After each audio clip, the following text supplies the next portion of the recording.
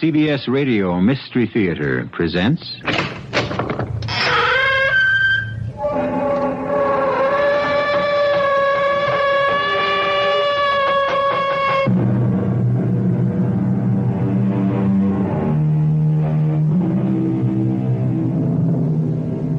Come in. Welcome. I'm E.G. Marshall.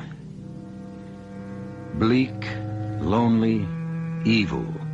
Such are the moors of England, where even today one can go for mile on mile without sight of another house or another human soul, where death-dealing quicksand bogs and mires wait to trap the unwary walker, where many who enter are not seen again, and where some of those who are seen again are strangely changed. For example, Sandy and Jack Burton. We didn't see it, Jack. Wrong, Sandy. We did. We couldn't have. An Elizabethan headsman? An executioner in a black hood with an axe dripping blood? No, I don't believe it. Sandy, we saw what we saw. No, we saw what our nerves saw. We saw what that moor out there made us see. You talk about the moor as if it were a living thing. A living, breathing, malevolent thing that can kill us if we let it.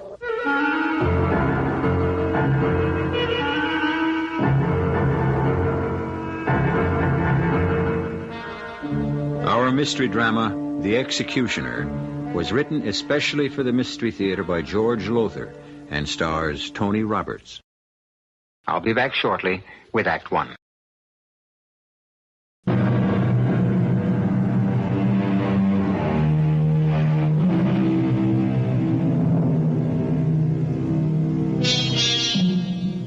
Few will deny, I'm sure, that weather and climate play a great part in our lives. To a large degree, affect our mood, our nerves. People in warm and sunny climates tend to take life more casually than those where the weather is cold and bleak. What I'm getting at is that one of the characters in the tale I bring you now is not a person, but a moor. Moor. The very sound of the word strikes a note of dread to the soul. Dread, but fascination, too. For believe me, there is a certain allure in evil, a compelling magnetism which some cannot withstand.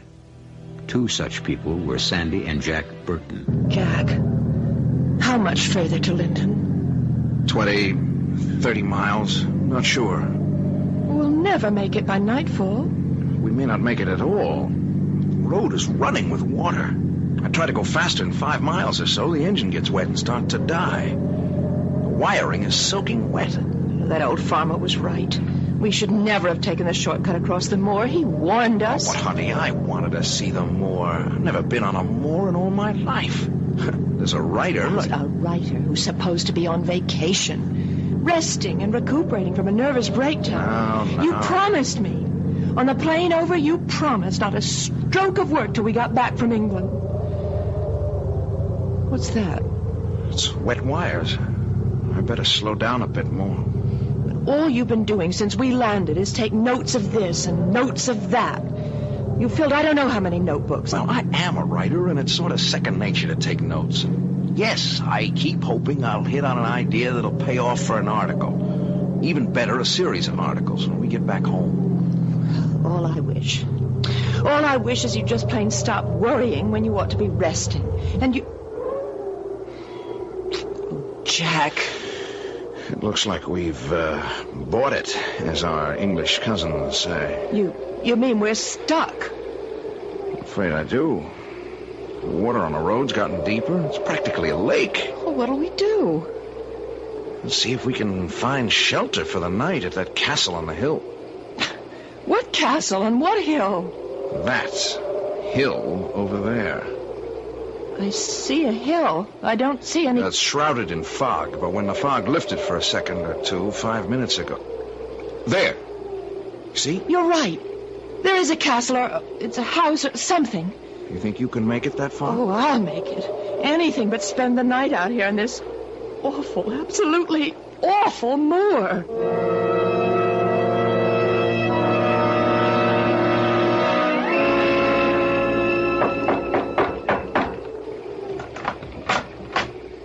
Yes?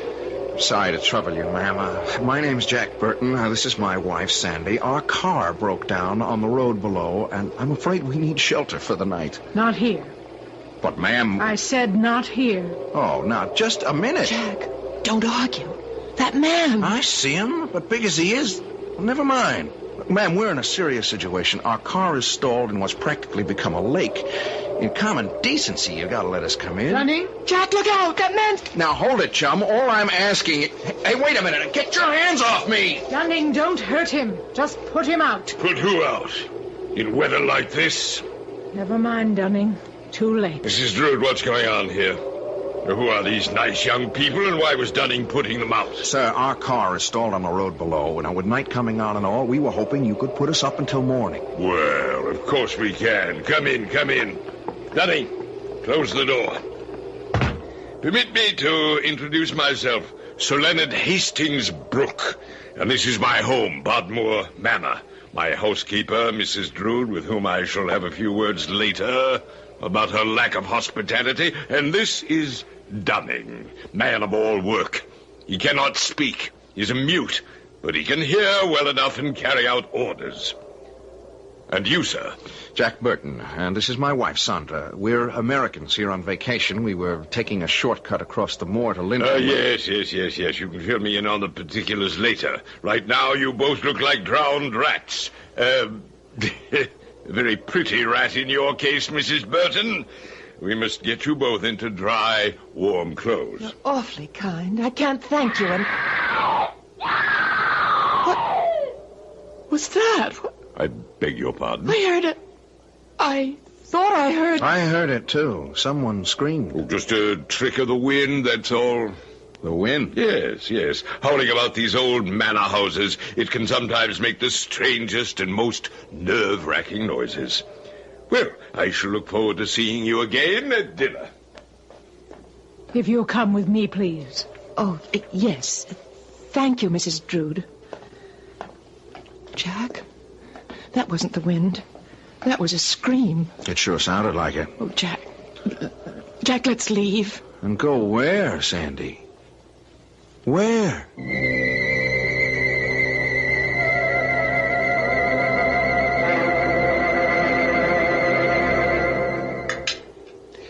And so you see, you're not only dining in what was called the Great Hall in Elizabethan times, but at the very table graced by Her Majesty, the Virgin Queen herself. Then, if I follow you, Sir Leonard, Bodmore Manor was owned by Elizabeth I? Her Majesty Elizabeth I. Her sovereign majesty. Oh, well, yes, of course. Did she use it for any special purpose? She? Her Majesty used it as temporary quarters while one castle or another was being renovated. How did it come into your family, Sir Leonard? Well, it was a gift from Her Majesty to the first Sir Leonard Hastings Brooke when he was knighted in 1584. For performing some worthwhile service, I'm sure. Worthwhile? Special might be a better word, or distinctive, or peculiar. Peculiar? My ancestor, the first Sir Leonard, was special executioner to Her Majesty. Executioner? Head chopper, you might say. Little family joke. Oh. And many of his victims, I suppose, I should say Her Majesty's victims, were dispatched right here at Bodmore. I thought that most, if not all, executions took place at the Tower of London. Oh, most of them did, especially when a public beheading was considered useful. But there were times, too, when Elizabeth found it politic to remove certain malcontents, hotheads, other threats to her power in secret. And here at Bodmore Manor was where those executions were carried out. Oh, what scream! There it is again! That was a scream, Sir Leonard. Not the wind playing tricks. It was a scream, wasn't it? I didn't want to admit it the first time. Indeed, Mr. Burton, I hoped it was nothing more than the wind, but since you and your wife have heard it a second time... You heard it too, didn't you? You all heard it. Oh, no. Only those on whom the curse of Bodmore is about to fall ever hear it. It's the scream of someone about to be beheaded, just before the axe falls. You didn't hear that scream? Oh, no. Mrs. Drood? I didn't want you to stay here. The curse of Bodmore, what happens? Nothing, if you follow orders. What orders? There is a room, the room at the far east end of the corridor where your own bedroom is, that you must never go into. Okay, but why not? Do not go into it, that's all I tell you. The room is locked, but there have been those who forced the lock and came to a sorry end. I warn you, don't try to enter that room. What's in the room, Sir Leonard? Believe me, Mr. Burton, it's best you not know. Can it be that horrible? Oh, my dear, horrible to you is but a word. On my 21st birthday, my father took me to that room and showed what is in it, and horrible became to me actuality. I beg you, as you value your sanity, as you value your life, stay out of that room.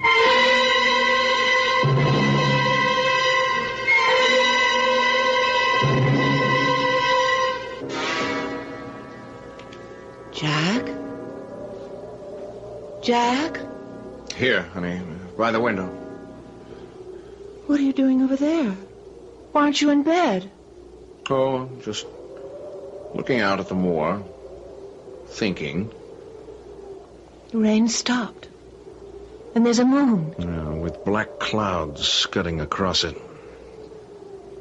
What have you been thinking about? Not thinking exactly. Wondering's more like it. Wondering about this whole freaked-out setup. Sir Leonard and Mrs. Drood. I'm wondering, could I do an article if I can find the right handle? Did we hear that scream? Really hear it? Or was it just the wind? Well, Sir Leonard said... I know, but... Well, was he maybe just taking advantage of the circumstances, us thinking we'd heard a scream? But why would he? I don't know.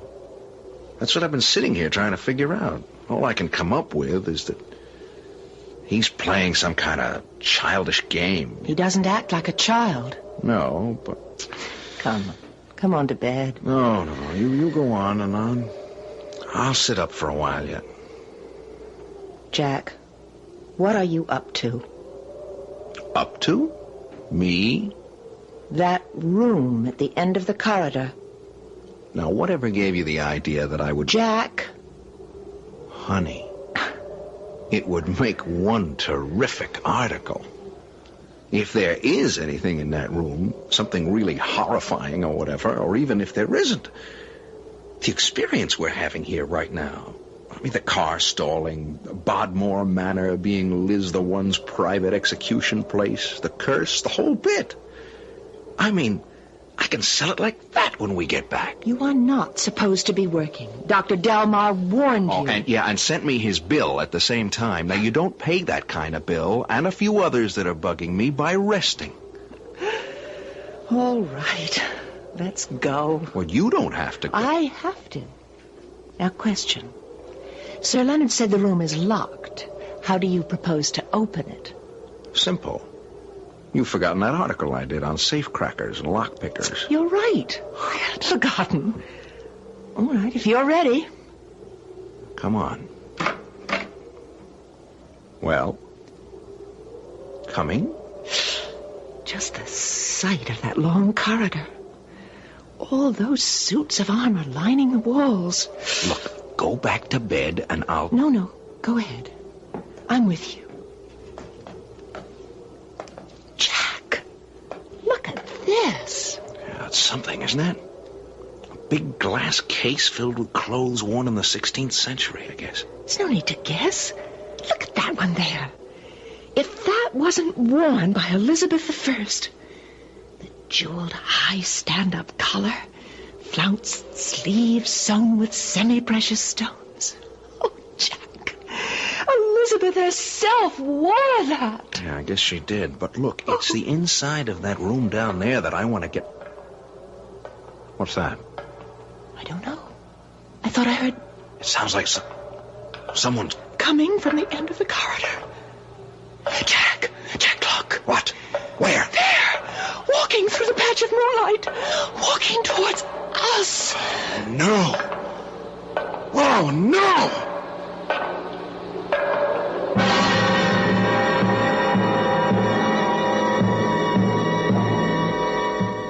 What is it that Sandy and Jack see? Wish I could tell you. Matter of fact, I could, but there's a place for everything, and everything in its place, I say. I'll return shortly for Act 2.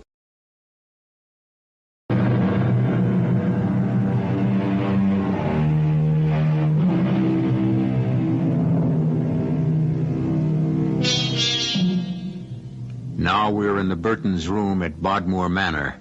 It's a little past 3 in the morning, and as you can see, Jack is trying to revive Sandy, who fainted, I guess.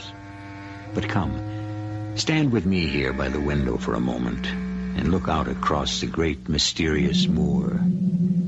Silent as a grave in moonlight, brooding, waiting. For what? For whom? Come on, Sandy. Come on. Snap out of it, honey. Jack, what? Here, drink this. But, Jack, was it a ghost, do you think? I don't know. It could be we... Oh, Jack! Easy. Who's there? Mrs. Drood. Oh, that awful woman with her jet black hair pulled back and that long white face. Would you open the door, please? Yes. Yes, of course. Yes? May I come in? Thank you. Are you all right now, Mrs. Burton? Oh, yes. How did you know I wasn't all right? Nothing goes on in this house I don't know. I know the dangers that lurk here, the mind-shattering things that can happen. That's why I've come to warn you again. Again? Sir Leonard warned you at dinner. Warned you to stay away from that room at the end of the corridor. I knew, even as he warned you, that he was arousing your curiosity, that at the first opportunity you'd try to find out what lies behind that locked door. That's what you did, didn't you? Yes. Take care. Don't do it again. If you do, you may not leave Bodmore Manor alive. We are in danger of death? Nothing less. I don't understand. No need to understand. But You saw the headsman, did you not? The headsman with his axe dripping blood? Yes. Count yourselves fortunate that you only saw him. That you still bear your heads on your shoulders. Still... Are you saying there's a murderer in this house? Am I telling you something you didn't already know? Didn't already feel? Haven't you felt its loathsome presence? Who? What are you talking about, Mrs. Drood? The moor. The moor, child. It more than surrounds this old manor house. This house that reeks of blood. Its poisonous fog slipping under doors, through cracks.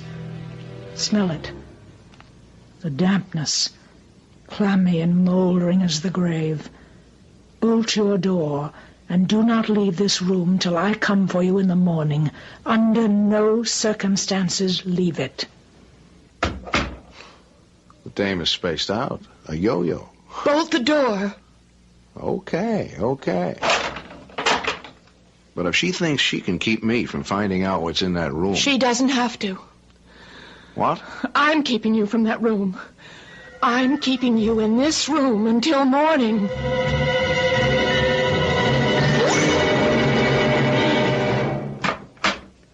Oh, Sir Leonard. I've been waiting for you, Mrs. Drood. What are you doing out of your quarters at nearly 4 in the morning? What are you doing in my quarters at nearly 4 in the morning? The Queen has sent word that she wishes to be present at the next execution. Her chambers must be put in readiness, and all else required for her comfort. See to it. Of course. I've already instructed Dunning as to the axe. I want it sword blade sharp. It will be. You can depend on Dunning. What troubles me is, can I depend on you, Mrs. Drood? Have I ever given cause for doubt, Sir Leonard? Not until now. Take heed, woman. Her Sovereign Majesty Elizabeth Regina demands unswerving loyalty of her subjects. I warn you, try no more to save another's head, lest your own be forfeit.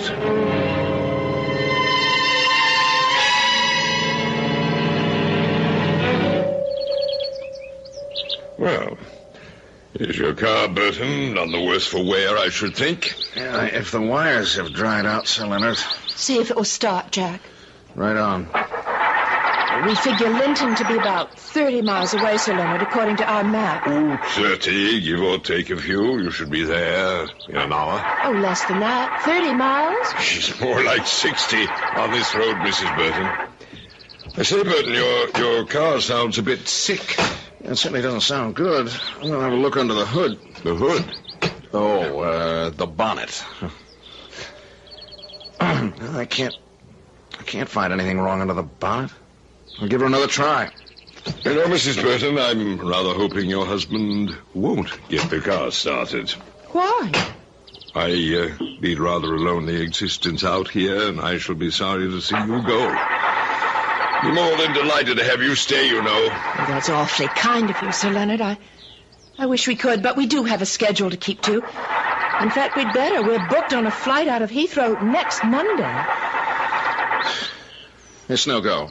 I mean, she just won't start, and there's no sense in wearing down a battery. These wires have got to dry out. Well, schedule or no schedule, Mrs. Burton, looks as if I'll have the pleasure of your company at least through luncheon. And if my stars are right, perhaps through dinner, too. Well, it seems that way. I'll hurry on up to the house and tell Mrs. Drood she'll have preparations to make. You two can saunter along at your leisure. Enjoy the morning. All right, Jack. Level. Level? What did you do to the car? Me? To the car? What do you... I know you, husband mine. I know you all too well. You're going to find out what's in that room if it's the last thing you do. Sandy, I have to. I mean, there's something really hairy going on here, and I'm going to get to the bottom of it, because if I don't, no editor will buy the article I intend to write. I don't care whether the editor... I do. I've been out of circulation too long. Lord knows how many contracts I've lost, and heaven knows we could use the dough. Now, I've got a hot article in the palm of my hand, Sandy, and I mean to play it for all it's worth. Now, no more talk. That's the end of it. I hope you're right. What? I hope it isn't just the beginning. The beginning of something I'd rather not think about.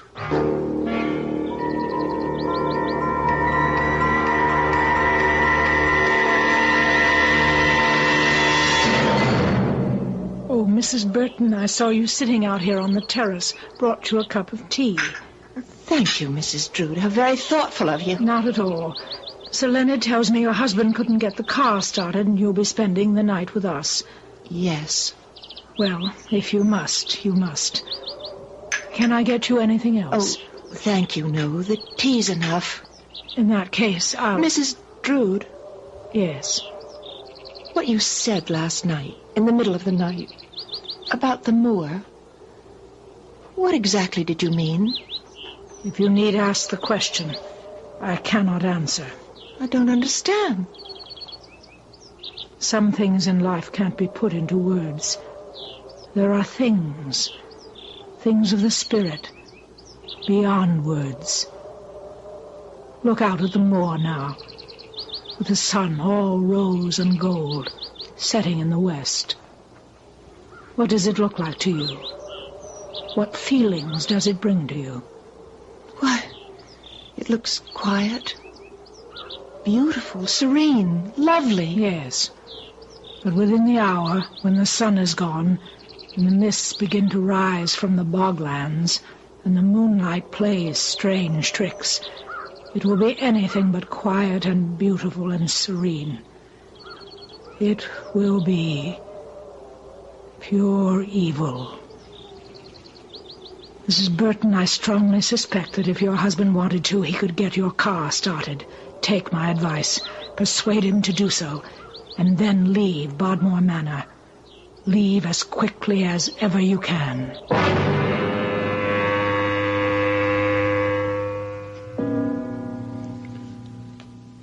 11. Now's as good a time as any, I guess. If I could only make you listen to reason. I am listening to reason, but mine, Sandy, not yours. Now, I'm the one in this family who has to make the bread. Oh, you don't think I'm going to let you go there alone? I would rather. If you hadn't fainted last night, I might have found out then what's going on here. Don't worry, I won't faint. Not this time. No, I can't be sure of that, Sandy, and I've got to find... What is that? Drums. Sounds like muffled drums. Muffled drums? Yes, I've read somewhere that they were used just before someone was executed, beheaded. Elizabethan times, I mean. Let's go. Jack, that sound is coming from the other end of the corridor, from that room. Whatever's going on, now is the time to see what it is. Come on. Now, quiet. Try not to make any noise. This corridor. It's so dark. It's so full of shadows. Smells.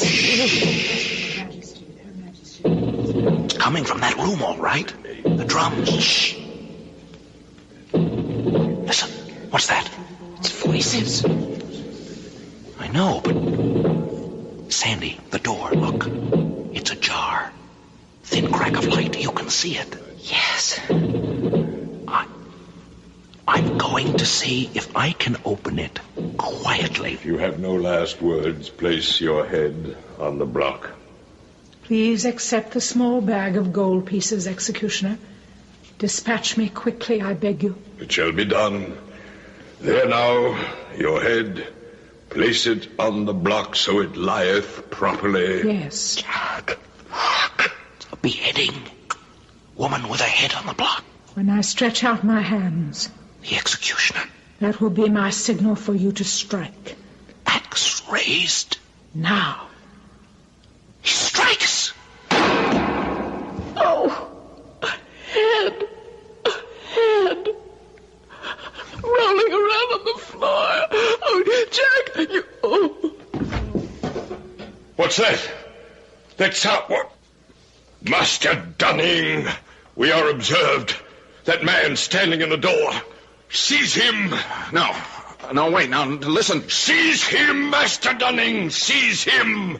And bring him to the block.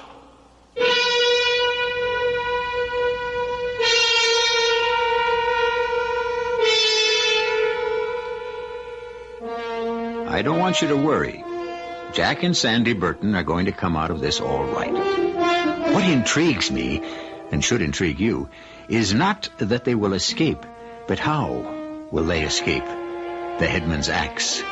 The truth is that if it hadn't been for some quick thinking on Sandy's part, some of the quickest thinking on record, well, back in a minute for Act 3.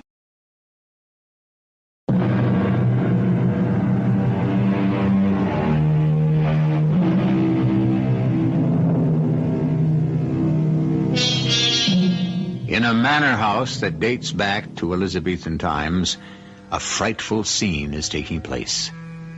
A beheading. Ignoring the orders of Sir Leonard Hastings Brooke, owner of Bodmore Manor, and the warnings of Mrs. Drood, Jack and Sandy Burton dared to open the door of that forbidden room. To their horror, for on the very moment of opening it, they saw the great axe of a headsman fall and cleave the head from the body of its victim. That man standing in the door. Seize him, Dunning, seize him, and bring him to the block. No, stay your hand, Dunning. Mistress Drood, you dare countermand an order I have given? Nay, Sir Leonard, I dare but entreat that you give a moment's thought to what you are about to do. Dunning, fetch him here. Oh. I say hold. You forget yourself, mistress. Nay, sir, you forget who I am. Who are you, then? Minerva Drood, First Lady in Waiting to Her Majesty. I represent the Queen in her absence, and I have the right to give orders as she might do were she here. Well, it's the first time I've ever heard of such a right. Your ignorance, sir, will not protect you from Her Majesty's wrath, should you dare take my entreatment lightly. But there stands Sir Jonathan Burton, a traitor to England and to Her Sovereign Majesty, if ever one lived. Jack, he's pointing at you. Not proven. Not proven? He has not even been put to the question. Yes, but I thought... Well, never mind. I shall look into this at once. Come, Dunning. We must consult the records. You, Mistress Drood, remain here with the prisoners. But, Sir Leonard... Do as I bid you, madam. Dunning, come. Mrs. Drood, what in heaven's name is this all about? Use your eyes, Mr. Burton, and I think you'll have the answer for yourself. Jack, that figure kneeling at the block, it's... A dummy. As you can see, a storefront mannequin dressed in Elizabethan clothes. The head, just a dummy's head. The executioner, the headsman in the long black hood. That was Sir Leonard? Yes. Is he crazy? Again, yes. Oh, good Lord. Nothing to be alarmed about, Mrs. Burton. In any case, not until now. But I'm afraid he's begun to take a turn for the worse. Yeah, but what's just happened here? I don't get it. Let me explain. Bodmore Manor was, as Sir Leonard told you at dinner last night, a secret place of execution used by Elizabeth I. Sir Leonard, of course, knew this when he inherited the estate on his 21st birthday. You see, he had never been what you might call mentally stable. Learning he was the descendant of a headsman was all it took to send him over the edge. He's harmless, you said? Yes, or has been till now. Until now, when these seizures came on him, about every 3 months or so, we put on the little act you just saw. I would pretend that an order of execution had come from Elizabeth. Sir Leonard would get dressed in the headsman's outfit, the original, by the way, and we'd go through this mock beheading even to the sound of muffled drums, recorded on tape, incidentally. Good heavens! Yes, it's all rather mad and ghastly, but harmless. Till now. Now I can't be sure, but I think his mania has begun to make more violent demands on him. In other words, Beheading a dummy doesn't seem to satisfy him anymore. He remains restless, unsatisfied. I don't like to think this, but I'm beginning to fear that he may...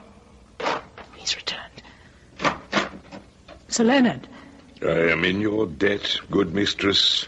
There is nothing in the records to indicate that Sir Jonathan has been put to the question. You see? And so we must put him to the question. Master Dunning is at this moment preparing the Star Chamber. A Star Chamber trial? Is that not what Her Majesty would wish?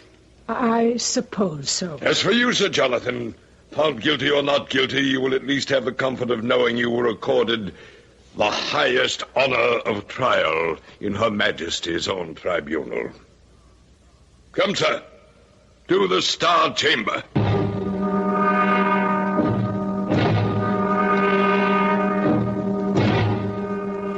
Is it not true that you, Sir Jonathan, allied yourself with my Lord Essex in his abortive attempt to seize the reins of government, the attempt which cost him his head? Not me, Your Honor. Oh, you laugh, sir. In God's name, be serious. And address me as, what was it? Your Honor... Well, either you will show proper respect to this court, sir, or it will go hard with you. Now look, Sir Leonard... Be serious, and it's my lord. Jack. My lord, I didn't mean to upset you, and I'm sorry. Won't happen again. Well, you see to it. You, deny any allegiance to my Lord Essex? I do, my lord. And what of your association with Sir Mortimer Shawcross? Sir Mortimer Shawcross? I've never heard of him. Ho. You've never heard of Sir Mortimer Shawcross? Why, you serious man, or are you again showing contempt for this court? My lord, I assure you... This court has heard enough.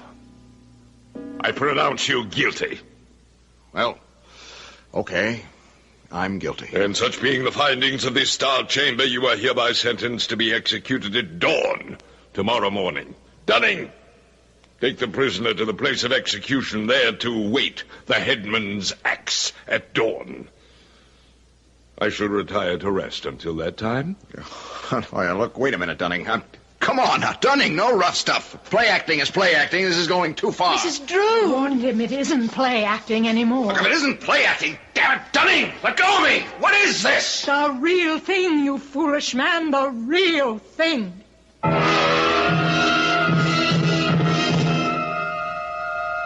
You and Lady Sandra will remain here while Sir Jonathan's execution is carried out.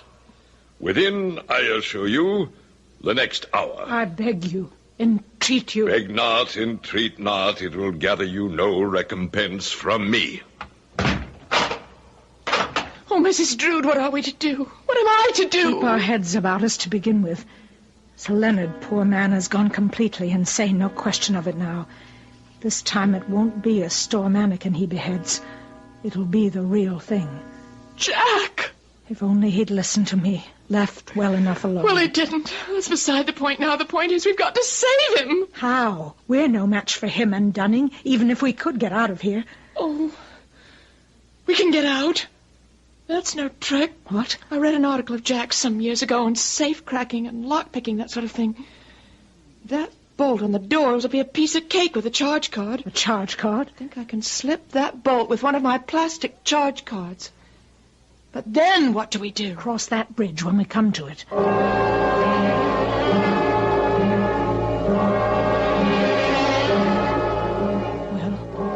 Well? It's coming. The bolt is moving, but You've been almost an hour at it, and you said it would be simple. I also said I'd only read Jack's article. I never tried it out.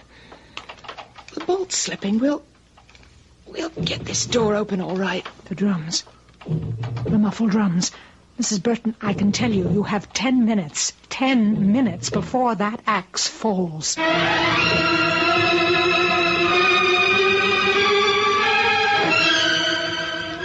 Now, look, you two, this joke has gone far enough. Dunning, take it easy, will you? The straps are biting into me. Listen not to him, Dunning. Bind him tightly, tightly. You're crazy, Sir Leonard. You have gone stark raving mad. No, Sir Jonathan. My name is Jack Burton. I am an American, a writer. You are a traitor, sir, and as such you shall die. Good, Dunning, good. Bring him to the block. To the block? Sir Leonard, open this door. Who knocks? Miss Drood. Mistress Drood. Not Mistress Drood. Mrs. In heaven's name, come to your senses. Don't you realize what you're doing? Sandy, save me. They bound me with straps. They're laying my head on the block. This nut, he's pulling that black hood over his head. Mrs. Drood, he's going to kill Jack. That madman is going to chop off my husband's head if we don't stop it. We've got to stop it. How? Tell me how. I don't know. Wait. The costumes. Mrs. Drood, the costumes. Costumes? In the glass case. Queen Elizabeth's gown, the one with the high neck and the jewels. What of it? Get it! I can't. The glass cases are locked. We'll break the... Oh, never mind. I will. Help me, please. What are you doing? What good can those Stop costumes... talking and help me get this on. Quick, Mrs. Drood, quick! Help me. Sandy, help. Dunning, don't let him do this. He's crazy, can't you see that? He's gone right out of his head. Dunning! Sandy! Mrs. Drood, help me! Open up. I, Elizabeth of England, call on you to open this door. What was that? You hear me, Sir Leonard? It is your queen who speaks. Open this door. Dunning! running. It is Her Majesty. She's here. Open the door, man. Open it! Your Majesty. Your gracious Majesty. What find I here? What knavery is this? Well, Your Majesty... Put down that axe this instant. Put it down, I say, or your own head shall fall beneath it. Put it down. Yes, of course, Your Majesty. I wished only to obey Your Majesty, to do my duty, to send from this world a traitor who threatened your... Traitor? Sir Jonathan Burton, a traitor? Are you mad? I have no more loyal subject, no dearer friend than this man whose life you would have taken. Fool, leave at once, be gone. But Your Majesty... Go! I go. Sandy, you saved my life. But that costume... It's the one in the glass case, Jack. The one Elizabeth herself wore. And it suddenly struck me. No, God gave me the idea that only Elizabeth herself could stop Sir Leonard. It was as simple as that. Simple, perhaps. Brilliant, definitely. Mr. Burton, your wife has told me that you are a most accomplished writer, but somewhat inclined to have things your way. May I give you a word of advice? Right now, I'll take anything. Have things your way if you must, but listen to others, especially your charming and decidedly practical wife. A bit more than you have in the past. Otherwise... Otherwise what, Mrs. Drood? You may indeed lose your head.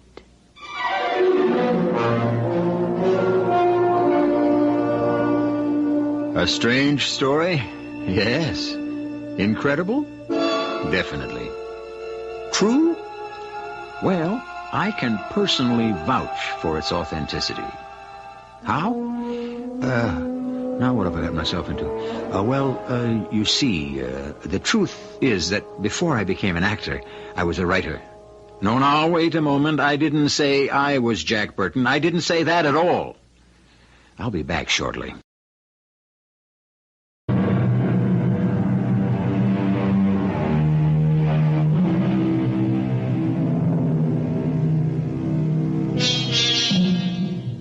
All right, then. The truth will out.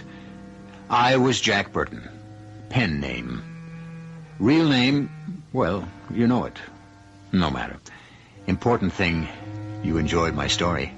I hope you did anyhow. And another important thing, very important to me, I've still got my head. I do, don't I? Our cast included Tony Roberts, Marion Seldes, Jacqueline Brooks, and Arnold Moss. The entire production was under the direction of Himan Brown.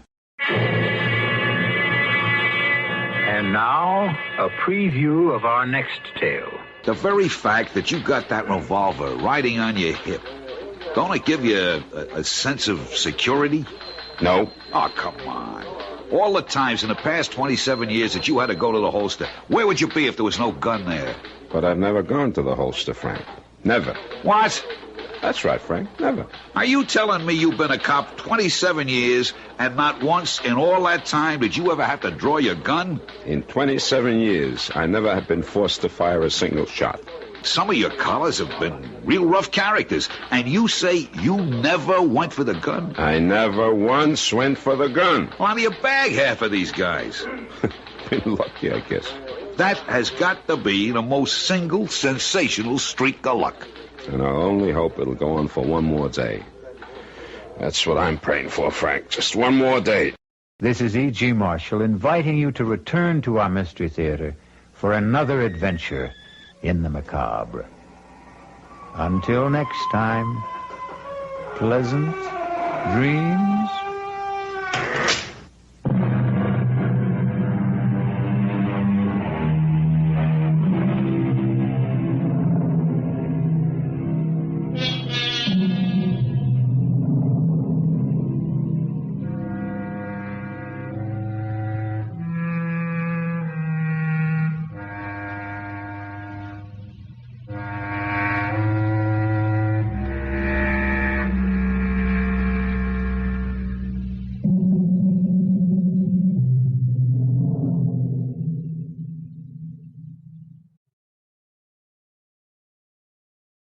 The CBS Radio Mystery Theater presents...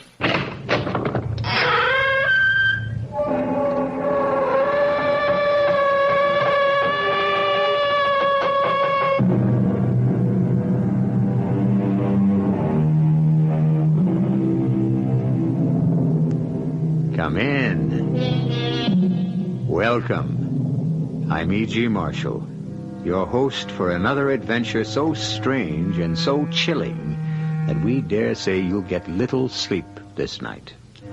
At the moment, we're in a shabby little storefront studio near the waterfront of a large city. On the dusty window in hand-painted letters are the words, Caro, Reader and Advisor. Reader and Advisor, a comfort to thousands who believe in their powers, and a fraud to the thousands who laugh them off as ridiculous. Martha Hawthorne, however, is one of the thousands who believe, and at the moment, she is seeking help for a desperate situation. Well, Caro? It is in this bottle. Do not, under any circumstances, open it until the time comes. Until you are ready to use it. I understand. The effects are not always instantaneous. It takes a while. And it is sometimes unpredictable. I'll take those chances. The idea appeals to me so enormously. It's so perfect. Be careful, Mrs. Hawthorne. I must warn you. When the bottle is opened, be very, very careful.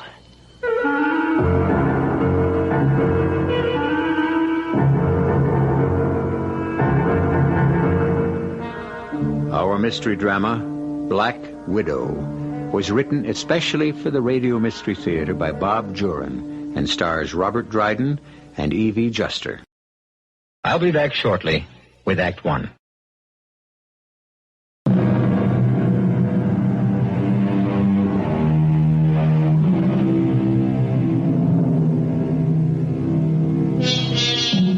Standing up for what you believe is right is both honorable and necessary. And it also can be dangerous, particularly if your adversary has very little scruples and a lot to lose should you have your way. Such is the case with John Hawthorne, a top-notch mechanic whose father before him took pride in his work, his friends, and his trade union. And John intends to bring back those better days and stand for what his father stood for. Hello. Hello, John. What do you want, Max? I don't like the noises you've been making with the rank and file. You know where I stand. I'm beginning to, yes. It's come to my attention that, you're even thinking of running for union president. Not thinking anymore, Max. Am running. That's my job. Why waste your time? You know you can't win. I know that damn near the whole membership is fed up with you and that so-called business manager of yours. You see, Max, what I've got that you haven't is the membership on my side. The membership? Don't act so naive, John. They don't have any say in the union's affairs. You're right there, Max. And that's been the whole trouble. I intend to give this union back to the members. We'll see. Let's talk about it in person.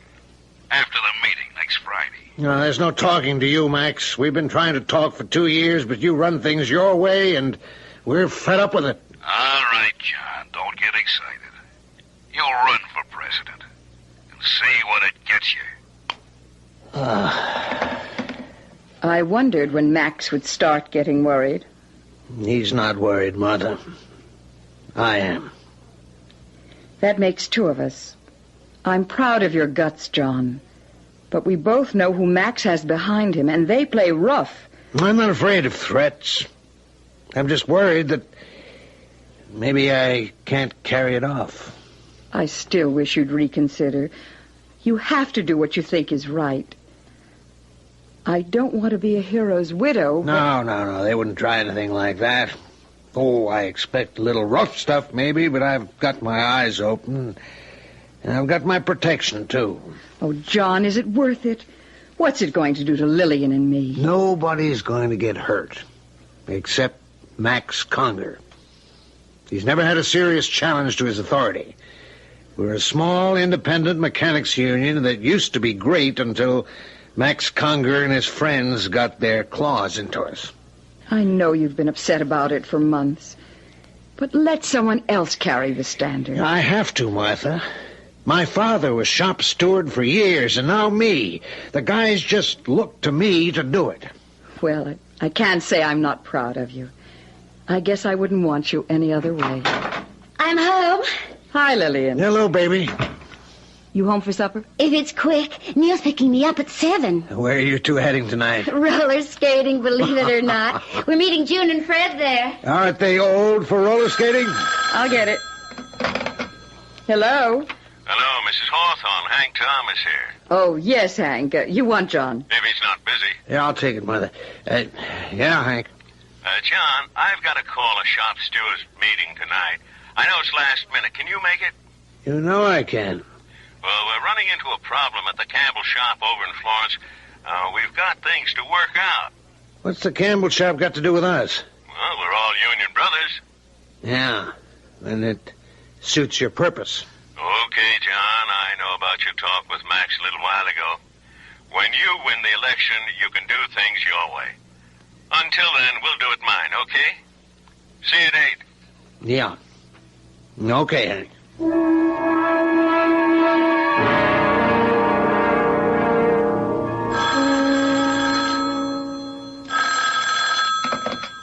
Hello? Hello, Mrs. Hawthorne. Hank Thomas again. I hope John hasn't left yet.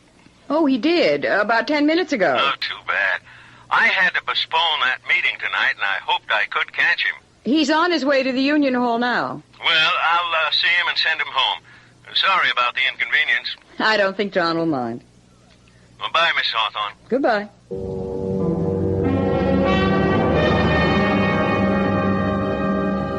Good evening, Mrs. Hawthorne. Good evening, Caro.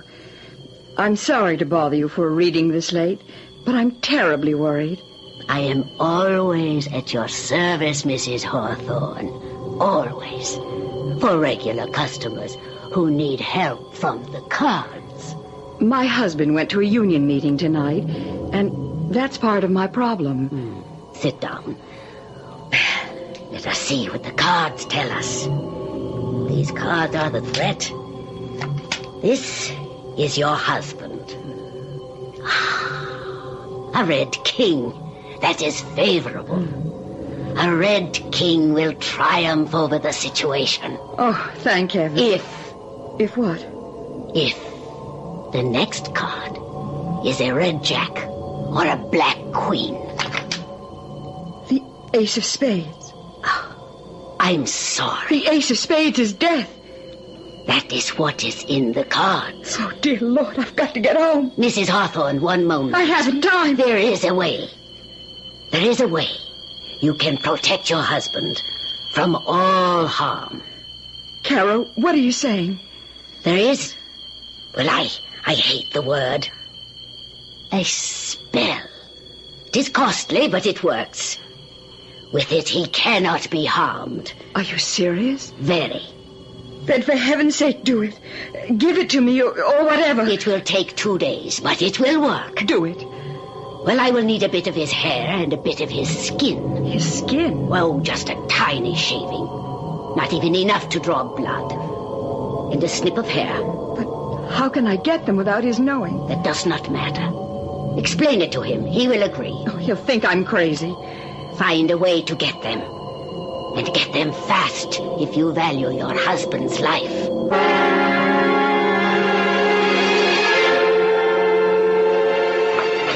John? It's me, Mother. Where'd Dad go? To a shop steward's meeting. But after he left, Hank Thomas called to say it was canceled. I thought your father would be home long before this. Oh, they probably went for a drink. They usually do. But the meeting was called off. I'm so... Mother, what is it? You're shaking. Lillian, your father's in danger. Oh, Mother, have you been seeing that Carol person again? I had to. I had to know what would happen with this union business. Oh, Dad can handle himself, and you know it. What did your advisor say? You mustn't tell anyone, Lillian. She's going to give me a spell to protect your father. A spell? I don't like seeing you this way. Believing something like this would work. Well, it's voodoo, or worse. It's not going to protect Dad. It's making a wreck out of you. This union business is making a wreck out of me. If I can find a way to stop it, I will. Well, this isn't the way to stop it. With witches' spells and... John forgot his key. Not a word to him about this. Well, how is the... Oh. Miss Hawthorne? Yes? Lieutenant Carey, 14th Precinct. What's happened? John? What is it, Mother? Police, ma'am. Mr. Hawthorne met with an accident. Oh, Lord. I'm too late. Well, what happened? Hit and run, apparently. No witnesses. Oh, how bad. I'm his daughter. Fatal. Oh. I'm sorry. Will you come with me, please? Oh, Mother. I was too late. I was too late. Give us a minute, please. Oh, of course. I'll be outside. Mother, we have to go to police headquarters. He's dead. I'm dead. And I was too late. Mother, please. It's hard for us. We have to go.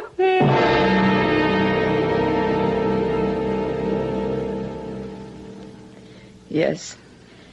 That's my husband. There were no witnesses, you say? Not as far as we know, but someone might come forward. There's always a chance someone saw it happen.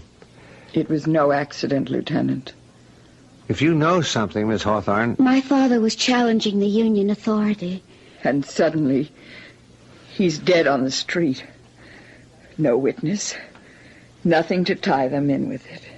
Are you making an accusation, Mrs. Hawthorne? Yes. I'm accusing Max Conger and Hank Thomas of murder. Well, that may be impossible to prove. Let's go home, Mother. Home? What's left of home? Now that I'll have a car take you back. We'll talk with you both, Miss Hawthorne, when your mother's recovered a little.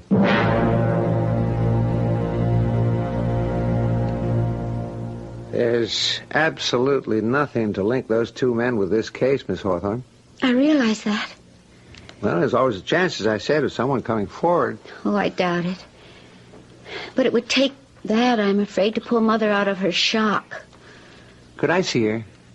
Perhaps a different face. Of course. Don't be surprised if she just stares at you. But then she might respond. Follow me. Sure. You've had a doctor attend her, I'm sure. Oh, yes, almost every day. Apparently this happens frequently. He says medication might even make it worse, so he's just waiting for nature. In your mother's case, there's the bitterness. That makes it all the tougher. Mother? Mother? But she's gone. But I thought you said she hasn't left this room for a week. I talked to her here just an hour before you arrived. We were right downstairs. How could she get by without our seeing her? The back stairs. It's possible, but it's not probable. But where would she go? Now, I have to ask this. Did your father have a gun? No. Not that I know of. I've got to use your phone, and fast.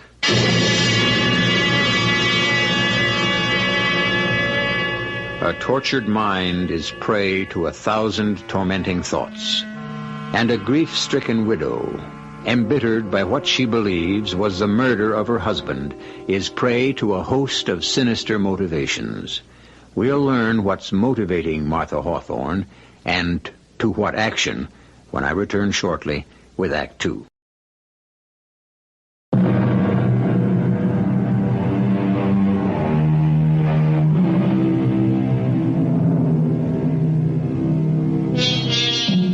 Martha Hawthorne has at last been motivated. For a week, after her husband was killed in a hit-and-run accident, she sat motionless in her room, harboring the bitterness of suspicion, convinced he was murdered by the men he challenged. But for Martha Hawthorne, there was no way to prove it. Now, dressed entirely in black with a widow's veil, she seeks the help she so desperately wants.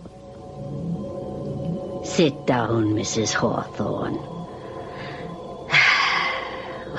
I was sorry to hear of your husband. We were too late, it seems. They didn't give me a chance to protect him. Are you so certain these men were responsible? I'm certain. Then would not the police be the ones? The police can't do anything. There's no proof, no witnesses. That's why I'm here. I want revenge. If it is in the cards, perhaps. Not the cards. You know what I want. Yes. One that will be as foolproof as theirs. Are you sure? I'm certain. Mrs. Hawthorne, please listen. I have been your advisor for almost 3 years. You are a gentlewoman. What you are doing now is out of grief and bitterness. Wait. Wait a month, and then... I will not wait. Very well. There is a very effective method, and you would be above suspicion. Exactly what I want. There is some risk to you. That doesn't matter. Come back tomorrow. I shall have it ready. It is in this black bottle. Do not, under any circumstances, open it until the time comes. Until you are ready to use it. I understand.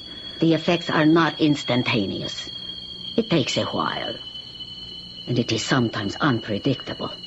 I'll take those chances. The idea appeals to me so enormously. It is so perfect. Be careful, Mrs. Hawthorne. I must warn you. When the bottle is opened, be very, very careful. Martha, come in. I hope I'm not interrupting anything, Max. Of course not. I imagine you're surprised to see me. You're always welcome here, Martha. You know how I felt about John's death. Your flowers were very thoughtful. Hit and run's a cowardly thing. If we can find out who killed John and just left him But there... he's conveniently out of your way now. Wouldn't you say whoever did it did you a favor? Martha, what a thing to say. John was a fine man. But still a threat to you. And your position. We had our differences, yes, but to say that... You don't fool me, Max. Oh, I don't say you were driving the car. But John's death was no accident, and you know it. You arranged it. You're taking chances with that attractive mouth of yours, Martha. What you mean is I'll be next? This is ridiculous, Martha. I wouldn't threaten you. Nor are you. But if a certain piece of evidence I have proves to be right, I'll drop the proof of John's murder right in your lap. What evidence? That's my secret. It's in my garage. You'd know it if you saw it. And it points right to you and Hank Thomas. I don't believe you. That doesn't concern me. I came here, Max, because I want you to know I'm not making wild accusations. When I can prove it, and I know I can, I'll do what's fair and right. Go ahead. You think you can tie me or Hank into this? Go ahead. You're going to be very sorry, though. Oh, no, I'm not, Max. You are. Martha.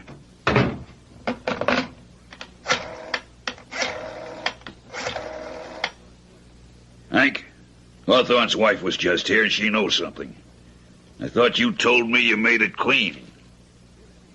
Well, something went wrong. Get in here. We got to talk.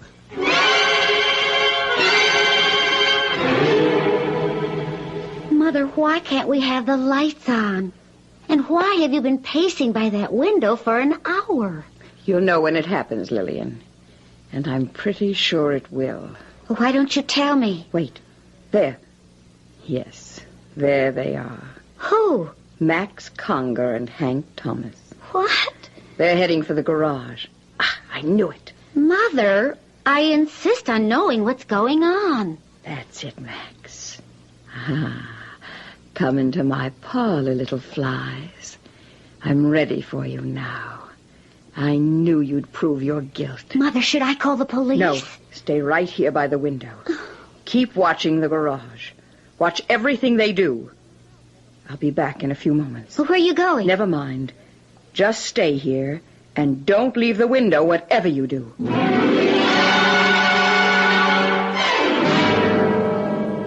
It is in this black bottle. Do not, under any circumstances, open it until the time comes. Until you are ready to use it. The effects are not instantaneous. It takes a while. And sometimes it is unpredictable. But be careful, Mrs. Hawthorne. I must warn you, when the bottle is opened, be very, very careful.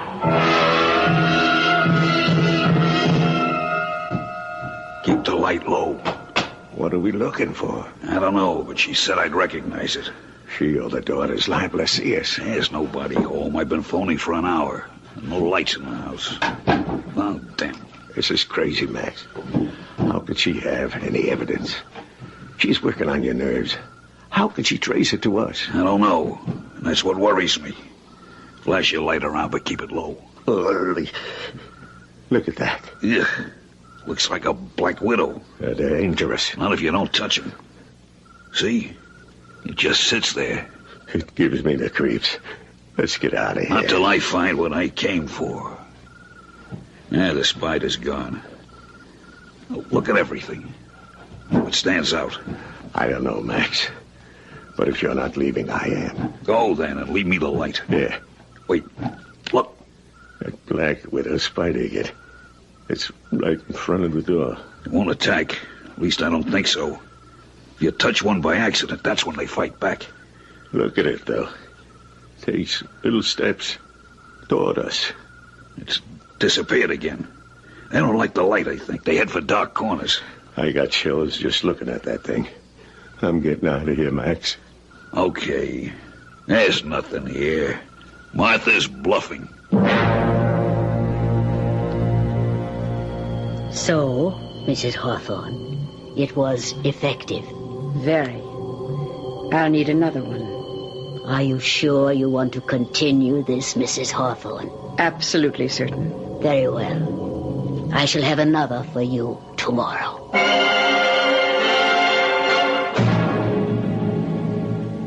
I hope you don't mind my calling on you at home, Max. It's all right, Martha. Come into the study. I've decided not to pursue this any longer, Max. I'm not sure I can make my evidence stick. Sit down, Martha. Let's be friends. John and I were.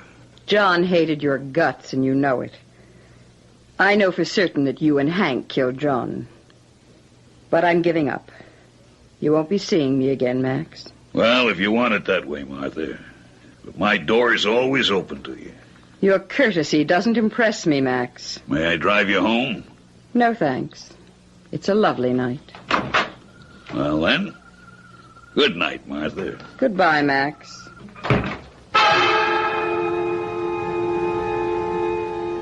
Be careful, Mrs. Hawthorne. I must warn you. When the bottle is opened, be very, very careful. I'll be careful. Here's to your health, Max.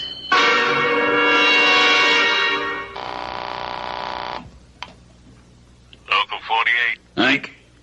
Hello, Max. What's up? I just had a visitor. Martha Hawthorne. Oh? She's giving up. She knows she can't prove anything. She's finally admitting it. There's still that nosy detective to deal with. He hasn't got a... Oh! Max? What's the matter? Good Lord.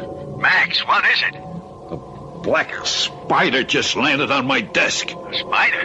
It's a black widow. Hey, let's with the phone. Going up the lamp. Max, you gotta kill it. I can't move, Hank. I can't move. It's so hideous. Max, do something. It jumped! It's on my neck! Ah! Get off! Get off! Max! It Max! bit me! I'm bitten! Max! Oh, get an ambulance!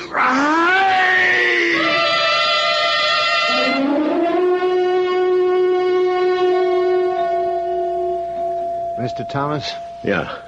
I'm Lieutenant Carey, 14th Precinct. I called on you after John Hawthorne's death. Yes.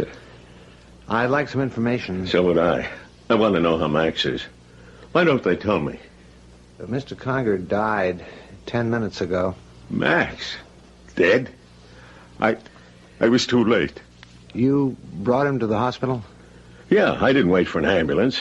He was in pain. He was hysterical. This happened at home? Yes. Why do you want to know? Well, a black widow spider death is relatively rare. Did he say anything on the way to the hospital? No. Where was he when it happened? In his den. He called me from there. And I found him on the floor. Huh. That's unusual. Black widows rarely come out like that. They generally stay in their dark corners. Well, this one didn't. It was awful hearing Max scream like that. I'll never forget it. Wait a minute, Lieutenant. What is it?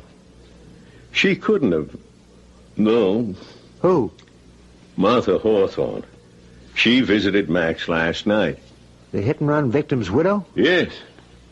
Well, you think there's a connection? Well, it's crazy. It's wild. Mrs. Hawthorne accused Max and me of her husband's death. Yeah, I know. And last night she went to Max and told him she was, well, withdrawing the accusation. So? She was there. And then Max... Are you suggesting Mrs. Hawthorne brought a black widow spider into his home? It's impossible. But she was there. I'll have a talk with Mrs. Hawthorne. Since you say she was evidently the last person to see Max Conger alive. Back again, Mrs. Hawthorne. Well, I read of the man's death in the paper. You think me a murderer, Carol? No. I'm an executioner. That man killed my husband. And I'm not quite finished, Carol. I'll need one more. Just one more.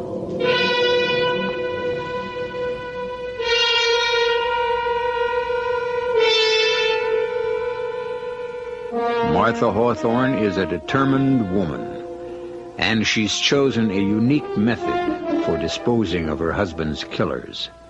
Untraceable. Who can blame a murder on a spider? But through it all, there's one risk to herself that Martha Hawthorne fails to see.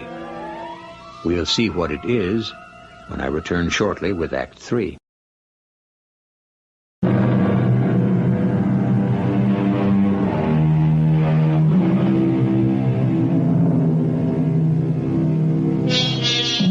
Will you walk into my parlor, said the spider to the fly.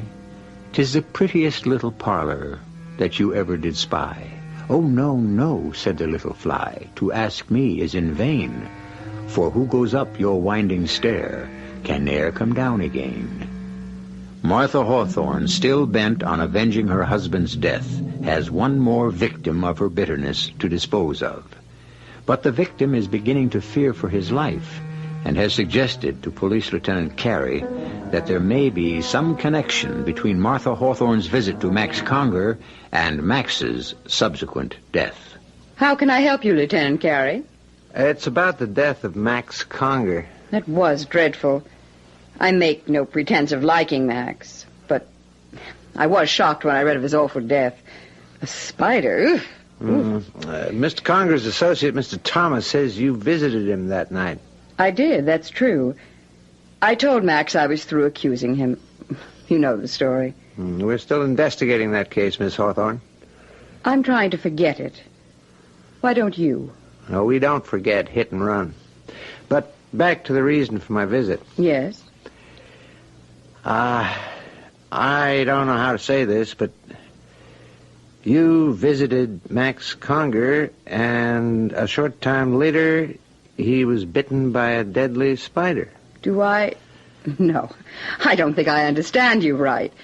Are you suggesting that I had something to do with a spider biting Max Conger? Well, I know it's far-fetched, but we have to take Far-fetched? It's insane.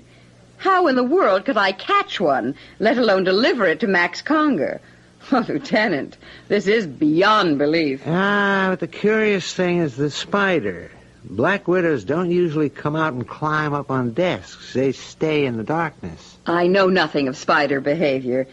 You're being taken in by Hank Thomas, Lieutenant. He thinks because I accuse them that I'm responsible for everything that might happen to them. You're right. Mr. Thomas is oversensitive, and that, coupled with my own curiosity, I hope you'll forgive me. I won't trouble you again. I hope not, Lieutenant. I'm finished with the whole business. I'm moving away from here as far as I can. I think you're wise to do that, Mrs. Hawthorne. Bitterness can really eat you up. I know. I've seen it.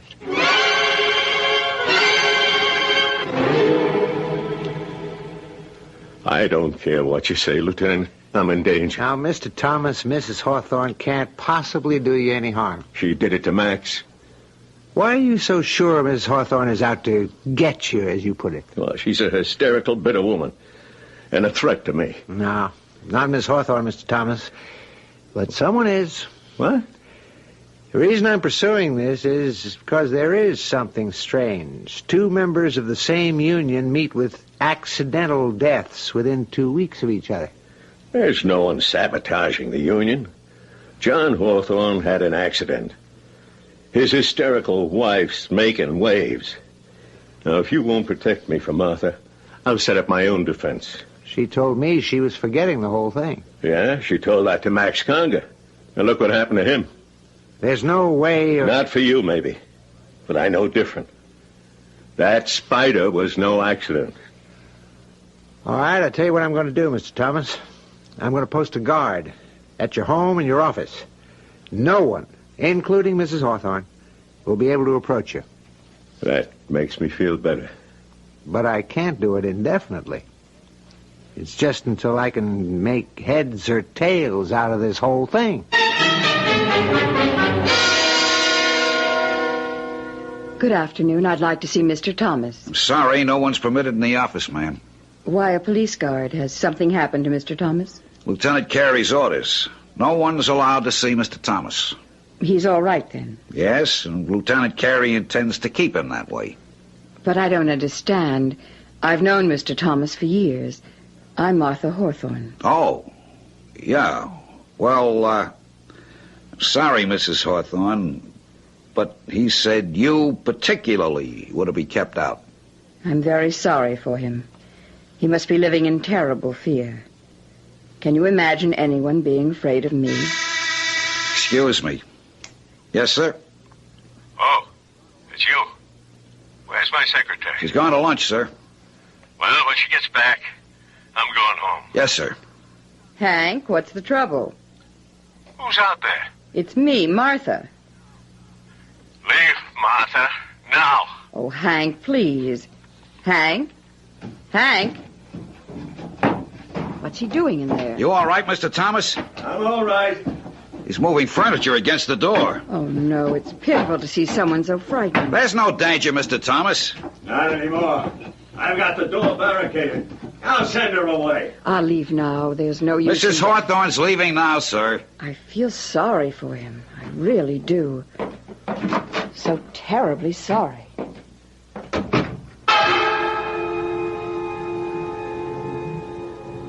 Be very careful, Mrs. Hawthorne. I must warn you, when the bottle is opened, be very, very careful. So Hank Thomas won't see me. Well, we'll see about that. And now here's to your health, Hank. Mr. Thomas, Mrs. Hawthorne's gone now. She really gone? Yes, sir. Okay, but don't let her back in. Not even in the outer office. Yes, sir. You send my secretary in when... Mr. Thomas, what's the matter? Get it away. Get it away. Oh, Lord. Right. Get it out of here. I can't open the door. You've got the furniture against it. It's following me. If I can just force enough to... Get it off my back. It's on my neck. I can't get it off. Hold still. I'll get it. Good Lord, it's a Black Widow. Get it off. Get it off. Got it. I'll call an ambulance fast.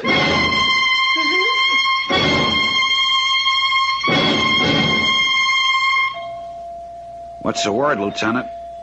Dead. Heart failure. What's the matter with you, Joe? I put you there to guard him, and bingo, he gets it with you right under his nose. I ought to have your badge. Lieutenant, I swear nobody went into that office. You said Mrs. Hawthorne left shortly before he started screaming? About 2 minutes. Maybe less.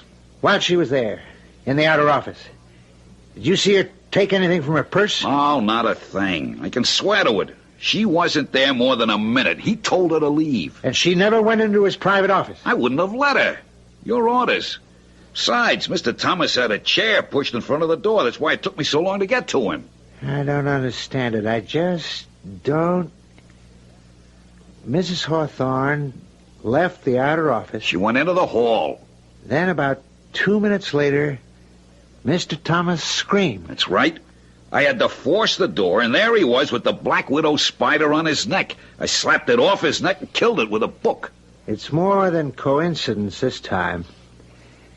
I've got to have a talk with Mrs. Hawthorne.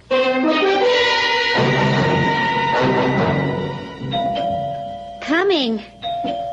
Who is it? Lieutenant Carey. Oh, hello, Lieutenant. Miss Hawthorne, I must speak with your mother right away. Oh, she's not here. Did you know she visited Hank Thomas' office this afternoon? No. I got home at 6. Mother wasn't here and there wasn't any note. I just assumed she'd gone shopping or something. Hank Thomas died from a heart attack after being bitten by a Black Widow spider. Oh, my heavens, no. It happened minutes after your mother was there. Oh. From what I can learn from my guard, your mother never went near the private office. Well, then... But this right on top of Max Conger, it's just not coincidence anymore that 2 men die in the same way shortly after your mother visited them. Oh, this is ghastly, Lieutenant. I just can't believe Mother... It is highly improbable, but how do you explain it? I don't know. Look, I'll tell Mother you want to see her the minute she gets home. I'd like to wait, if you don't mind. Very well. Come on in. I'll get us some coffee.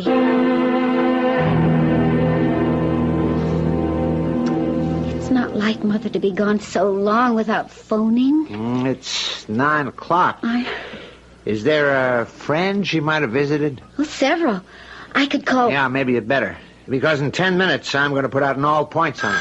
Oh, there she is. Hello, Mother?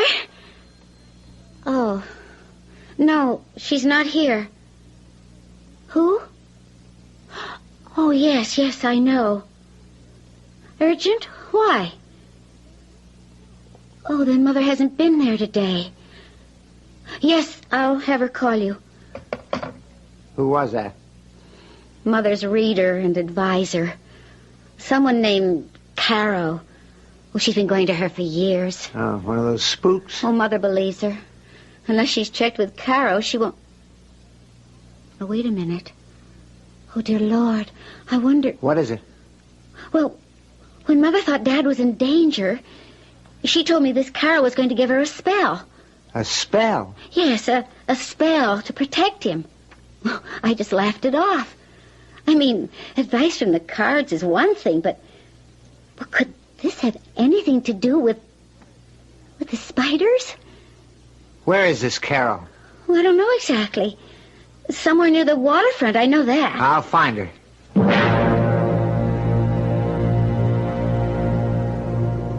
Welcome. What can Caro do for you? I'm Lieutenant Carey. Police? Now, don't get upset. Just a few questions. Mrs. John Hawthorne is a client of yours? Yes, for several years. But what is the trouble? Has something happened to Mrs. Hawthorne? No, but her daughter says you were going to give Miss Hawthorne a spell to protect her husband. Some believe, some do not. Did Mrs. Hawthorne ask for another spell? Something involving spiders? Then you know. 2 men have died from black widow spider bites shortly after Mrs. Hawthorne visited them. When did the second man die? This afternoon. My man killed the spider, and we've taken it to The spider was killed? Yeah, it's in the lab for study. Oh, no. I warned her to be careful. I told her to be careful. Then you did supply Mrs. Hawthorne with deadly spiders? No. But you're saying... I did not give Mrs. Hawthorne spiders. Well, what did you do, then? It's obvious that this whole thing started here. She came to me for a deadly weapon, yes. She wanted revenge. And you gave her the spiders? No! I told you I did not. How could an ordinary spider be depended on to do what she asked? Yeah. That's been bothering me. I gave Mrs. Hawthorne a potion. A potion? It was an elixir that caused certain changes in her appearance. Oh, it's a very old formula. Oh, dear God. The spider was killed. I told her to be careful. Lieutenant, you will not see Mrs. Hawthorne again. What are you saying? Must I spell it out, Lieutenant, word for word? The potion, for a short period of time, actually turned Mrs. Hawthorne into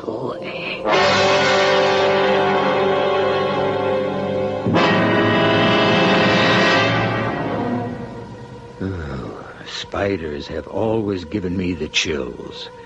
They all serve their purpose in the scheme of things, I suppose. But I'm glad they prefer to stay in their dark corners. Most of them, at least. I prefer to give them a wide berth, and I'd suggest you do the same in the future.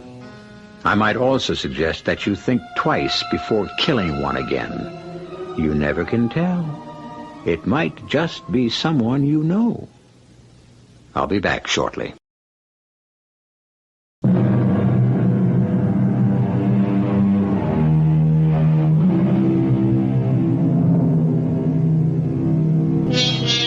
Well, perhaps you'll sleep tonight after all. Our story was pure fantasy, of course. No one can actually turn into a spider, no matter how potent the potion. But wouldn't it be fun? You wouldn't have to worry about the fuel shortage, the energy crisis, or inflation. Just where your next fly was coming from. It is fun to stretch our imaginations, though, isn't it? And that, of course, is what Radio Mystery Theater is all about. Our cast included Robert Dryden, Evie Juster, Hetty Galen, Jackson Beck, and Dan Acco. The entire production was under the direction of Himan Brown. And now, a preview of our next tale. But, Dad, Mr. Monkton is your best friend. Has been all your life. Jim Monkton is one thing. He escaped the curse, thank the Lord. Well, you can't for a moment imagine that Stephen, who happens to be my best friend, is anything but normal. I hope and pray he is, but he's still young yet. And they say it skips generations. I'm not going to argue anymore. I know your mother put you up to this. Mother had nothing to do with it. I'm thinking of my sister. Anne would be far better off with a short-term headache than a lifetime of misery and despair. Oh, but Father... No, David. I'd rather put her in a convent than see her married to a Monkton. For as sure as I'm standing here, I know it in my bones that Stephen Monkton is marked by the curse of his family. He'll end up a raving maniac, or dead before his time. This is E.G. Marshall inviting you to return to our Mystery Theater for another adventure in the macabre. Until next time, pleasant dreams.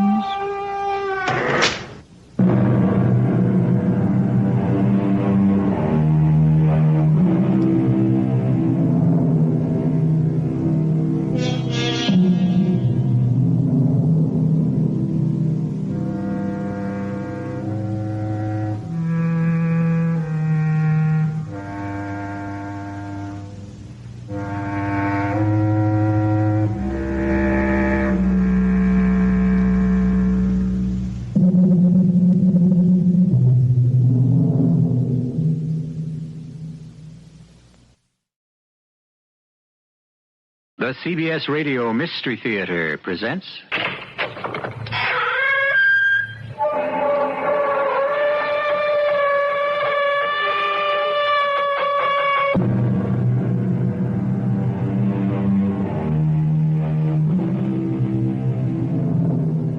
Come in.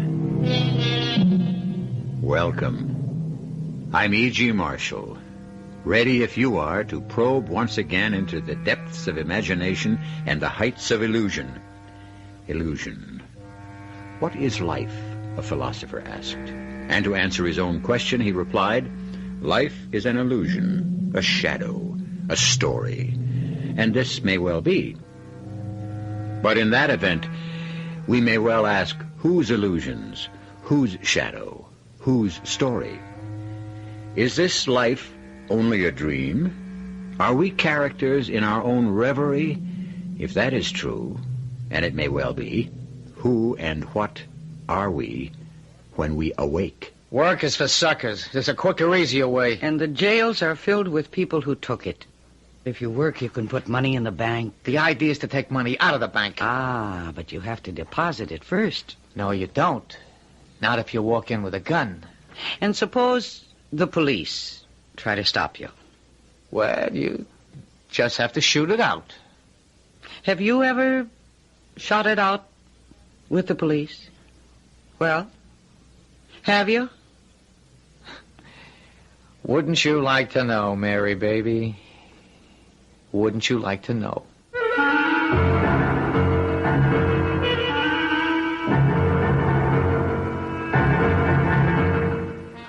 Our mystery drama, Death is a Dream, was written especially for the Mystery Theater by Sam Dan and stars Mercedes McCambridge.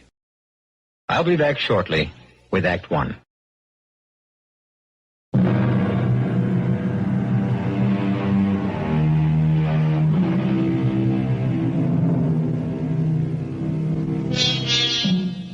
We are such stuff as dreams are made on, and our little world is rounded with a sleep. So said William Shakespeare, and so lives Mary Catherine Collins. Mary Catherine lives in a world of never-ending nightmare. It's a world of heart-stabbing terror and apprehension. Every night, there's the dream, the same dream. It refuses to leave her. She can only fight off sleep for so long, and then the dream once again overwhelms her. And each night, the dream is exactly the same in every minute detail. It's just the way it was when she dreamed it for the first time on that night of August the 14th. That night is seared in her memory forever. I see Joe, my brother Joe, and he's walking his beat. The night's dark, and a soft rain is falling, and drops of water glisten on his black policeman's raincoat. And he's whistling that tune, the tune I never heard anywhere else. And he always said, one day I'll tell you the name of it. And he's walking down that street, that old, tired, run-down street, alone, all alone. And because it's my dream, he doesn't see what I see, just around the corner. A man. It's too hard to make out his face in the dark, but he carries a box in one hand and a pistol in the other. And he's climbing out of the window of a warehouse just as my brother's about to turn the corner. And I scream, look out, Joe! Look out, he's got a gun! Joe! But he didn't hear me. He didn't hear me. My brother never heard me.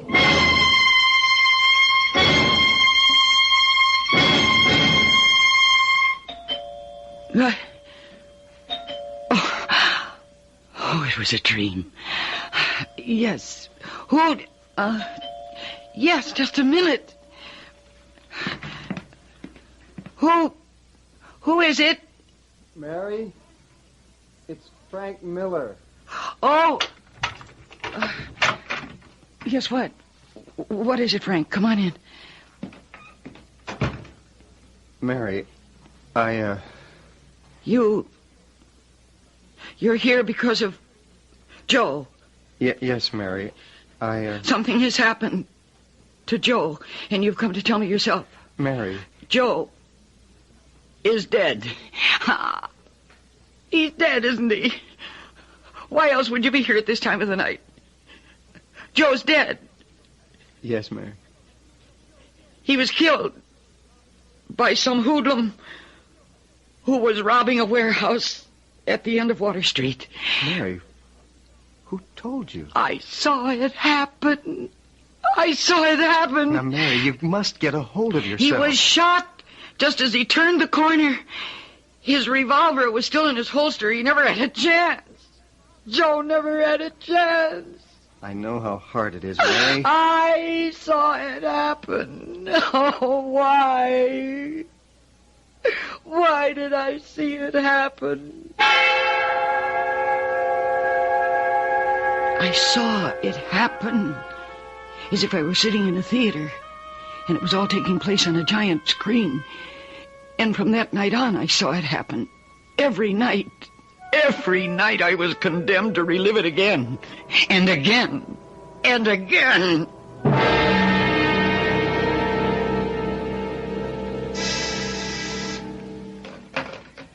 Lieutenant Miller. Who?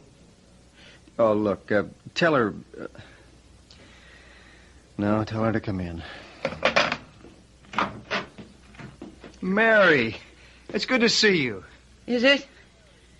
Good to see me, Frank. Mary, how can you say that? I'm becoming a pest. Admit it, Frank. Oh, I'll admit no such thing. I haunt you day and night. I pester you with phone calls every hour on the hour. Well, it's understandable. I know how much your brother Joe meant to you. No, you don't. Nobody could ever hope to understand how much Joe meant to me. Mary, I'm sorry. We're all sorry. But sorrow gets us nowhere. It's been 6 weeks now since Joe was killed. Mary, we've had every available man out on this case. I know. It isn't your fault. But I know how the department works. And little by little, my brother is going to become a statistic. Just another police officer killed in the line of duty by an unknown assailant. Mary, we're doing our best. I didn't say you weren't. What I'm saying is that your best isn't good enough. That's not fair. Fair? Oh. What's fair? Was it fair for my brother to be gunned down without warning? His revolver still in his holster? Oh, why did he have to be killed? Joe was a good cop. He gave everybody a break, and he liked to help people. Why did he... Look, Mary, we'll get the killer. No, I don't think so. And so that's why... That's why what? That's why I'm going to get him myself. Well, just what exactly does that mean? It means I'll have to get him myself. Well, how can you... I plan to spend a great deal of time in that neighborhood. Doing what? Teaching school. Teaching school? Why not? I'm a school teacher. But you're teaching uptown. I've asked for a transfer. Do you know what those kids are like? What that area is like? It was where my brother worked and was murdered. What can you possibly hope to... I intend to become a part of that neighborhood. You mean you'll poke around and ask questions? You can put it any way you like. You realize you can get yourself killed? I have a job to do. I'd taken step one.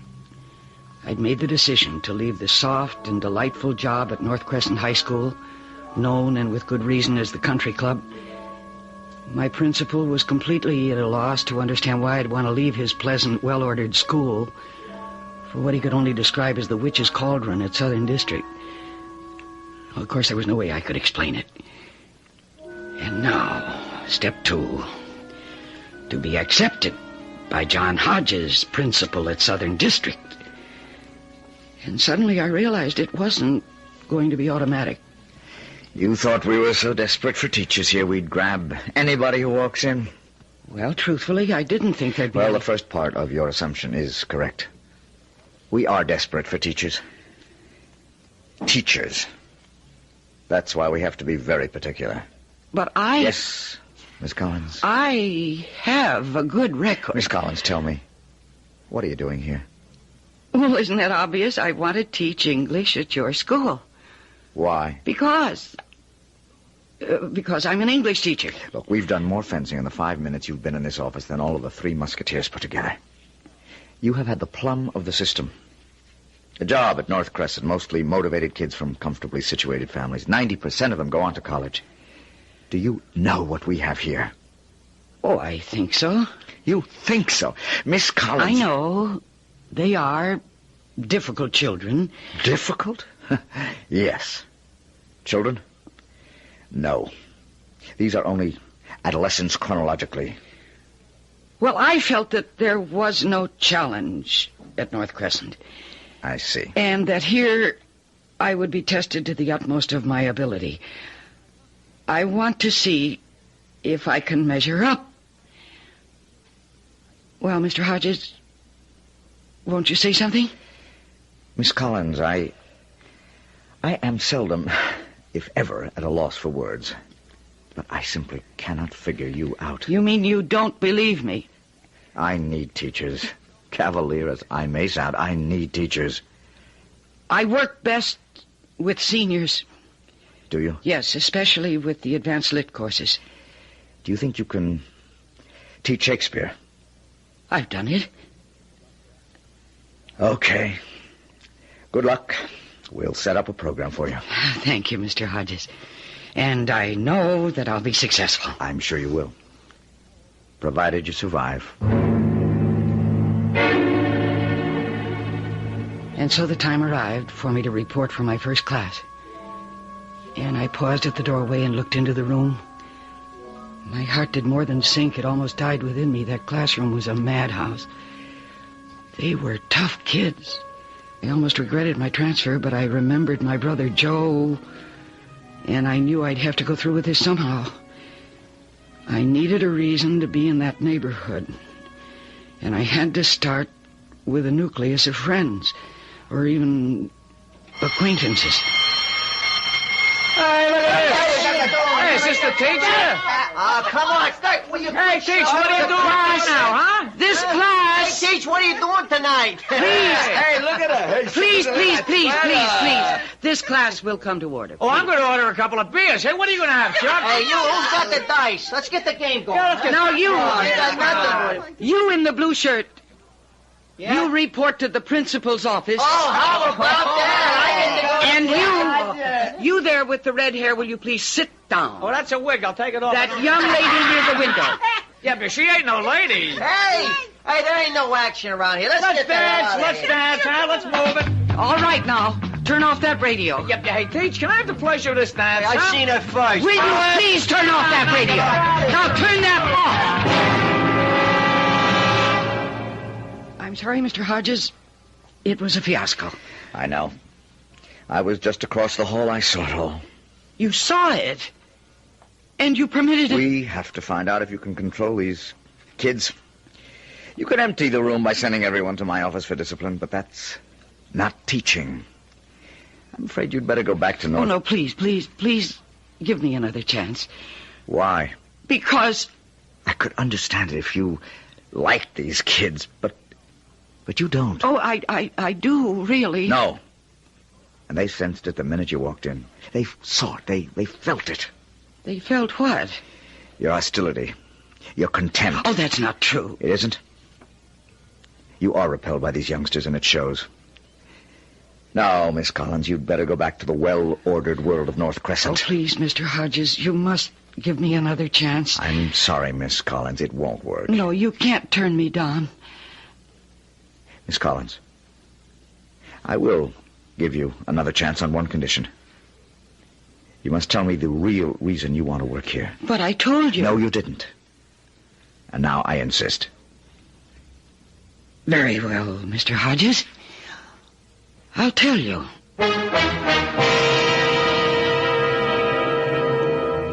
Well, what will Mary tell him? The real reason? If she does, how will he take it? If not the real one, then she needs a reason that sounds convincing.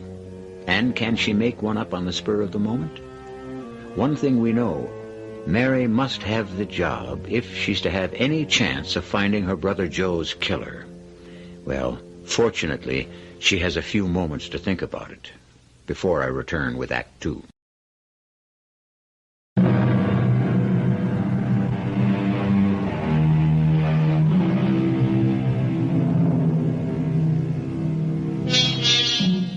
Things are seldom what they seem.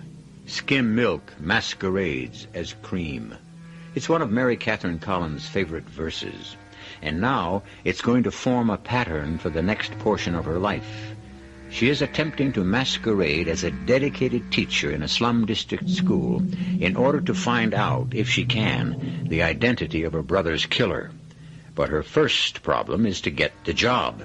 And John Hodges, the principal, has very grave doubts indeed. Mr. Hodges, I agree. It's time we told each other the truth. Let's say it's time you told me the truth. My name, Collins. Does that mean anything to you? Collins? No, I don't think so. Well, almost 2 months ago, a police officer was killed in this neighborhood. Oh, yes. Yes, I knew him. Officer Collins. I never even knew his last name.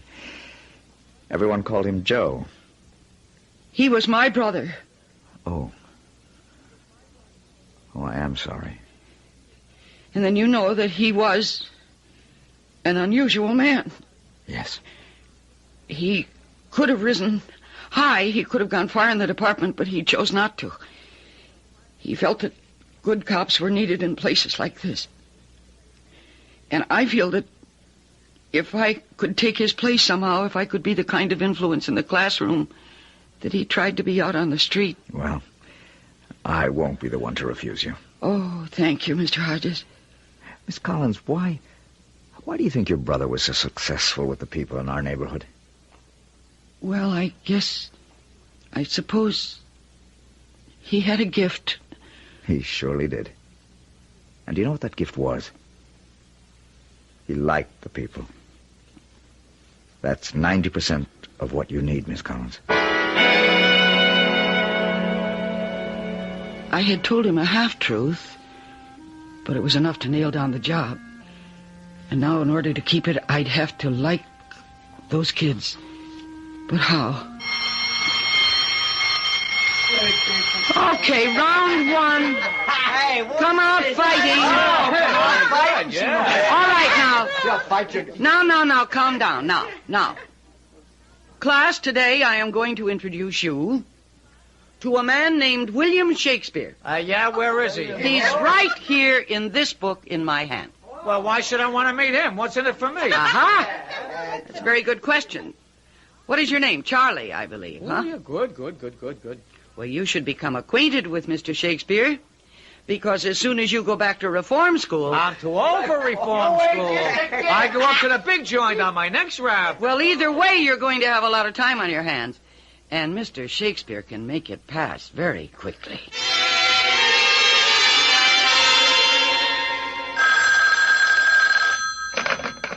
Hello? Mary, I finally tracked you down.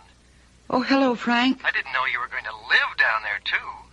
Well, see, I found this little apartment. It's convenient to the school. Mary, the neighborhood. Oh, I know. Believe me, I know. But people do live here. Mary, what are you doing? You can't go around asking people, do you know who killed Police Officer Collins? Yes, I understand. Well, then what are you doing? I don't know. Frank, it's just being here.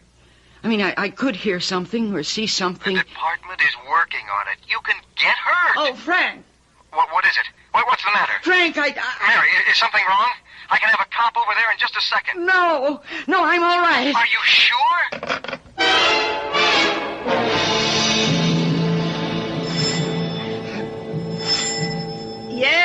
Yeah, I hear you. What's the matter? You think everybody's deaf? What do you want? Listen, I live upstairs in apartment 4F. Oh, yeah, you're the school teacher. Yes, I have to see the superintendent. Look, honey, down here we don't have no superintendents. We got janitors. I have to see him immediately. Well, you can't do it. Why not? Because he's drunk. Look for yourself. You see? Sprawled all over the couch. Well, somebody has to do something. About what? There's a rat in my apartment. Only one? You're lucky. I just saw him.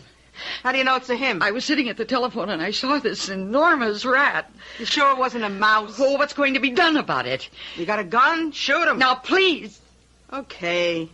When Strongheart here wakes up, I'll send him to your place. He'll bring up a broom handle or a trap. I don't know what he does. And what am I going to do in the meantime? About what? About the rat. I don't know. Try to make friends with him. Try to make friends with him. Well, the days passed and I couldn't make friends with anybody. In the class, I'd reached a point where I was being tolerated, but just barely. And in the neighborhood, I was obviously alien clay. There was something different about me. My clothes, my accent. I had the look of somebody who didn't have to live there. And that made me suspect. And another thing, I was a teacher. I worked for the government, and the government always meant trouble. There were police, parole officers, and welfare investigators. I was beginning to feel very foolish. How was I ever going to get anywhere in finding Joe's killer? To whom could I talk? Well, hiya, Mary. Well, good morning, Charles. You saw because I called you Mary. No, it ain't as if we were in class. Hey, where'd you get the car? I didn't get it. I bought it. I earned the money, and I bought it. Oh, why do you always have to make a lesson out of everything? You're trying to tell me get a job, Charlie, be a good little boy, work hard, save your money, and one day you'll have enough to Yes, buy... I suppose that is what I'm trying to tell you. Work is for suckers. There's a quicker, easier way. And the jails are filled with people who took it. Now, listen, Charles, you like this car. Well, I worked to put the money in the bank. The idea is not to put the dough in the bank, but to take it out. Ah, but you have to deposit it first. No, you don't. Not if you walk in with a gun. But that's stealing. What about all the smooth, dignified, white-haired guys who steal millions and get away with it? Well, if you want to be a crook, why not be the best? Get yourself a good education so you can become one of the smooth, dignified, white-haired boys yourself.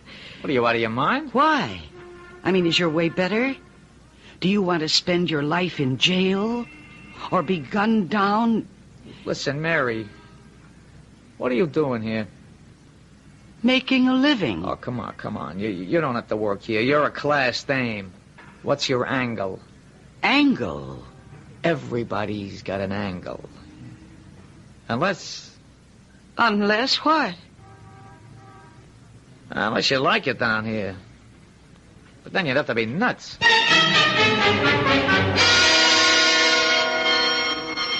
right, come on, you guys. Get the heck out of here. All right. Wait a minute. All right, everybody, that's it.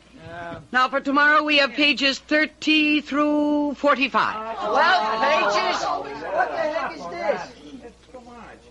this? Miss Collins? Yes, Tony, what is it? It ain't nothing. No, it isn't anything. Yeah, that's right. It isn't anything.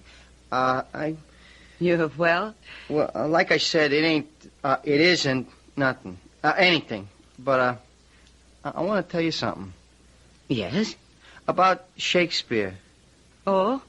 I used to think, Shakespeare, what gives was Shakespeare, but, all of a sudden, I seen it. I mean, I seen the guys for real. Is that so? Yeah, like you was reading, and you said, neither a borrower nor a lender be. Remember? That's Shakespeare, right? Yes, it's Hamlet. Yeah, this guy, Polonius says that, but that's what my old man, he should rest in peace. Yeah, that's what my old man always used to say to me. He'd say, Tony, don't borrow money off of the guy. Don't lend money off of the guy. And you'll be friends with everybody, you see? Yes, I see. This, Polonius, I hear what he says.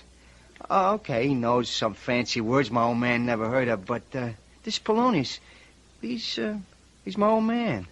Well, I'm happy to hear that. Yeah, I kind of miss the old man, and now I come across this guy, and, what I want to say is, thanks. Well, I'm sure you're welcome, Tony. Look, if there's something I can do for you, I mean, you name it. Is there something I can do for you? How could I ask him? How could I say, do you know who killed Officer Joe Collins? What kind of a question would that be? And where would it lead? And why would he know? But I finally promised that I would call on him if ever I needed help. I don't know how long I'd been sitting there when... Mary. What? Oh, I was walking down the hall. Your classroom door was open. I saw you sitting there. There was something very strange about you. Oh, really? Yes.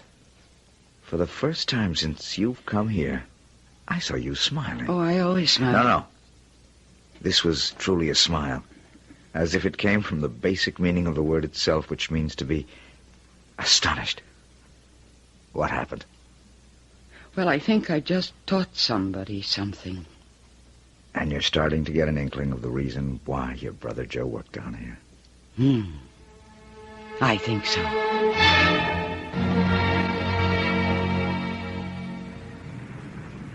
Hey, Mary. Oh, hello, Dora. Did you tell your husband about the leaky faucet? Oh, yeah. He'll get around to it one of these weeks. Listen. Now, tell me if I'm talking out of turn. Are you on the lam? Oh, what do you mean? Oh, you know what I mean, kid. Do the cops want you? Well, what makes you think the cops want me? Because a cop has been around asking for you, a plainclothes guy. Well, then how did you know he was a cop? Oh, kid, I can smell him. He's in the hallway now. He is? Well, thanks. Ah, so you are on the lam. I didn't say that. Then what are you going back to your car for? Well, I just remembered. I have a date. Listen, kid, I'm glad to help. Now, before you come back, give me a ring, huh? I'll tell you if the coast is clear. Of course, I knew it was only Frank. But I acted on the spur of the moment, and acted is exactly the right word for it. And Dora spread the word. The implication was that I was sort of hiding out down here. And instantly, my status changed. People no longer stopped talking when I passed by. I was no longer given guarded attention when I walked into a shop. Evidently, now I belonged. But I was getting no closer to my objective. How could I come out with the direct questions? I was becoming a part of the neighborhood, but I still wasn't getting anywhere. Give it up, Mary. Frank, I can't. I've got to get that murder. I know, but it will have to be done in the usual way. And maybe it won't be done at all. That could happen. And the killer goes free, is that right? What am I going to do? Come home, to where you belong. No, I belong where I can find Joe's killer. But it hasn't worked. Help me, Frank. How? Well, tell me how I should go about it. I don't know what moves to make. There are no moves you can make. I mean, if you were in my place, you are a trained detective, what would you do? Well, I'd have stool pigeons out. We did, you know, but nobody picked up the slightest rumble. Very well, the informer angle has been covered. Then what? Well, the truth is we're doing what you're doing, and with no more success. What's got us licked is if we could only get a description, any kind of description. Then we could ask definite questions. We could ask, do you know a guy who codes like this or that? But there are no witnesses. What? What did you say, Frank? I said, there are no witnesses. But that isn't true. What isn't true? There was a witness. Mary, what are you saying? There was a witness. There was a witness. Was there? I've been following the story very carefully and closely, and I'm not aware of any witness. After all, Joe was killed on a lonely street. No one was there when it happened. Yet Mary says there was a witness. Oh, yes, of course there was. Can you figure out who? It should take you more than a few moments, and by that time, I shall return with Act 3.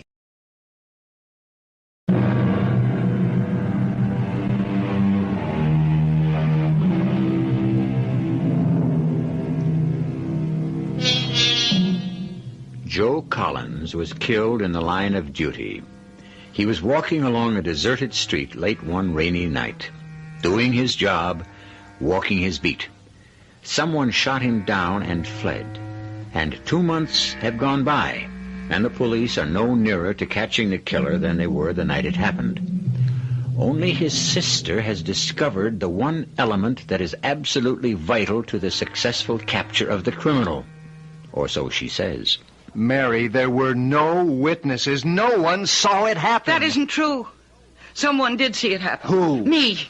What? I saw it happen. Mary, you weren't there. I didn't say I was there. I said I saw it happen. But how could you possibly... Because I dreamed about it. Oh, Mary. That night you came to my apartment to tell me yourself, remember? I remember. And you will also remember that I knew it before you even told me. Yes, I remember. Well, how did it happen that I could even tell you where? At the end of Water Street. And remember, you were shocked. Remember, you said, Mary, who told you? At the time, I was upset and nervous. How would I know that it was Water Street? I saw Joe turn that corner. And I saw the man coming out of the window of the warehouse. And I saw that he had a gun, and he fired as soon as he saw my brother. I am the witness because I saw the whole thing. All right, Mary. Fine, tell me, what does the killer look like? What? Well, you say you saw the killing. Describe the killer. Is that an unfair question? Oh, no, but But what? Well, I didn't get a good look at him. Oh. See, I was so terrified. And I was so afraid for Joe that and besides, the man was in the shadow. I couldn't see him. I hate to say this, Mary, but your dream really doesn't do us any good. From a practical point of view, that is. Yes, but next time I'll concentrate on the killer. Next time? Yes, next time, tonight. Every night I dream this dream, Frank, every night. And this time I'm not going to fight it. I'll wait for it gladly. I'll welcome it. And this time, I won't look at my brother. I'll look at the killer.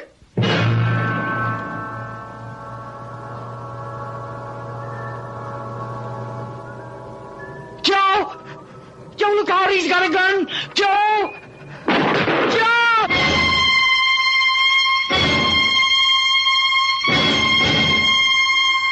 I tried to look at the man in the shadowy darkness, but I couldn't take my eyes off my brother. And it's in that darkness that the killer exists, and I've got to find him there. I must remember to look there, to look again.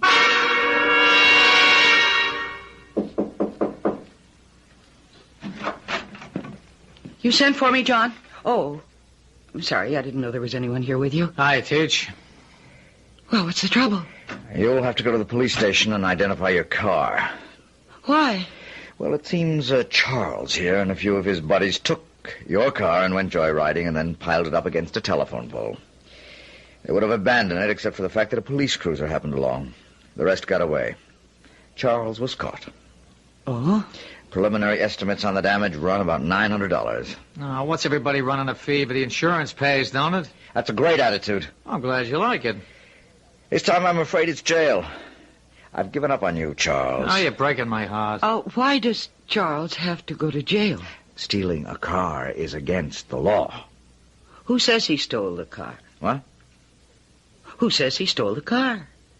The truth is, I gave him permission to use the car. Mary, it's wrong for you. No, you see, I don't use it very much, and I understand if you don't run a car regularly, you get carbon deposits, isn't that so? This is not the way to do things. Well, that's the truth. I won't permit it. John, it's the way it happened.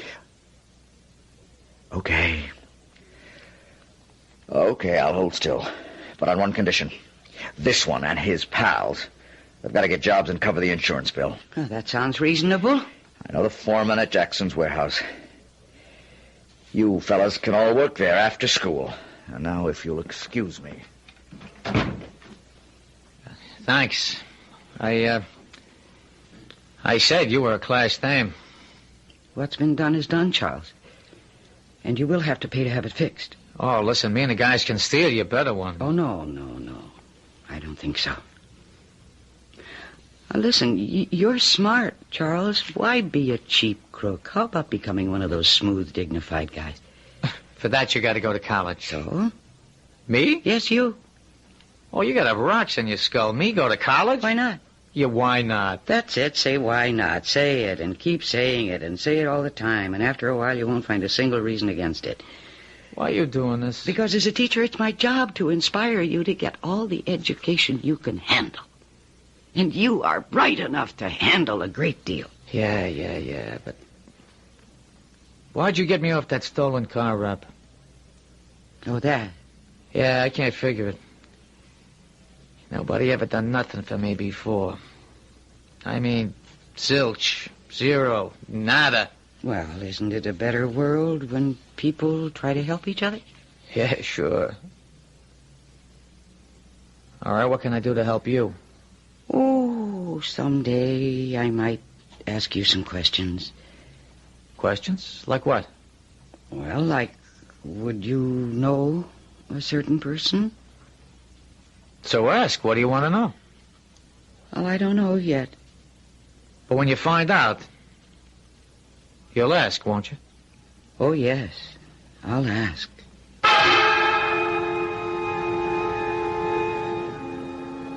Joe! Joe, look out! Look out, he's got a gun! Joe!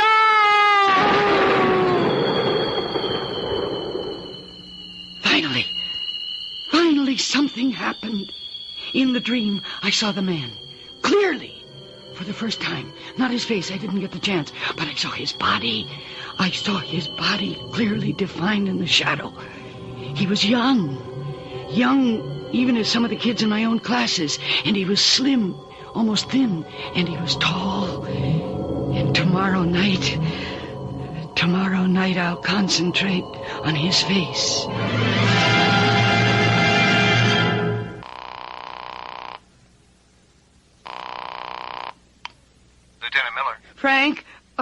Frank, suppose I could give you a description of the killer. That'd be great. But where would you get it?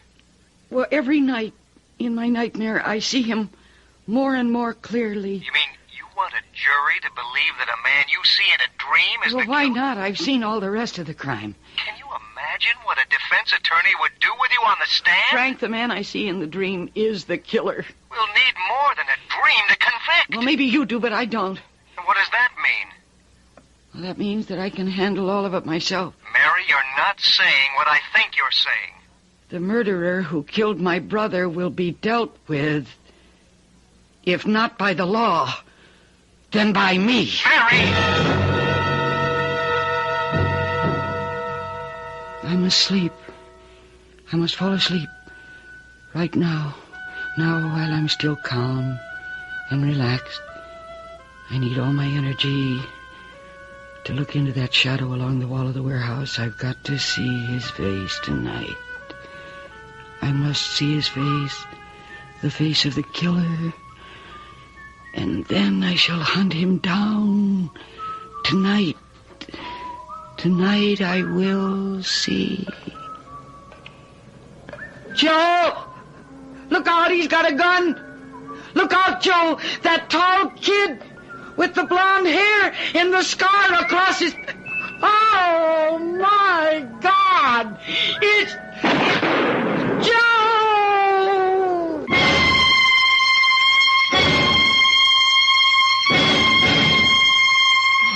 Hey, will you come on? Wait just a minute. Wait a minute. I just got the... Charles? Yeah? Charles, I wonder, could you stay after class for a few minutes? Yeah, right on, Hey, what are you going to stay after, Charlie? Knock it off. Charles.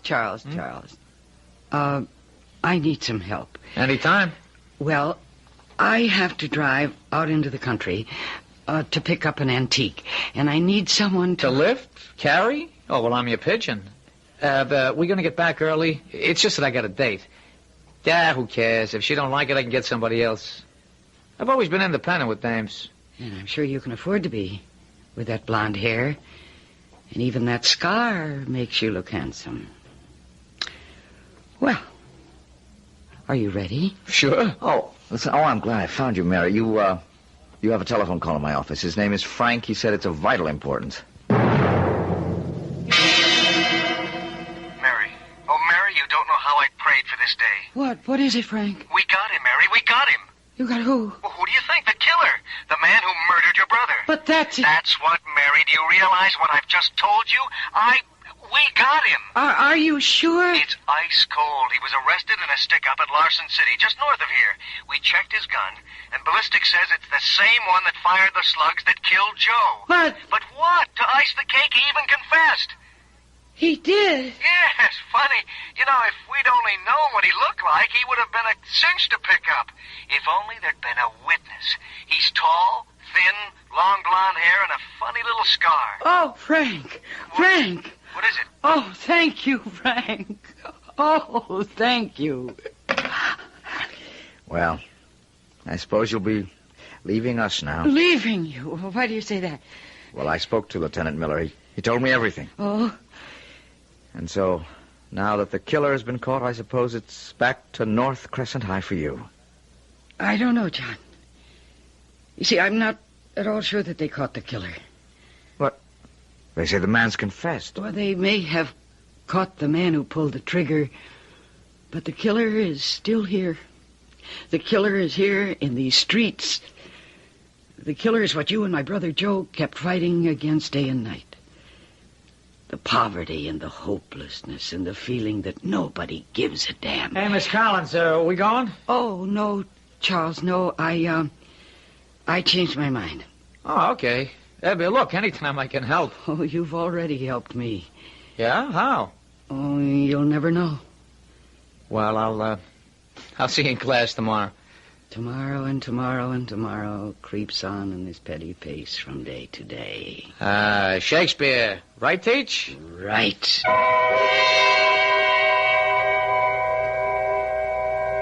Tomorrow. That's the greatest gift of all gifts. A tomorrow.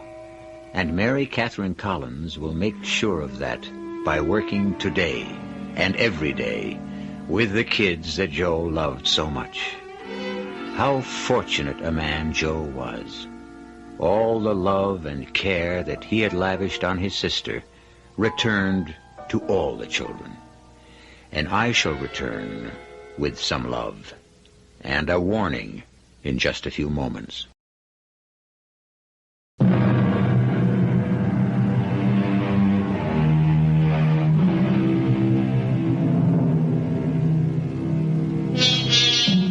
Is the dream the extension of reality? Who can say? It was given to Mary to dream of her brother's death. Why? And to see the face of his killer. The true face, not the visage of a man, but the entire countenance of society. The crucible wherein the killers are formed. Here is also a crucible, and we form one of these stories for you 7 times a week. Our cast included Mercedes McCambridge, Michael Wager, Bob Caliban, Jack Grimes, and Bryna Rayburn. The entire production was under the direction of Himan Brown. And now, a preview of our next tale. When it moved, I thought it was a cat. But then it rose straight up before me, and I saw it was Ilse's mother. Monsieur has decided then? That is well. I am content. Here, give me your hands. My hands? But of course, for the dance. We go this night to celebrate. Ilse, come to us. Come quickly. And suddenly, Ilse was there, and we joined hands, and we danced some steps that seemed oddly and horribly familiar to me. Ilse was dressed in rags, as I had seen her before. And then others were there, all dancing. And I heard voices crying, "To the Sabbath! To the Sabbath! On to the witches' Sabbath!" This is E.G. Marshall inviting you to return to our Mystery Theater for another adventure in the macabre. Until next time, pleasant dreams.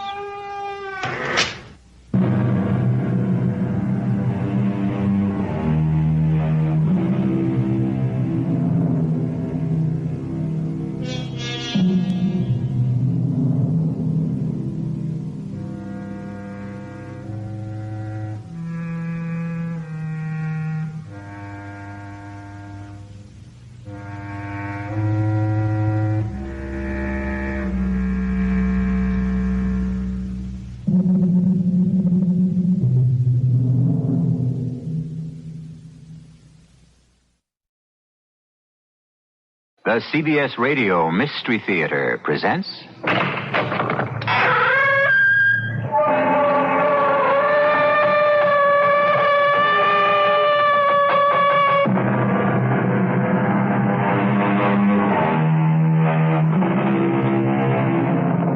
Come in. Welcome. I'm E.G. Marshall, keeper of this little lighthouse that casts its feeble flicker into the awesome darkness all about us. This time we are concerned with time itself. Time. Elusive time. Time is never the same in two distant places, never the same for different people. For some, time goes slowly. For others, time goes quickly. Some use time. Others pass it. And yet, isn't time the staff of life? Time is really all we have. Because when time runs out... But I didn't kill him. You wanted to. Who says so? You were overheard. You said to him, I'll kill you. There was... You know, sometimes you say things. Why'd you come here with him? Because it was part of my job. I was his secretary. Personnel office at the company has no record of your working there. He didn't tell anyone he hired me. Why? Well, he didn't get a chance to. You see, I sneaked into his office. He hired me and... Yes? And he suddenly discovered he had to come up here to the convention. And I went with him. If somebody were telling this story to you, would you believe it? No, but it's true.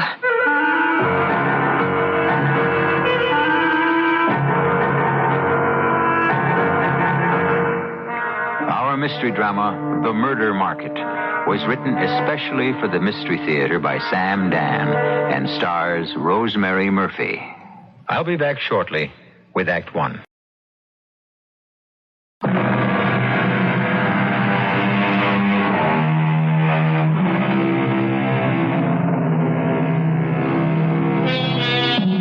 People have investments in stocks and in businesses and all sorts of enterprises.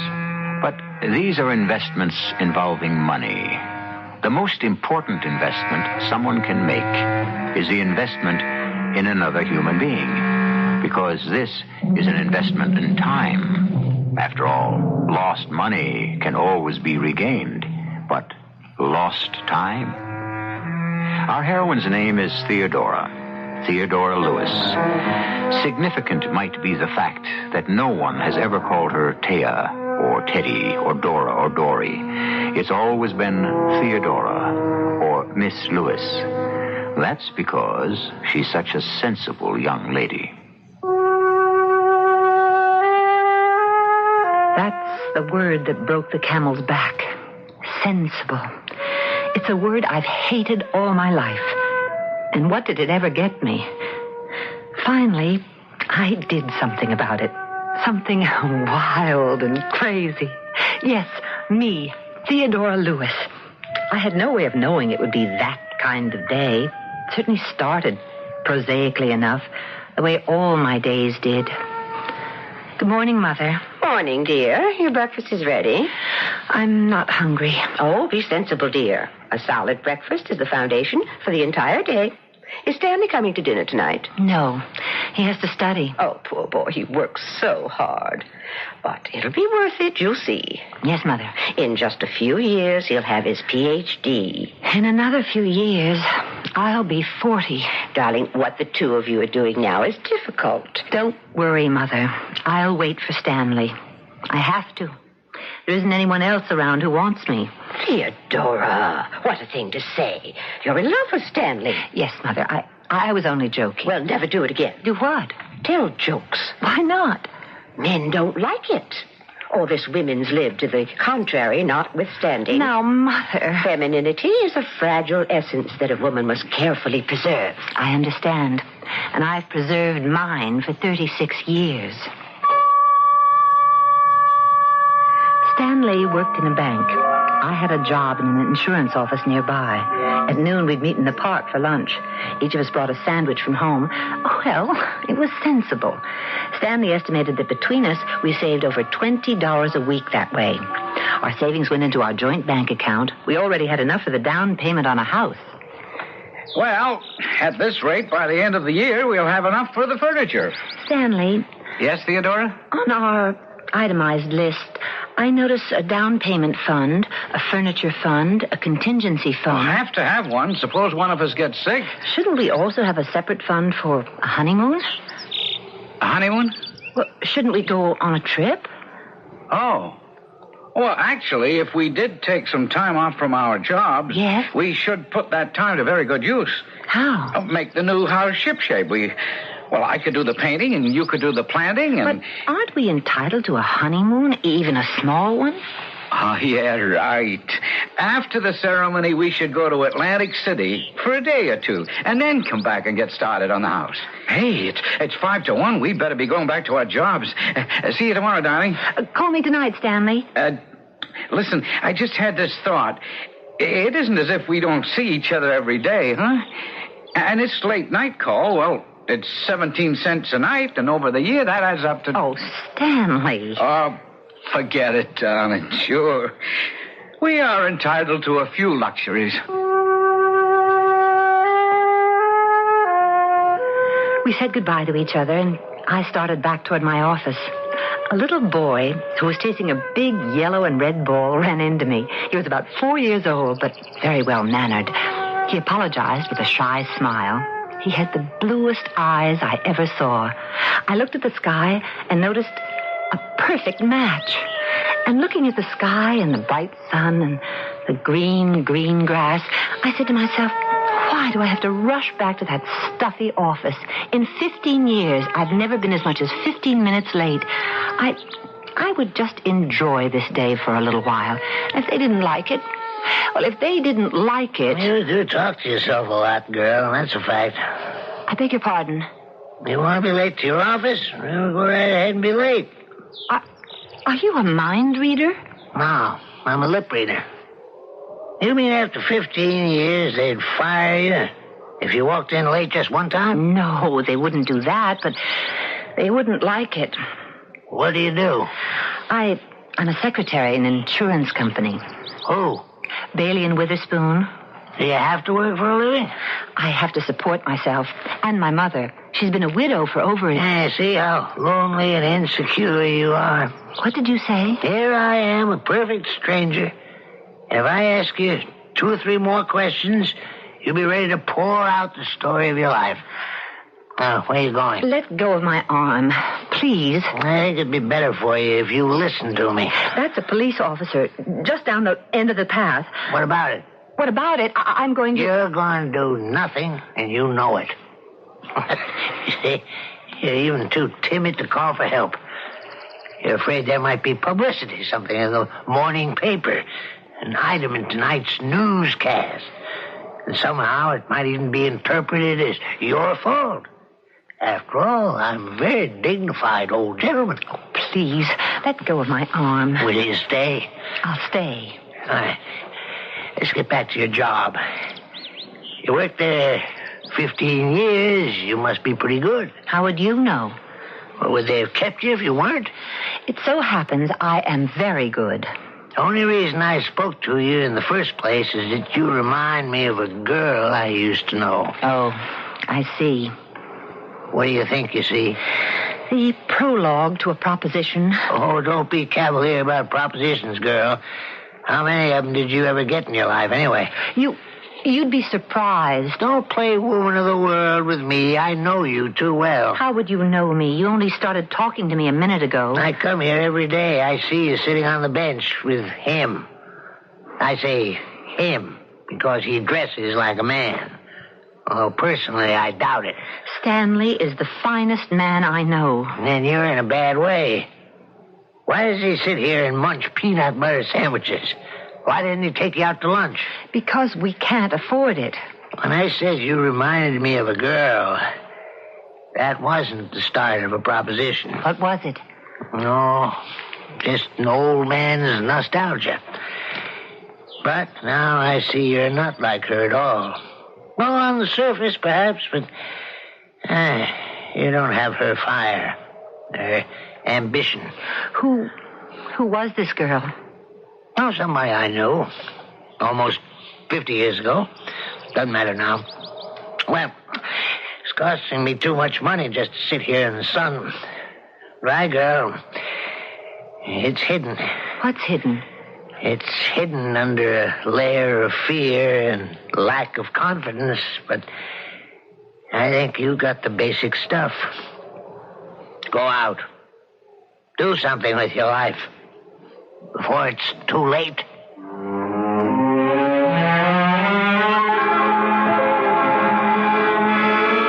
Darling, put the paper down. You'll be late to work. Theodora, I'm talking to you.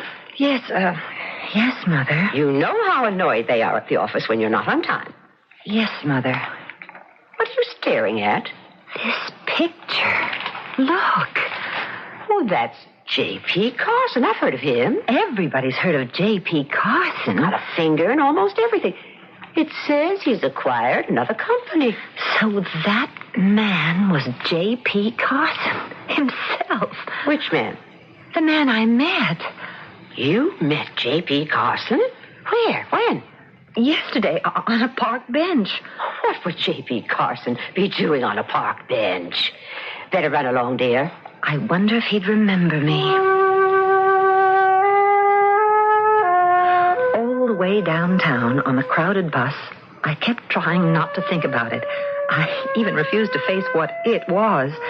I got off at my stop, as usual, went up to my office, as usual, and maybe I wasn't concentrating on my work, but Mr. Peterson came by and warned me about being careful. And his tone of voice was even nastier than usual. And before I knew it, I was on my feet and I was looking down at this mean, vicious little man. And was this me? Was I actually saying, Mr. Peterson, I have put up with you and your nasty temper for more years than I care to remember. Take your frustrations out on someone else. I shall no longer pay the price for all your personal inadequacies. I quit.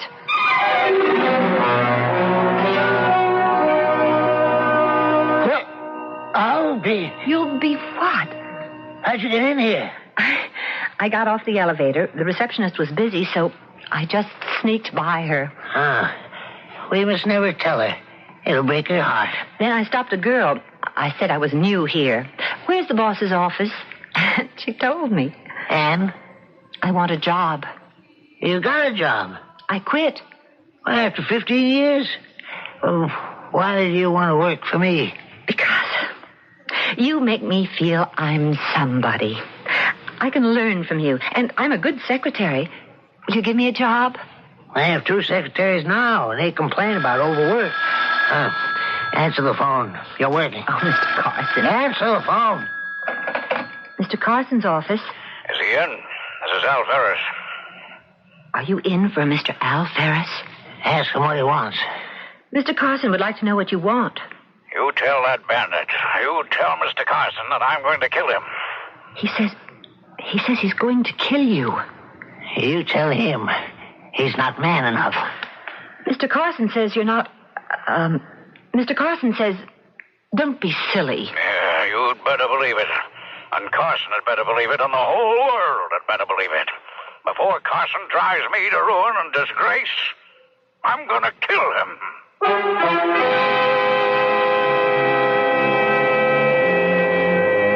How's the new job? The first time she answers the phone, did you hear what happened? What kind of operator is this J.P. Carson, anyhow? Maybe Theodora will hope she was back in the insurance office when I return to you with Act 2 in just a few moments.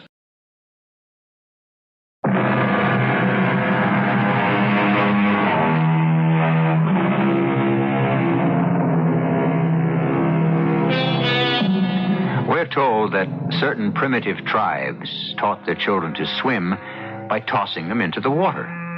In this manner, they developed some excellent swimmers.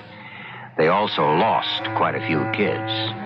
However, there are those people who deliberately provoke a sink or swim situation. For example, our heroine, Miss Theodora Lewis. Did you hear what I said? Yes, Mr. Ferris. You tell Carson. You tell him I intend to kill him. Hand me that phone. Ferris? Listen, Carson. No, you listen. Don't force I'm me ready for to... you, Ferris. Instead of weeping bitter tears, you should be out raising the money. But, Mr. Carson... Oh, if I had $1 for every threat on my life, I'd have retired 20 years ago. What's your name? Theodora Lewis. Oh. I knew a girl named Theodora once. I met her in Shanghai in 1934 when I was with the Marines. She said she was a Russian princess. That's another story. Now, I have a business meeting at the Lake Forest Resort Hotel in New Hampshire. I have to straighten some people out. What time is it? 10 o'clock. Now, you'll have to rush. Take a cab home, pack enough things for 4 or 5 days, and be at the airport in time for a 12:30 takeoff. But, Mr. Carson... You'll see a sign that says private aviation. Ask for my plane. You mean you want me to go with you? You're my secretary, aren't you? But it's such short notice. When you work for me, you're on the alert 24 hours a day. But I'll have to meet my fiancé at noon. What, in the park? For lunch?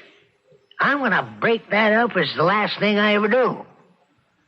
Take a tennis racket and some swimsuits, and a dinner is always formal. I can borrow a dress. No, you can't. You buy something up there and put it on your expense account. I can't afford to have a secretary with a hand-me-down look. Well, don't just stand there. We don't have all day.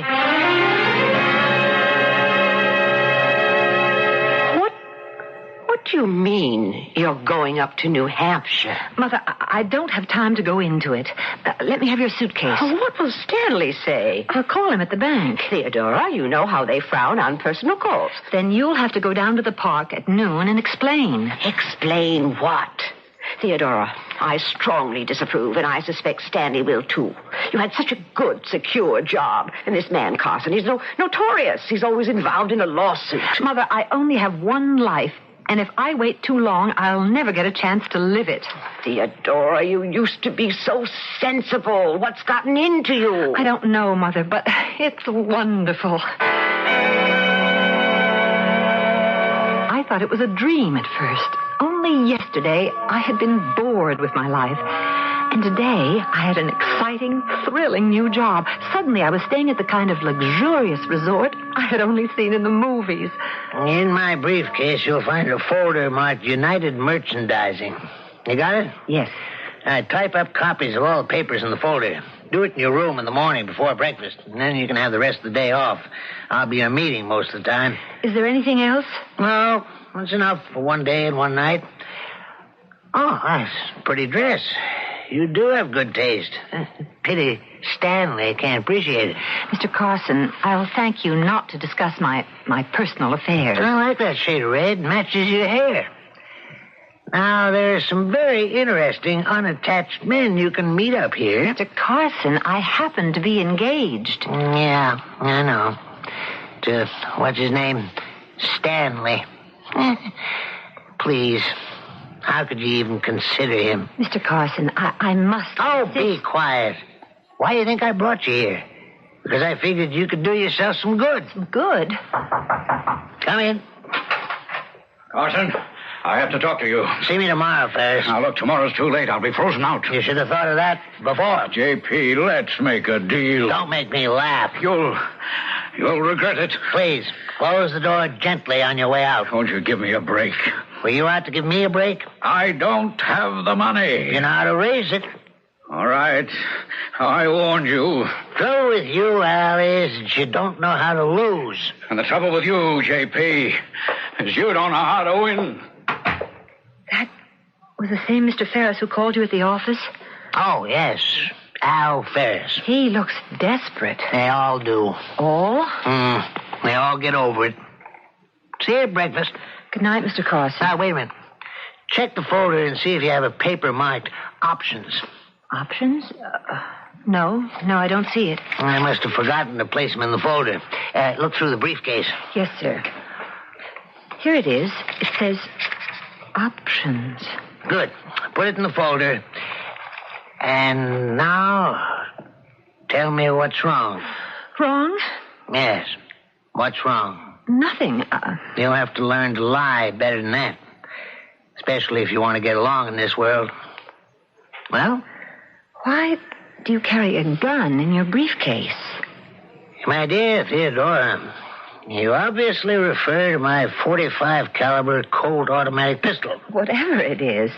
I never know when I might need one. Have you ever needed one? On occasion. I never knew anybody who carried a gun around with him. I mean, except policemen. Well, I play a rough game for high stakes. You talk about a game and rough. Those men who are here, they look like wealthy, important business leaders. Well, it's all a game. And in games, you have winners and losers. Some people lose hard. They say things like Al Ferris did. But none of these characters has the guts to follow through. I expect to die of a very ripe old age. Actually, I'm going to fall off the tree. You got that option paper? Yes, sir. Right here in the folder. Guard it with your life. I will, sir. Actually, you might take the .45. Me? I wouldn't even know how to hold it. You stick around with me and you might have to learn. Besides, I am morally opposed. You get that from Stanley? Mr. Carson, I want one thing understood. Yes? I love Stanley. I doubt it. You may not approve of him, but you don't have the right to... That's where you're wrong. I can't have a secretary whose life is being ruined by some anemic imitation of a man. Stanley is kind and considerate and sincere. You're scraping the bottom of the barrel. I hate you. I inspire that emotion in people. All right, getting back to Stanley. Don't you say another word about Stanley. You make me so mad, I could kill you. All right, close the door gently. I beg your pardon. No, it was my fault. I should have watched where I was going. I was just sweeping the hall. Excuse me. It's all right. Hey, listen. You look like a nice lady. Can I give you a word of advice? About what? I'm an expert, because I also married a guy more than twice my age. Never fight with them. They can get a heart attack. Oh, we're not married. Oh, you're not married. Okay. Well, at least take the old buzzard for all he's got. Oh no. It's nothing like that. Yeah? Nothing like what? Like you know what. I'm just his secretary. Oh, sure. I mean it. And that conversation I just overheard, that didn't exactly sound like a business talk between a man and his secretary. If you'll excuse me. Look, I'm just trying to do you a good turn. Listen to little Betty here. I've been around. You look kind of new at this. New at what? Ain't going to be this fresh-looking and pretty forever. I don't have the faintest idea of what... home. Marry that nice guy. Bet his name is Stanley. Stanley? How do you know about Stanley? What's the matter? I never went to the movies? I never seen the story before? What story? Your story. You want to do something for your guy, Stanley. So you figure you'll go away for the weekend with his boss. That's the most ridiculous... I heard the whole thing. You were telling him all about Stanley, and he laughed at you. And that got you so mad, you said you'd kill him. Now, do you deny that? I don't know why I'm standing here listening to you. I'm only saying this because I'm a little older than you. I'd like to help you, straighten you out. Don't kill him. But I have no intention. Don't. You can't get away with it. And second, Stanley has got to stand up on his own 2 feet. You know what I mean? Thank you for your advice, even though none of it was necessary. I was amused. I was even flattered to think that I, Theodora Lewis, could be mistaken for a seductive woman of the world, the kind who went away with rich men for weekends. Hello.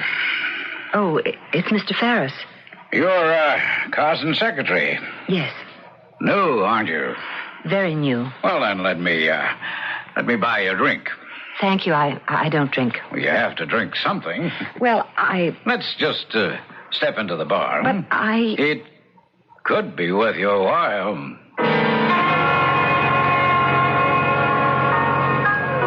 What did you wish to talk about, Mr. Ferris? You're his secretary. We've established that. Well, you know all the papers he has with him up here. Where's this leading us, Mr. Ferris? I'd like to have a certain paper that's in his possession right now. Why don't you ask him for it? Oh, I know what his answer would be. Then you know what my answer must be. I'll give you $5,000 for it. Good night, Mr. Ferris. Miss Lewis, don't force me to do something desperate. You ever, in your entire life, I, who had never experienced even the slightest semblance of intrigue, was now just about immersed in it. And don't think I wasn't enjoying every single second of it. Well, I finally fell asleep. I had a very strange dream, although none of it was as startling as reality or the reality of the past 12 hours. It seemed my dream was interrupted by a loud explosion, and did I wake up? I don't know, but I became conscious of a loud, insistent knocking, and now I was wide awake. It was still dark outside, but I thought perhaps, well, it was Mr. Carson with some important emergency. No rest for the weary on this job. I slipped into my robe. Just a minute. Oh. Miss Theodora Lewis? Yes. What are you staring at? Well, I guess I'm staring at you. May I come in? Why? Oh, my name is Frank Harmon. I'm the sheriff. The sheriff? Yes, the sheriff of this county. Well, come in, I suppose. Is something wrong? Oh, yes. There's been a murder. A murder? Who? Mr. Carson. Mr. Carson? No, it can't be true. He was found shot to death about an hour ago. Oh, that's terrible. Do you know who did it? Well, we have a prime suspect. Who? You.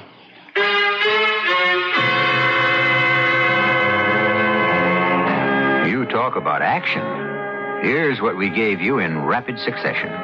She meets Mr. Carson on a park bench. She gets a job as his secretary. She is accused of being his mistress, and now of being his murderer. How much deeper can she fall?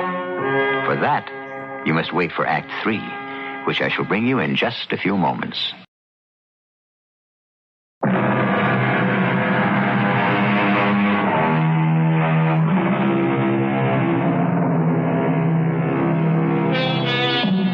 All of us walk close to the brink, and most of us are unaware of it. For life is usually predictable, despite the poets and philosophers. We do know what tomorrow will bring. It will bring us whatever it brought us today and yesterday. For in the main, we cling to the security of the tried and the true. It's only when we attempt to break the mold. Well, look at what happened to Theodora Lewis. Are you accusing me of murder, Sheriff? Well, let's say you're a prime suspect. I would have no When was the reason. last time you saw Mr. Carson? Just after dinner. Where? In his suite. And you didn't shoot him? No, of course not. Why should I have killed Mr. Carson? Well, someone heard you threaten him. But I never... We have a witness. I heard you say, you get me so mad, I could kill you. Did you say that, Miss Lewis? Not in that context. But you did say, you get me so mad, I could kill you. I was standing there right outside the door. Why don't you tell him the truth? I am telling the truth. The truth being that you went away with him so you could help Stanley get a promotion. Stanley doesn't work for Mr. Carson. All right, thank you, Betty. We can talk to you again if we need you. You should have listened to me. Now get yourself a good lawyer. Miss Lewis, would you mind telling us why did you come up here with Mr. Carson? I came up here because he asked me to. Well, that doesn't really answer the question. Why did he ask you to? Because I was his secretary. Oh, That should answer the question. Well, I'm afraid it doesn't. Why not? Because you are not his secretary. But he hired me. Well, I checked with the company, and there's no record of an employee named Theodora Lewis. He only hired me yesterday. Well, even so, you should have been on the payroll. Well, no, because... Yes? You see, I know how this is going to sound. I sneaked into his office without anyone seeing me, and I was hired then and there, on the spot. Yes? And he never had a chance to say anything about it to anyone, because 2 hours later we were headed up here, on a matter of business. You sneaked into his office? To ask for a job. Yes. Well, what made you do that? We had met the day before. Oh. Where? On a park bench. And he told me I was wasting my life. Yes. Which I was, but now I wish I'd never listened to him. Well, if you didn't kill him, who did? Who did? Oh, I know. I know a man who had the motive and who threatened him. The murderer is Mr. Al Ferris. You threatened Mr. Carson twice. Once on the phone at his office. Oh, that is not true. And again this evening in his room in front of a witness. And who's the witness? Me. Oh, Sheriff, I'm afraid this poor young lady is clutching at straws. Do you deny that you threatened Mr. Carson? Why would I threaten Mr. Carson? Because he had you at a disadvantage. Some sort of business disadvantage. That's why you threatened him. Oh, now, that is an absolute lie. J.P. Carson and I were the best of friends. But I heard you say... That will have to be all, Miss Lewis. You can go now, Mr. Ferris. But like everyone else, you'll have to remain here at the hotel. Why, certainly, Sheriff. And I'm sorry, Miss Lewis. I tell you, he killed Carson. Carson had him in a bind. What sort of bind? I don't know. Well, you were his secretary. You don't know? I told you, I just started working for him. You just started and he took you up here? He wanted me to meet interesting men. Oh, really? Why? Because he disapproved of my fiancé. Stanley. I know Betty Halverson. She's a busybody and a gossip, but she doesn't lie. If she says she heard you threaten to kill Carson, she heard you. I was exasperated. I resented his attitude about Stanley, and so I just... Well, don't you ever get angry? Not often. You meet him on a park bench, and he becomes your fairy godfather. You go away with him for the weekend. He promised. You delivered. He reneged. Do you believe that? Do I believe it? No. Thank you, Sheriff. But I'm just about the only one who doesn't. To everyone else, it's open and shut. Why don't you believe it? Because I guess I'm not very good sheriff. I think you're a marvelous... No. If I were any good, would I be up here? Besides, I don't want you to be guilty. Oh, why? What am I to you? I wish I could say I had a strong clue or line of investigation, but truth is, I find you attractive, and Sheriff, what are you saying? What am I saying? I'm repeating what my old man said to me. Son, one day when you least expect it, you're going to run into a woman, and it can be under the craziest circumstances, but you're going to know then and there, straight out, that this is the woman. Sheriff, is everybody crazy? Probably. Sheriff, I'm engaged. That doesn't alter the case. Sheriff, am I going to be accused of this murder? Yes. But if you think I'm innocent... Now, you listen to me. A lot of people had motives. Not me. If everybody thinks we've already got the killer, then the real murderer might relax. That doesn't sound like a foolproof plan to me. Well, that's the best one I can come up with. I got all these people confined to the hotel. I can only keep them a couple days where I can observe them. And once they scatter, I lose them forever. And you're going to announce that That I'm the prime suspect? Let's have some lunch. I'm not hungry. Well, it's noontime. You got to be hungry. Please, I'm too upset. This is the sheriff. I'm Miss Lewis' room. What you got? Well, when in doubt, try 'em out. Send up the steak and the lobster. Yeah, for 2. With everything. I'm not used to big lunches. If you're going to live up here, you'll learn to appreciate them. Who says I'm going to... Now, listen, if I'm going to be considered the prime suspect, then it'll have to be in the papers. Yes, I guess so. And everybody will read it. Most likely. But... Yes? Maybe he won't read about it.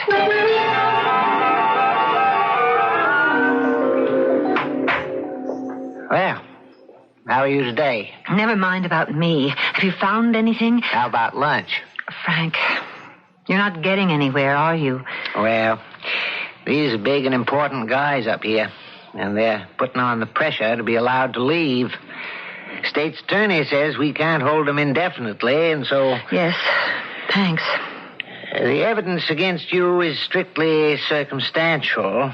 I understand. And even if they decide to go ahead, you have every chance of being acquitted. And for the rest of my life, people will suspect that Excuse me.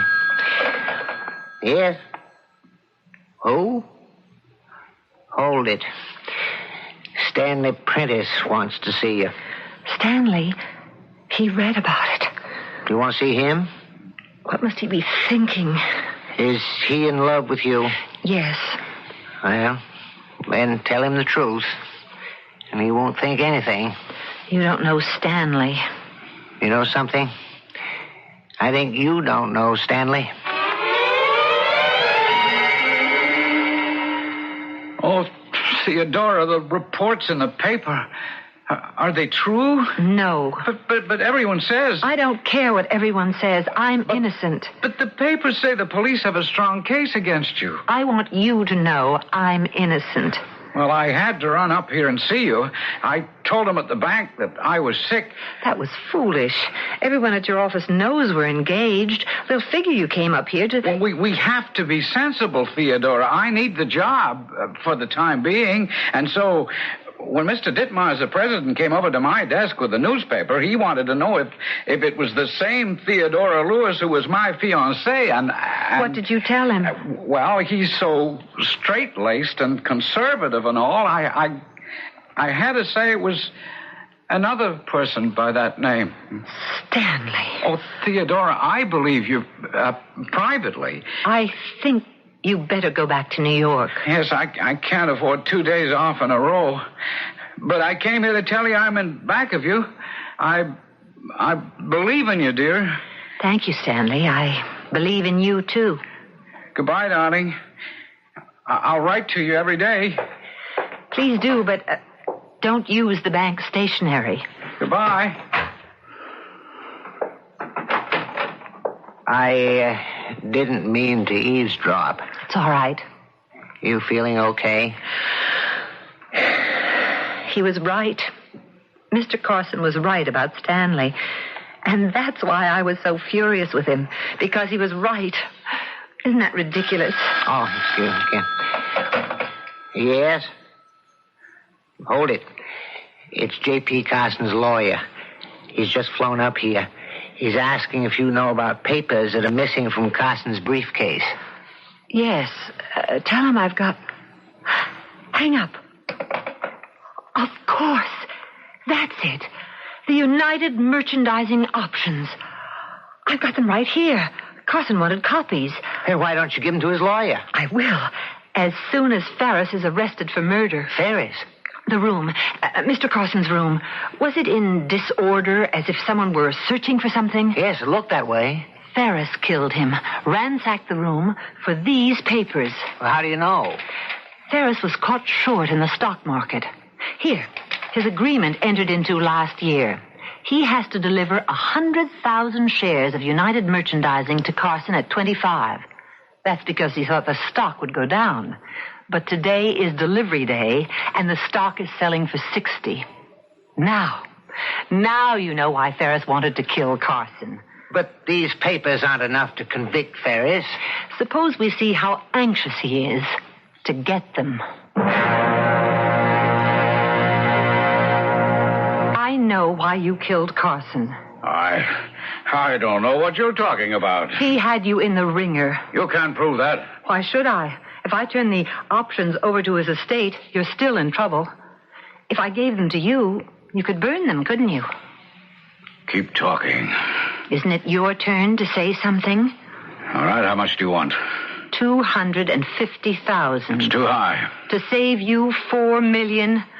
Poor Mr. Carson. Pay my price, or you'll have killed him for nothing. Don't make me kill you, too. What good'll it do you? You won't have the option. Oh, yes, I will. You gave yourself away. You've got them, which means they have to be in this room somewhere. Well, Mr. Ferris, how many people are you prepared to kill? You'll have to kill me and Deputy Adams here, Deputy Hollister. Oh, look, Sheriff, I was desperate. I had everything at stake. Well, what could I do? Well, right now, you'll have to go to jail. Jim, Ralph, will you escort this gentleman? If he'd given me the options and behaved like a gentleman, he'd be alive now. Thank you, Frank. Thank you. Do you realize this is the first murder case I ever solved? Well, it's really the first murder case we ever had. And you solved it. Thanks for believing in me. You were the only one who believed I was innocent. Up here, we get mostly poachers, speeders. Frank. Nothing serious. Frank. City folks get lost in the woods. Frank. What is it? Kiss me, please.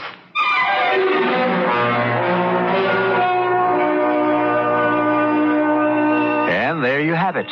The transformation of Theodora Lewis, who is now Mrs. Frank Harmon and doing nicely up in the mountains of New Hampshire. And do you remember what J.P. Carson said about Theodora's engagement to Stanley? He said, "I'll break that up if it's the last thing I ever do." He had the gift of prophecy, that man. But like all prophets, he could see other people's futures, but not his own. I'll be back in a few moments.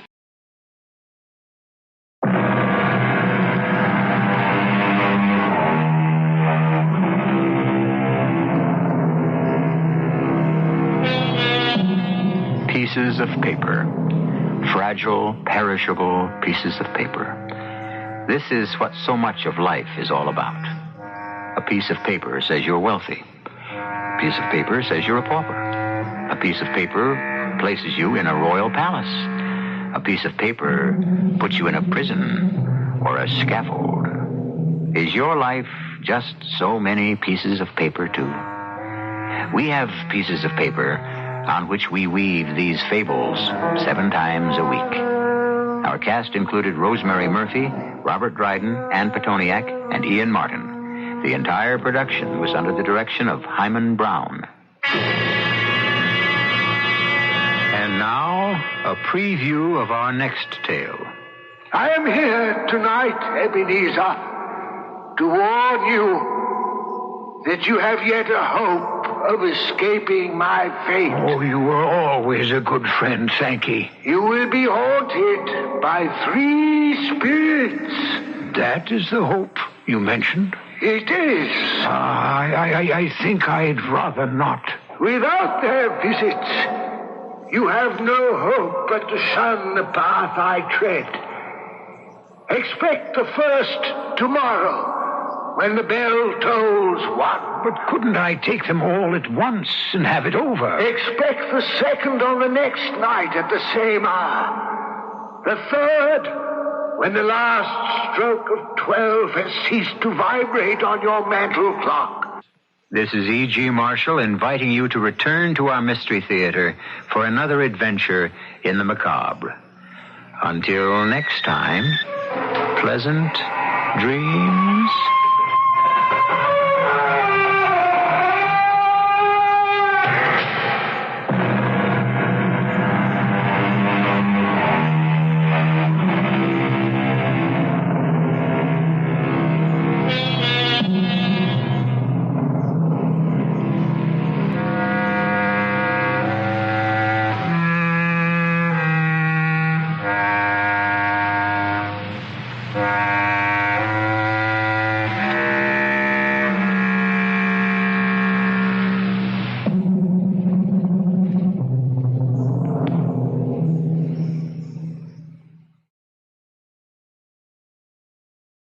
The CBS Radio Mystery Theater presents...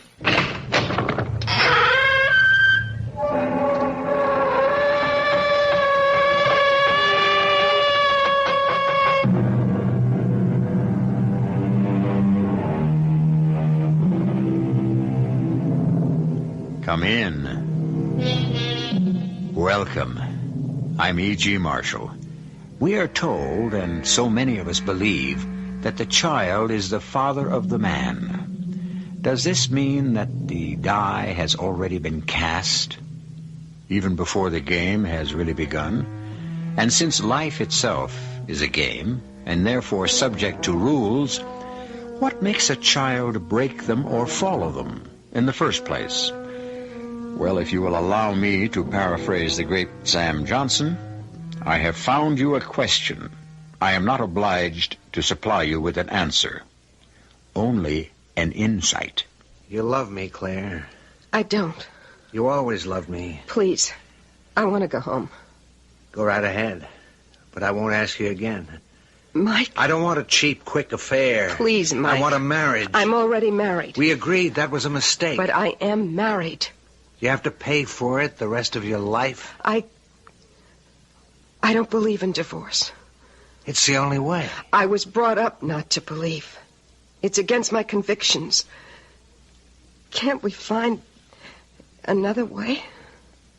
Yeah, we can. How about murder?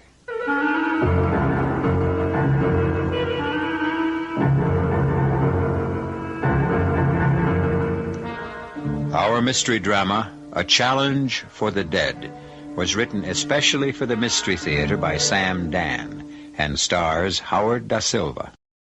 I'll be back shortly with Act One.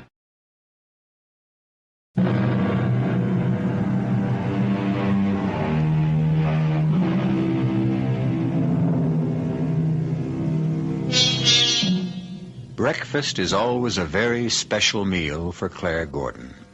At least it has been during the 20 years she's been married. Claire and Johnny don't talk about it, but there is one basic fact that is always present. This can be their last breakfast together. Johnny is a cop, and like a lightning bolt in a clear blue sky, trouble can explode at any time, anywhere, without the slightest warning. And so Claire and Johnny deal with it by seemingly not dealing with it at all. Hey, that's a pretty big breakfast. Well, get to work on it while it's hot. How do you expect me to lose weight? You don't gain weight on what you eat here. Go easy on those lunches at Pop's. Oh, where's the paper? The paper? The newspaper, the publication, the Gazette, the press. Oh, the paper. That's a smart girl. I don't think we got it this morning. We didn't? Really, Johnny, it didn't come. Look, you're dealing with a detective here. Look at your fingers. You got that black stuff, that newsprint on them. And if I check out the garbage can, what'll I find? Okay, copper, you got me. And aren't you supposed to separate the garbage? Papers, cans, bottles, so forth. Not only are you a bad liar, you're a terrible ecologist. I didn't want to ruin your breakfast. Yeah, there must have been a big headline about Mike Perry. Did the grand jury dismiss the indictment? Insufficient evidence. Insufficient evidence? Bribe witnesses. That's the right name for it. Look, this is what I didn't want you to get into the first thing in the morning. What the grand jury has said to him, in effect, is go ahead, you got our blessing. Turn the whole city into a sewer. That is not what they said. Mike Perry is a cancer that eats away at the guts of the city. You name it, he runs it.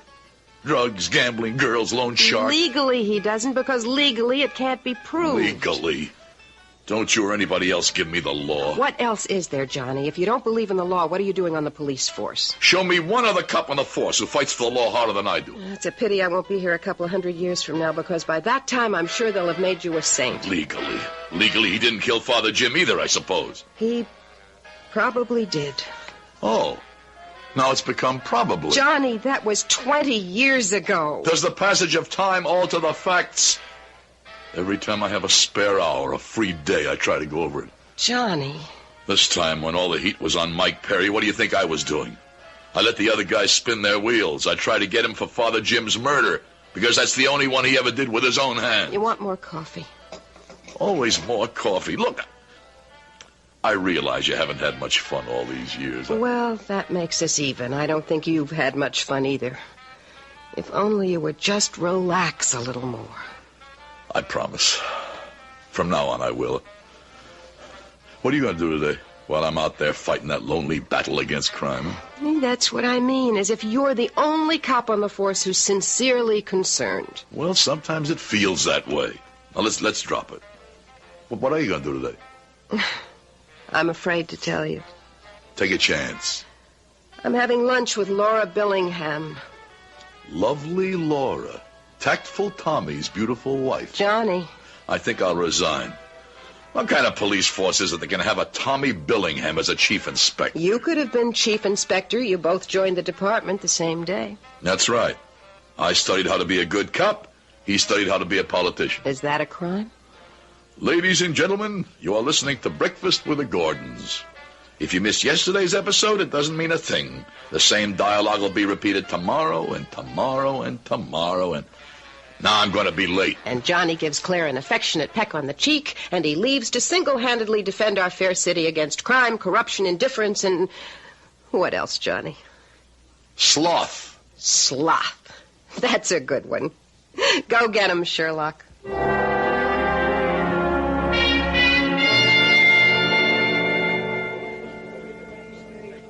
Did you enjoy lunch, Johnny? That new girl's a pretty good waitress, Pop. I try to train him right. Well, be sure you train her to give me the check the next time I come in.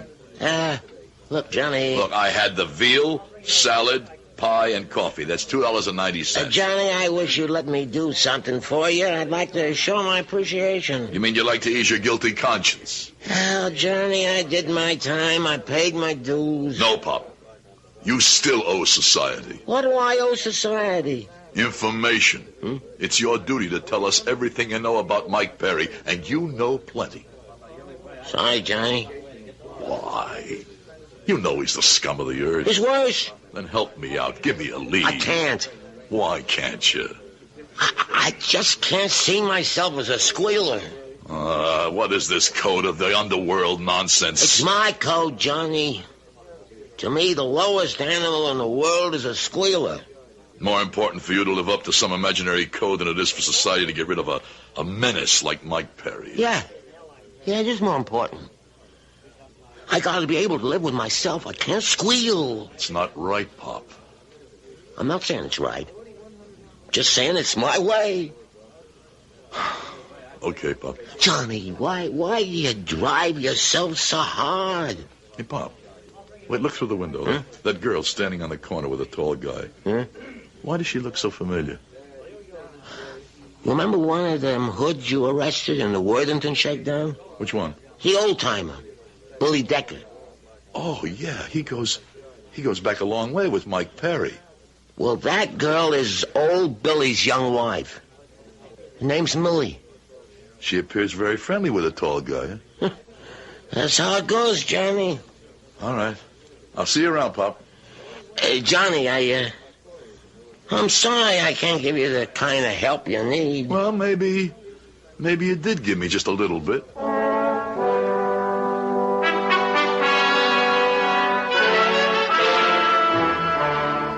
You wanted to see me, Inspector? Yeah, Johnny. How you coming on the Mike Perry thing? Well, I'm short of manpower, Johnny. Oh, does that mean we're supposed to lay off? Now, wait a minute, Johnny. Is that the latest from upstairs? There are two endearing things about you, Johnny. A, you like to push people, and B, you don't know when to stop. Now, just understand one thing. Nobody tells me how to assign my men. Well, why say that to me, Tom? I know what you think of me. Why should you care what I think of you? Because you're the best detective in the department. Now, I'll give you the basic fact about Mike Perry, the bottom line. We are not going to get him. We're not, huh?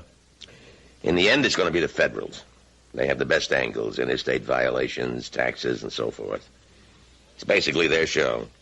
All of which is your way of telling me what? We'll always maintain surveillance, of course, but I don't need you for that. You say the feds have all the good angles, but I'm working on the best one of all. Murder. Johnny, that's 20 years old. You can't use that badge as a means of exercising your own personal... My own personal what? Vendetta. You and Mike Perry, kids from the same neighborhood. You went one way, he chose another. Well, that wouldn't have mattered, but you believe he killed the one man everyone loved, Father Jim. And you don't believe it? You don't believe he was robbing the church and Father Jim discovered him? Sometimes I think the reason you became a cop was because Mike became a crook. Law and order. Who you kidding? All you ever really wanted, all you still want, is to bag Mike Perry. Say, you didn't have to become a cop, Tommy. Well, you could have been a psychiatrist. You let Mike Perry run your life. He turned you into a crusader, a zealot. Well, what's wrong with crusaders and zealots? They're hard to live with because they become fanatics. And they get passed over at promotion time.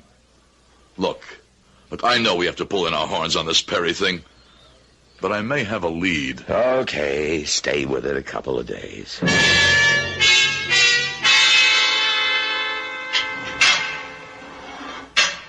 Oh, nice to see you, copper. What do you want? I brought you some cigarettes, Billy. Well, how they treating you? What are you doing here? Oh, just checking, Billy. After all, I was a cop who collared you. I feel responsible for your welfare. You know what I mean? Look, I didn't open my mouth back then, and I ain't gonna open it up now. No, you got me all wrong, Billy. I just wanted to make sure they're treating you okay. Oh, first rate. We got maid service, a butler. Oh, I can't play golf today because of the rain, but this weekend we got a cruise great, going. All right, great. Guard! Well, I gotta get back to that cold, cruel world out there. Oh, I forgot to tell you. Your wife looks great. Yeah? Yeah, I thought you might want to know. I understand she hasn't been around to visit lately. You're wasting your time. You won't get a rise out of me. I guess the reason is she must be busy. I keep running into her. She's always with that tall guy. Jerry. Yeah, Jerry, that's his name. You're lying. Jerry. He's young and he's good looking and he's there. She wouldn't. That's the way it goes, Billy. You know what the French say? The one who's absent is the one who's wrong. Hey, wait a minute. Come back here.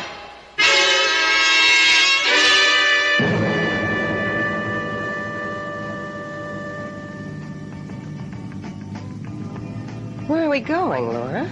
Downtown. All the way downtown just for lunch? Oh, we're breaking bread at the Ambassador. The Ambassador, Laura. Laura, what? In the first place, I am not dressed for the Ambassador. Claire. Honey, you could punch 3 holes in a burlap bag, 1 for your head and 2 for your arms, and still make the 10 best-dressed women's list. Still make? I never made it. Well, that's because your light's been kept hidden under a bushel. Look, let's not start that today. In the second place, I can't afford Ambassador prices. Ah, but you don't have to pay for it. I'm not going to let you... Nor am I. Honey, we are guests. Really? Of the 100 Committee. You know, that high-class group made up of all the city's social and political and other large-wheel leaders? And this is the biggest luncheon of the year. Don't you read the papers? The flower and chivalry of our fair city will be in attendance. How do we rate an invitation? Oh, well, the occasion? To celebrate the arrival of the Rembrandt collection from the Rijksmuseum in Holland. Really? But you still haven't explained... Well, you know how I love art. So I said to Tommy, pull some wires and get me in there. 1 word to Tommy and it's fireworks. So, here we are. Oh, well, that's wonderful, but... But what? I don't think I better go. Why not? Oh, I see. As far as Johnny's concerned, Tommy's getting those tickets would be as if he took a bribe. That's how Johnny looks at it, Laura. Look, I think it's only fair to tell you something else. An old friend of yours will be there. An old friend. Who? Mike Perry. Mike? What would he be doing there? Well, he's a patron of the arts. He footed the bill for the exhibit. No, I can't go. Why not? The mayor will be there, so will the lieutenant governor. I don't think you know how it is in our house where Mike Perry is concerned. Aren't you curious to see Mike after all these years? Not even a little bit curious? Okay, let's forget it. Here's a hamburger joint. We'll just pull in.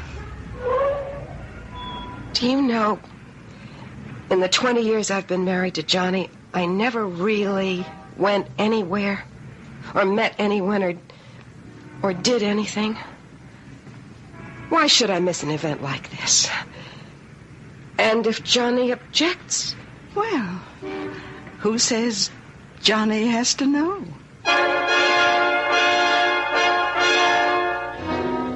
Who says Johnny has to know?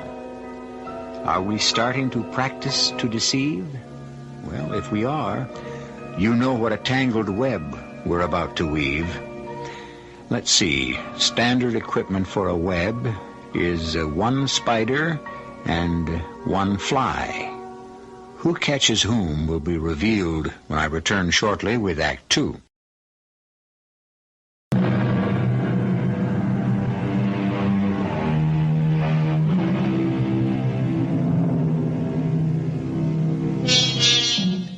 Some people see the moral issues of the day as all black or all white. Others perceive them in varying shades of gray. Does this mean that evil, like beauty, is determined by the eye of the beholder? Who knows? Should there be absolute standards? If so, who sets them? And who shall interpret them? Difficult and perplexing questions which each of us is called upon to provide an answer for every day we live. What happens now? Well, now that lunch is just about over, we will all drift into the presidential gallery and be treated to a premiere showing of the Rembrandts. Have you seen, you know who? No, I guess he didn't show up. Which makes you feel what? Happy or disappointed? Relieved. Why? Because I wouldn't have the faintest idea of what to say to him. We would have absolutely nothing to talk about. Hello, Claire. Hello. It's Mike. Mike. Perry. You embarrassed, Claire? I don't know what I am. Oh, I'm sorry. Laura Billingham, Mike Perry. How do you do? Oh, you must be Chief Inspector Billingham's wife. The inspector's a close personal friend of mine. Is he? Well, no, not really. I was introduced to him once at a civic function. Oh, look, would you excuse me? There's someone standing near the door who I simply must say hello to. But, Laura... This won't take a minute. What are you doing here? All these years, I often wondered what we'd say to each other if ever we met again. You haven't answered my question. Many of these people are my friends. Friends? But you're a... What? Racketeer. Actually, the boss of the rackets. Boss of the rackets? Sounds like a title for a TV movie. But it's true. No, it isn't. That claim was made to a grand jury. The grand jury answered no, not proved. Maybe not proved, but certainly true. Would you subject every accused person to such double jeopardy? Tell me, 20 years ago, why did you choose John Gordon instead of me? Mike, will you excuse me? Why? You're dying to talk with me and you know it. Really? Oh, come on, Claire. You and me and Johnny Gordon, 3 kids in the same parish, 3 kids who grew up together, the 3 musketeers. But once we got to be 17, 18, we knew eventually there could only be 2 of us. You know, the smart money in the neighborhood was betting on me. Mike, you like to shock people. Let me throw you a curve. Did you murder Father Jim? Why do you ask? The answer is either yes or no. It isn't. Why do you ask? But why do you ask? It's important. Because everybody says you did. That's the good old everybody says syndrome. You know who started that rumor, don't you? Johnny. Why would Johnny start such a rumor? You believed it. That's all he wanted. The story is You were trying to rob the rectory when Father Jim surprised you. You slugged him. Yes, that's the story. But Goldilocks is also a story. So is Cinderella. Father Jim was delirious. Take the chalice. You don't have to kill for it. He kept repeating and repeating before he died. Does that make me guilty? Someone stole the gold cup. The beautiful gold cup we kids gave him for a present. Why me? It was the only valuable thing he owned in all the world. And you and I and Johnny are the only ones who knew where he kept it. Then you and I and Johnny should equally share the suspicion. You know who I just waved at? The lieutenant governor. He wants to see me. Then why don't you go to him? Oh, no, that's not the way it works. I don't go to him. He comes to me. He needs my money, my influence. A good thing he doesn't need modesty. That's one commodity you could never supply. A man works so he can brag to a woman. Why should all these important people want to curry favor with a racketeer? Racketeer. You teach history in high school. You know what it was like in this country in the 19th century, and how were most of those fortunes made? How do you know so much about history? I spent 4 years in jail. Unjustly, I suppose. Oh, no. No, I was guilty. But that was my university. I read and studied day and night. A pity you didn't learn anything. Oh, but I learned everything that counts. How to be successful. Kids have graduated with honors from Ivy League colleges, not nearly as well prepared for life. Your type of life. This is how we talked to each other in the old days. See how naturally we just fall back into it? How's your wife? I never married. The only girl I ever loved turned me down. But she was just a kid. Now she's mature. Maybe we can rectify that mistake. Don't bet on it. But I am. And I only bet on sure things. Hello, Sally. Well, is this business a pleasure, Detective Gordon? How's the photography business coming, Sally? There's no such thing as a nightclub crowd anymore. These creeps ain't out to spend money. Could you use a customer? Point me at him. It's me. Why? You think you're so good-looking you gotta have pictures taken? I'm the customer, not the subject. Oh. You see that couple sitting at the table along the far wall? Oh, you mean the twosome that's doing that kind of quiet but serious naked? You got them. You see, that's what I mean. You want to do that, stay home. Don't come to a nightclub. Could you take a few pictures of those good people? Uh-huh. On the QT, naturally. Naturally. Why? Well, let's say I'm writing a book, and I want you to illustrate it for me. Any particular kind of poses, Detective? Well, that clinch they're in now looks pretty good to me.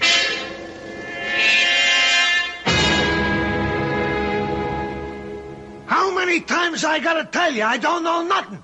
But I know something. You're trying to tell me stories about Millie that don't go. She's crazy about me. You're taking a rap from Mike Perry, but it's okay with you. That's your job, to take the rap. You always knew that. However, in return for which, he's got an obligation to you. Money gets paid regularly to a certain bank account. What can you prove? Who cares? You want to sell years of your life for money? Go. But that's only half.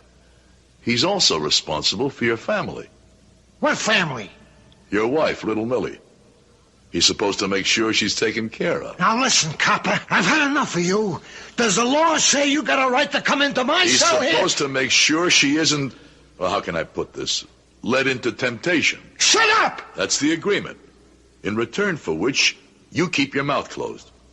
Well, he broke that agreement. You're lying.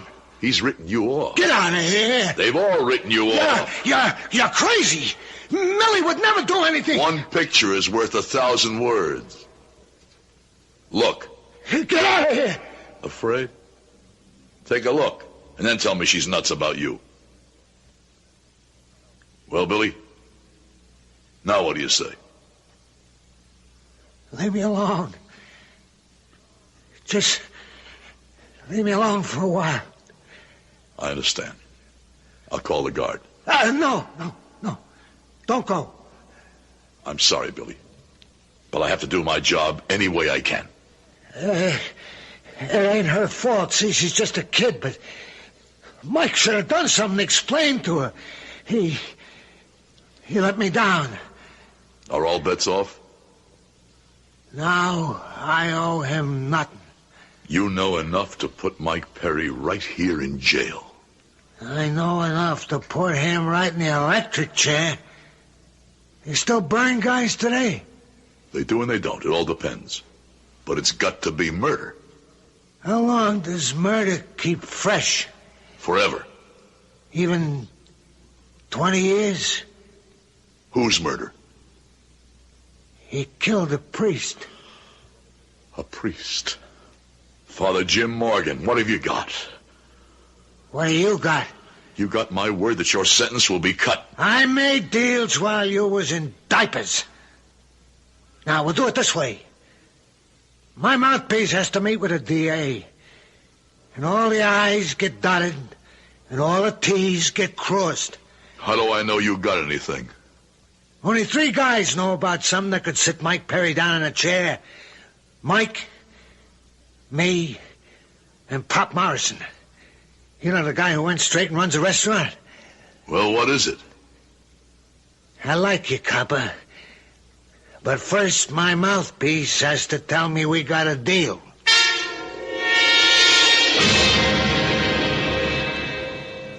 Johnny? Yeah. You're late. It's been a long day. Anything wrong? No, matter of fact, everything's great. Then why do you look so serious? Did you ever wait and wait? Oh, years and years for something to happen. And then, all of a sudden, the end is in sight. The end of what? The end of Mike Perry. What do you mean? I think we're going to find the evidence that ties him to the murder of Father Jim.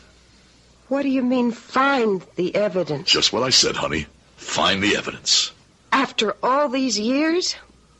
Won't that be sort of convenient? I don't think I understand that. Well, some people might consider that you're so eager to put Mike Perry away that you conveniently found some 20-year-old evidence. Listen, if it's a chance to put Mike Perry away, I'll take any evidence I can get. How was your day? It was all right. How was your lunch with Laura Billingham? Anything exciting come up? What could be exciting about lunch with Laura Billingham?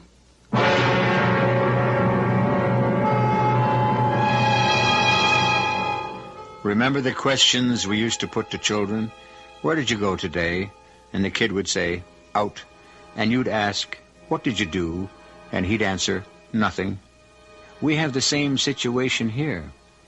After all, she only had lunch with the man her husband is trying to arrest for murder.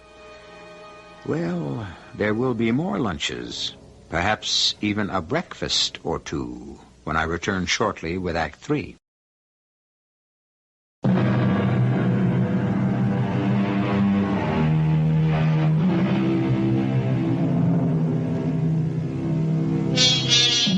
The problem is you can't see into the future. A girl is 19 or 20 years old. 2 young men want her. She can only have one, so she chooses. She chooses the one she thinks she loves more. But for the rest of her life, a day hardly passes when she isn't confronted by the nagging little question, did I pick the right one? Claire chose Johnny Gordon because she was in love with Johnny. But she was also in love with Mike Perry.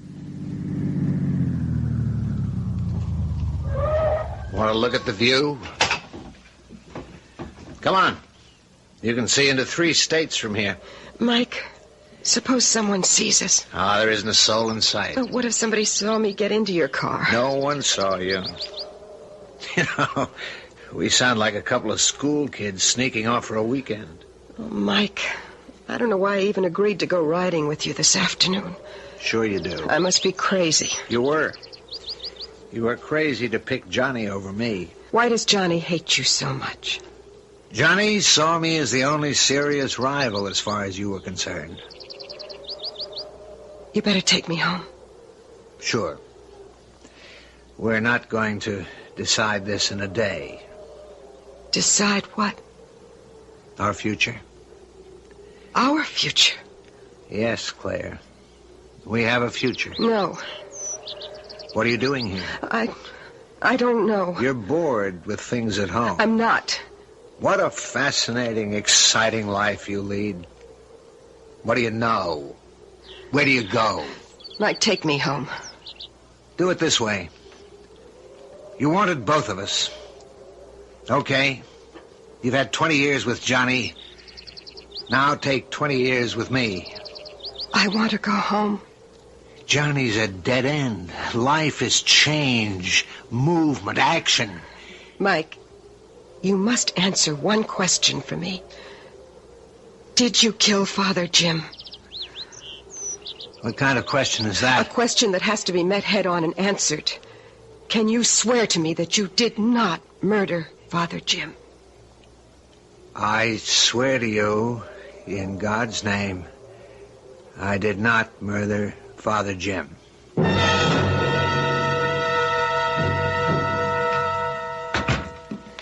I was about to send for you, Johnny. There's been a murder down at the Merchandise Plaza. I simply have to take you off the Mike Perry thing, but you can go back to it afterwards. The Mike Perry thing, as you call it, is all over. What do you mean? I mean, we've got him. Got him for what? Homicide. I know you don't kid, not about Mike Perry. How have we got him? Billy Decker, been with Johnny all these years. Billy wants to sing. What kind of song? The story of how Mike killed Father Jim. You're sure? It depends on the deal. If he can give us a homicide rap on Mike Perry, we'll give him the keys to the city. The DA has to meet with his lawyer to work it out. To get the evidence on Mike Perry, the DA would be willing to walk barefoot in the snow. No, I don't know how you worked it, Johnny, but you've done a tremendous job. Yeah, I'm calling Spinelli's office. Congratulations. Hello, Inspector Billingham. I must talk with the DA. Huh? Well, break in on it. Nothing's more important than this. Johnny, you want to pick up my other phone? You're right. Hey, Nick, how are you? Chief Inspector Billingham's office. You wouldn't guess what I got for you in a million years. Yeah, I'm Detective Gordon. Who wants me? I really thought we'd see this What? day. When? Yeah. We got Are you him sure? Finally. I see, yeah. Who? Let me tell you who. Yeah, okay. Hang up, Tommy. Well, hold it, Nick. What is it, Johnny? Hang up. Hang up? It was the warden. Billy Decker's dead. What do you mean, dead? Somehow somebody got to him. He was murdered last night. But I thought you said you had the evidence. I did, but it disappeared. How can evidence disappear? I mean, if it's real solid evidence strong enough to get a conviction for homicide, how? Forget it. Johnny, you can't say that to me. I've been living with this for 20 years, too. What was the evidence? I said to forget it. Was there any evidence? Or what? Or has this thing become an obsession with you? This Billy Decker, was going to talk. You mean a convict was willing to manufacture evidence in return for his freedom? What do you mean, manufacture? Oh, forget it. Somehow, through the grapevine, Mike Perry must have heard about it and reached in there to shut him up. Oh. Well, you can prove that, I suppose. It was the only way. But I'm not licked. I'll get him. I don't know what you're talking about, Johnny. I'm talking about you and Billy Decker and Mike Perry and Father Jim. So just before he died, or let's say before he was murdered, Billy said that you also knew. I want what you know, Pop. I'm not a squealer, you know that. I want that evidence. I'm sorry, Johnny. I'm sorry, too, because this is war. You may find that there are violations in this joint. You mean you'd close me up? Yeah, I'd close you up, and I'd be right. Because according to the law, no one of questionable background is permitted to run an eating and drinking place. Johnny, you know I'm straight. You can't have it both ways. You can't be a respectable member of society and live by the code of the underworld. You have to choose. Close me up. Oh, come on, Pop. We're both of us talking like kids. Sure, I'm emotional about Mike Perry, and you're the same way about some non-existent code. It exists for me. Well, let's talk like two guys who've been around. First off, if we get him for the murder of Father Jim, you're an accessory. You've had information which you've withheld. Well, I'll take whatever rap that is. But I don't think you'll live that long. As a matter of fact, I'm surprised you're still alive. Oh, come on, Johnny. What are you handing me? The only loose end in Mike Perry's career is the murder of Father Jim. But he always thought he was in the clear. For years, it hasn't even entered his mind. Okay. All of a sudden, he gets a tip from some stoolie in the jail. Billy Decker is going to talk. So he takes care of Billy. Now he has to think, who else knows about it? If you were in Mike's shoes, what would you do, Pop? Listen, Johnny. It's him or you, Pop. Everything else is idle chatter. Well, this goes back 20 years. Billy Decker and me, we, the two of us, owned the neighborhood Action. There was a punk kid. He thought he was tough. He wanted to join up, and we kept telling him to go peddle his papers. So, on this particular night... Hey, punk, how'd you get in here? I got something for you guys. Well, all you can have for us is 2 words. Goodbye. Say them and beat it. I want to know if I can fence this. What do you got? This? Hey, that ain't bad. Pretty good-looking cup. Solid gold. You hold it. What's written on it? To Father Jim with all our love. Father... That was the priest who got killed yesterday. I didn't even think he was in the house. I heard somebody coming. I hid behind the door. When he walked in, I hit him on the head. I didn't know it was the father. Oh, this is the hottest gold cup in town.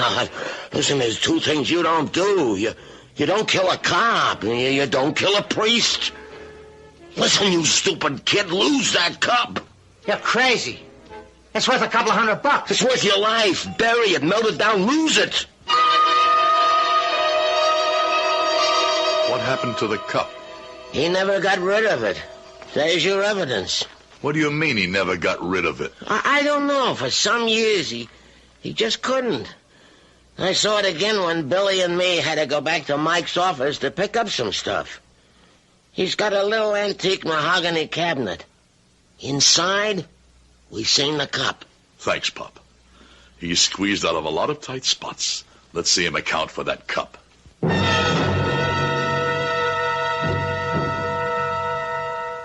I had to see you, Mike.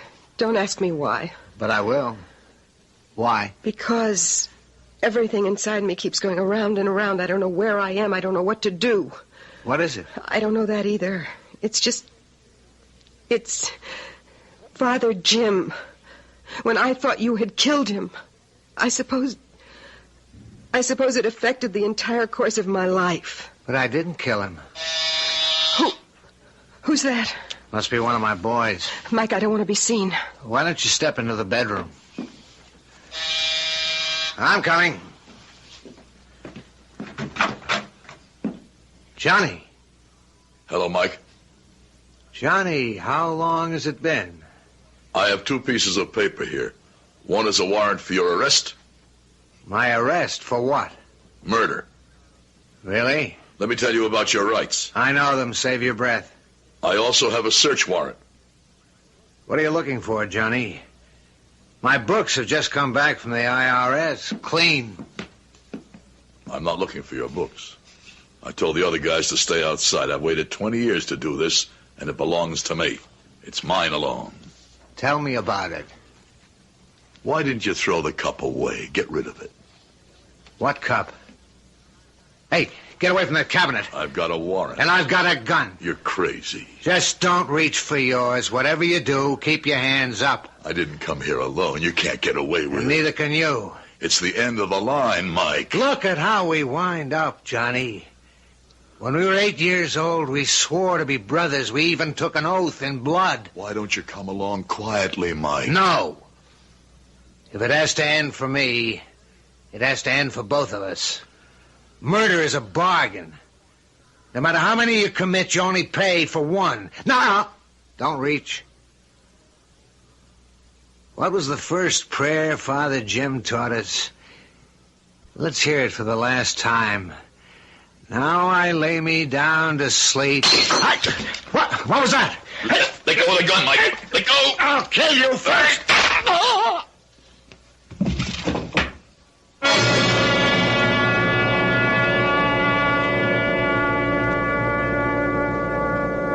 I'm home. I heard it on the news. Then you know. I would have called you, but I didn't think it was the kind of thing you should hear on the phone. Is he dead? Oh, he'll recover and stand trial. What happened? I don't know. I went up there to make the arrest, and I was careless. For the first time in my life, he got the drop. He was going to kill me, but there must have been someone else in the place, because somebody threw a vase at him. What are you saying? Go figure. Well, who was it? By the time I finished fighting with him and went to look, there was no one in the apartment. Whoever it was just got away. Well, it's over. No, Johnny, it isn't. Between you and me, it'll never be over. Who's talking about that? Johnny, do you ever think maybe you might have married someone else? Yeah, sometimes when you get to be a pain in the neck about something. Yeah, me too. But I never will again. I promise you, I never will again. Well, now that we've got Mike Perry, I feel as if a great weight had been lifted. So do I, Johnny. So do I.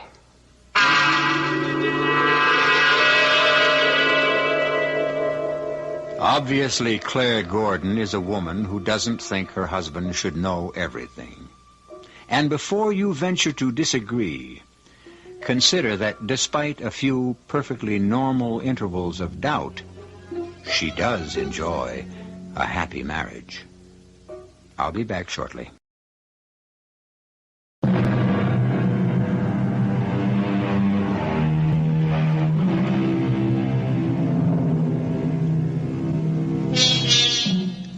I posed a little problem at the beginning of our story. How is the child molded? What makes him the man? Two youngsters. Why does one become a ruthless killer and the other a dedicated cop? Our modern wise men study, analyze, experiment, but their answers leave us no wiser. On the other hand, the ancient wise men dismissed the problem by saying that all of us are playthings of the whimsical gods. Why isn't that as good an answer as any? Our cast included Howard Da Silva, Terry Keane, Robert Dryden, Leon Janney, and Bryna Rayburn. The entire production was under the direction of Himan Brown. And now, a preview of our next tale. I found the shrunken head on the pillow of my bed. And that clock points to 12. That means I die at 12. Question is, Elizabeth dear, 12 what? 12 what? 12 noon or 12 midnight? The drum clock. 12 o'clock. Noon. Maybe you'll be dead on the stroke of 12, Elizabeth. And maybe you have to wait till midnight. This is E.G. Marshall inviting you to return to our Mystery Theater for another adventure in the macabre. Until next time, pleasant dreams.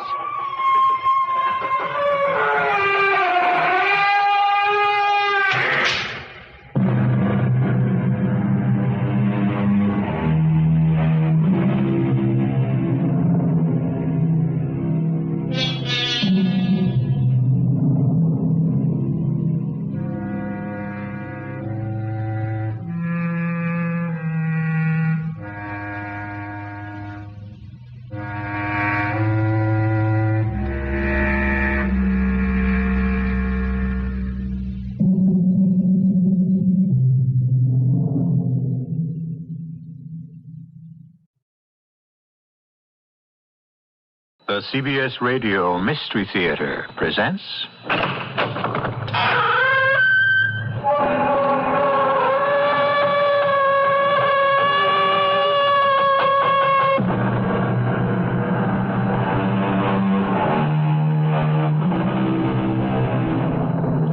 Come in. Welcome. I'm E.G. Marshall, major domo of this mansion of the mysterious and the macabre. We complain that so many of the old values are lost on this new generation. And it may be true. But consider some of our old values. We were told to look before you leap. But we were also told, he who hesitates is lost. Obviously, there has always been a problem in communication. As the philosopher said, we must simplify. Simplify and clarify. You're determined to believe the worst about Walter. I'm only going by the facts. Facts? Isn't it a fact that he took his first wife out in a boat and she drowned? She fell overboard. There was a fog. He couldn't find her. His second wife was killed by a revolver shot. He was only showing her how to load it, and it went off accidentally. You don't see anything suspicious. I do not. And you're perfectly willing to be his third wife. Certainly. Now what have you got to say? I hope you're not heavily insured.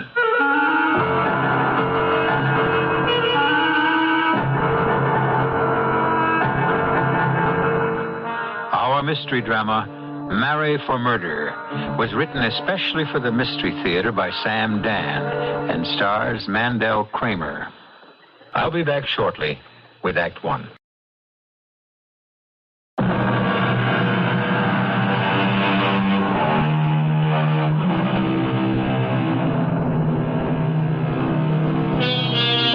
All of us are looking for something, and if we want it badly enough, perhaps we might visit the office of James Kellogg. James is a private detective, and he specializes in finding things for people. On a philosophical level, we might speculate, to whom does Jim go when he has to find something for himself? Well, where does a doctor go when he needs an operation? What does a barber do when he wants a haircut?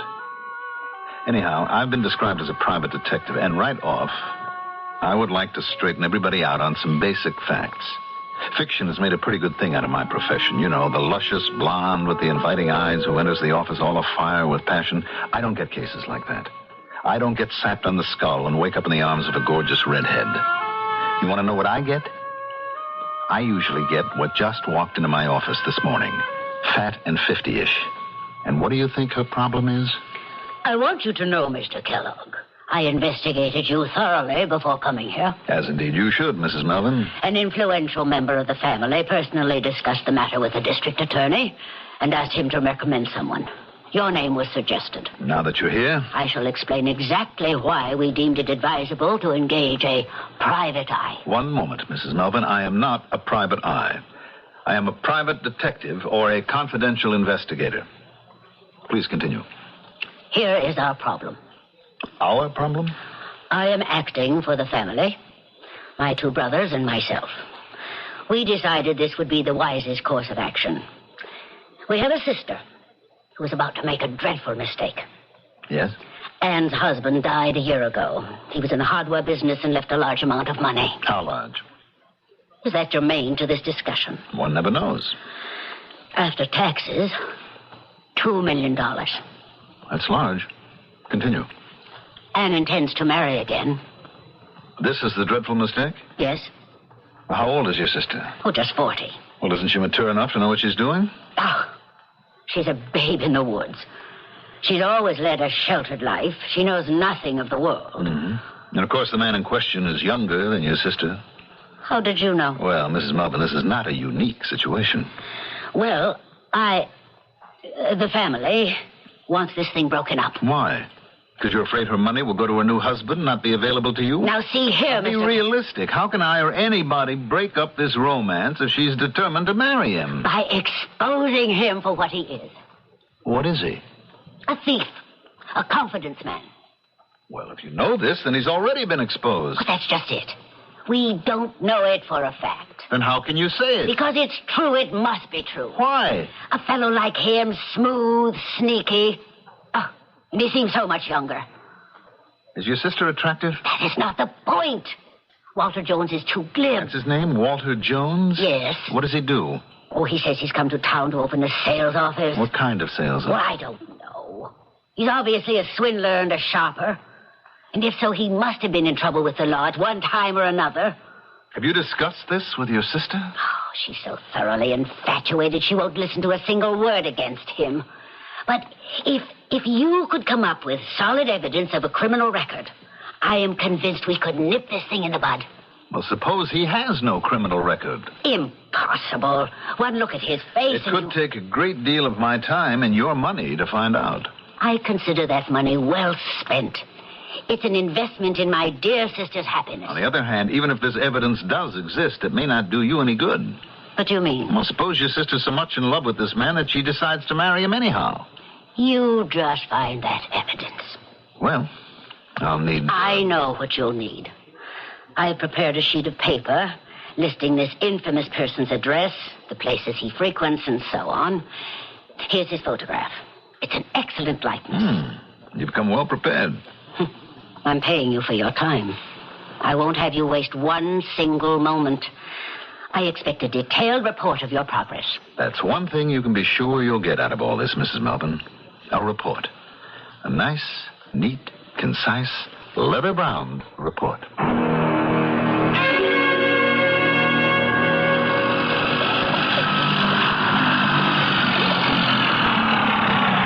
Why did you cut the motor, Walter Jones?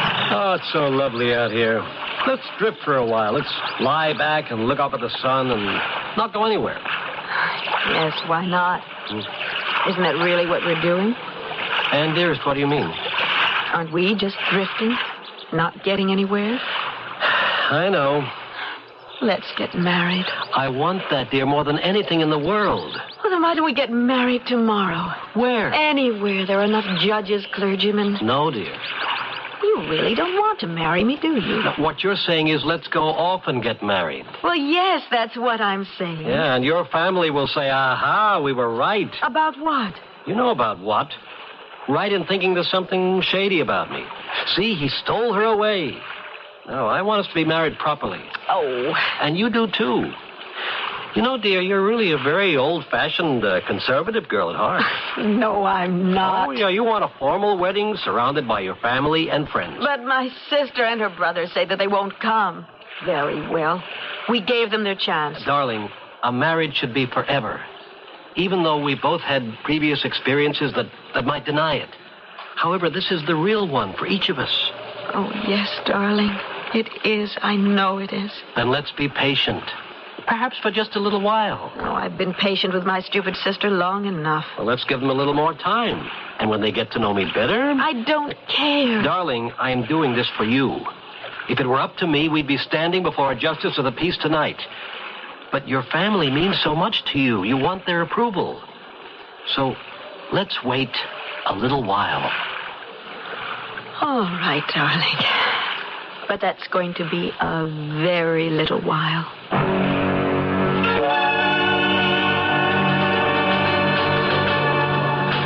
Greetings, Lieutenant. What can I do for you, James? Well, I'm looking for a baddie. That is, he may be. Walter Jones. The name ring a bell? No bell at all. Walter Jones. But, Edgar. In the big file under J. Jones. First name Walter. See if there's a make. Yeah. Name could be a phony. What's he supposed to have done? Well, I don't know what he's done exactly, Lieutenant. I only know what he wants to do. He wants to get married. Has that become a crime? Well, maybe it ought to be. Outraged prospective in-laws, blushing bride with $2 million clutched in her hand like a lollipop. And friend Walter out to snatch it away from her. Well, some guys have all the luck. Lieutenant Martin. Yeah, Edgar? Oh, thanks. Sorry, James. How about the listing from the Federals? A blank. And Edgar checked. The all states wanted folder 2. Well, can we cross-file him, Lieutenant? It means we'll have to look at a lot of pictures. Well, you might want him one day yourself. What's this guy's M.O.? Well, if he has one, he's a confidence operator. Makes a habit of marrying wealthy widows. This mugshot here on the file.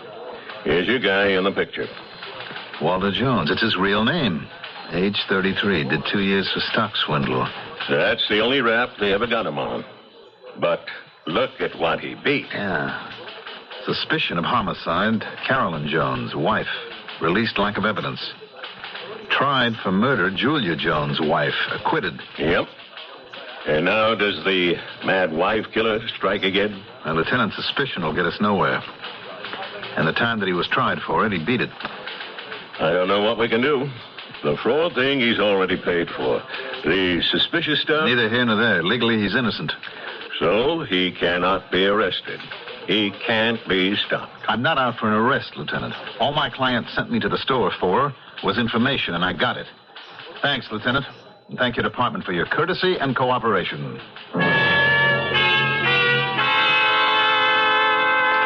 This piece of paper is even more than I dared hope for.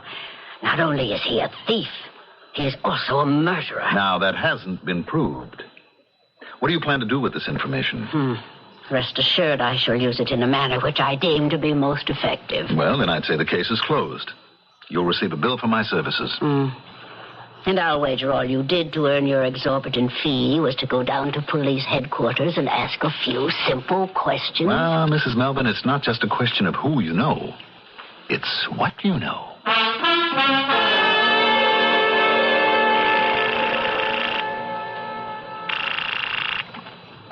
Hello.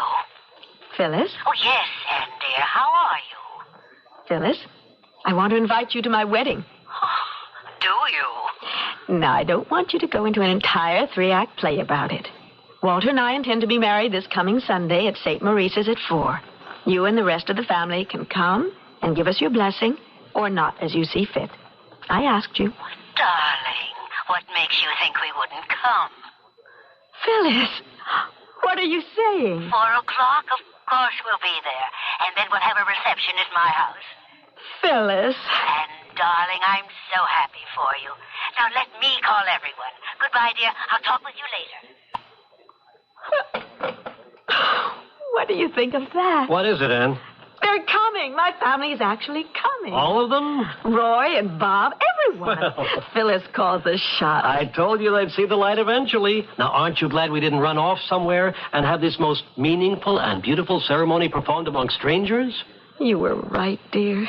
You're always right. Stick to your own point of view, dear. Eventually, people come around. Oh, Walter, I don't know what I'd ever do without you. Don't worry, Anne, darling. You'll never be without me.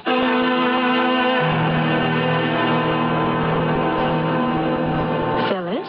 Yes, dear? What's keeping him? Oh, he may have been delayed in traffic. He's late. Now, dear, you must calm yourself. Something's happened to him. Nothing has happened to him.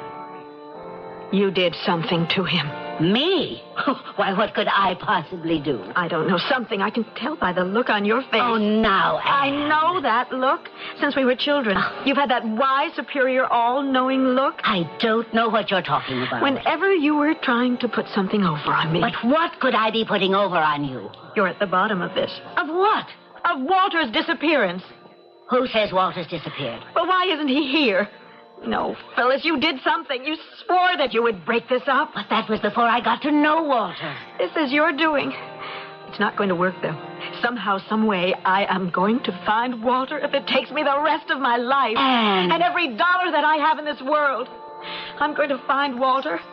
Nothing can keep us apart. Nothing. Nobody.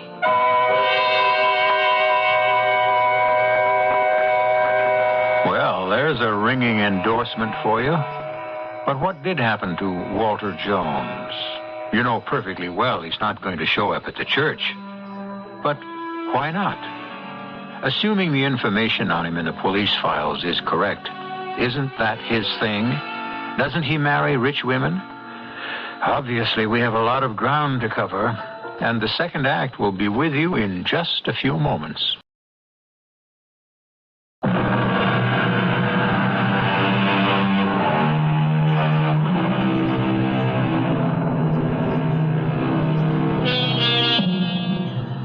Some men can marry for love, and some can marry for money. And happy is he who can marry for both. Walter Jones, now. He appeared to be in an ideal situation. He seemed to be in love with Anne, and 7 figures are required to describe Anne's fortune. So why did Walter leave Anne at the church? What does Private Investigator Jim Kellogg think? I didn't think anything about it, if you must know. Actually, as far as I was concerned, the case was closed. I'd already forgotten Walter Jones and Mrs. Melvin and her sister Anne until one morning when my secretary came into my office. In case the mention of the word secretary causes you to conjure up certain romantic fantasies, I must disappoint you again. My secretary wears pince-nez glasses and has snow-white hair, and the only reason I hired her is because she is the most efficient human being I ever encountered. Yes, Mrs. Haskell. Mrs. Trainor's here to see you. Oh, in reference to what? I believe it will concern a missing person, but I am somewhat puzzled. You puzzled, Mrs. Haskell, by what? Her face. It seems quite familiar, but I just don't know why. Mrs. Trainor entered my office. Looking at her, I'd say she was somewhere between 35 and 40. And still looking at her, I'd say she was one of the most attractive women I'd ever met. But that was beside the point. Mrs. Haskell was right. There was something strangely familiar about this woman, but I couldn't place it either. I don't know how I feel about all this, Mr. Kellogg. What do you mean? I was walking down the street, and it started to rain. I stepped into the lobby of this building just to get out of the wet, and I glanced at the directory, and there was your name, James Kellogg, private investigator. And right then and there, I said to myself, why shouldn't I hire a private detective? Why do you feel you need one? I'm terribly worried. My fiancé has disappeared. Yes? I don't know what more I can tell you. How long's he been gone? It's 3 weeks. The truth is, he left me waiting at the church. Sorry to hear that. I went to his apartment. The superintendent told me that he had moved out. No forwarding address? None. Did you talk to his friends, his family? He has no family. And I never met any of his friends. You see, Mr. Kellogg, it was one of those whirlwind courtships. We were just 2 people who met and fell in love and decided to get married. Well, you know, there are certain people, as the wedding date approaches, who they just become frightened and take off for a little while. No, I refuse to believe that Walter did that. I am sure something terrible must have happened to him. Well, we'll see what we can do, Mrs. Trainor. Were you widowed or divorced? My first husband died. I see. And what is your fiancé's name? Walter Jones. I beg your pardon? Jones. Walter Jones. Yes. Walter Jones. That's why she looked familiar. She was the sister of that impossible Melvin woman. Same shape to the face, same color in the eyes, only on Mrs. Trainor it all looked good. However, this was not the time to admire the physical attributes of Mrs. Trainor. I was now confronted with a problem which seldom, if ever, troubles most fictional detectives. The little matter of professional ethics. He just disappeared suddenly without a trace. And your first name? Anne. You have a family? Oh, yes. A sister and 2 brothers. Mm-hmm. What was their attitude toward your fiancé? They were violently opposed. They thought that Walter was after my money. But that's impossible. You sure? Of course. And talking about money, I have plenty of it, so you needn't spare any expense in looking for Walter. Excuse me? Yes. I've been thinking why that Mrs. Trainor looked so familiar. Finally, it came to me. Could it be she is related to that Mrs. Melvin? Yes, precisely. And it concerns an allied matter. Oh? It will therefore be necessary for us to adopt an attitude toward the situation, Mrs. Haskell. But don't you bother. I'll come out to see you. You'll take the case, won't you, Mr. Kellogg? Would you excuse me for just one moment? My secretary has a most urgent problem.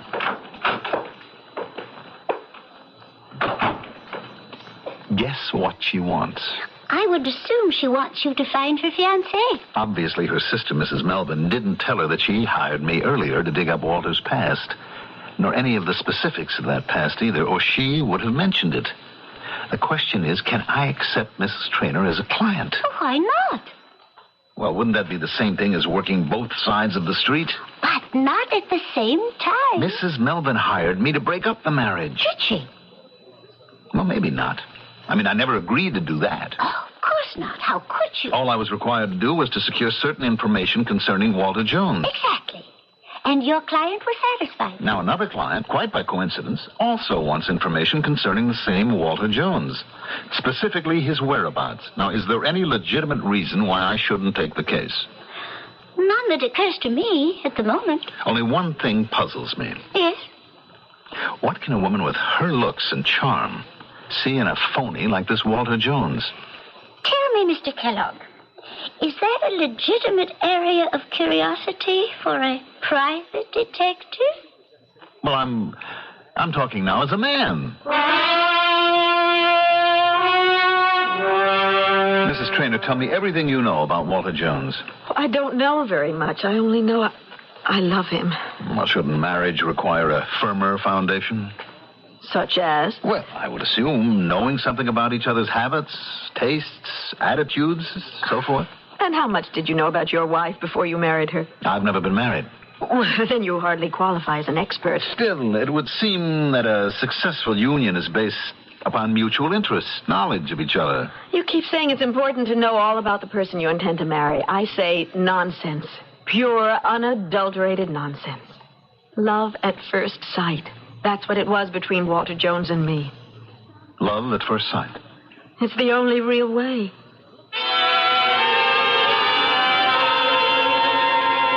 Mr. Kellogg, have you begun work on Mrs. Traynor's case yet? Yes, Mrs. Haskell, I have. Well, do you suppose you have any operational reports for me to type? Seems a shame to turn a man like Walter Jones loose on Mrs. Traynor. That's not our problem, Mr. Kellogg, is it? No. Do you want me to hire some temporary operatives? Mrs. Haskell, do you believe in love at first sight? Oh, I remember 45 years ago, I was standing on a street corner. A young man drove past and splashed mud all over my legs. I didn't think women showed their legs in those days. I had lifted my skirt to step over the puddle. The young man apologized profusely. We looked at each other. Then and there, we knew. We both knew. Does that answer your question? I'll be leaving town for several days, Mrs. Haskell. With whom did you fall in love at first sight? Now, that is a ridiculous question. I didn't have to ask.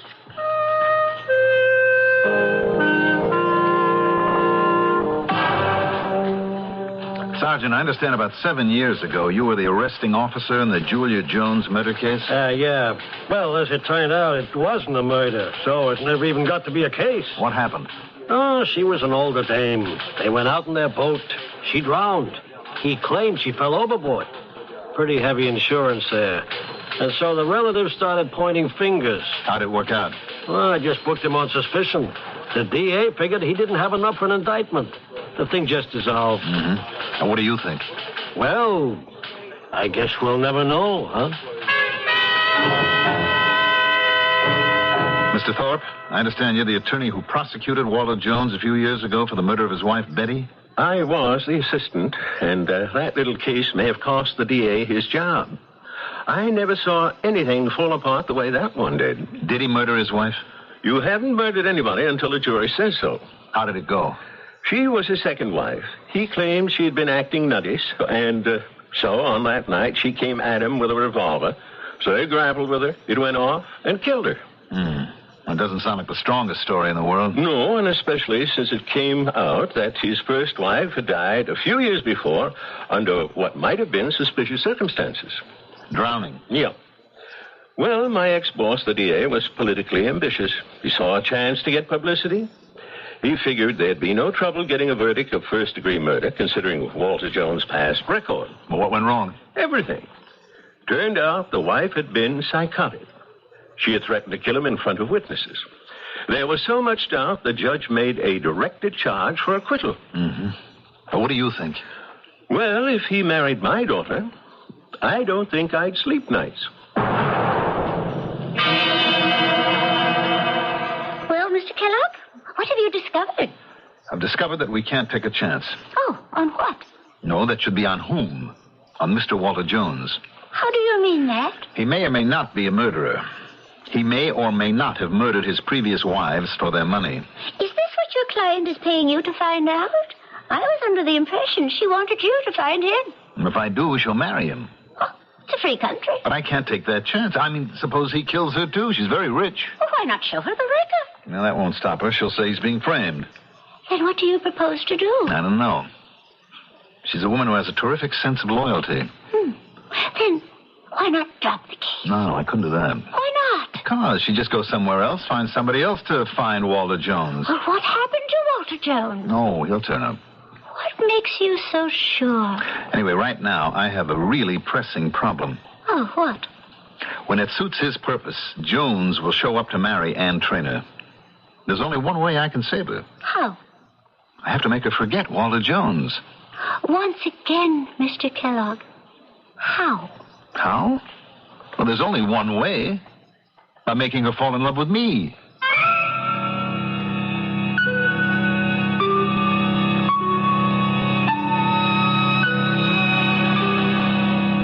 Well, here we have Private Detective James Kellogg, who may be somewhat out of his depth. From what you know of him, he's not the swashbuckling romantic hero. And yet, he is proposing a most swashbuckling romantic ploy. Well, he's never done anything like this before, which means that Act 3 should contain surprises for all of us.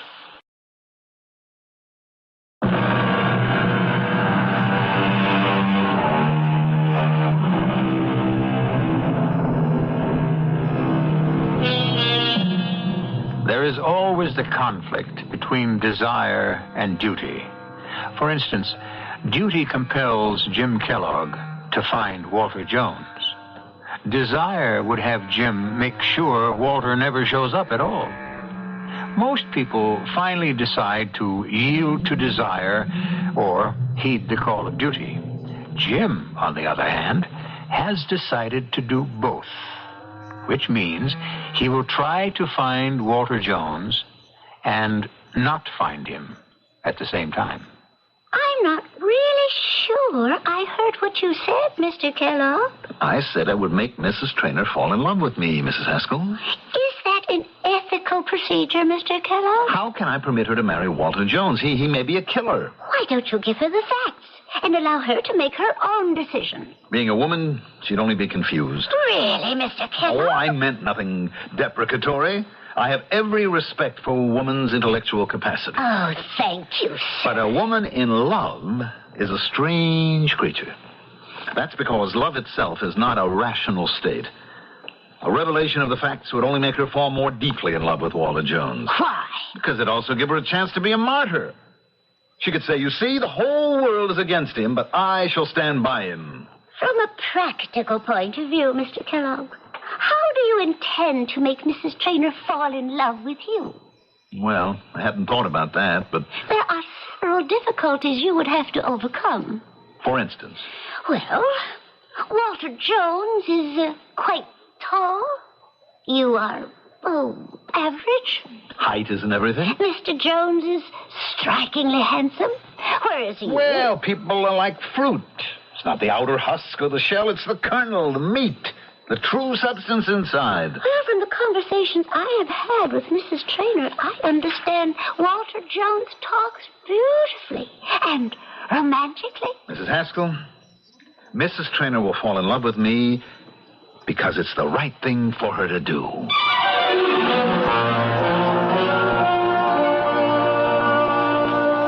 I've been trying to reach you for these past few days to see if there's been any progress. Oh, I was out of town, Mrs. Traynor. I'm so worried. Is it possible for a person to disappear without leaving a single trace? Look, it's noontime. I'll take you to lunch. No, I'm not hungry. I can't think of food. We might be able to discuss some important matters. Oh. If we're going to talk about finding Walter, then that's something else. I think that this is the first full meal I've had in weeks. I've been so nervous about everything since Walter disappeared. You know, you look very attractive when you eat. Yes? Oh, my goodness. Do you realize that was what Walter said to me? Walter? I was sitting in a coffee shop having lunch by myself when the stunning-looking man said to me, "Do you know that you look very attractive when you eat?" We both laughed. It was as if we had laughed together so often in the past. He was the kind of man that I wanted all my life. Oh, Mr. Kellogg, you've got to find him for me. You've got to. Promise. I promise. Good. Now let's hurry back to the office. The office? Yes, it's the most important place in my life right now. Why? Because it's the brain center, the place where the strategy to find Walter is being formulated. The phone should be ringing. Undercover men should be coming in and out. Well... I've no patience to do anything else or be anywhere else, and I want to help. Help? Please. Let me. I could answer the phones, take messages, assist Mrs. Haskell. But... Please. Let me be a part of it.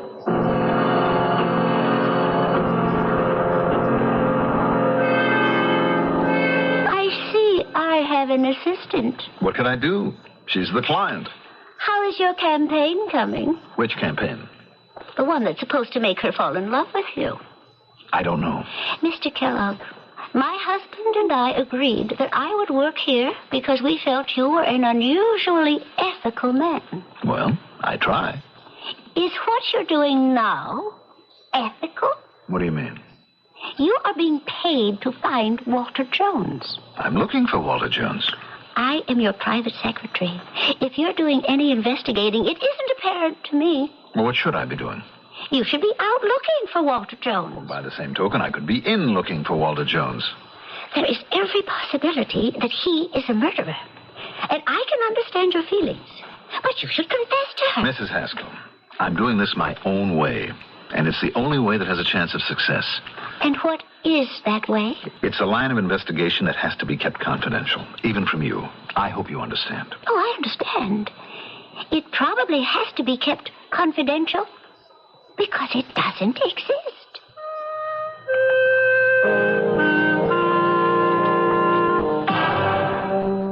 I don't think I could concentrate on tennis, Mr. Kellogg. Well, fitness, that's a must for a detective. And right now, you are a detective. Well... Come on. You need some air, some sun, some exercise. That's right. I must be strong for Walter.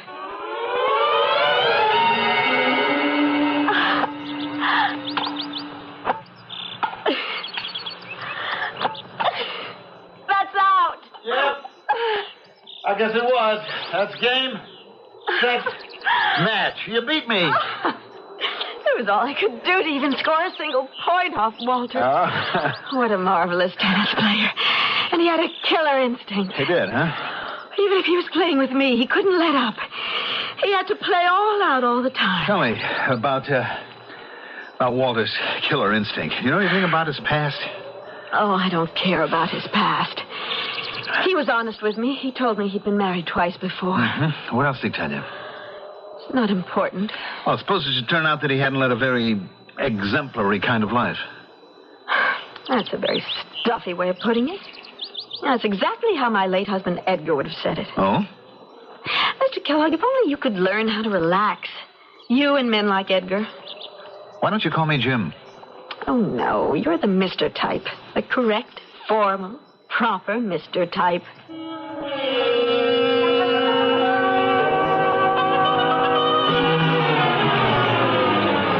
Good morning, Mr. Kellogg. Good morning, Mrs. Haskell.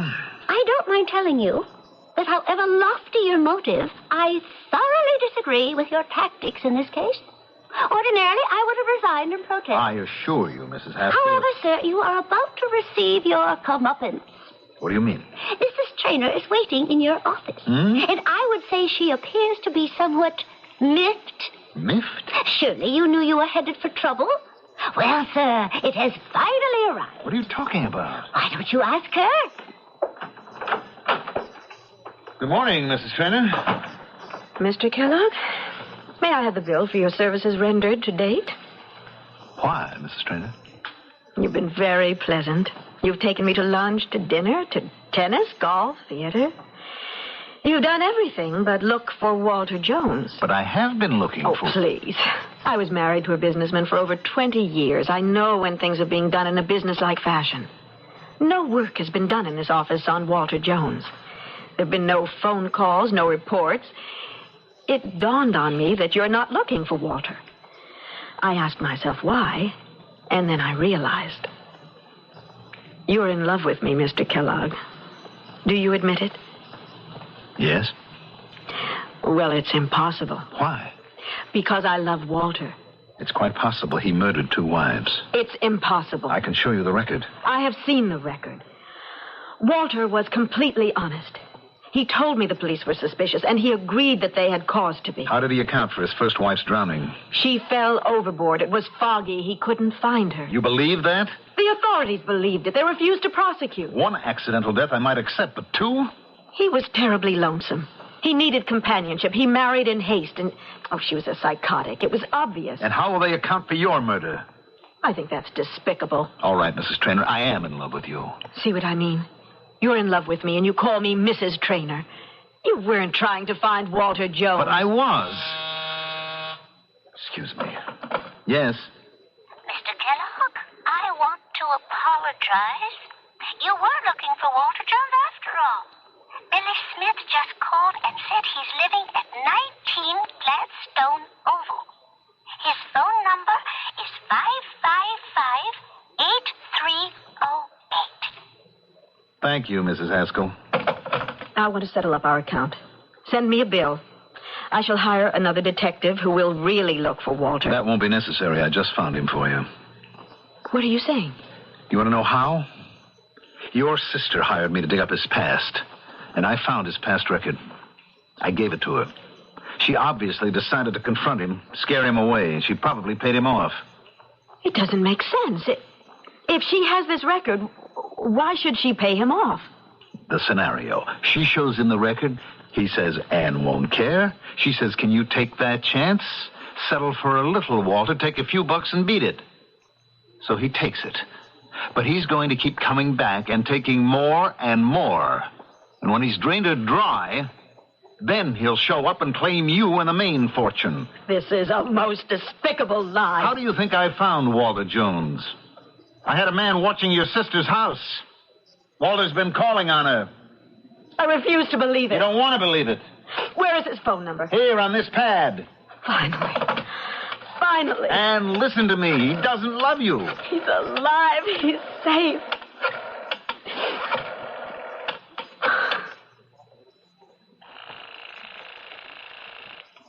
Hello?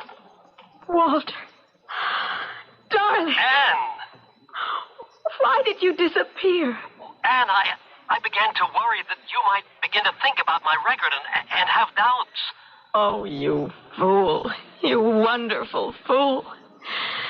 Do you love me? Oh, Anne, I love you so much. Please come to my apartment. I'll be home in 20 minutes. I love you. I am so grateful to you, Mr. Kellogg. Send me the bill. He doesn't love you. He does. I can prove it. How could you prove such a thing? It's impossible. You don't want me to prove it. It can't be done. Walter and I are completely in love. All right, you're afraid, and I don't blame you. What would I be afraid of? Afraid to put his love to the test. What test? I say that all he wants is your money, and I propose a test that can prove it. But you're afraid. Now, I am sick and tired of the cynicism showed by you and my sister and my brothers. And everybody wants to brand Walter Jones for life. I'd like to wipe that self-righteous smirk right off your face. You know, if you have a legitimate way to put his love to the test, I'll give you the chance to go wrong.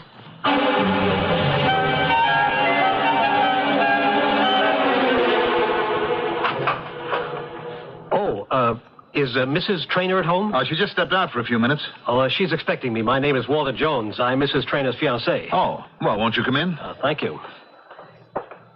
Are you a friend of Anne's? Well, I'm afraid she wouldn't think so. Actually, I've been appointed a receiver by the court. What did you say? Well, since you're Mrs. Traynor's fiancé, surely you should know what's going on. Say, what is going on?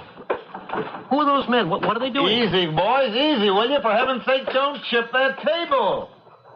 What a it should be obvious, Mr. Jones. I'm the receiver in bankruptcy, and the men here are removing the furniture. You can put two and two together. No, wait. I'm not sure I understand. Well, it'll all be in the papers tonight anyway. It wasn't generally known. But Mrs. Trainor's husband left the company in bad shape when he died. They've declared bankruptcy. We've been ordered to attach Mrs. Trainor's assets, too.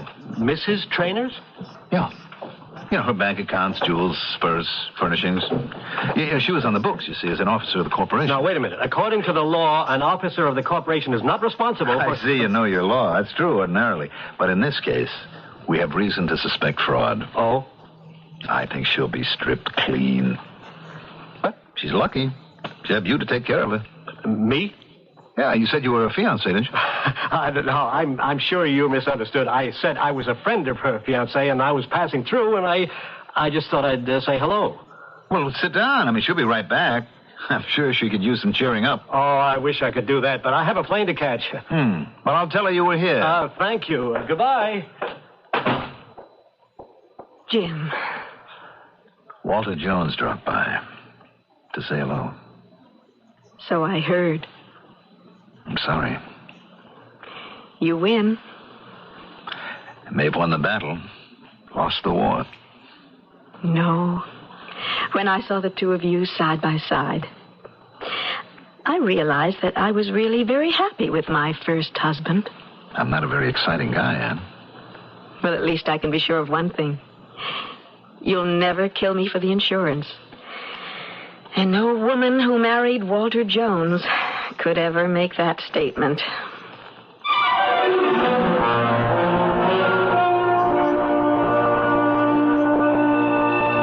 Proving that we should all be grateful for small favors. Walter Jones is presumably still at large, happily married or happily bereaved. And yet, why are we coming down so hard on the man? All of it is circumstantial. He could be as innocent as a newborn babe. But don't bet on it. Don't bet on anything, except perhaps on my coming back in just a few moments.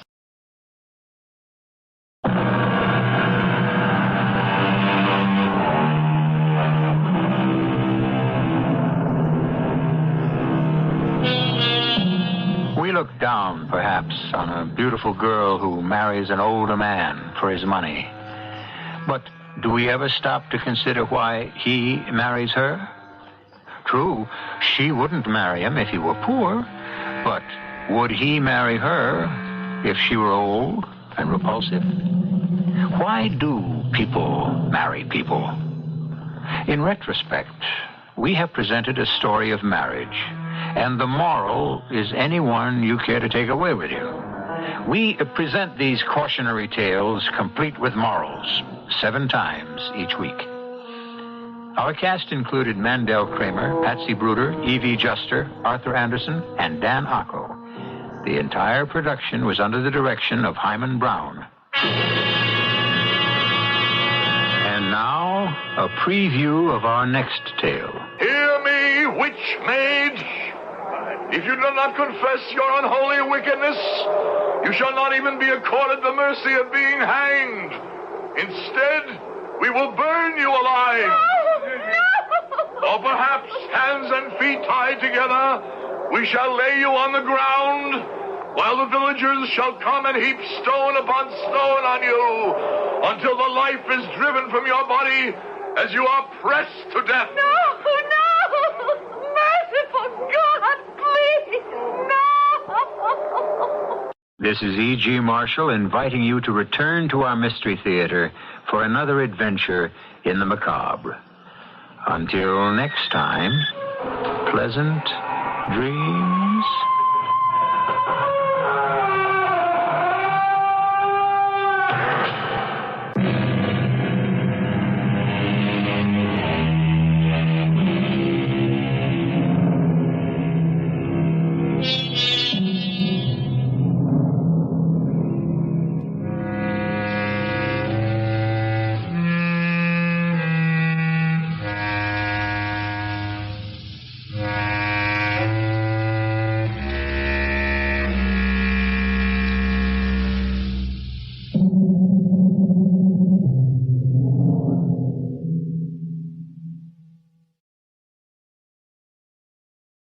The CBS Radio Mystery Theater presents...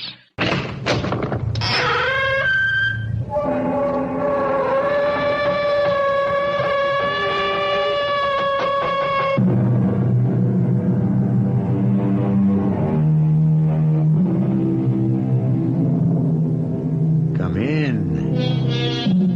Welcome. I'm E.G. Marshall.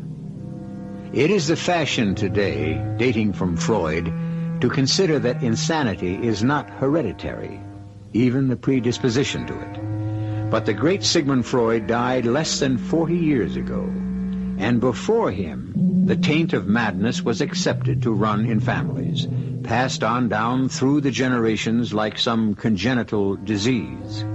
Whether the belief is true or not, there is a harrowing story of such a family. But, Dad, Mr. Monkton is your best friend. Has been all your life. Jim Monkton is one thing. He escaped the curse, thank the Lord. Well, you can't for a moment imagine that Stephen, who happens to be my best friend, is anything but normal. I hope and pray he is, but he's still young yet. And they say it skips generations. I'm not going to argue anymore. I know your mother put you up to this. Mother had nothing to do with it. I'm thinking of my sister. Anne would be far better off with a short-term headache than a lifetime of misery and despair. Oh, but Father... No, David. I'd rather put her in a convent than see her married to a Monkton. For as sure as I'm standing here, I know it in my bones that Stephen Monkton is marked by the curse of his family. He'll end up a raving maniac, or dead before his time.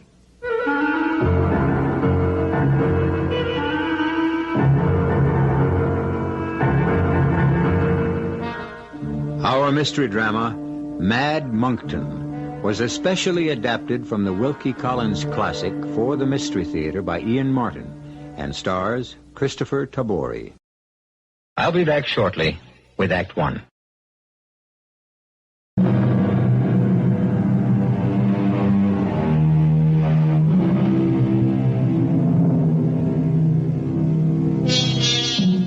The great Scottish historian Carlyle said, "History is a distillation of rumor." However, a contradictory quote is, "Where there's smoke, there's fire." Whichever may be true of the Monkton family, gossip had marked them as a family damned by hereditary insanity. Every kind of insanity had cropped up through the years, monomania being the most common. The world of the Monkton family shrank to almost nobody, except for the Elmsleys, friends and neighbors. My father and Mr. Monkton had been school friends, and when, years later, their paths crossed again, their friendship was renewed. By that time, my younger sister and myself were almost of age, with little more than a year separating us. Mr. Monkton's son, Stephen, was about Anne's age, and I remember coming home in my last year of college to find that they were in love and wanted to be engaged. The Monkton family and my mother and myself were all for it. My dad was the only stumbling block. It makes me so mad, David. I mean, Dad can get so pig-headed.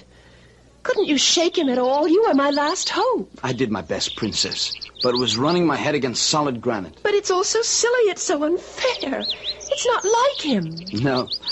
Usually my father's pretty easy to get on with, and usually you can twist him around your finger. Or Mom. Not this time. How can he risk Mr. Monkton's friendship with some crazy notion? What made me use that word? Princess. What? You know, I know how much Dad loves you and wants your happiness. It's hard to see him being so set against this, except... Except what? Well, I mean, Dad is a doctor. He has a lot of special knowledge none of the rest of us have. Maybe... David Elmsley?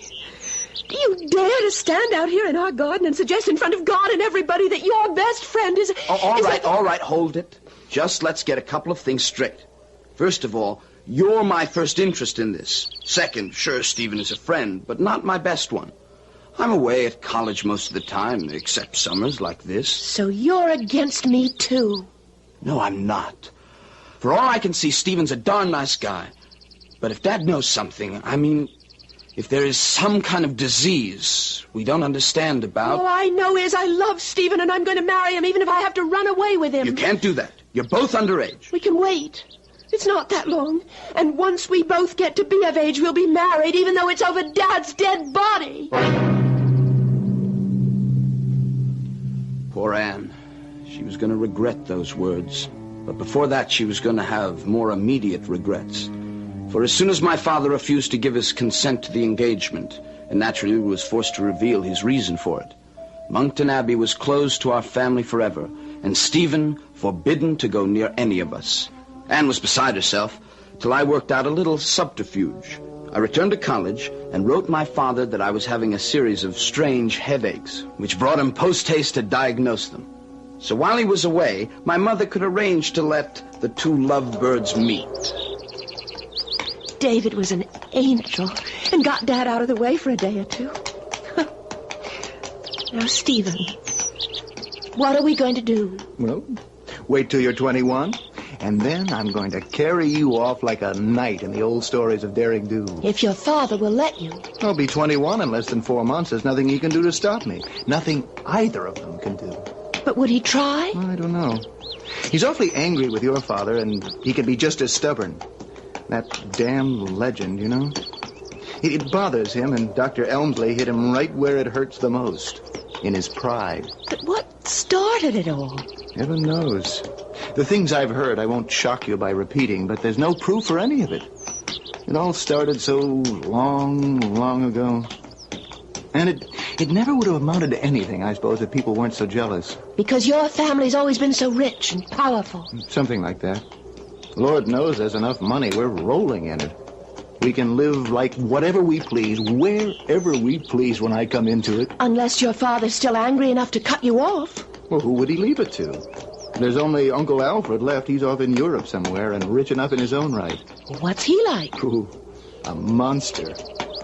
My esteemed uncle is enough to give the whole family a bad name just by himself. I've only seen him twice. I honestly think he is so completely evil, my father pays him off to keep him out of the country. Let's not worry about Uncle Alfie. He's not any part of our problems. Prophetic words again. If poor Stephen could only have known, if any of us could have known the future when Anne wrote me of her meeting with Stephen. But we didn't. And if he had, this story might never have happened.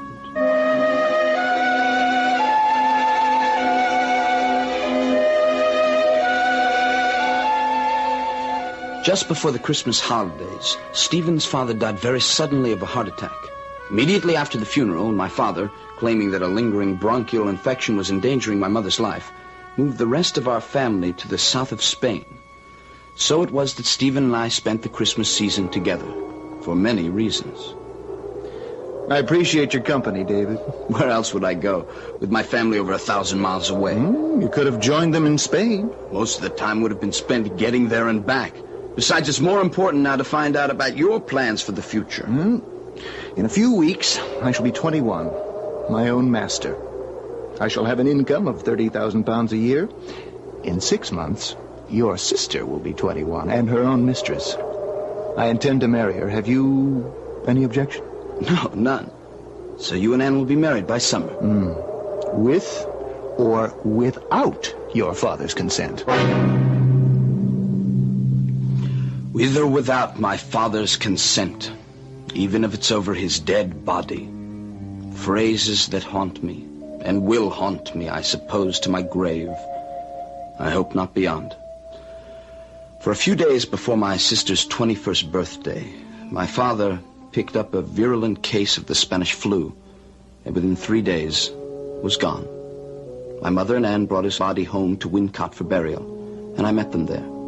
But during the week I waited for them to return, I learned of the strange goings-on at Monkton Abbey, and discovered that my one-time friend Stephen refused to see or talk to me. But why didn't he even come to the funeral, David? I don't know, Anne. He won't see me. The servants bar the doors. I can't even force my way in. But doesn't he want to see? Doesn't he ask for me? Anne, I don't know how to tell you this. Well, ever since shortly after his father's death, peculiar things have been going on at the Abbey. What peculiar things? It's too soon to talk about them now. Well, what's he been doing, locked up in that lonely old mausoleum all alone? I can only tell you what the local gossip is, if you insist on hearing it. Oh, but I do, David. I must. Well, the local farm laborer that's been on the estate near the house says that he's been wandering and walking about carrying dusty, old, crumbling papers in his hand. That he's forcing open scores of old windows as if to let the light into rooms that have been closed for years. You know, there must be some 80 rooms in the Abbey. And that once, towards evening, he was even observed standing on the very highest of the crumbling turrets, never ascended before in recent memory, which is supposed to be inhabited only by the ghosts of the ancient monks who once possessed the buildings. But what's he looking for? Anne, I don't know, unless... Unless what? Unless the old story is true. The old legend that Stephen has lost his mind. No. And where are you going? I'm going to find out for myself. To prove you're all wrong. I should have followed Anne, I suppose. But I thought perhaps it was better for her to find out the truth for herself. Whatever the truth might be.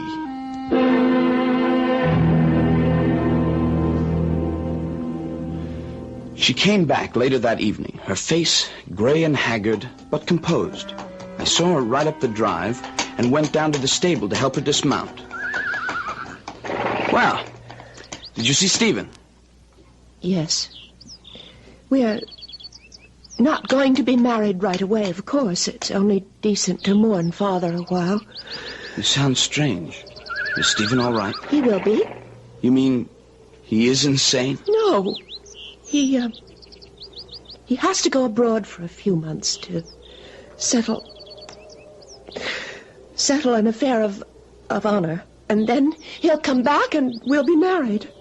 Are you sure?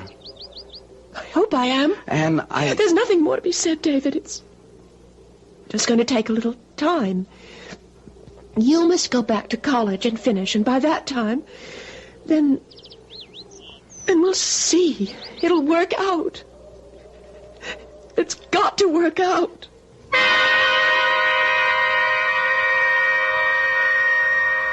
I couldn't get any more out of her. Stephen still refused to see me. I went back to college, graduated, and returned. My mother could tell me nothing new. I looked for Anne, and I found her in the garden, gazing off towards the great bulk of Monkton Abbey. Her face was drawn and white, and she was painfully thin. But when she saw me, she jumped up to hug me with joy. Oh, David. Oh, how good to have you back. Hello, Princess. Let me look at you. You don't look yourself. Is it still Stephen? Yes. Stephen. You miss him so much. I used to have letters every day. Then less and less, and now I haven't heard from him in over a month. Well, perhaps it's just as well. No. I love him. I'll never love anyone else. I'll wait for him till he finds what he has to find. What is he doing in Europe? I can't tell you. That's his secret. Where was he when you last heard from him? Italy and Naples. David, aren't you going to Europe? Yes. I've been planning to travel a bit before I settle down to the law. Then find him for me, please. I might as well start at Naples as any other place. Oh. My best language is Italian anyway. All right. If I find him, then what? Tell him I need him and I want him. I want him to come home and marry me. Tell him it doesn't matter, that we'll learn to live with this ghastly thing somehow. And that was the most I could get out of my sister, whatever this ghastly thing was. So I went to Naples, and as chance would have it, my first day there, I had news of Stephen. I ran into Chip Travers, an old friend from school, now with the embassy. We had lunch together, and I asked about Stephen. Heard of him? My dear Elmsley, we can't even comb him out of our hair. What do you mean? Well, the man has an obsession. A sick one, I might add. Frankly, I'd say that old Monkton has gone round the bend. He's as mad as a hatter.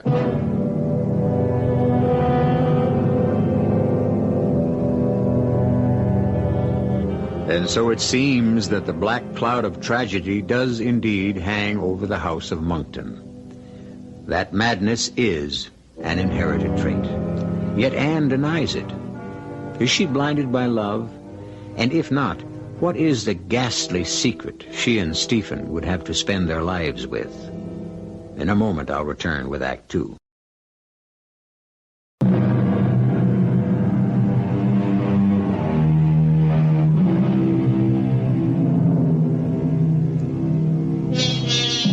Monomania, an insanity in which the psychotic thinking is confined to one idea or group of ideas. Dictionary definition. And the whispers and rumors and accusations which have been voiced about the Monkton family for centuries, about the curse that lies on it, have tended to stress this particular form of madness. But what one idea or group of ideas? What is the dread obsession that has seized his forebears and apparently has reached into modern times to fester now in Stephen Monkton's brain? Why do you say that? And why should he be bothering the embassy? Well, you know he had an uncle, a pretty bad lot. He's been traveling around Europe for years. Yes, Alfred Monkton. That's our boy. Apparently, one of his past misdeeds caught up with him, and he got himself shot in a duel somewhere in Italy. News of it reached Stephen, and he arrived here a few weeks ago. But since then has been pestering the living daylights out of us, the police, all the authorities. To have some action taken against the man who killed his uncle? Oh, Lord, no. The police are trying to follow that up, naturally, since under present law it constitutes murder. The opponent and the seconds disappeared into thin air. But Monkton, by all evidence, doesn't give a hang about them. All he wants is his uncle's body. Is that so impossible? Oh, probably. I don't understand. Look, we only heard of this duel from a French journal some weeks after it happened. Monkton's second died and left some papers constituting a partial confession. But the one vital thing not included was where the duel was fought.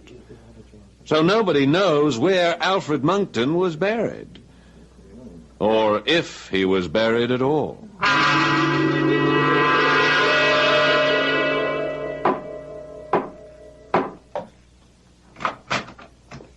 Yes?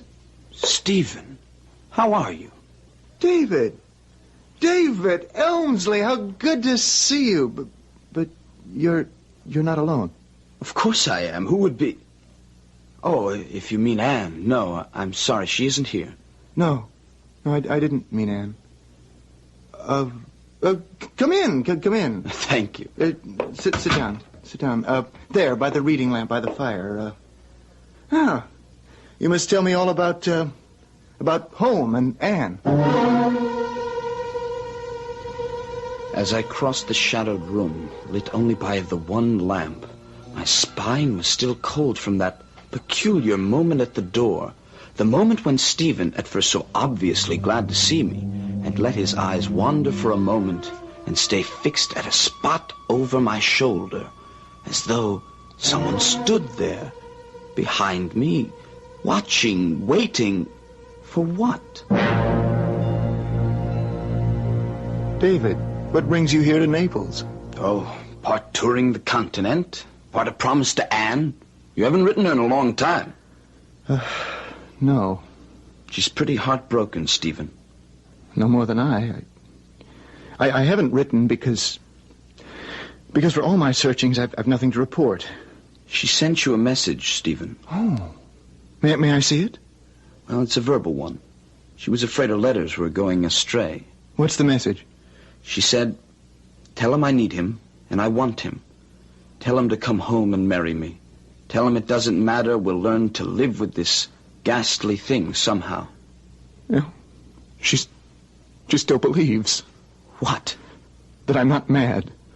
I don't quite know what you mean. Well, sometimes I begin to wonder myself. Stephen, what is it you're looking at over my shoulder? There's nothing there. There's nothing that you can see. But Since you're here, since Anne sent you, you have a right to know. Only, before I tell you... No, don't leave your chair. I want to make an alteration. Do you mind sitting in a strong light? No, it's quite dark in here anyway. Well, then just wait a moment. I won't pretend I was, well, what's the word? Uneasy? Shaken? Or to be totally candid, frightened. Especially as I watched my friend's preparation with the extra light. The wild glitter of his eyes and the dark shadows beneath them. From an adjoining room, he brought a large reading lamp, then 2 candles from a table and 2 more from the mantel, placing them between us. His hand trembled so much, I had to light them for him, and at his direction take the shade off the reading lamp. At last he seemed satisfied, and we sat down. He started his story without hesitation. Has Anne told you anything of why our marriage is delayed, why I'm here? No. I came here to find the body of my Uncle Alfred. Yes, I know that much, and the duel, and that no one knows where it took place. Who told you that? Chip Travers, an attaché at the embassy. He said something about your uncle's second having made a confession. Oh, yes. His name was Foulon. He died in Paris 2 days before I located him. The confession he left failed to tell us where the duel had taken place. Yes, but he must have given you some idea. Oh, if only he had. I have the whole document here. You can read it later. Was it fought honestly? Well, apparently. If any duel can be considered so. They tossed for first fire. My uncle lost. They were placed 30 feet apart. The winner of the toss advanced 10 paces and fired. Had he missed, my uncle could have walked right up to the other and shot him through the heart or head as he desired. But he didn't miss. No. My uncle was dead before he hit the ground. Monsieur Foulon then states that he tore a leaf from his pocketbook describing the circumstances of the death and pinned it to my uncle's chest. Then they started with their plan to dispose of my uncle's corpse. Well, go on, Stephen, go on. I can't. That's where it ended. David, I've hunted, heaven knows, I've thrown money around like a drunken sailor, and a rich one at that. But I don't know the country, I don't know the language. I'm insulted, laughed at almost to my face. Stephen, wait a minute. Can I ask a couple of questions? Of course. How often have you seen your uncle? Twice. Well, when I was a child. Did you like him that much? Like him? I hated him. As the family did. He disgraced our name wherever he went. He was a liar, a cheat. For all I know, a murderer. I gathered from my friend that's sort of the official attitude, too. I don't care about their attitude. What I'm trying to say is, maybe you are being given the runaround, but maybe they don't think you're in earnest. Not in earnest? Come with me. I'll convince you. He leaped to his feet, grabbing a candle, and hustled me into the next room. On one side of his bed was a packing case at least 7 feet long. The top was open so that I could see the case contained a lead coffin, magnificently emblazoned with the Monkton arms, and on a plate the name, Alfred Monkton, with his age and the manner of his death inscribed underneath. Now, I must tell you the secret, so that you don't think me completely mad. What is it? You're looking over my shoulder again as if... Look at me, Stephen, please. Yes. Yes, if you will just take your seat again with the lights between us. So. Now, you know the Monktons' reputation. Stephen, let's spare ourselves all the old wives' tales. I can't. You must be part of it now. Do you also know, or have you heard, the family prophecy? No. I can show you the original fading parchment. I will, but for the moment, it's easier to recite it. When in Abbey's vault a place waits for one of Monkton's race, when that forlorn one shall lie, graveless under open sky, beggared of 6 feet of earth, though lord of acres from his birth, that shall be a certain sign of the end on Monkton's line. From mortal men, from light of day, the last Monkton shall pass away. Now, really, Stephen... For 1,000 years, at no matter what cost, no matter where he fell or how he died, at no matter what cost or sacrifice, in the vault, under the abbey at Wincott, lies every one of my ancestors. The succession of the dead in Monkton Valley Vault has never been broken. Till now. I can see by your face you want to ask me how I can believe in a doggerel prophecy written and uttered in an age of superstition and ignorance. I'll tell you why I do. Because behind you, right at this moment, as he has ever since you came, confirming my belief, stands Alfred Monckton himself. Something about the tone of his voice, the fixity of his stare, his own total belief in what he saw, kept me from turning my head. At that moment, I, too, believed that if I looked over my shoulder, I would see... He stands behind you, death glare in his eyes. As I've seen him walking and sleeping from the moment he was shot. What do you mean, from the moment he was shot? How could you? When your father whisked Anne away from me to Spain, I was at loose ends, waiting for Anne to come of age so that we could be married. I had to fill my days with something to do, and I was in a mood to clean out all specters, throw away the past. I decided to look in every nook and cranny of the abbey, clear out the debris, search my family history, and try to lay the ghost for once and for all. What did you find? Great cabinets and iron-clasped chests, filled with loathsome secrets of horrors and darkness. Oh, damn. I suppose we were neither better nor worse than all medieval barons, but the things I found... Well, that's dead and gone, I thought. It's the past, which I'm going to cut myself free of and start a new future. I'd worked myself to the highest turret by this time, and I was choked with dust.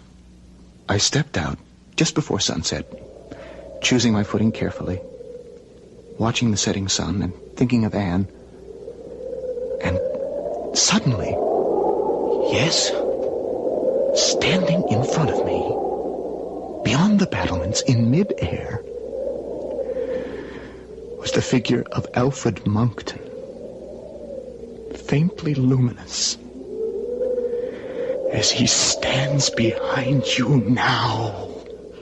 Did he speak? No. Was this before the news of the duel reached Wincott? 2 weeks. I didn't know the date of it then as I do now. It was March 14th, the same day as I stood on the battlement. The very moment the bullet entered his side and killed him. And now you know why I dare not marry your sister. Not till I fill the empty place in the Monkton Abbey with the body of my uncle. And then, by God, I will burn it to the ground.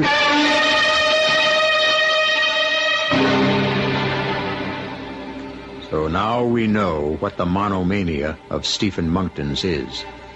But can it be cured by finding his uncle's body and the other means he plans? Or is it doomed by the ancient prophecy that from mortal ken, from light of day, he's the last Monckton to pass away? I'll return shortly with Act 3.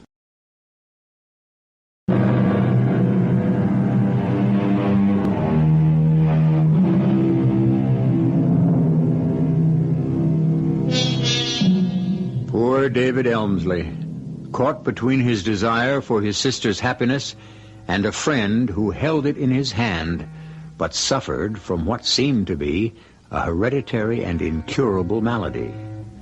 But was it incurable? Was it only an aberration which could be disposed of by the simple means of finding an errant corpse? After I left Stephen that night, I sat and thought long and hard. I knew Stephen could no longer go this alone. Besides, while I could not believe the phantom, I was intrigued by the story of the duel and the missing corpse. I read all the papers Stephen had given me carefully before going to bed. By the next morning, I had seen Chip, the police, and all the authorities concerned, and made my decision. David, I thought you deserted me. Quite the contrary. We have plans to make and a journey to take. Well, what is it you have in mind? First, here are your papers. I've talked with all the authorities. As you know, there's no language barrier for me, so I now know all that they have done. Nothing for all the money I've spent. Not true. Just misguided, I believe. Now look, the duel was arranged here in Naples 2 days before it took place. The police have concentrated on trying to find Count St. Lo, the other principal, and his second. So they have searched the road towards Rome. I agree with you that they were less than thorough. Where would you search? Since the route was so roundabout, and since they wanted to be out of the Neapolitan states, I think the duel was actually fought not far from here. All the rest was a blind to circle back. But where? I'm not clairvoyant, but I think we ought to start looking as close by as possible. You're right. I can feel it. We're going to find him and take him home, and at last this long nightmare will be over. Poor Stephen. He built his expectations so high. For 3 days we coursed the neighborhood without success. Each day his hope diminished, and traveling through that rough country, even by mule, I was beginning to realize how few physical resources my poor friend had left. So on the 4th day, I went alone. There was a pitiless sun that day, and I gradually ascended into a deeper woods over the stony ground. By the time my watch suggested my return, I suddenly came out of the thick greenery and saw before me an ancient monastery, halfway crumbling into ruins. On my way to it, I was oppressed by an overbearing odor, a smell that suggested only one thing to me. I turned my mule off the path to a building from which the odor came. It was closed, save for a jagged hole where the roof had broken in. By standing up in my stirrups, I could glimpse almost to the floor.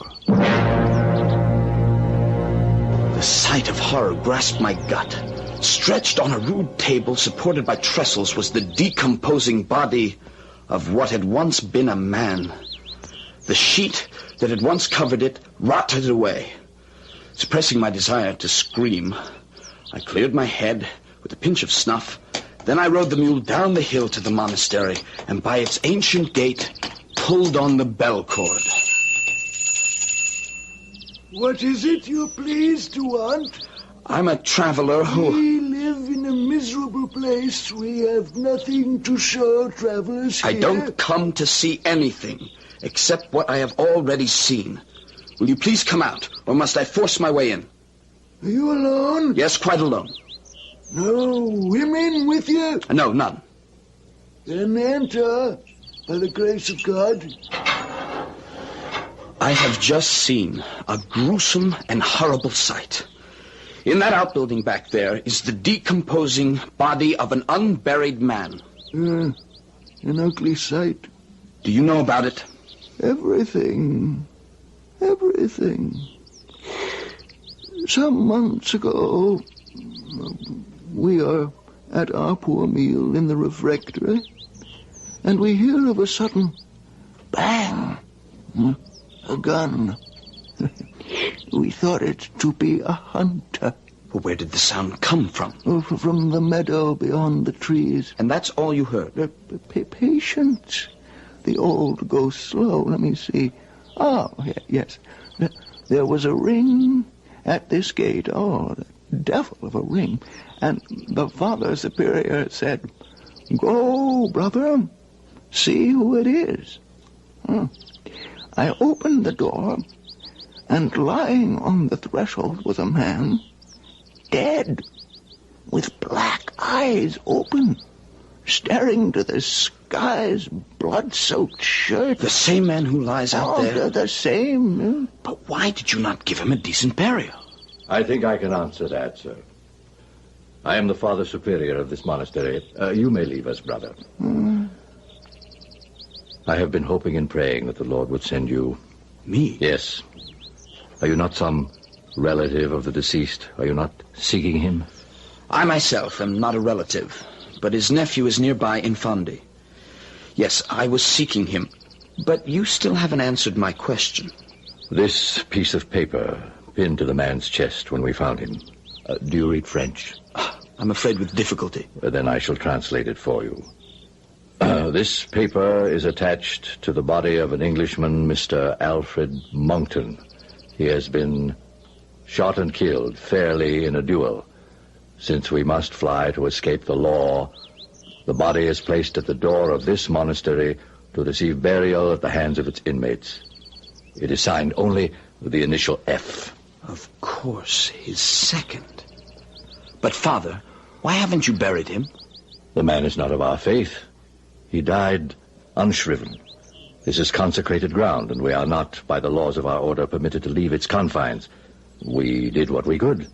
I had sent a missive to Rome by those who were bringing our food once a month, asking permission from my superiors to take what action they deemed right and sanctified. But as yet I have had no answer. Has this nephew papers to prove his relationship? Everything. To prove it beyond a doubt. Then I pray to you, my son. Bring him to take his uncle and bury him, so that he may be commended to God. The next 10 days were a fever of activity. I arranged to have embalmers with what chemical assistance was needed. Stephen wrote immediately to Anne, warning to expect him home, and that all was well. They would be married as soon as he returned and placed the casket with his uncle in the vault. Only one small hitch seemed to halt our arrangements. There was no space on any merchant vessel leaving Naples. That was quickly solved by our chartering a stout little brig, and within a fortnight, Stephen, myself, and Uncle Alfred, casketed and boxed securely in his crate, were on our way home. But the end was not yet in sight. I can almost smell England. How much longer do you suppose? The captain says that's up to the wind. 2 days, 4 at most. Can't believe it's almost over. It is. Tell me, does the Phantom still appear to you? Oh, yes. Didn't I tell you he followed me everywhere? I shan't lose him till the empty place is filled in the Abbot vault. I'm tired, David, good friend. I think I'll go below for a while. Till later. Take a good rest. Your troubles are over. I'm afraid not quite, Mr. Elmsley. Why, Captain, you startled me. I didn't see you. I were waiting behind the bulkhead. I wanted to talk to you alone. Mr. Elmsley, we have a serious problem. And yes, what is that? You see, there's a Maltese boy aboard, a bad sort. He's told the whole crew that the packing case in Mr. Monckton's cabin contains a dead body. Now, we're in for some rough weather. There's a squall almost on top of us. It'll give us a breather. But after it's over, you have 1 or 2 choices. Either tell the crew the boy is lying, and I'll hand him up to the rope, or throw that packing case overboard if it does contain a body. And suppose I refuse both conditions? Then we'll have a mutiny on our hands, and either the box will go over, or I'll have to put in for the nearest. Well, there's no time to discuss that now. Get on below. You'll only be in the way here. I'd scarcely made it below deck when the squall hit us. The brig strained and groaned, and we could feel her whirl about. Then came a deafening crash, and a flood of water poured into the cabin. We were sent hurtling to one side, and could feel her suddenly settle that way. Mr. Monckton! Mr. Elmsley! She's broached to! Make your way to topside! We're abandoning ship! Come on, Stephen! Are you out of your mind? It takes 6 men to even budge that casket. You go, David. It no longer matters about me. I have no future if this coffin goes. I stay with this ship. If she sinks, I sink with her. I'm not going to allow you to kill yourself. You fool! No!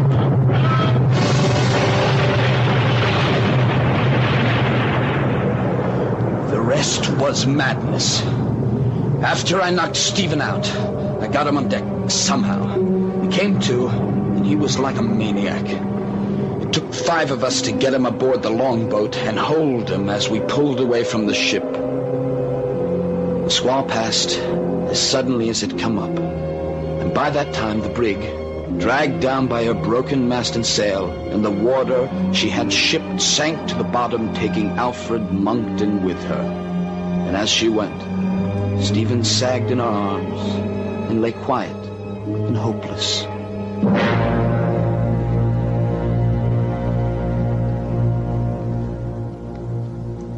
I'm sorry I'm too late, Anne. I didn't get your message in time. It doesn't matter, David. He spoke of you at the last. He was quite lucid about what a good friend you are and how hard you tried to save him.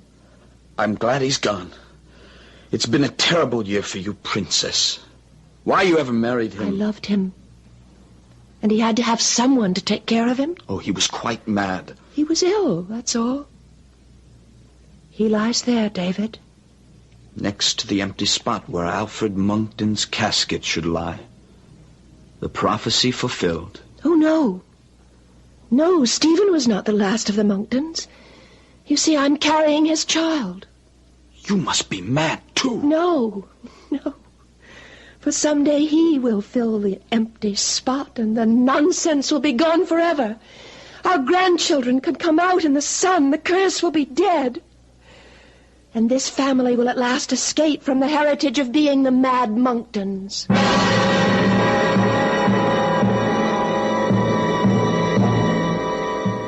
So goes the story. Anne Monckton never married again, but she did bear her child. Was she right that the taint was ever removed, or had love betrayed her into perpetuating a legend? That is something only time can tell. I'll be back shortly.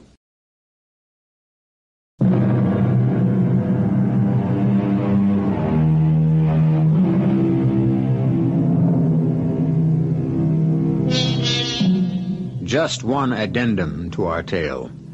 Shortly after the events in it, a raging fire swept the abbey, and its ancient stone structure, weakened by the flaming heat and its own antiquity, collapsed in a mass of rubble.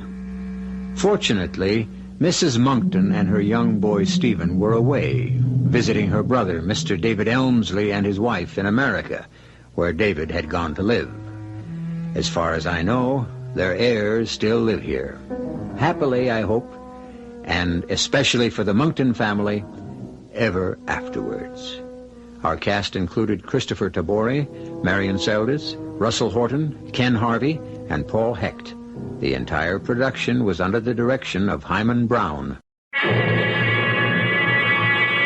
And now, a preview of our next tale. I'm only saying what everybody else is saying. Yeah, that's what everybody keeps saying, all right, But what? It ain't true. You had the identification down cold. What made you change your mind? Oliver, you were paid off. How much did you get? I didn't get anything. Do you expect me to believe that? Yes. Then you're a fool. You're the one. You're the one who kept saying, don't get involved, don't identify him, think of the safety of your family. You also had a duty as a citizen. Now you're hopping on that bandwagon. What bandwagon? Before the trial, you were saying to me, Ollie, you're crazy. They're going to fish your carcass out of the river. What are you getting mixed up in it for? Okay, so I backed off. And now everybody said, on account of guys like you, crime's going to take over the country. How much did they pay you to keep your mouth shut? That's what I want to know. This is E.G. Marshall inviting you to return to our Mystery Theater for another adventure in the macabre. Until next time, pleasant dreams.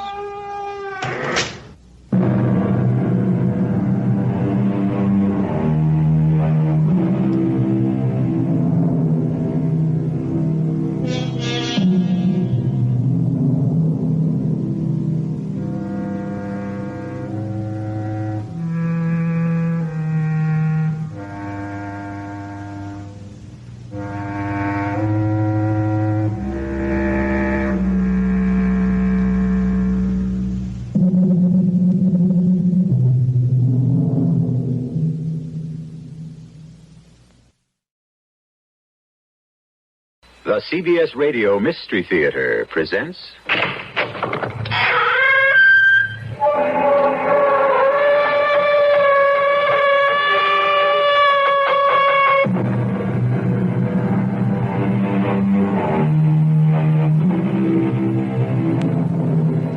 Come in. Welcome. I'm E.G. Marshall. The administration of justice requires absolutely that certain men render judgment on other men. It seems to me that these judges can become so burdened by this responsibility that their lives become very nearly insupportable, provided they are men of conscience. And the man whose story we now bring you is indeed a man of conscience, and his life at this time well nigh insupportable. For heaven's sake, Jack, keep your voice down. He'll hear you. He knows how I feel. Then why keep after him about it? I'm warning him. Don't you understand that? Doesn't anybody understand that? Doesn't he? I think you can leave it up to him to decide. No, I can't. Because he doesn't know. He doesn't realize the man must die. The man has got to die.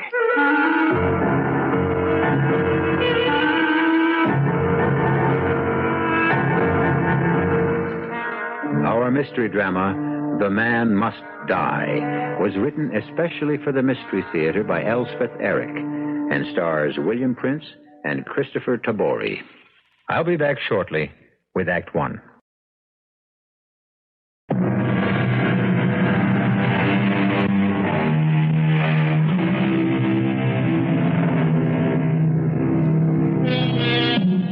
The Right Honorable Joseph Bailey is 50 years old, has a wife and a son, Jack, age 18. The judge is a man of both strength and sensitivity, a fine combination in anyone, but most especially in a man who holds and must exercise the power to dispose of the futures and sometimes the very lives of others. We first meet Judge Bailey at a time when his life has become almost insupportable. And don't eat so fast, Joe. You know what it does to you. I don't want any more coffee, Ellen. Why not? What's the matter with it? Nothing's the matter with it. I just don't want any more. But you always have 2 cups. Well, this morning I don't. Oh. This is the day, isn't it? This is the day. I know you've been dreading it. You can say that again. Well, now, dear, don't you think that just because this is the day, you should start it off right? Now, relax and enjoy your breakfast and, well, maybe a good brisk walk to the courthouse. I was planning on walking. It's a lovely day. Joseph, don't eat so fast. Now, heavy. I want to get started. But it's early. You don't want to hang around down there, do you? No. I don't want to hang around here either. Why not? Oh, because of him. Because of him. I don't think he's even out of bed yet. Oh, yes, he is. I heard him moving around. Well, in that case... But I don't know what you're going to do with your time. Court doesn't begin until 10. I'll get some coffee. Oh, it breaks my heart to have you drink cheap coffee when you could be drinking mine. I'll do some reading in my chambers. You're too wrought up to do any reading, I can tell. Well, I'll do something. Anything's better than being here when Jack comes downstairs. I simply cannot go through that one more time. I cannot. Well, you'd better hurry. I think I hear him. Where's my coat? It's in the closet. Where else would it be? Oh, yes. Now, don't rude. No, I won't. You always do the right thing. Well, I'm glad you think so. Bye, dear. Now, take care. Father! You talk. I will. Father! Sneaked off, didn't he? Now, that's no way to talk about your father, Jack. Didn't want to face me. Come now, have your breakfast. Didn't want to listen to me. Your father has heard enough out of you, Jack. I shouldn't have to remind you that your father is quite capable of making his decisions without your help. He's done it on his own for a good many years. This man's a murderer. I know that, and your father knows that. It's not the first murder trial your father's presided over. What's he decided? Is it going to be death or the penitentiary? Well, I have no idea what he's decided. I don't even know that he has decided. He may very well be thinking it over. That's probably what he's doing right now. But he must have given you some idea which way he's leaning. Eat your eggs, Jack, before they get cold. Hasn't he? No. I don't believe you.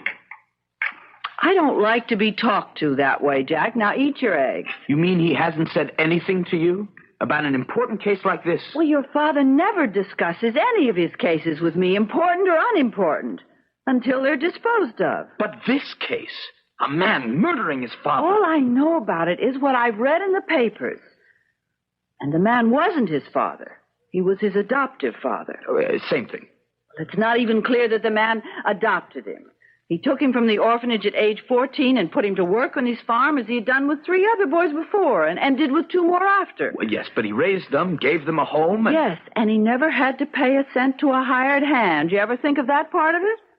Are you trying to say it was all right to bash his head in with a shovel just because he made his kids do a little work? Of course I'm not saying that it was all right.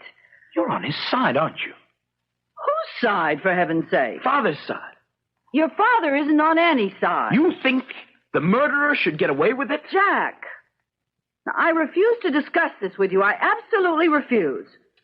I don't blame your father for running out of the house. Well, that's what he did, isn't it? Ran out. Because he didn't want to listen to another one of your harangues, and I don't want to hear another one either. Now, this is your father's decision. It is part of his job. And it's not a very pleasant part either.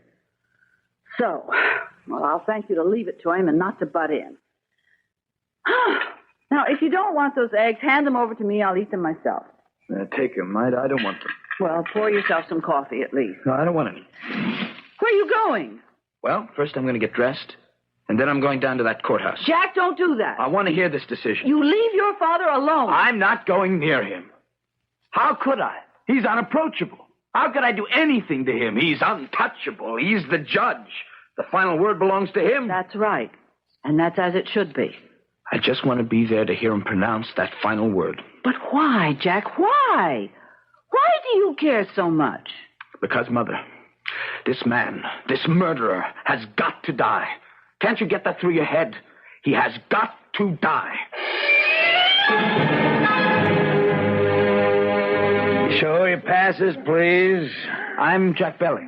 See your pass, please. I'm Jack Bailey. Judge Bailey is my father. Oh, you're the judge's son. That's what I've been trying to tell you. Well, in that case, I'll have just go in. Special instructions. You're not to be admitted.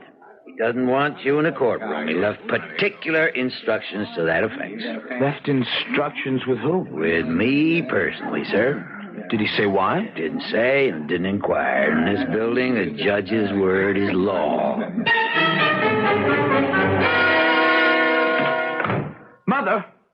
Mother. For heaven's sake, what is it? He barred me from the courtroom. Can you imagine that? Yes. Do you know he was going to do that? No. He had no right. Oh, he had every right. It's his courtroom. What was he afraid of? Well, you know perfectly well what he was afraid of, that you'd make a scene. And probably you would have the state you've been in. I feel very strongly about this. That man should be punished for taking a life. He will be. He should give his own life in exchange for the life he took. Well, you know what the Supreme Court said about that. I don't care what the Supreme Court said. 20 states permit capital punishment, and ours is one of them. 20 states are trying to get around the Supreme Court decision. Now, it remains to be seen. The very least Father could have done is go on record that he's against the Supreme Court and for the state law. Well, maybe he will. He better. Well, you'd better watch how you talk about your father. And watch your attitude toward him, too. When will he be home? I don't know. He didn't say. The sentence will be in the afternoon paper. Yes, I imagine so. What time does that come out? About noon, something like that. It's almost 11:30. I'm going out to buy one. Oh, Jack, for heaven's sake, it's not out yet. Not for half an hour at least. Now, darling, sit down, cool off. I can't. Why in the world is this case so important to you? I can't for the life of me figure it out. Don't you understand? The whole mess we're in, the whole mess the world is in, you did it. Me? I did it? No, not you personally. Your generation. Oh. The generation of permissiveness. Bleeding hearts, understanding, tolerance, all that bilge. You swallowed it whole. You poisoned the world with all that compassion stuff. You raised me on it. I never saw anything wrong with the way we raised you. When I flunked out of college, you sent me to Paris, to art school. Didn't you like Paris or art school? Of course I liked it. That's not the point. Well, what is the point? I wasn't supposed to flunk out of school. No, but you did. What were we supposed to do about it? You weren't supposed to let me get away with it. But you'd already gotten away with it. You're back in school now. I don't see that any harm was done. That's not the point. It's the principle of the thing. Nobody is supposed to get away with anything. Oh, Jack. Oh, I'd hate to have that principle applied to everything I've done. I'm going out to see if that afternoon paper's on the stand. It isn't. Well, if it isn't, I'll go back to the courthouse. Somebody down there ought to be able to tell me what happened. Now, Jack? Oh. Jack, you came home. May I come in? Yes, sure. Well, you want to know what the sentence was? Of course I want to know. 20 years to life. You didn't... I didn't sentence him to death. No, I didn't. Now I'm going upstairs and lie down. Wait a minute. Wait one little minute. Jack, please. You can spare me a minute, can't you? I suppose I can. How do you justify what you did? You mean not sending the man to be killed?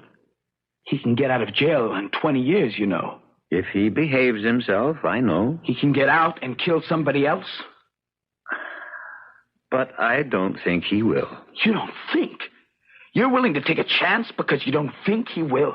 Well, what else can I go on but my own judgment? How do you know he won't kill somebody? I don't. Any more than I know I won't. Or you won't. Or anybody else won't. Except possibly your mother, and I can't give you any guarantee about her if it comes to that. Now, if you don't mind, I'd like... You've done a terrible thing.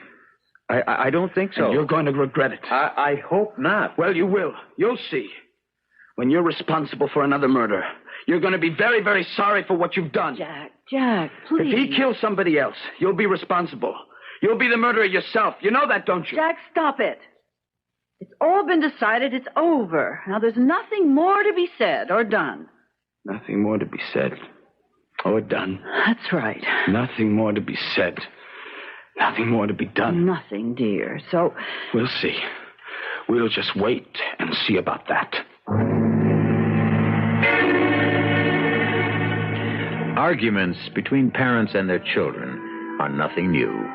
Actually, they dominate the years the children are growing up.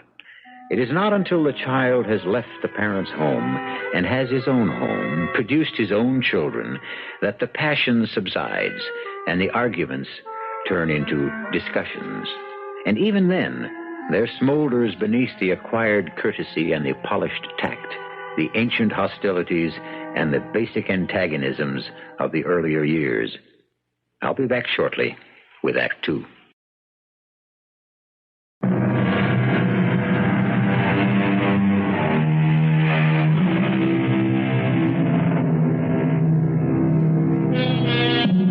Nearly a month has passed since Judge Joseph Bailey sentenced a confessed murderer to 20 years to life. A month since his son Jack denounced him as worse than irresponsible for not having sent the murderer to his death.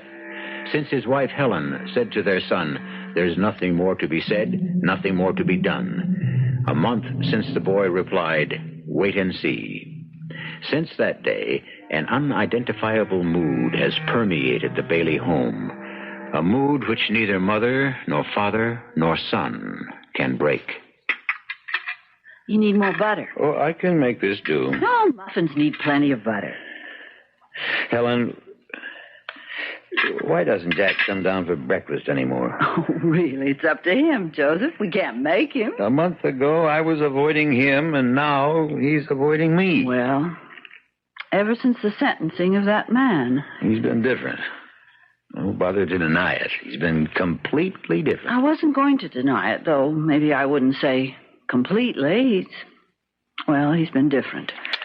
I thought by now... I thought so, too. I'll be in my study if you want me. I have some briefs to go over. Probably take all morning. Well, I won't want you because I'm finally going to put up those peaches that I bought a week ago, or they'll go bad. I'll see you around lunchtime. Yes, dear. Mother! Oh, Oh, Jack, you startled me. Sorry. My head's full of dishes and everything. Don't you sneak up on me when I have my hands full of dishes. Don't ever do that again. Okay, I won't ever do that again. And pour yourself some coffee, dear. Oh, and there's muffins, but you'll need butter. I'll bring it. Mother, sit down a minute. I want to clear the table. I want to tell you something. Oh, come on. Put the dishes down. Oh, dear. Well, all right. What is it? I've made up my mind about something. Oh, what's that? I'm going to see that man. What man? That murderer. You know which one. That man is in jail. Well, of course he's in jail. Father put him there. Why do you want to see him? I want to ask him a few things. Like what? Oh, how he feels, walking around alive after he's killed a man, eating and sleeping and enjoying life. I rather doubt that he's enjoying life. Well, he's living, isn't he? And the man he killed isn't. Jack, you realize, don't you, that this man has gotten to be an obsession with you? Oh, no, it's not the man. It's the fact that he's alive. I want to know if he's feeling any remorse for what he did, if he regrets it, if he feels any sense of guilt at all. I think you can take it for granted that he feels all those things. Oh, but how do I know? For sure, unless I ask him. I'm sure your father won't approve. I can't help that. Well, when are you planning to go to see this man? I thought, now. Today? This morning. Oh, Jack, you've got to think about it. I've thought about it for weeks. Jack, please, don't rush into this. Please, talk to your father or somebody. Don't just go tearing off. Sorry. I'll be back sometime. What makes you think they'll even let you in? Why, I'm the son of the Right Honorable Joseph Bailey. That ought to get me in anywhere, don't you think? Except, of course, into his precious courtroom. Jack, wait. Let me ask him. Sorry. Jack! Oh. Joseph? Yes, Helen? I had to disturb you, dear. Well, that's all right. Darling, Jack came downstairs right after you came in here. Well, didn't I just hear him yes, go out? And that's why I had to disturb you. You'll never guess where he's gone. He's gone to see that man. You know, the murderer. He's gone down to the jail to talk to him. Talk to him? About what? About his feelings, he said. Whether he feels sorry that he did what he did, whether he feels remorse or guilt, all that. Joseph, I tried to stop him, but I really didn't quite realize till the very last minute that he actually meant it. That he meant to go now. He hardly listened to me, and before I knew it, he was out the door. Don't worry about it, Ellen. They won't let him in. They won't? Oh, I wondered about that. Well, of course they won't. He seemed to think that being your son, all he had to do was mention your name. I don't think my name impresses the warden too much. Oh. Not in his own bailiwick, where he makes the rules. Well, that's a relief. Another thing that worried me, I didn't think if they did let him in, that the man would be too happy to talk to him. Not if he knew how Jack felt about his being put away instead of being executed. He might refuse to see him, but I don't think he'd hurt him. Well, if the warden won't let him in... He won't. Well, then I'll let you go back to your reading. And I'll get started on my peaches. You call me for lunch. I shall.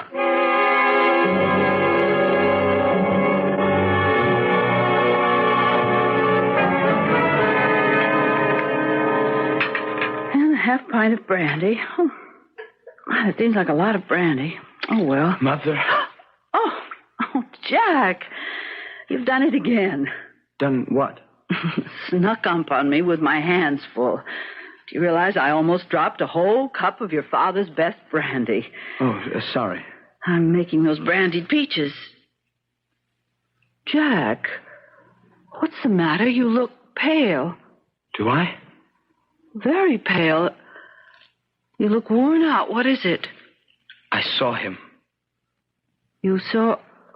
Whom did you see? You know, the murderer. You mean you went to the jail? I told you I was going. But they let you in to see him? There was nothing to it. I walked right into his cell, and I talked to him.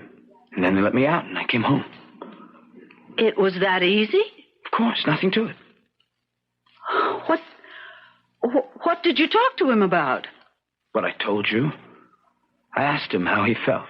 And what did he say about how he felt? He said he felt fine.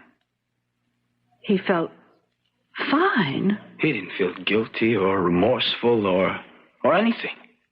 He said the killing was the only thing in his life he felt good about. Oh, he couldn't have meant that. Oh, yes, he did. You should have heard him. He said it was his first manly act. That's what he called it. Manly. Well, it hardly seems possible. He said he'd never felt so much like himself. In fact, he said it was the only time he'd felt like himself. His true self, he said. That's very strange. That's a strange way to talk. He's about my age. A little older, maybe a year or two. He's got brown eyes and brown hair. And he sat there looking at me right in the eye and telling me that the murder was the crowning achievement of his life. He didn't mean it. If you heard him, you wouldn't say that. Oh, yes. He meant it all right. He really meant it. He upset you, didn't he? It wasn't exactly what I'd hoped he'd say. Why don't you go upstairs and lie down for a bit? I'll call you when lunch is ready. I think I'll do that. Yes, I think I'll do that. Call me for lunch. I will. Now, get a little rest. You hear me? Yes, I hear.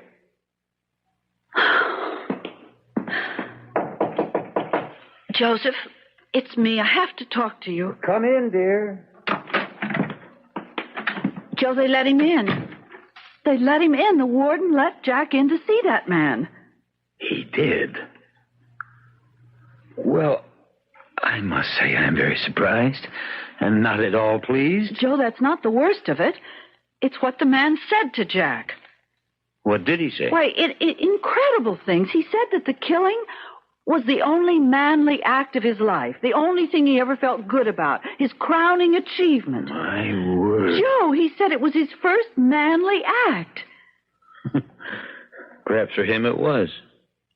But, Joe, how can you talk like that? Well, I didn't say I considered it a manly act. I said it's quite possible that he did. Well, I wish that he hadn't chosen it to say to our son. Jack said that he showed no remorse whatsoever. Can you imagine? Why should he show remorse if he didn't feel any? Oh, well, I simply don't understand you at all. I really don't. Well, he was very badly treated by the man he killed. And that's an excuse for murder? I declare I'm beginning to see Jack's point.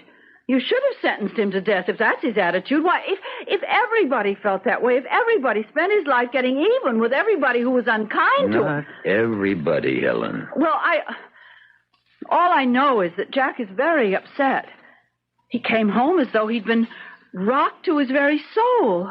He was not himself at all. Where is he now? Well, I told him to go upstairs and then lie down for a while, and he said he thought he would. Joe, don't be unkind to him. Please.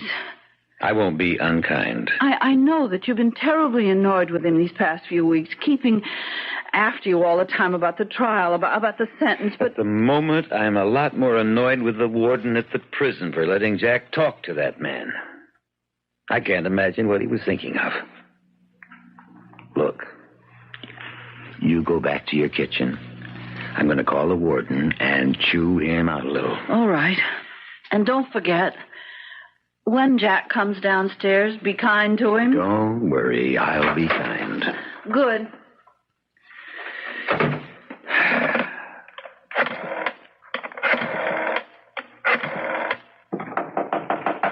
Come in. Oh, Jack. Come in. You're busy. Oh, no, not at all. I was going to make a phone call, but that can wait. Sit down, son. I think I'd rather stand up, if you don't mind. Your mother just told me that you went to the jail. Yes, to see the man. And they let you see him? Of course. I walked right in. Oh, come now. It's not that easy to see any prisoner. let alone a convicted murderer. Well, it was for me. But I can't really say that I approve of your going there in the first place.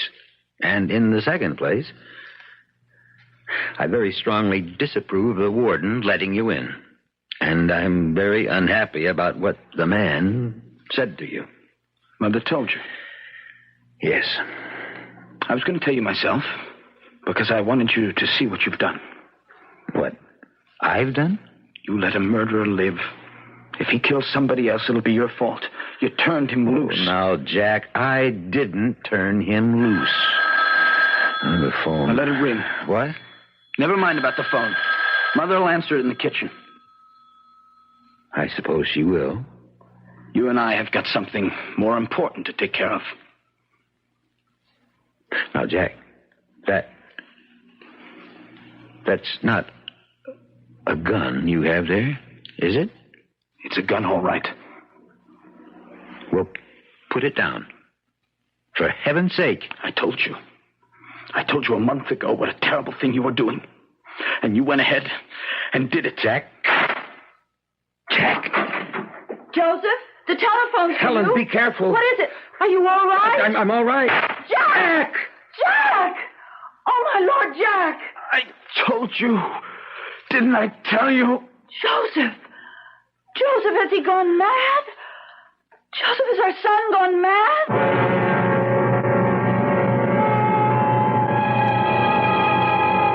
What is madness? When does the moment arrive when it is wholly evident? Who is to call it madness? And who is to call it revelation? How long may it last? And can it ever go away? Does it hide? Or is it imprisoned? Or is it disguised in a million minor ways, till the day when it springs into full view? And when it appears, who is to recognize it and call it madness? I'll be back shortly with Act 3.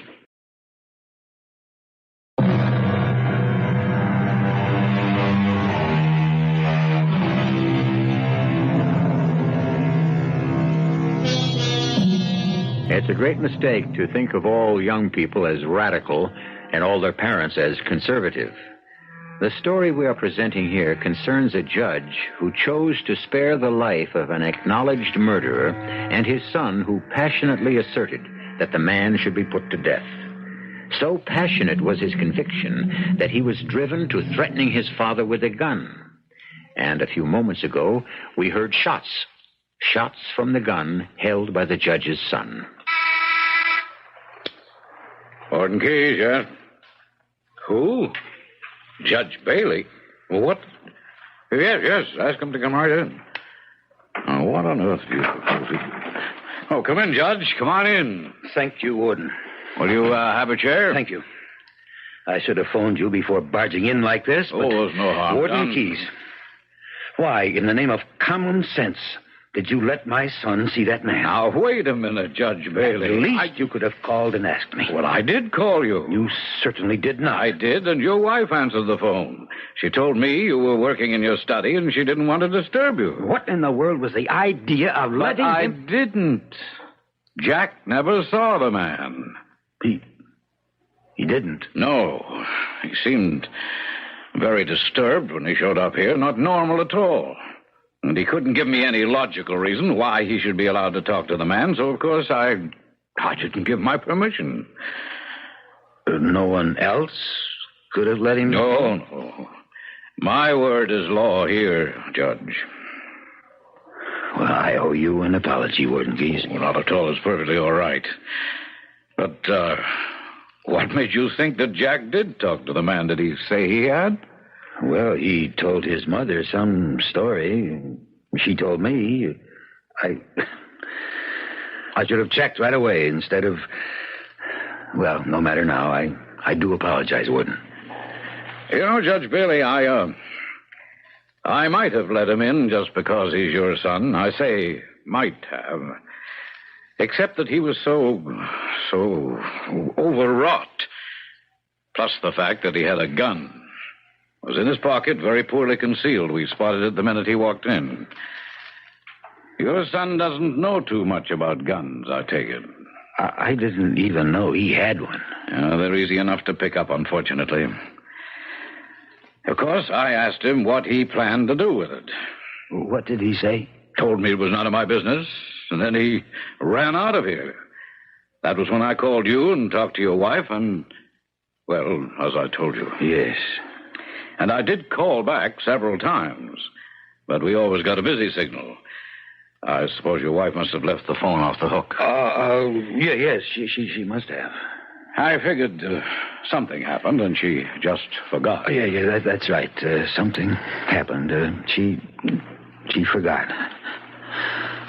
Warden Keyes, I'm going to ask a favor of you, a great favor. If you feel you can't grant it, please say so, and I'll understand. Anything I can do, Judge Bailey, I will do. I want to talk to this man. Well, now, wait a minute. I know I shouldn't ask. And I wouldn't, except that, well, it's terribly important to me. I don't ask to see him for more than, 5 minutes, perhaps. It shouldn't take more than that. And I don't know, It's more important to me than I can possibly explain, Warden. I wish I could explain, but at the moment I can't. Perhaps one day, I don't know. 5 minutes. Not a second longer. All right, where would you like to talk to him? Any place at all. In his cell. Look, if you're afraid he'll do me some harm... is that it? You're afraid he might attack me? No. Seeing as you're the man who spared his life, I don't... Even so, if you think he's dangerous, I'm willing to chance that. I mean... It's that important to me. I don't consider him dangerous at all. I think this murder is probably the only crime he'll ever commit. You mean that? Sure, it was a crime of passion, pure and simple. I think he'll make trustee within a year. Really? Most of our trustees are murderers. Didn't you know that? I never really thought about it. Not the professional killers or the psychotic ones, but the one-time murderers, where the stress and strain of their particular situation simply overwhelmed them, where the buried hostility suddenly surfaced, and as a rule just as suddenly subsided, never to surface again. It's interesting. Well, now, how would you like to see this man right here in my office? Could I? 5 minutes? Have my word. Okay. I'd like to know sometime what you think of him. Personally, I like him. You stay right here. I'll have him brought in.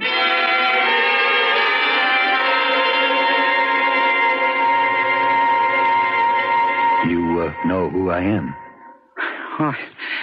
I should, don't you think? Yes, that was a silly thing to say. Look, we only have 5 minutes. I promised the warden. So if you don't mind, I'd like to come straight to the point. Yes, sure, okay. I have a son, about your age. He didn't agree with the 20 to life I gave you. He thought you should have been given the death penalty. Oh, really? His name is Jack. Jack grew really exercised about it as the trial went on. Very, very vehement. Got so I avoided speaking to him for fear he'd bring it up. I didn't want to argue with him, and I didn't want him to take the chance of his influencing me in the slightest. I guess you've earned your reputation. I mean, like, you really are a good judge. I actually barred him from the courtroom on the day I handed down my decision. And that made him even more agitated, more hostile. And then came the day, you'd been locked up here about a month, I guess, when he told his mother that he was going to come here to see you. Yeah, what for? I don't know precisely. To see how you were reacting to the crime, I guess. But he never saw me. So the warden just told me. But Jack came home and told his mother that he had seen you. And that you were cool as a cucumber about the whole thing. Not quite. That you'd never felt so much like a man as when you killed your father. that it's the only thing you ever felt good about. Where could he have gotten such an idea? Oh, yeah, I couldn't say for sure, but maybe because that's exactly the way I do feel about it. You mean that? Yeah, sure.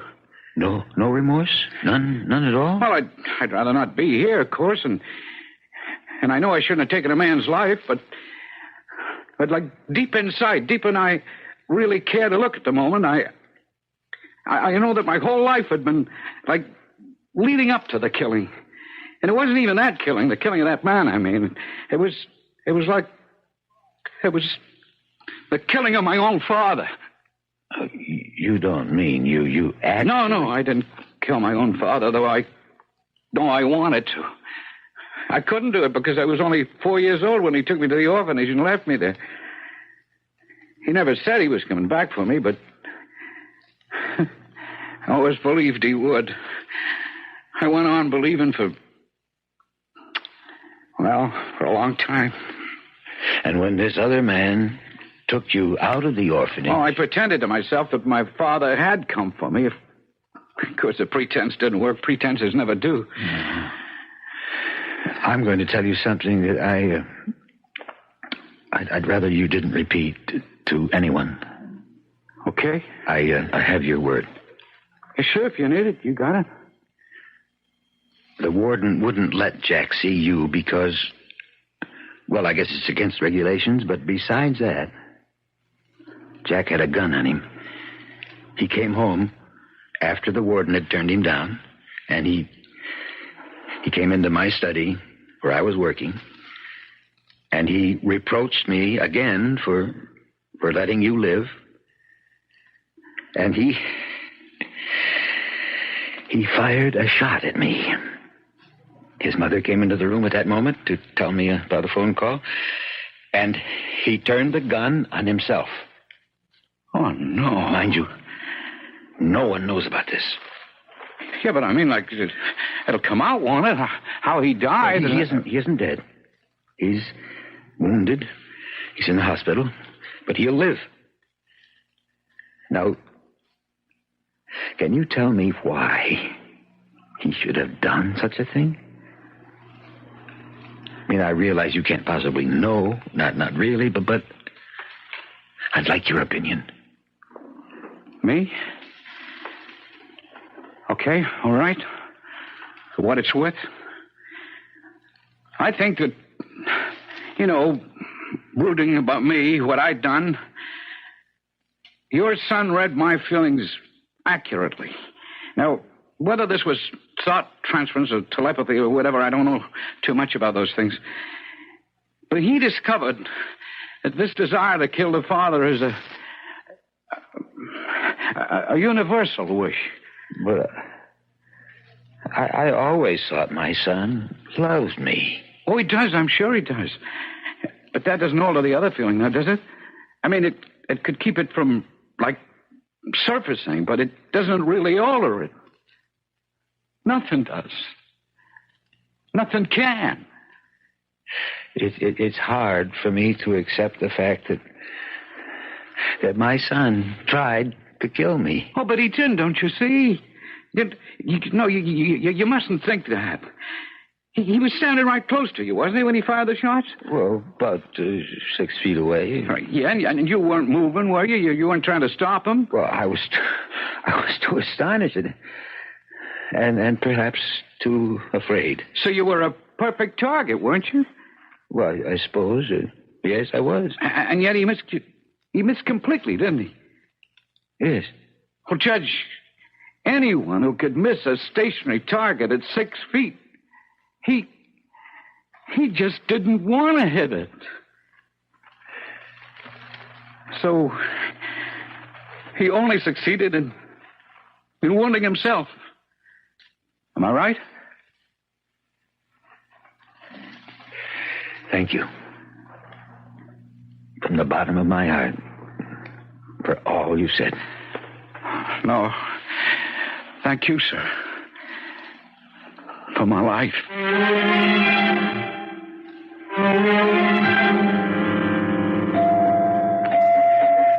Hello, son. How are you? Coming along okay, I guess. That's what the doctors tell me. Father, lying here thinking, trying to think, I can't understand how it all happened. It's all right. I was out of my mind. That's the only way I can figure it. Don't you think so? I think something like that. It won't ever happen again. Oh, Jack. When you went to see the man in jail, the murderer, why'd you take a gun with you? Oh, yes, the gun. Did you mean to kill him with it? Oh, no. No. Did you think you'd do what I hadn't done? Take his life? No. You see, I thought he'd be so remorseful. I thought he'd be eaten up with remorse and guilt and sorrow for what he'd done. I thought he wouldn't want to live. So I thought I'd just hand him the gun and he'd do the rest. By that, you mean... I thought he'd kill himself. But I never got to see him. Did I? No. Funny. I thought there for a while I did see him. And we talked a little bit. And he was so arrogant. And he wasn't sorry at all. It was very clear to me at the time. Now I'm not so sure. Rest, son. It'll all come clear one day soon.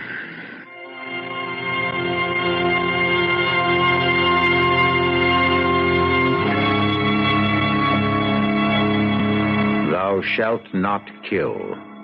This simple, terse statement is in the book of Exodus.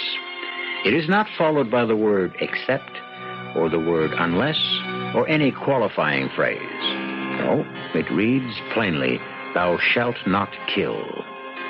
We might ask why the Lord thought it necessary to deliver this stern injunction.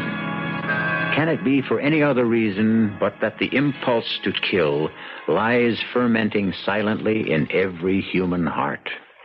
I'll be back shortly.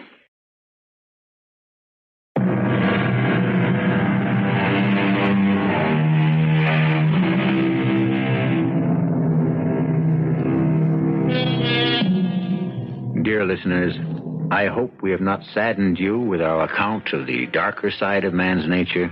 If we have, let me leave you with these lovely words from the book of Psalms.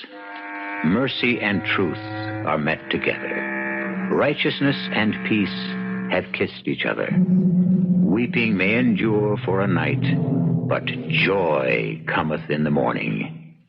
Our cast included William Prince, Augusta Dabney, Christopher Tabori, and Ian Martin. The entire production was under the direction of Himan Brown. And now, a preview of our next tale. Take me seriously for once. When we were little, even then, she did vicious things. She broke the heads off all my dolls. She took the goldfish out of the bowl and she watched them die. Typical healthy tomboy. I don't want to discuss it anymore. Now get me out of here, please. All right, Anita. Sure. That's how you want it. Doctor, I'm ready to go now. All right, now tell him, Max. Tell the doctor. Tell him what? Who I am. Doctor, Max knows. I think this has been too much of a strain for her. You'd better go immediately. Of course. Max! Goodbye, Max! Doctor. Goodbye, Susan. Oh, no, Max, she'll kill you. When she finds out that you know, she'll kill you. This is E.G. Marshall inviting you to return to our Mystery Theater for another adventure in the macabre. Until next time, pleasant dreams.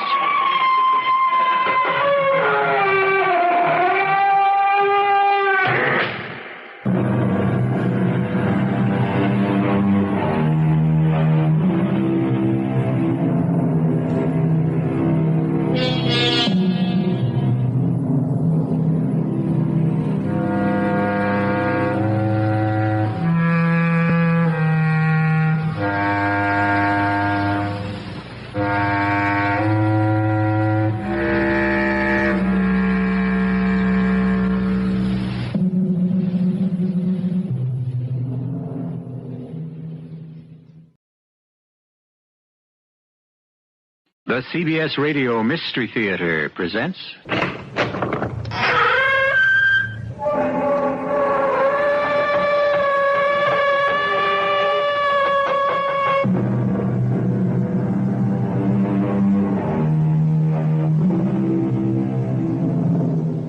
Come in.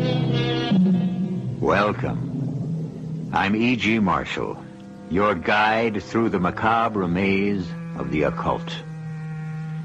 Love, hatred, and revenge are accepted by us as part of our daily lives. But those who claim to know the spirit world assure us that these emotions don't necessarily die with the death of a mortal, but are sometimes carried over into the hereafter. Our tale deals with love, hatred, and a revenge that reached from beyond the grave and made a mockery of the marriage vow till death do us part. Honestly, Jack, do you think Vinny will come along with us on our honeymoon, too? Now, Anne, don't talk like a fool. Vinny is dead. Forget him. He won't let us. Your dear, dead twin brother just won't let us alone, and it doesn't seem to bother you any more than it did when he was alive and tagged along on all our dates.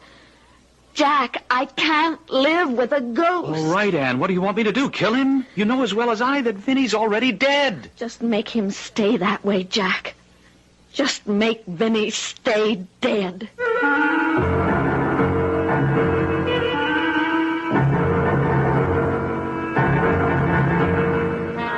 Our mystery drama, An Identical Murder, was written especially for the Mystery Theater by Murray Burnett and stars William Redfield and Elliot Reed.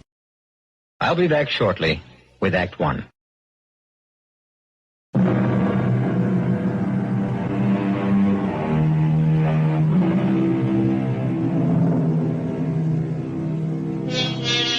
That thin line between love and hate has been walked by tellers of tales ever since tales have been told. For other storytellers, the line between life and death became a thoroughfare on which they balanced fascinating tales of terror. Today, we cross both lines, love and hate, life and death, as our path leads us to the ultimate unknown terror. Our guide along this path is a man named Harry Carlson, who's more experienced climbing mountains than dealing with the unknown. Let's set the record straight from the start. I'm not a man who sees things. I'm a guy with both feet on the ground, my head on straight. It darn well better be, because my hobby is mountain climbing. And the icy face of a mountain is no place for a guy with jumpy nerves. The funny thing about what I have to tell you is that this whole bizarre adventure started with a climb. A climb I made with the Benton twins. I remember the three of us sitting in the warm tap room of the Regenhof talking about the climb. Harry, the map shows we shouldn't have too much trouble after we reach this point, about halfway up the north face. Right, Vinny.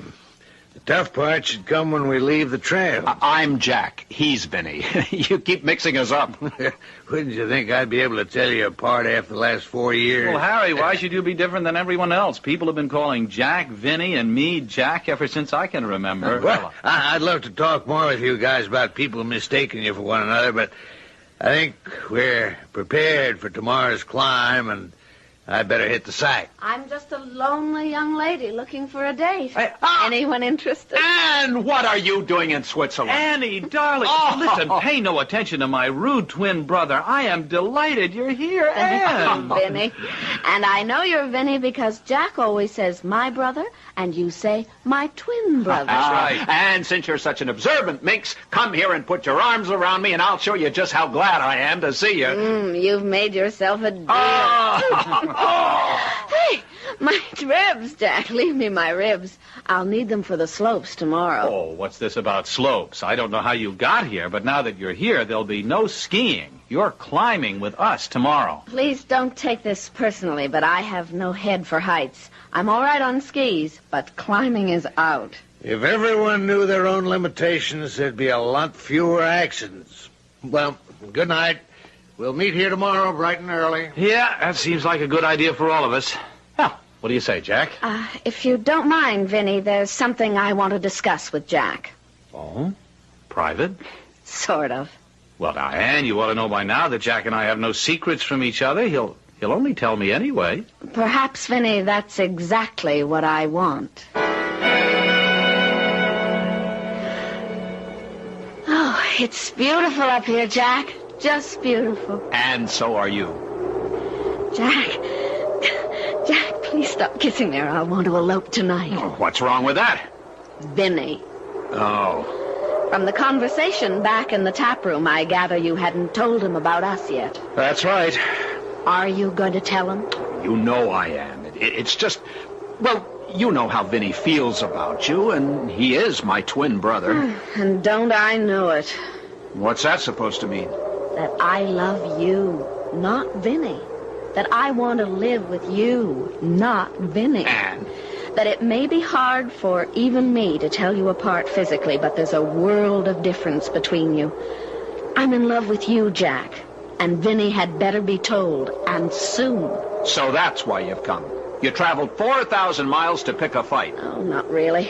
My boss sent me to Paris to check on some designs, and I was so close I wanted to see you. And I was right.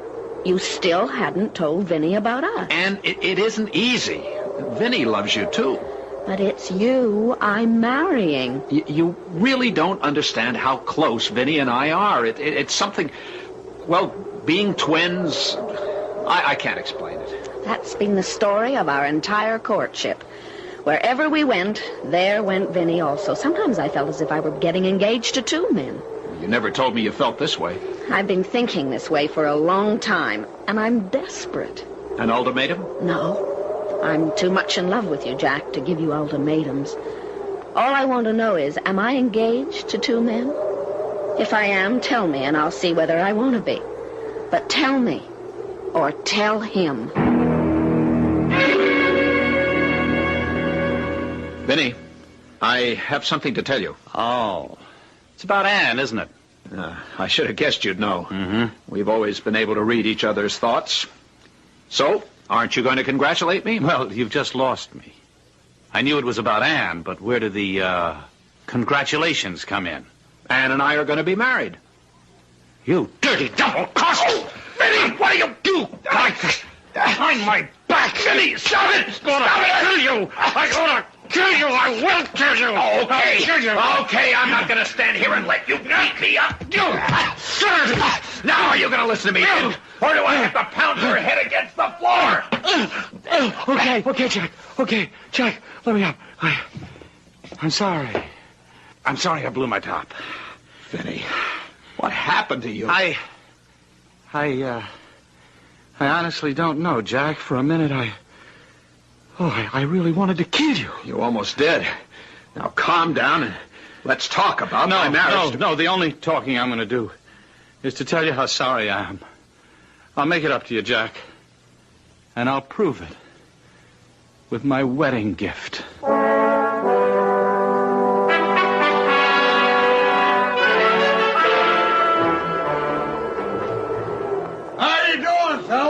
We're okay, Harry. Why don't you let Jack speak for himself, Vinny? There you go again, Harry. I am Jack. And I'm Vinny. And I'm doing okay, too. How far are we from the summit? I'll keep you straight somehow. Jack's the low man on the line, and Vinny, you're next, right? Right.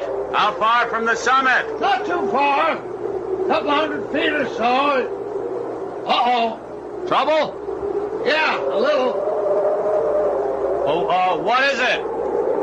There's a pretty easy path to the summit, but to get there, it looks like a tough traverse right in front of me.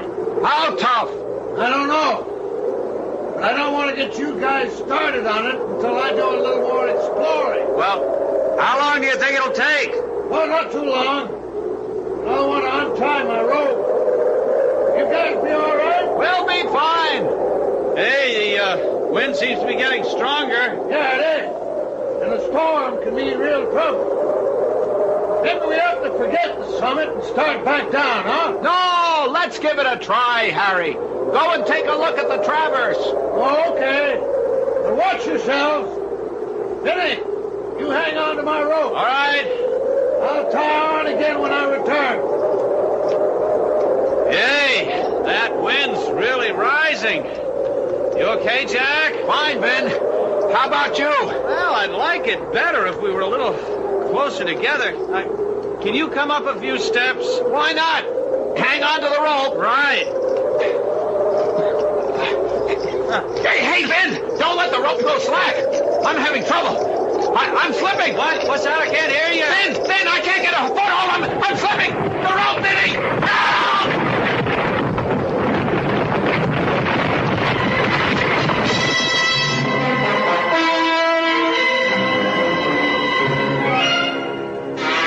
I was almost across the traverse when I heard the scream, then the slide. My stomach told me what had happened. I looked, and I saw the one man clinging desperately to the face of the mountain, the empty rope dangling from his waist. Hang on! I'm coming to get you! Hang on! I couldn't help it. I tried, but he was gone before I could get the rope around me to hold him. Don't think about it, Vinny. Just hang on till I reach you. I'm not Vinny. I'm Jack. What? Wasn't Jack below you? I could have sworn that Vinny was where you... Vinny's gone. Dead. And I'll be following him unless you get to me. You can call me anything you want, but whatever you call me, the fact remains that I'm Jack. And Vinny's at the bottom of the mountain.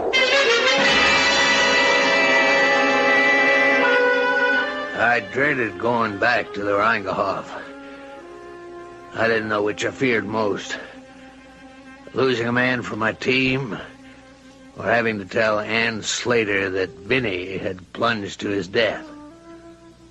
Fortunately, Jack spared me the latter ordeal, but I was put in the middle of a strange and painful scene. Fault was mine, Ann. All mine. Vinny called to me and I pulled on the rope, but it slipped, and then he was gone. I'll never forgive myself. Never. That's the wrong way to think. I haven't heard Ann say it's wrong. In fact, I haven't heard Ann say anything since we came back. I don't know what to say. I'm too shocked. Well, that's understandable. Maybe we ought to get a doctor. Oh, no, thanks, Vinny. What am I saying? I called you Vinny. Oh, of course. Vinny is on your mind, and... no, Jack, don't. Don't hold me. I just want to be alone. Oh. I'm sorry. I'll see you in the morning. It looks as though it's going to be a difficult situation for you, Jack. She'll get over it. She has to. Because she's a girl I love. And I'm going to marry.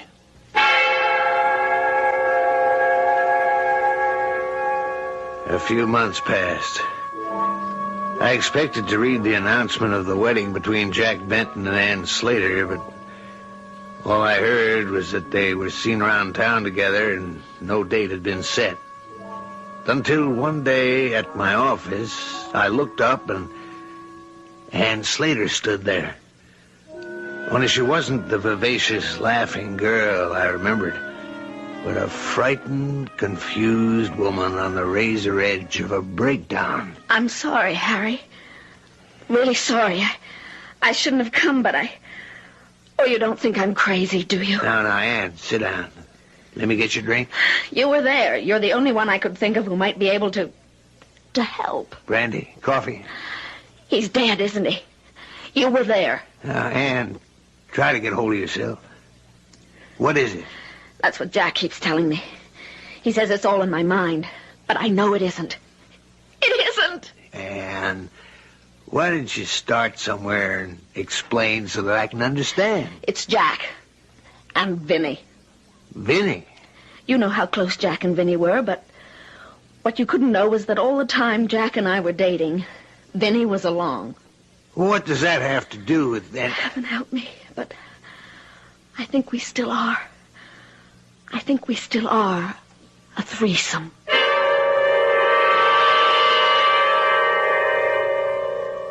According to medical science, identical twins have the same heartbeat, the same skin, hair tones, and if you took a voice print, you would find that although the voice might vary in pitch and timbre, they would follow a somewhat similar pattern.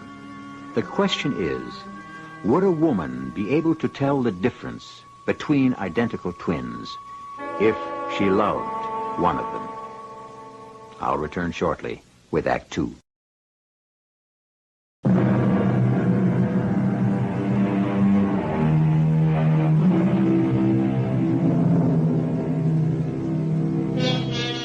Two's company, and three's a crowd. But I'm puzzled about which kind of a third party on a date is more disturbing. A dull and insensitive bore who refuses to take any hints about leaving, or an unseen but definitely felt presence. In other words, a ghost. Anne Slater is trying to explain how she feels about this ghostly third party as we continue with our strange tale. I feel so disloyal. You must remember I'm the one who's supposed to help Jack forget about his brother's unfortunate accident. And it seems I just keep reminding him of it instead. Then, you still haven't made it clear to me just why. Wherever we go, Vinny is with us. Well, that's not possible. Vinny's dead. I know that, but just listen. Last night, we went to the pump room for dinner. Ah, good evening, monsieur, madame. I have your table over here. As you see, monsieur, it's set for 4, but I'll have the busboy remove 2 place settings, and you will have more room. Oh, thank you, Captain. I appreciate that. And, monsieur, may I recommend our special salad? They're all on the table up front. You may serve yourself. Thank you. Thank you. Merci. And then the strangest thing happened. Jack and I sat at the table, and you must believe me, we saw the busboy clear away the other 2 place settings. We went to the salad table. And when we came back, there was a 3rd setting. Well, that's easily accounted for. Maybe another busboy started to set up the table for 4. Yes? Then tell me how you account for the fact that the 3rd place had a salad plate heaped with Caesar salad. Caesar salad? I remember, that's Vinny's favorite. Well, maybe Jack We were together at the salad table every minute, and we came back together. What did Jack say? What he always says when this happens. Forget it. Then he isn't as concerned about this as you are. That's another thing that's bothering me. He's concerned. I know he's concerned, but he won't admit it. Do you think he's trying to act as if everything were normal so as not to upset me? Well, now, don't you think that's a strong possibility? But there are other possibilities. I don't know what you mean. I hope you will when I tell you what happened a week ago at an amusement park. Oh, look, Jack! Cotton candy! I haven't had cotton candy in years. Well, then you'll have a big, giant portion. Uh-oh, no. It's too fattening. Just a small one will be fine. No, you'll see. Here you are, darling. Oh, thank you, Jack. Oh, I wish I could make your eyes sparkle and your lips smile that way when I'm not bringing you cotton candy. Delicious, but sticky. Anne? Did you hear what I said? And? I'm sorry. Oh, what's wrong? Why can't I make you happy the way I used to? It's my fault. I'm all mixed up. About us? About us and Vinny. And... Look, Vinny's dead. We just have to forget him. He won't let us. He just won't, and you don't seem to understand. Sometimes I think your voice sounds just like Vinny's. That maybe I've mistaken you for... Oh, forgive me, Jack.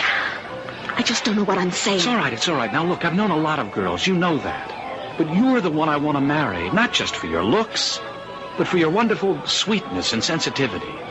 I know how you must have felt about Vinny always tagging along. It was only natural that when you heard he died, at first you... Well, I suppose you were glad. No. Be honest with yourself. Only at first. You were glad that he was out of the way. And because you're feeling guilty about it, you're letting that feeling lead you into imagining all sorts of ridiculous things. Do you think that could be the explanation? Oh, darling, I'm sure of it. Now, look, let's just forget all about Vinny and enjoy ourselves. Which do you want to try? The slide or the shoot? Your choice, Jack. You wait right here. I'll get the tickets. But, Jack, I want to... Jack, come back a minute. No! I won't listen! I heard Sweet Sue, just as if Jack were right beside me. But how could that be if he was off buying tickets? I heard it!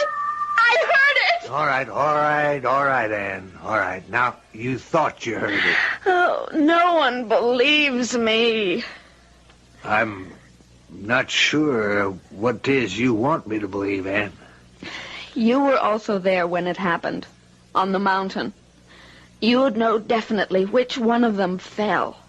I heard the shouts, but I didn't actually see. There's one way we could be sure. One way there'd be no doubt at all. How? Fingerprints. If the body could be recovered. No chance.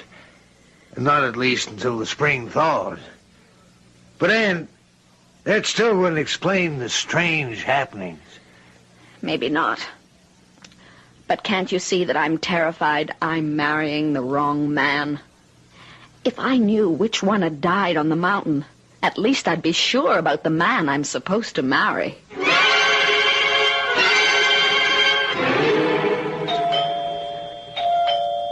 I'm coming. Jack! Hi. Didn't you get my note? Oh, you bet I did. That's why I'm here.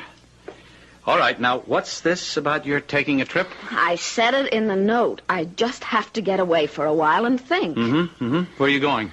I didn't tell you because I didn't want you to know. Anne, what's happened to us? That's what I'm going to go and try and figure out. Look, you're not going. What? I mean it, not without me. I love you. I love you more than life itself. Jack, that's very sweet. But if you do love me, you're going to have to let me get away for a short while to get my head straight. Well, what have I done to you? I'm afraid I've done it to myself, Jack. It's not you. All right, look, may I have a cup of coffee? It will have to be instant because I don't want to miss my plane. Okay, instant. Lucky I left the kettle out. I've put most of my other pots and pans away. Look, if it's too much trouble, don't bother. It will only take a minute.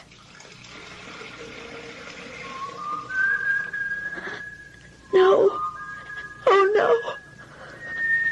Please, God, no. Jack! Jack! Anne, what is it? What's the matter? You've been sitting in that chair all the time, haven't you? What, yes, of course. I mean, you didn't come into the kitchen, did you? Well, darling, I told you I've been here. Now, Anne, what is it? What happened? Nothing. I just got frightened. Oh, darling, come on, tell me. I thought I heard you whistling Sweet Sue. You thought Sweet... Well, why should that get you so upset? As a matter of fact, I was. But I heard it close up in the kitchen with me. Oh, you see, I'm worried about your being alone. The kettle. I'll get your coffee. All right. Look, at least let me drive you to the airport, will you? Please forgive me, but I have to finish packing. Here's your coffee. All right. What about the airport? Let me think about it while I pack. 3 valises? How long are you thinking of staying? Until I feel I can handle the situation. You can close the one on the love seat. All right. Is it all right if I put my coffee on the night table? Be my guest. Your guest. I'd rather be your husband. Oh, love. When are we going to get married? I always forget my toothbrush. No, there it is. Look, Anne, did you hear my question? I heard. Well? Let's go back into the living room. All right. What about the other valise? I'll leave it. I may have some last-minute things. Now what? Look on the table. Right there on the table. What? You mean the coffee cup sitting there? And the lighted cigarette. I don't smoke. And you haven't lit a cigarette since you came in.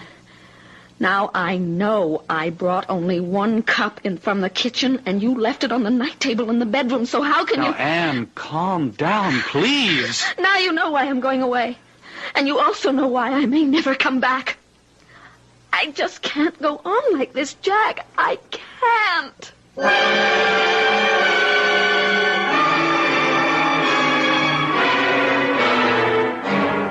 Harry, you know where she went, and you're going to tell me. I have no idea where Ann is. I tell you, I've got to find her. Now, Jack, I'm not much on giving advice, but Ann's a big girl.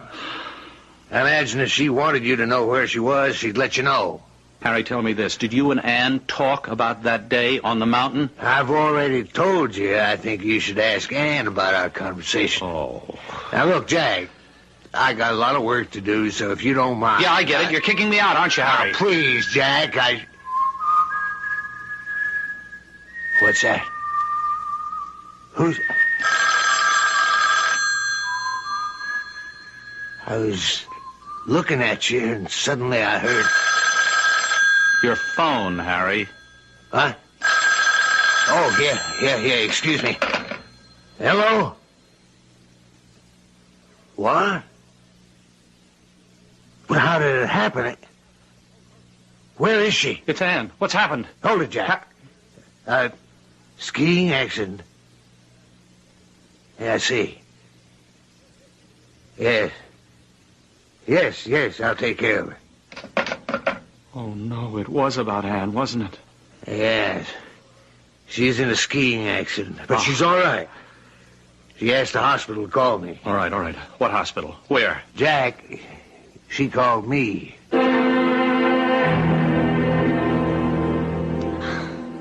Harry, it was sweet of you to come. They tell me I should be out in a few days. Well, what happened? Jack has told me so many times you're an expert skier. What happened really had nothing to do with skiing. It was eerie. I was all alone at the top of the run. It was a beautiful day. And I was just about ready to push off when I heard...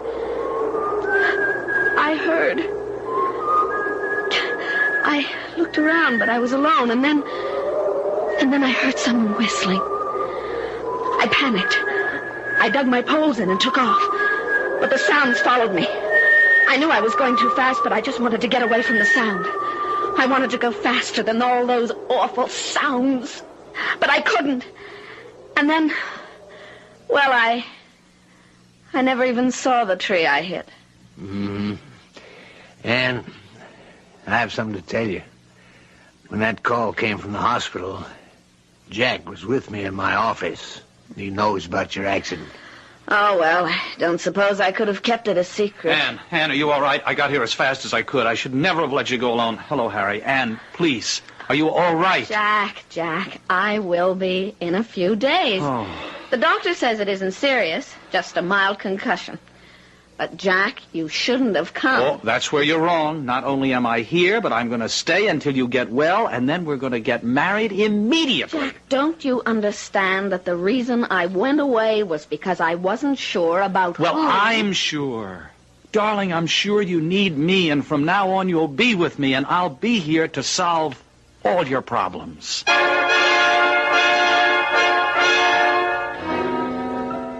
Having the man you love by your side in times of trouble can be a great comfort. But it also can be greatly disturbing if you're not sure whether the man by your side isn't the wrong man, the wrong twin, and perhaps even a murderer. We'll be back shortly with a resolution of our Ann's dilemma.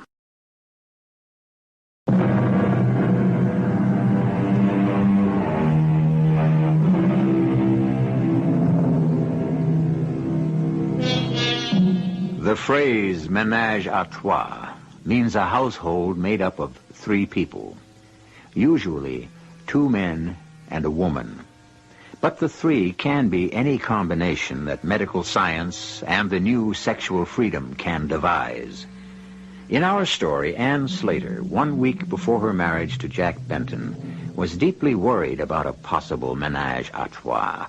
But her concern was that the 3rd person in her ménage was a ghost. Harry Carlson, the best man, was also worried. I certainly didn't relish the idea of Jack Benton asking me to be his best man, but My guilt over the death of his twin brother left me no choice. And so, 3 days before the wedding, I found myself Jack's guest at a charming cottage by the sea that he and his brother had inherited. It was here that he had decided to spend their honeymoon. We were alone that first night, just Jack and me. Well, I'm sure glad you could make it, Harry. There's no one in the world I'd rather have as my best man, except, of course, Vinny. Thank you for the compliment. Who's upstairs? Well, you're the only guest. Yeah, but there's somebody up there. Surely you can hear the footsteps. There's no one there. Oh, you must be putting me on, Jack. I tell you, there's no one. Now, don't tell me you don't hear those steps. Must be someone making them. Well, okay, if you want, you can look for yourself. That's exactly what I'm going to do.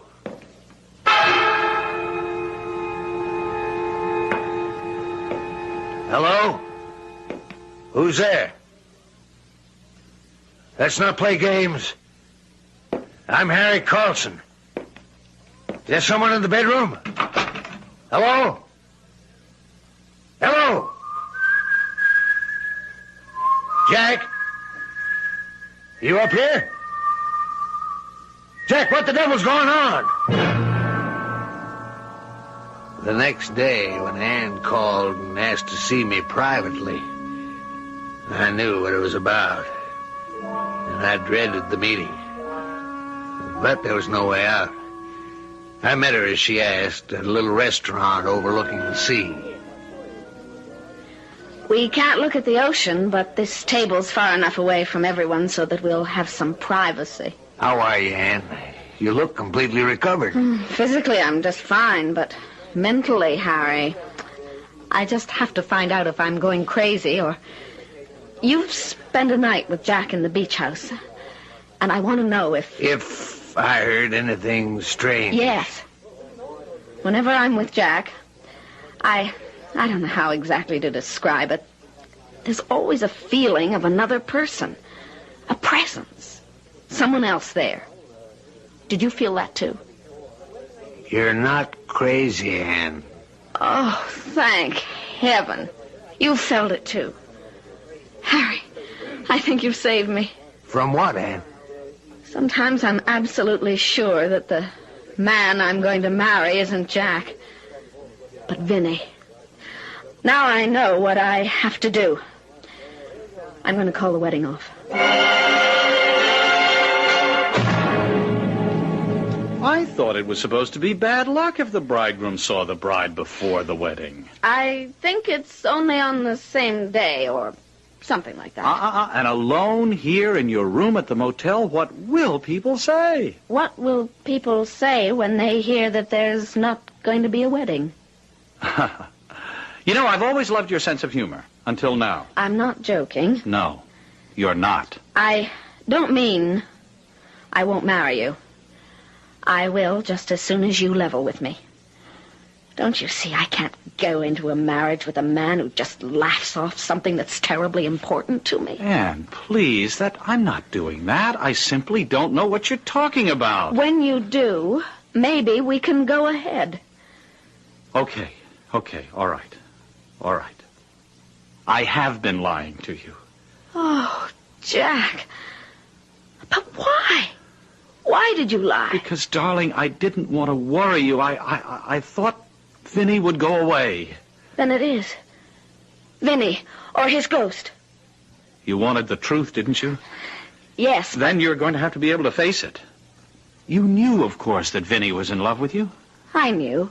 I mean, I won't pretend that I can explain it, but we were identical twins. You must remember how sometimes we didn't even have to talk because we knew what each of us was thinking. I remember. Sometimes it drove me crazy. Well, somehow, now, I don't know how. Vinny is still with us. I feel him at times so strongly that I've even started talking to him. Then you're saying that Vinny is a... A ghost.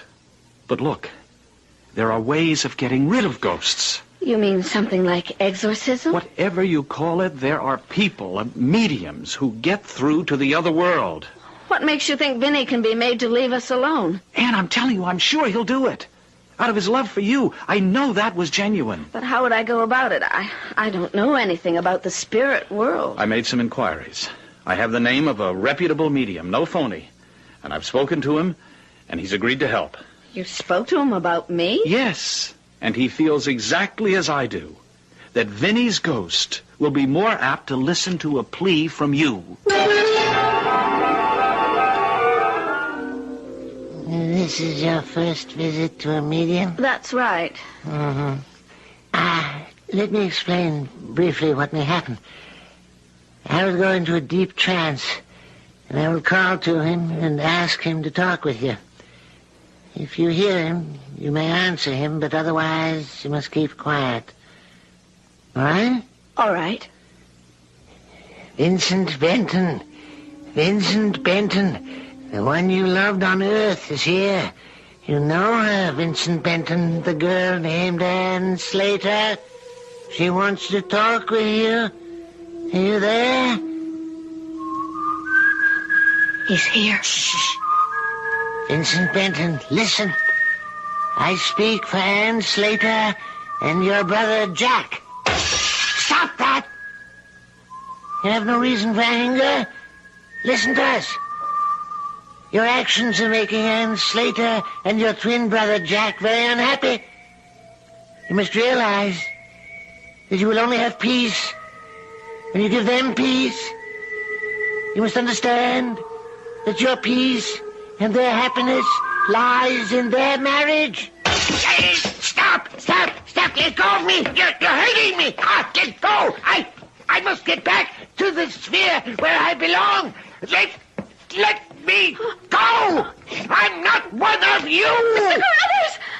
Are you all right? What happened? I'm sorry. I cannot help you. I don't believe anyone can. We contacted a very evil spirit. And it's best that you leave immediately.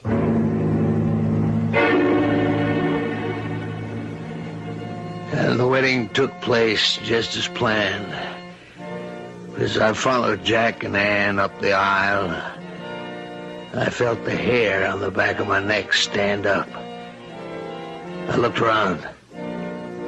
Everything seemed perfectly normal until Jack took Ann's hand. Oh. Your hand's like ice, Jack. Harry, do you have the ring? I handed Jack the ring, and suddenly my blood ran cold, because very faintly I heard it. I knew that Ann had heard it too, because I saw her lips tighten, but her hand was steady as the ring went on her finger, and then it was over. And they were man and wife.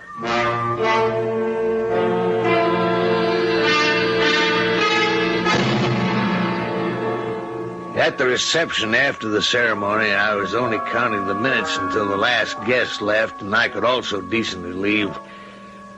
Nothing more had happened, but I still desperately wanted to get away. After what seemed an interminable length of time, only Ann, Jack, and I were left. I took Ann aside to offer my good wishes. Thank you, Harry. Thank you. I owe you a lot. Oh, you don't owe me a thing. It's just... you sure everything's going to be all right? You heard the whistling at the ceremony, too. Don't worry. Jack and I have made up our minds. We'll be fine. Yes. Yes, I'm sure you will be. I'll just go back to the cottage, pack my bag, and clear out. This is going to sound silly, but Jack and I decided we wanted to be in the cottage alone for the next few hours. Well, of course, I understand. What time should I drop by? Half an hour or so. Jack and I are walking back along the beach.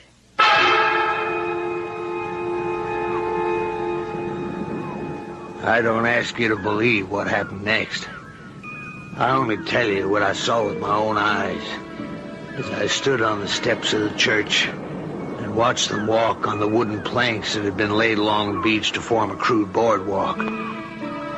Their backs were to me, and Jack's arm was around Ann's waist, when suddenly, I'll swear, there were two arms around her waist, and one of them was encased in ice.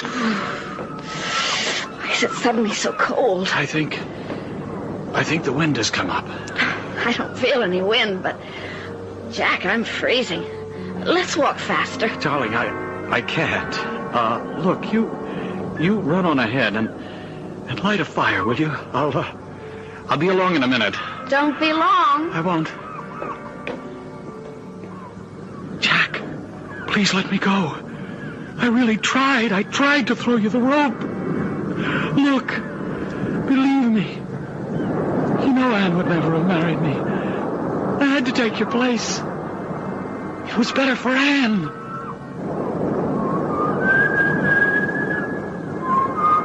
Oh, please, Jack. Let me live. Please. Go back to being dead.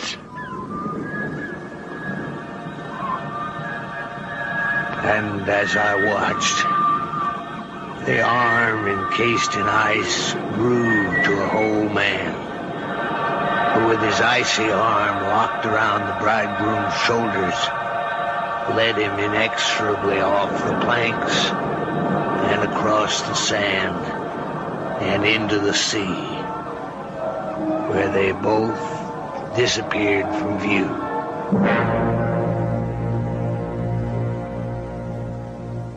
As Harry Carlson told us, you don't have to believe it.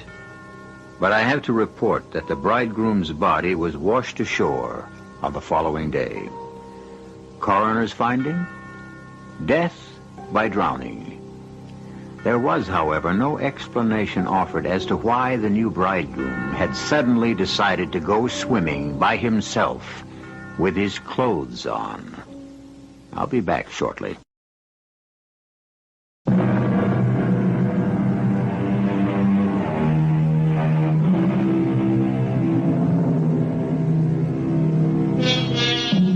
Castor and Pollux, the heavenly twins fixed and immutable in the sky, made a bargain with Zeus. When one died before the other, they were to be together always. Only they were to spend 6 months in heaven and 6 months in hell. I like to think that the Benton twins made the same deal to be together. But what troubles me is which twin belonged in heaven and which in hell. Our cast included Elliott Reed, William Redfield, Roberta Maxwell, and Robert Dryden. The entire production was under the direction of Himan Brown. And now, a preview of our next tale. Oh, I thought he lived here. Well, so he does, in a sort of way. I think it's time that we told the boy the truth, Sean, as best we can. Yes. Well, you had a good long look at Uncle Terence. You wouldn't forget it. Oh, no, never. Look behind the picture and make sure... Yes, he's back again. Now, come here. You see this portrait, Brian? Now, would that be Uncle Terence? Oh, yeah, that's him. That's him to the life. Not exactly. The gentleman you are looking at has been dead these 35 years. What? The only problem is that he won't stay decently in his grave. This is E.G. Marshall inviting you to return to our Mystery Theater for another adventure in the macabre. Until next time, pleasant dreams.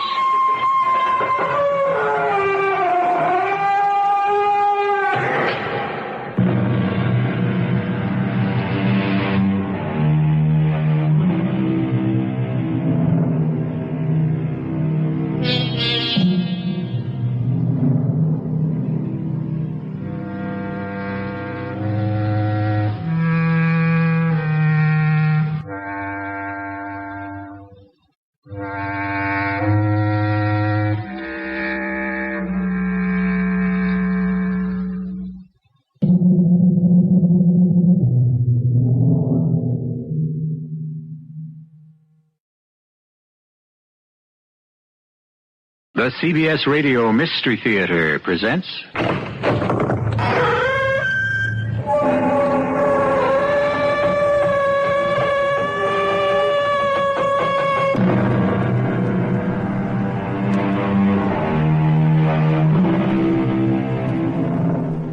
Come in.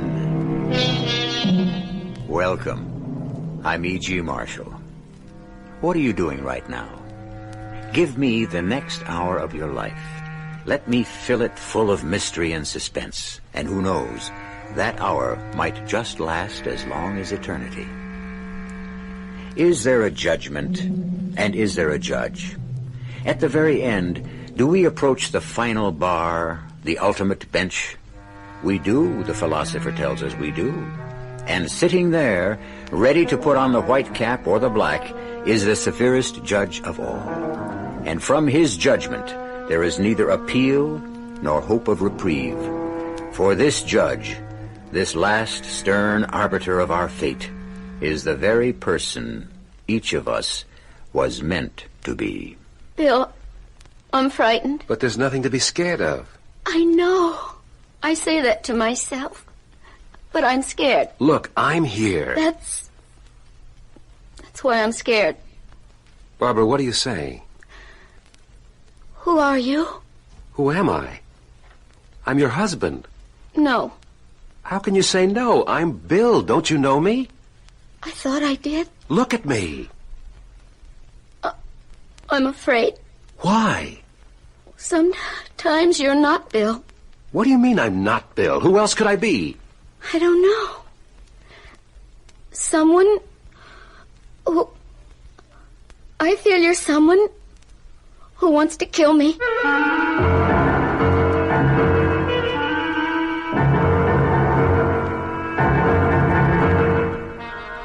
Our mystery drama, Every Blossom Dies, was written especially for the Mystery Theater by Sam Dan and stars Michael Tolan. I'll be back shortly with Act One.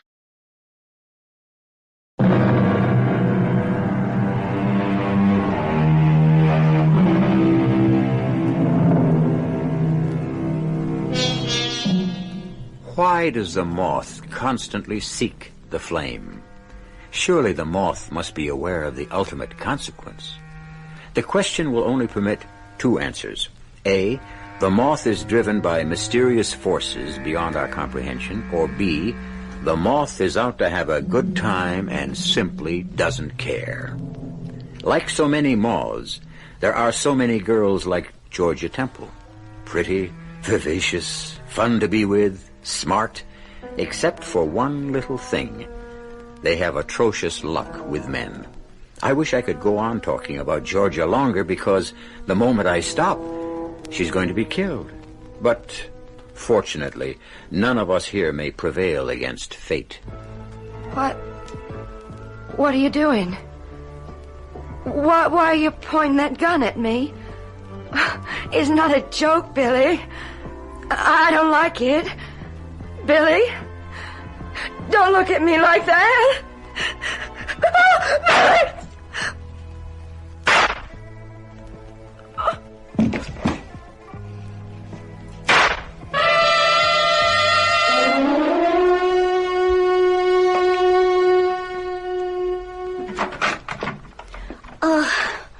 I was worried. Worried? Oh, you're late for dinner. God, is it the first time, Barbara? No. And it won't be the last. But you usually call. I'm sorry. Did I ruin the steak? Steak? You ought to do the shopping. You're lucky to get stew. Huh. Well, if it's ready, I'm ready. You know, I was really worried, Bill. Why should you be worried? You mean a cop's wife doesn't have the right to worry? Oh, I'm not really a cop in that sense. I mean, I'm not in uniform. I'm called in after the crime, Jerry Ferris and me. Whatever shooting or stabbing... Please, Bill. The rough stuff has already happened. Jerry and I, we do the gentleman's job, the inquiry it's called. Well, you still should have phoned. That's right. And there's no excuse.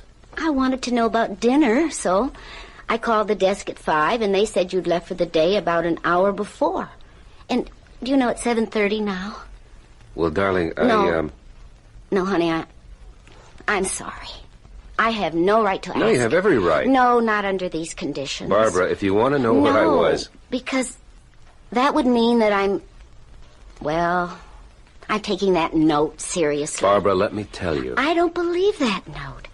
It was sent by some vicious psychopath. Darling, I want to explain. If a person has something to say to me about my husband, if anyone wishes to accuse my husband of infidelity, let that person face me openly and with proof. I'll tell you where I was this afternoon. I just know you wouldn't have another woman. Say, you are sure of me, aren't you? I know you, that's all. It's just a note like that. Well, it's upsetting. Darling, why didn't you let me see it? Because I could have taken it to headquarters and turned it over to the lab. Well, I didn't want to get involved in anything, and... Oh, it's just a crank thing anyhow. I thought it'd be best all around if I just tore it up. I don't even know why I told you. Well, I'm just scared to think there are people with that type of mentality running around. Look, the fact is, I left headquarters completely resolved to get home early when I saw someone, a hoodlum who has no business in this particular territory. I thought I'd keep an eye on him for a while to see where he might lead me. And where did he lead you? To a rooming house where he's evidently living.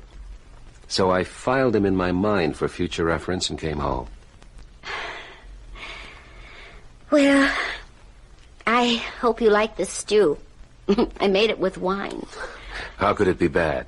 And a little music to aid the digestion.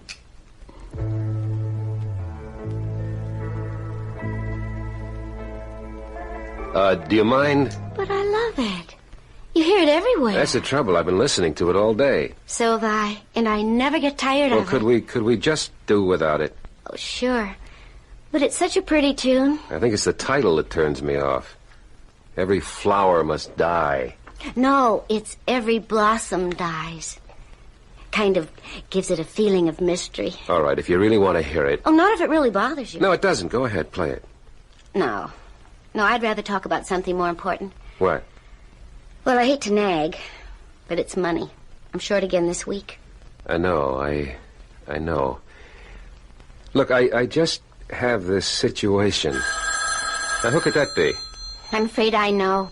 Jerry Ferris tried to reach you half-hour ago. He left word to call him. Honey, why didn't you tell me? I did want you at least to have your dinner. Oh, well. Hello? Bill, saddle and ride. No, not me, friend Jerry. I'm starting my 48 hours off. We got us a homicide. The address is 718 Hayes. You don't need more than 15 minutes to get here. Ferris. Yeah, I better run. Can't you just finish? No, dear. I don't even know what kind of homicide we're up against. I better get right over there. I'm sorry. Well, it isn't as if you didn't warn me before we were married. Look, darling, about that note... I've already forgotten about it. I wish you would, too. 718 Hayes. 718 Hayes. What, Bill? It's the address where I'm supposed to meet Jerry. That's northeast, isn't it? Yeah. Now, why should that address sound familiar?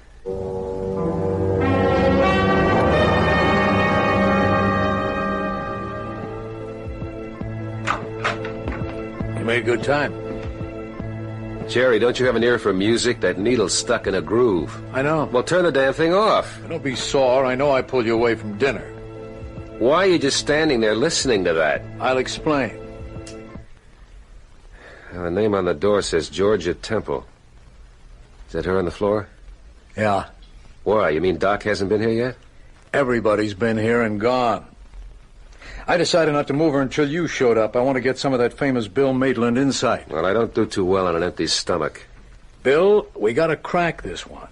The mayor, the DA, they're all up for re-election. Safety, that's the big thing today. Yeah, how can you knock it? Incidentally, you signed out at 4 to go home, and we couldn't reach you. I ran into a guy I knew from the Army. We stopped for a couple of beers.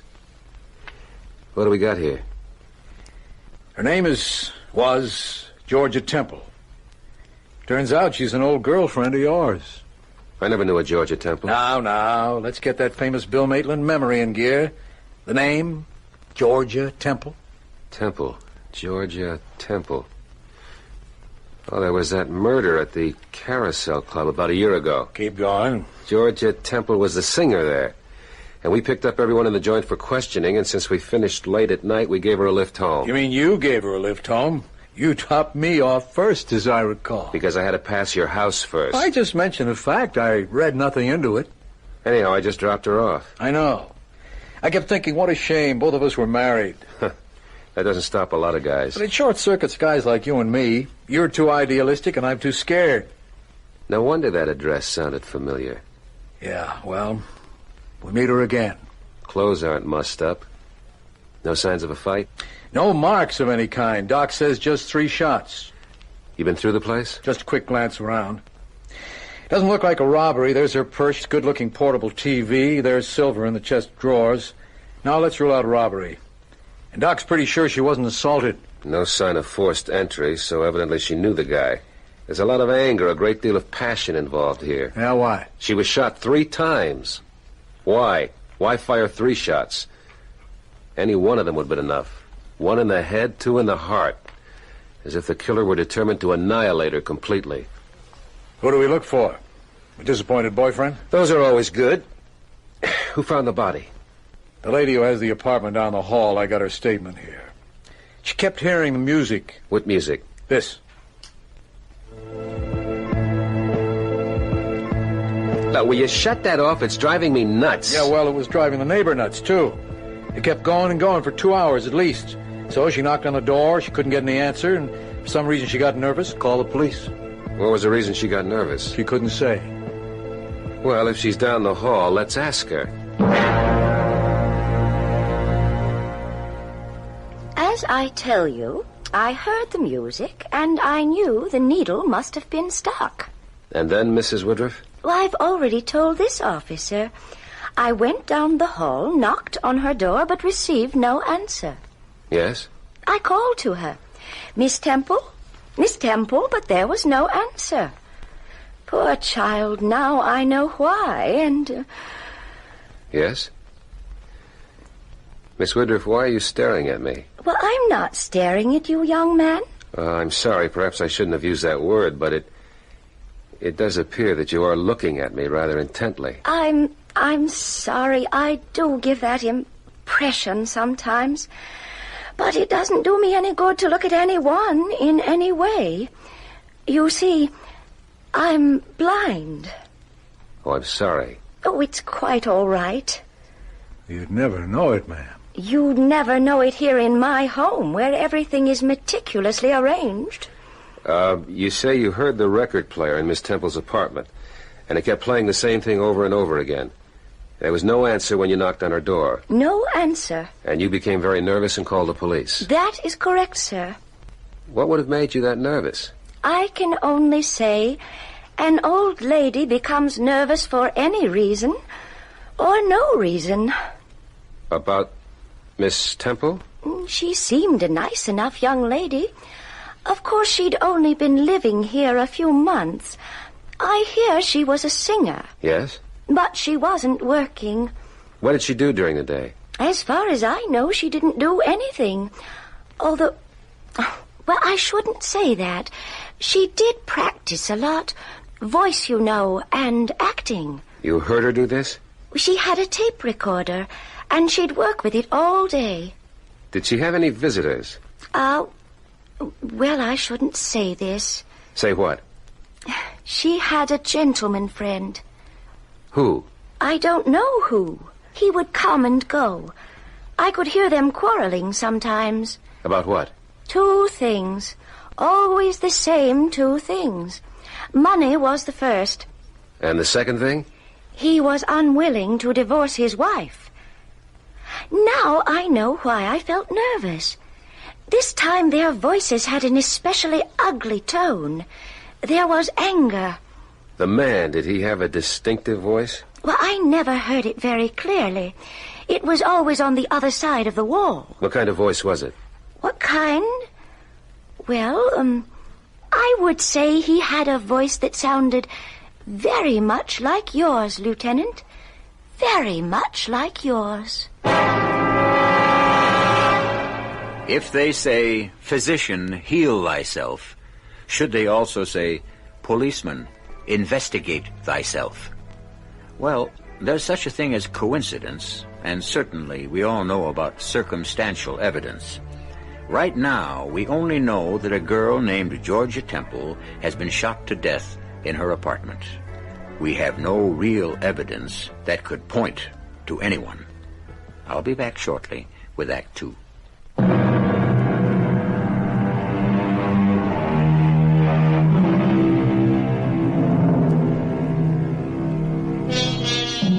Georgia Temple was found shot to death in her apartment. The police are naturally asking the expected question: who killed Georgia Temple? So far, there isn't any evidence that would point to anyone. There is, however, a clue, a lead.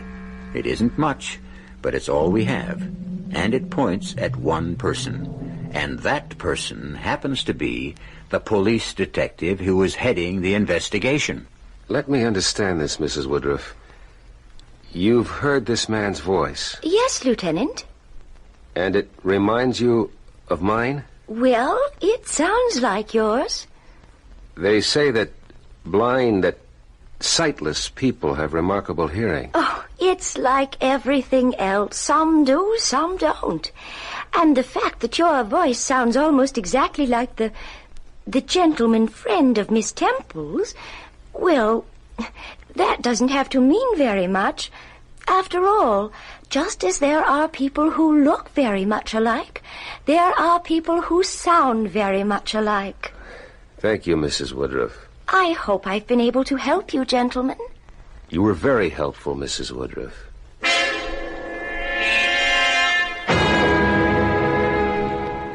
Well, Bill, have we cracked this case this fast? Are you the killer? If she's willing to testify under oath that it was my voice.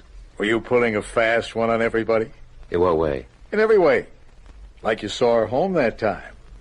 You did, didn't you? Yeah. And maybe she said, why not come in for a nightcap? Tell me more. And maybe you did, and, well, maybe one thing led to another, and you've had this cozy little setup for the past couple of years. Keep talking. But you know the course of true love, it never runs smooth, and so maybe you have this fight and you pump 3 slugs into her. Maybe you better check my service revolver. I already got the lab report. The weapon was a .22 caliber. Well, I guess that puts me in the clear, huh? I guess it does. So where are we? We know it's a guy. They quarreled. For any one of the maybe reasons or something else. How carefully have you searched the place? We don't have any prints. You mean no fingerprints at all? None. Not even hers? Not even hers. But her print should be all over the place. After all, she lived here. Nothing. That means he took a rag and worked the whole apartment over. Because his prints must have been all over the place, too. This guy spent a lot of time here. Somebody must have seen him. Look, why don't you ring some doorbells? I'll poke around the apartment. There's no good in the eyewitness department. 4 other tenants. Mrs. Woodruff, who's blind, we already know about. Down to 3. Mr. Sazerac's a musician, works all night, sleeps all day, doesn't know anything. Mr. McPhee has been in Afghanistan for the past 4 months. Nobody can tell us when he'll be back. The Lewises are in Florida, but they spend 6 months of the year. And that's it. Now, what do you got? I looked through the garbage can. I found these papers. These half-torn, crumpled papers. Here, read. Ask your husband where he is all the times when he tells you he's at work. Ask. And stuff that's crossed out. Now read the next one. Ask your husband where he is when he's supposed to be working. Ask him why money is so short. The rest is crossed out. Yeah, she was writing or had written a note. These are just the copies she made the mistakes on. Then when she typed one finally that was okay, that was the one she sent. Hey, that figures, Bill. She sent a note to the guy's wife. But why? Who knows why? Maybe to force him into some kind of move, to put him in a position where he'd have to choose between them. She's got a typewriter. I saw it in her bedroom. Yeah, you can see these were typed on her machine. So she sent the note. The guy's wife got it. She raised the roof. The guy got so mad he killed her. Sounds reasonable. Yeah. So, somewhere there's a note that was typed on her machine. Some wife has it. If we find the wife, we find the guy.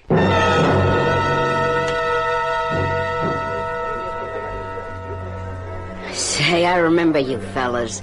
You're the cops that was in the place the night we had that unfortunate situation. Tell us about Georgia Temple. Poor Georgia. Is that all you can say? Well, it about sums it up. Poor Georgia. She left here about a year ago. Did she go to another job? Mm-mm.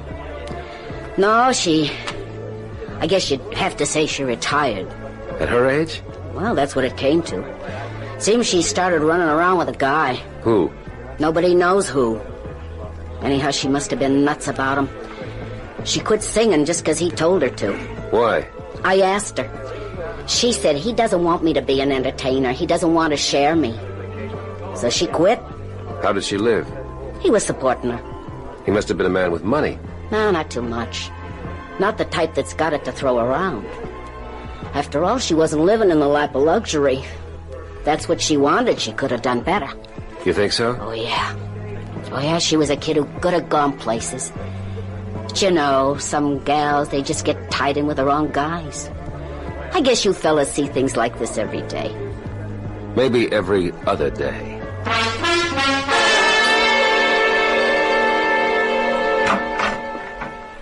You still didn't tell me why you wanted to come back to the apartment, Bill. The tape recorder. Mrs. Woodruff said Georgia Temple worked with a tape recorder. Yeah? Where is it? Do you remember seeing it? No. Maybe it was stolen. Now, come on. Why would a guy come in here, kill her, and just take the tape recorder? She had money in her purse, remember? Okay, let's look around. Hey, hold it. I think I remember something. When I looked through her bag, I think I saw... What? Now, hold it. Lieutenant Maitland, let me have the property office, please. What do you think you saw? Maxwell, this is Bill Maitland.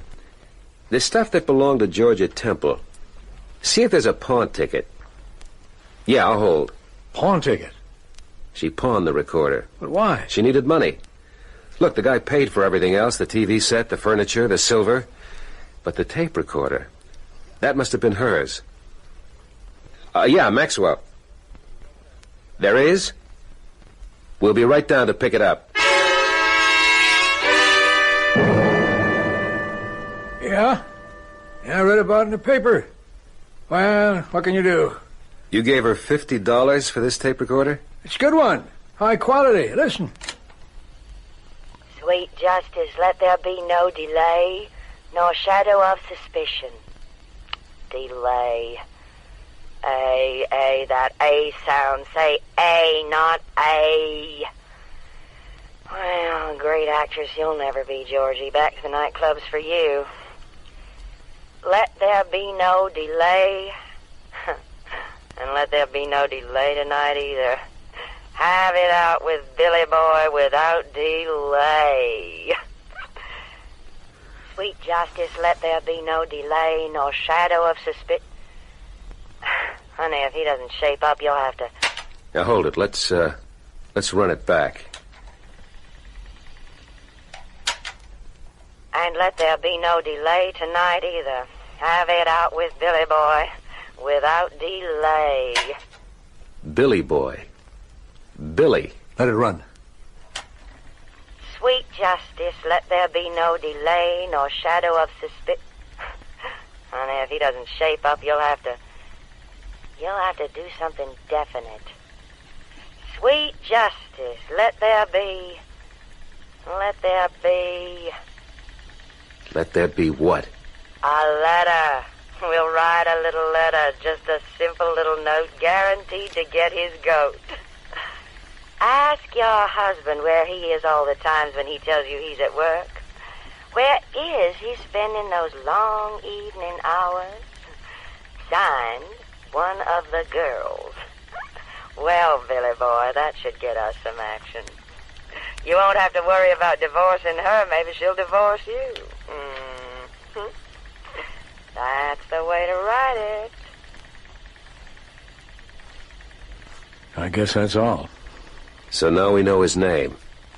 Billy.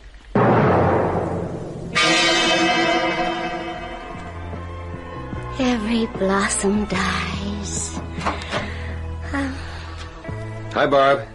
Bill, I thought you were coming home late tonight. I am. Ferris and I are making the rounds at some of the watering places. I was at the Starlight Club just a few blocks from here. You want to shut that off for a minute? I'd just like to relax. Oh, sure. I don't know what there is about that song. It just... I don't know, it makes me nervous. I don't know why. I think you're working too hard. That's possible. You're probably killing yourself. I know, but that's me. How's the case? Inching along. Why were you visiting the saloons? Somebody must have seen that girl out with this guy. They had to go somewhere. Why do you say that? You're a woman. Would you be satisfied just to sit home and wait for your man and never get to go out? Well, I do sit around here most of the time, don't I? I'm sorry. That's how it is. No, it's just that this has been an unusually busy year. No, it's just that you're an unusually busy cop. Your own partner, Jerry Ferris, is home a good deal of the time. I know, I talked to Janet. But I'm satisfied. No, Barbara, you shouldn't be. It isn't right. If it's the way you look at your job, your responsibility, then it's right. No, I have another responsibility, and it's just as important. You. Bill, I don't mind. And I do understand because I love you. And I want you to be happy in your work. We're going away. Just as soon as this case is in the bag, I'm taking my leave. Do you realize I've got a whole month coming? Are you sure you And do you know where we're going? We're going to Europe. Europe? Oh, Bill. Oh, how can we even talk about it? You yourself said money's very tight. Yeah, but I think I'm out from under.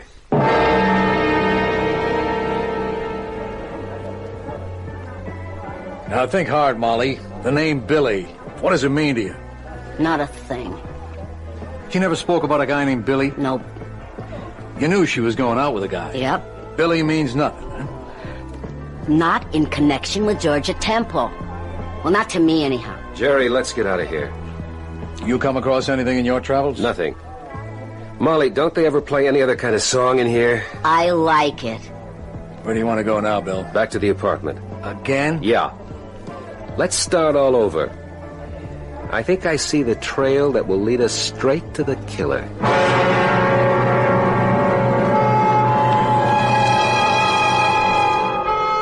What do we know for sure? We know a girl was killed. We know a man named Billy is the killer. We know they quarreled over money. We're pretty sure Georgia wrote an anonymous note to Billy's wife. We also know the police detective who is investigating the murder is also named Bill. His wife received an anonymous note accusing her husband of being with another woman. Well, before you reach any definite conclusions, wait until I return shortly with Act 3.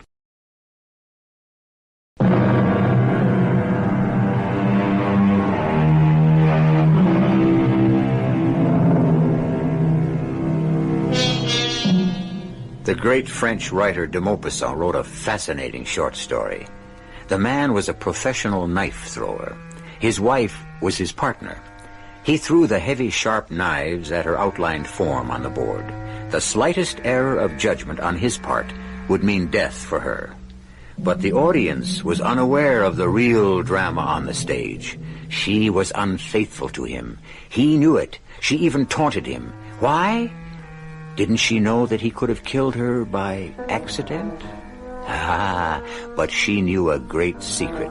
He was an artist. He could not deliberately make a mistake. So, she was safe. Why do we tell you this? What is the connection with our story? Well, don't you want to do any of the work yourself?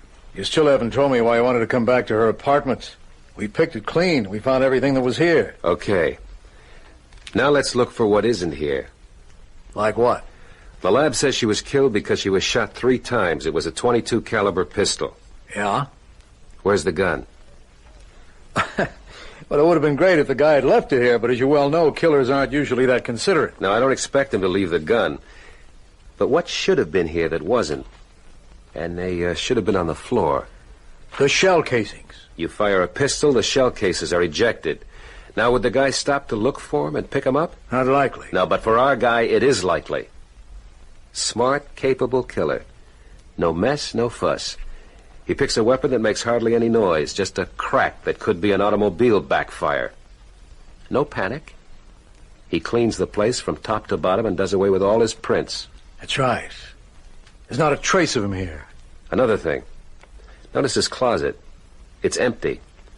Would a woman have an empty closet in her house? Never. So what does it mean? It means he kept some clothes here. That's right. And he removed all traces of them. And of himself. Well, we kind of knew all this about him, Bill. How do we move ahead? What did he do with the gun? He got rid of it. Right. He wouldn't keep that gun 5 seconds longer than necessary. He knows he has to get rid of that weapon. But where? Okay, where? You're this guy. You just killed her. You've got the gun. You go to your car. You drive off. Now, just 900 yards from here is the bridge over the Westland River. A very deep, fast-flowing, murky body of water. So you stop the car. Is there a better place? You know, Bill, you say this as if you can actually see it. It's just a question of putting yourself in the killer's place, that's all.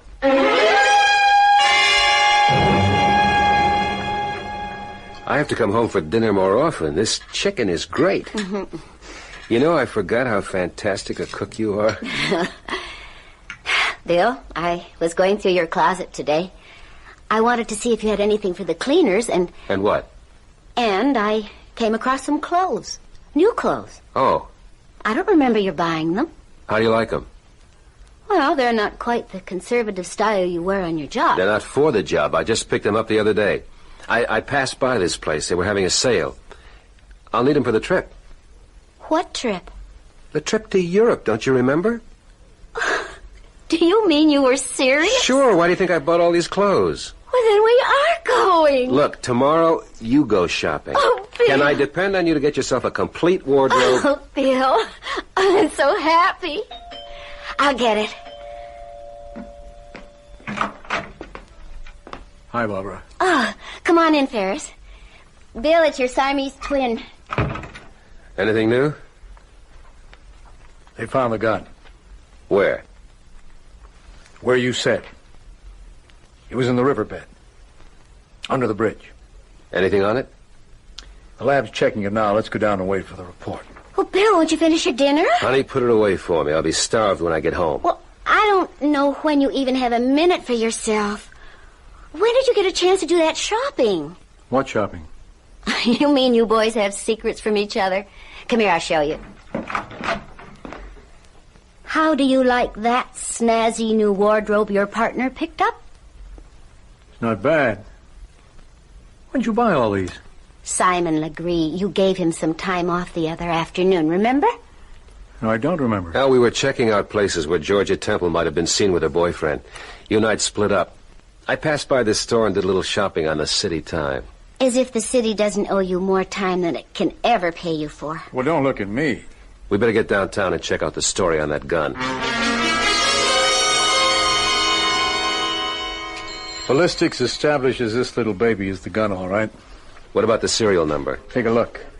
It's been filed off. It can't be filed off completely. Lab can always find a trace. This guy knew what he was doing. Yeah. Well, I don't know about you, but I'm stuck. I must be losing my grip. Come on, Billy. Look at how you carried the case this far. You mean we? No, you. We'd be at ground zero without you. You found out about the note. You found out about the tape recorder, which gave us his first name. And you figured out where to look for the gun. That was great police work. It's just routine police work, Jerry. And what does it mean? Now I'm stuck. This, guy, he's been making moves. And I've been finding the counter move to each of them. I get him to reveal his motive, then his first name, then where he tried to hide the murder weapon, and we find the gun. And from the serial number, I should be able to trace him down, but... Bill, you feeling okay? But there's no serial number. It's as if this guy knew every move I'd make, and he leads me on, feeds me one little clue after another. And just when I think I'm ready to go in for the kill, he yanks the rug out from under. You know something? Right now, I'm sure he's laughing at me. We've been in spots like this before, Bill, hundreds of times. No, there comes a time In every case, when you know who's smarter, you are the guy you're after. Bill, you don't know what you're saying. What I'm saying is we're up against a killer who's smarter than we are. And that's why he's going to get away with it.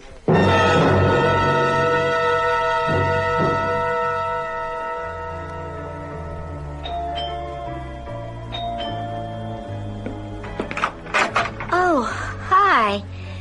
Jerry, Bill's left already. I know. I came to see you. Oh, well, come on in. What have you got there? It's a portable typewriter.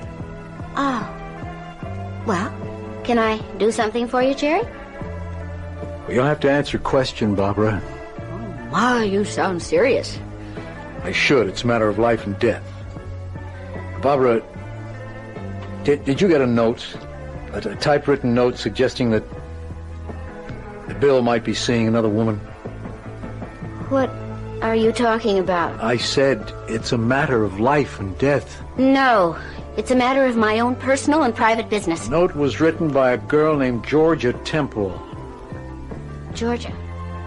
You mean the one who was murdered? Yeah.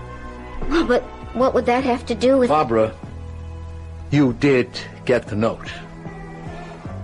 How'd you know? It's the only thing that makes sense. The only possibility left. Why would she write me a note about Bill? I said we have to help him. Help him? Do what? Get the killer. You see, right now, he's stuck. He needs a hand. He needs a clue. When we first came across the idea of the note, he said the note.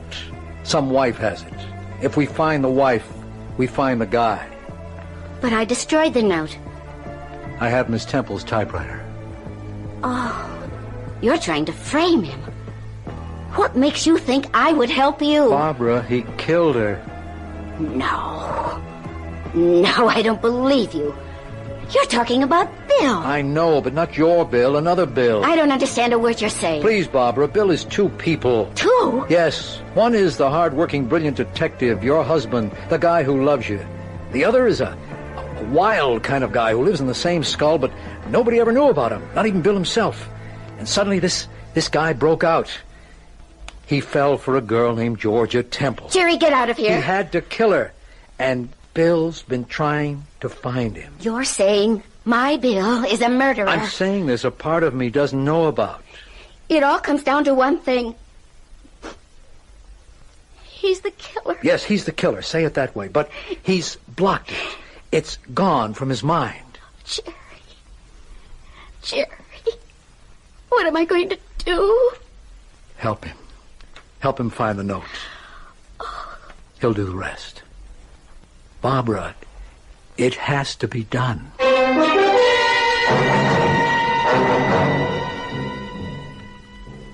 Mind if I put something on the record player, Bill? No, of course not.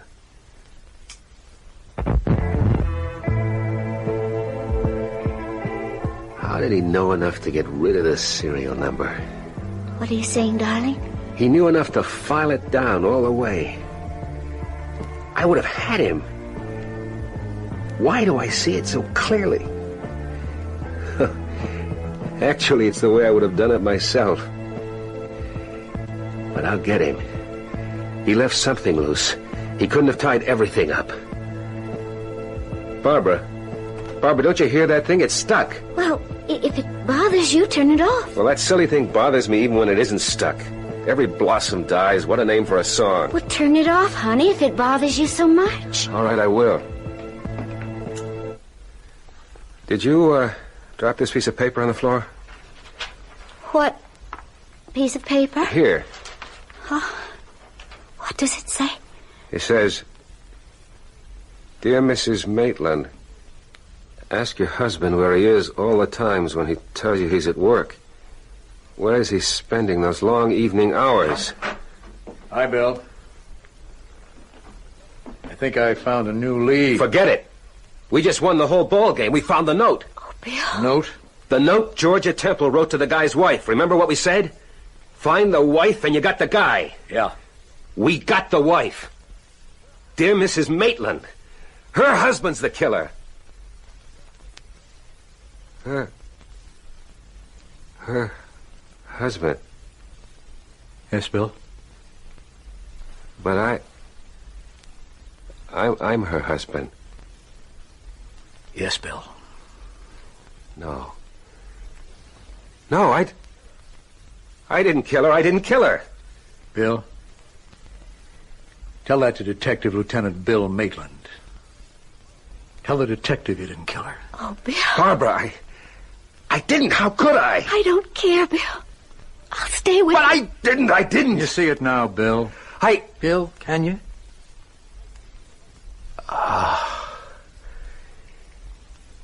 Yes, Jerry, I see it now. What happened? What happened? You know what happened. You thought it was a joke when you said it back at her apartment. I thought it was a joke. You said, did you take her home that night? And did she ask you in for a nightcap? And did one thing lead to another? Well, yes. It did. It did. But a thing like that, it was wrong, and it kept getting worse, and I couldn't face it anymore. It wouldn't go away. She wouldn't go away, or maybe I couldn't stay away, so I had to blast it away, wipe it out. I fired 3 shots, and it was gone. And I was released. I was free. As if it had never happened. Lieutenant, we've got all the evidence. Do you want to bring him in? Jerry, we have to bring him in. He's a killer.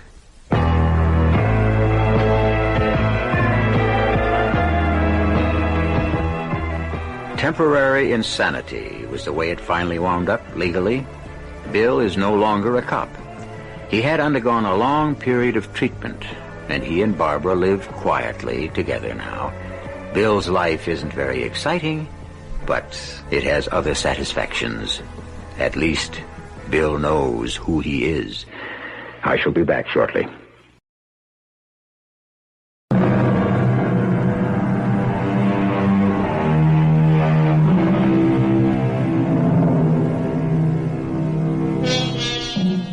In music, they have what is known as theme and variations.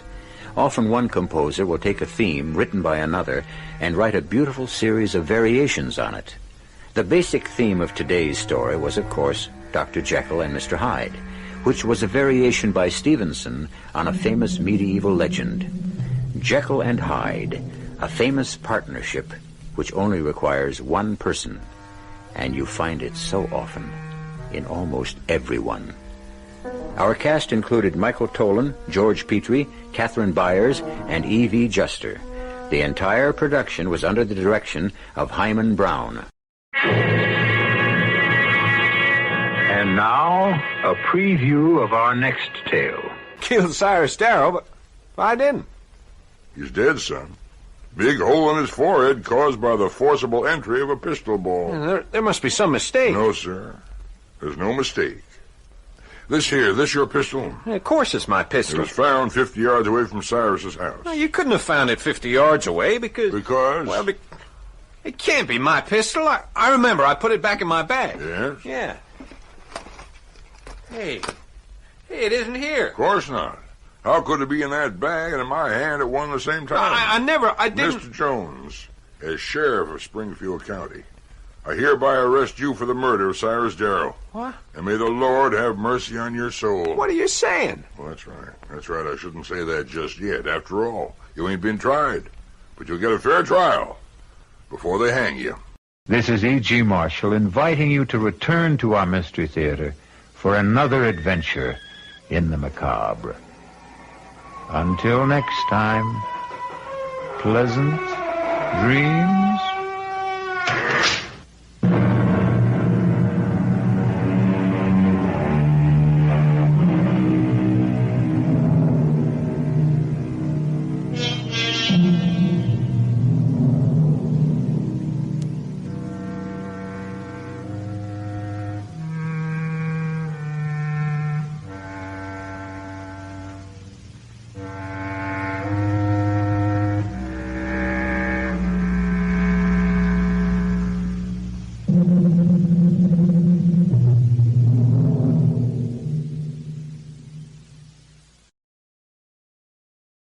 The CBS Radio Mystery Theater presents...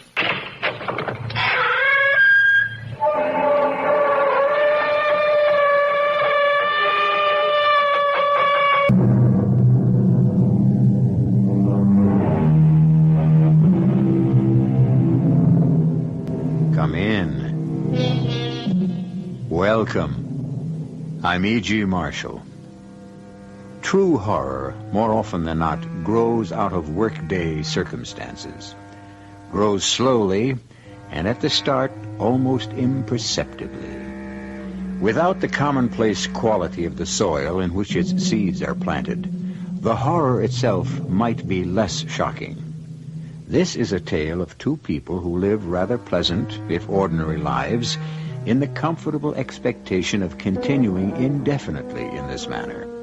As we shall learn, their expectations are not to be realized. Was it a tough day, Frank? Not too. It didn't bother you too much about your stepmother? No, not really. Except that people kept talking about it. I guess they all thought I should have gone to the funeral. Don't let them upset you. Oh, I didn't, Laura. It would have been sheer hypocrisy to have gone to her funeral feeling the way I always have about her. I guess nobody but Bill Riley can understand that. He stopped into the office, thought I might be feeling some strain. He's a good friend, isn't he? Oh, Bill, you know it. He said a funny thing. Said I'd be lucky if she didn't come back to haunt me. Oh, that Bill. Oh, I don't know. It sort of gave me the creeps.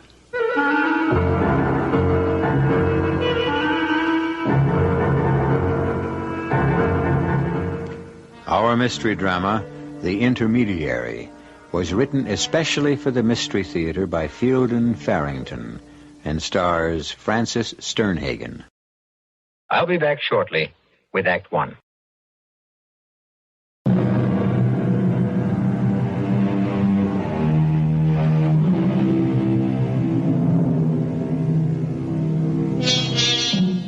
The soil in which the seed of horror is being planted at this moment is a comfortable apartment in New York's East Side, occupied by Frank and Laura Ellingwood. The seed itself is the death of Frank's stepmother, from whom he has been estranged for many years. Grief is not what Frank feels, and he is not so hypocritical as to pretend he does. Oh, that'll be old Jonas Clark. Who's Jonas Clark? My stepmother's lawyer. He called me at the office this afternoon and asked if he could stop around this evening to talk about the will. You think she's left you something? Not likely. Shall I let him in? I'll do it. Hello, Mr. Clark. Come on in. Thank you. This is my wife, Laura. Great pleasure, Mrs. Ellingwood. Won't you sit down? Thank you. Yeah, I must admit, Mr. Ellingwood, I was somewhat surprised not to see you at your mother's funeral this afternoon. My stepmother. I considered it more proper to stay away than to attend. I find that very odd. I wanted to talk to you about your stepmother's will. And I find that very odd. She surely didn't leave me anything. On the contrary, you are Mrs. Ellingwood's sole heir. You inherit everything. I inherit everything? Well, with what strings attached, Mr. Clark? You're not going to tell me there are no strings. Now, maybe not, Frank. Shouldn't you wait until you hear at least? Mr. Ellingwood, your relationship with your late stepmother is none of my affair. I don't know what you're talking about. Well, then let me explain it. No, it isn't necessary. I'm not here to now judge. Listen anyway. I'm sure your fee covers it. My real mother died when I was only 4 or 5 years old. I could just barely remember her. Well, I sympathize with you, of course, but I don't see how this bears upon... My father remarried less than a year later. Primarily, I think, to give me a mother. Yes, he gave me one, all right. Frank, I don't think you ought to go all through that again. You'll only upset yourself. And after a couple of years, my father was killed in an auto accident. She was driving. Mr. Ellingwood, if you're trying to blame your late stepmother for your father's demise... Blame? I wonder what made you think of that. Frank, please. So, she raised me. You know all about that, Mr. Clark. You were her lawyer after my father's death. She looked after you very well, as I remember. She was devoted to you. She owned me. Do you have any idea what it's like to be owned, Mr. Clark? Frank, let's just let Mr. Clark tell us about the will. It's a terrible thing, being owned. I was one of the possessions that she had inherited from my father. Mr. Ellingwood, even if what you say is true, I can't... it's true. Well, even so, your stepmother has passed on now, and you've inherited her entire fortune. Which she inherited from my father.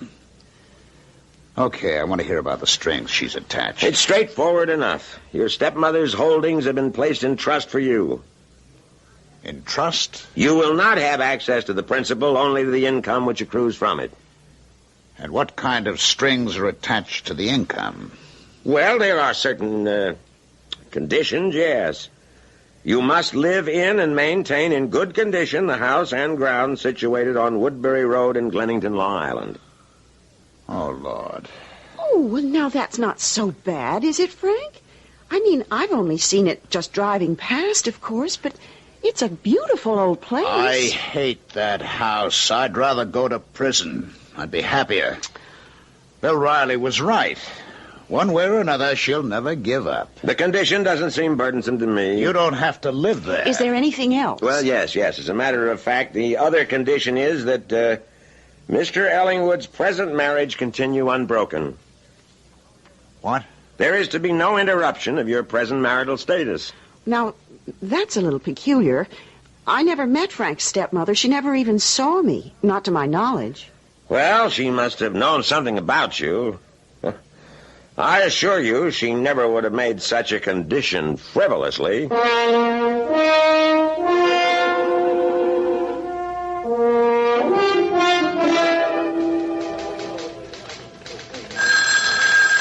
I've got it, Margie.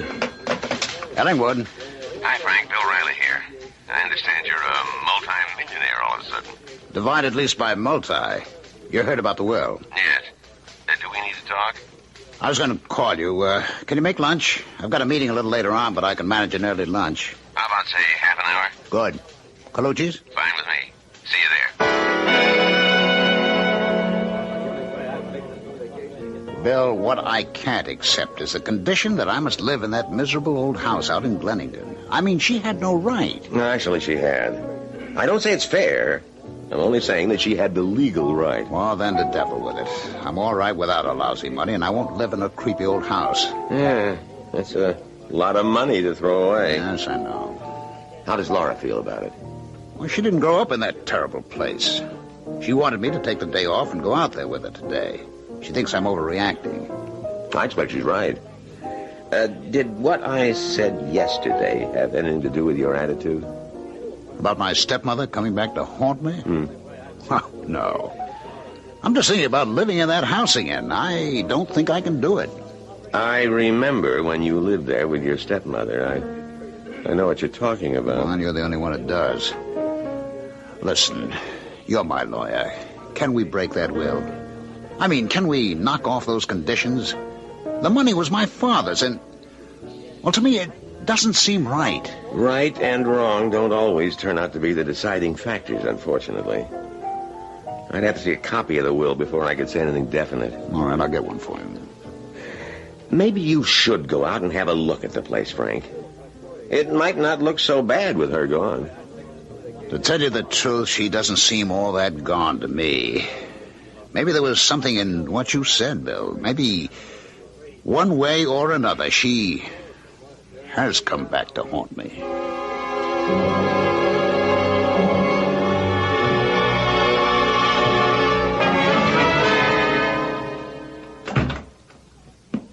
Frank, is that you? Yes.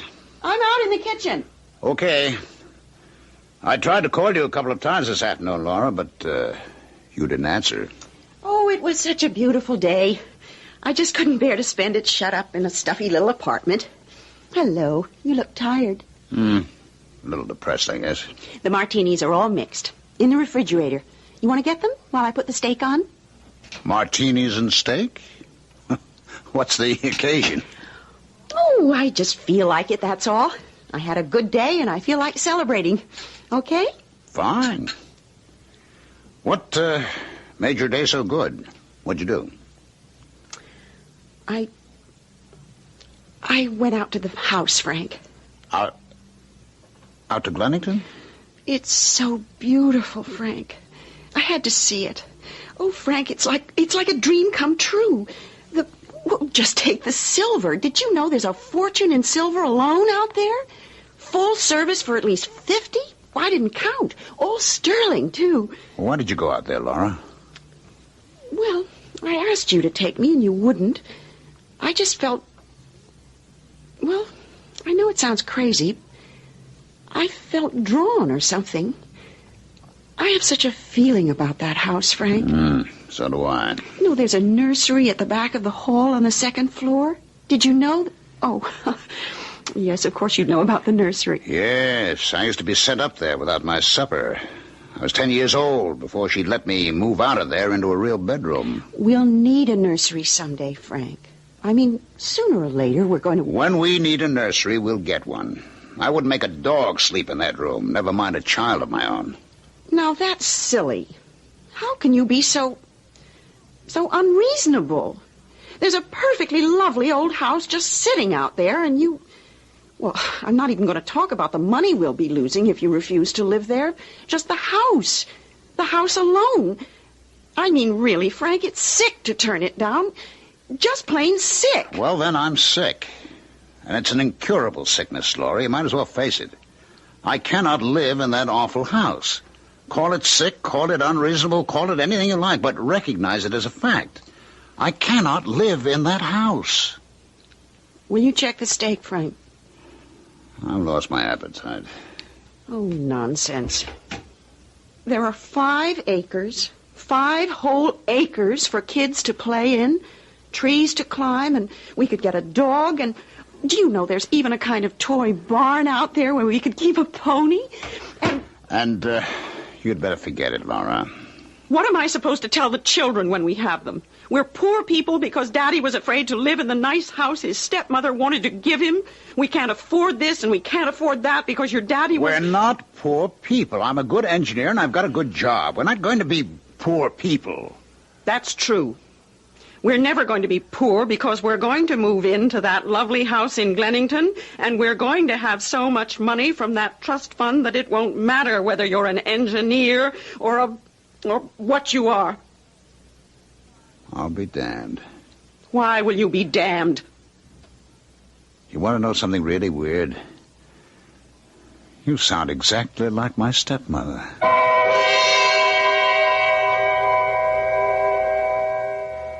Houses have long had the reputation of retaining the hard core of past tenants' personalities. Some essence that soaks into the walls, lingers in dark corners, hides in little-used cupboards, seeks out secret places where it can hide in wait for the thing that will one day come along and give it being again. Perhaps we'll learn whether or not the house in Glennington is such a place when I return shortly with Act 2.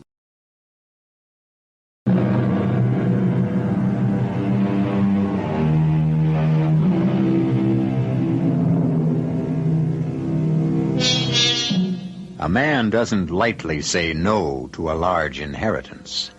And yet, that is precisely what Frank Ellingwood is prepared to do if inheriting means living in the house in which he grew up unhappily with his stepmother.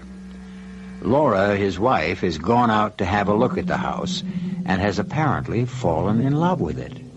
As a matter of fact, unless Frank is imagining it, she has come back talking more than a little like his stepmother. You're being childish and unreasonable, Frank. It's a whim you're not wanting to live in that house. And I have no intention of letting you give up so much just because of a childish whim. No intention of letting me? I'm moving out there, Frank. Next week. I hope you'll come with me, but I'm moving in any case.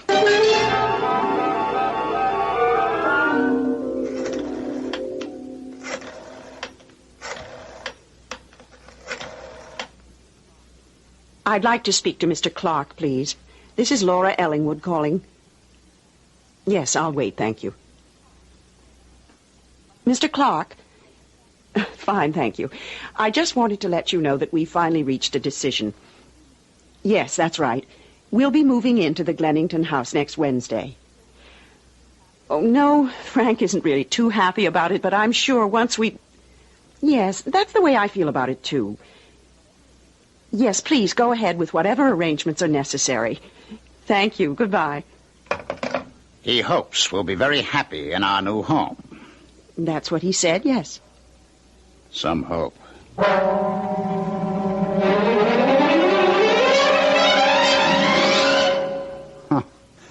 You know, the place actually smells of my stepmother. Sort of a sickish, sweet, like spoiled cloves, if there is such a thing. I can't smell a thing. Oh, it's a scent she used to wear. You've done nothing but complain. For the whole 24 hours since we moved in here. Well, I believe I mentioned even before we moved in that I wasn't exactly fond of this house. But everything in it? Oh, that lovely little settee, empire, or whatever it is. What can you have against a beautiful little thing like that? That's where I used to sit when she had company. My feet dangled. Sit up straight. Keep your hands folded in your lap. Speak when spoken to. I wasn't allowed in the parlor at all, except when she had company. Well, you are now, so stop pouting. That's weird. That was a favorite expression of hers. Stop pouting. Oh, for heaven's sake, Frank. Oh, Frank, look what you've done. You've got ashes all over this beautiful carpet. It's only ashes. They won't burn. Leave them alone. I'll take care of them. Move into a perfectly neat, clean house, a beautiful house, and all you do is complain and spill things around. Honestly, I just can't understand you, Frank. You don't seem to have any respect for things. I wouldn't have believed it. There. That'll have to do for now, but it's left a mark. Frank, if you absolutely have to smoke that nasty old pipe, can't you at least step outside or into the back hall or somewhere like that when you empty it? Yes, Muti. She always liked me to call her that. Muti.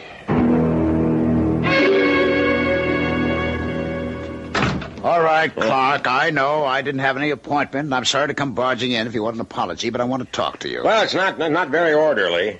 I like to keep to my schedule.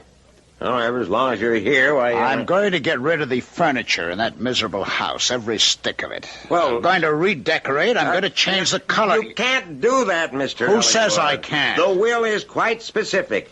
There is to be no change. The late Mrs. Ellingwood was very firm about that.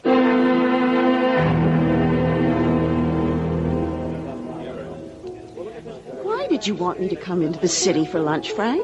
Is anything wrong? Yes. Well, to tell you the truth, I wanted to get you out of that house. I don't like what it's doing to you. I wanted to get you out of it so we could talk. We could have talked at home.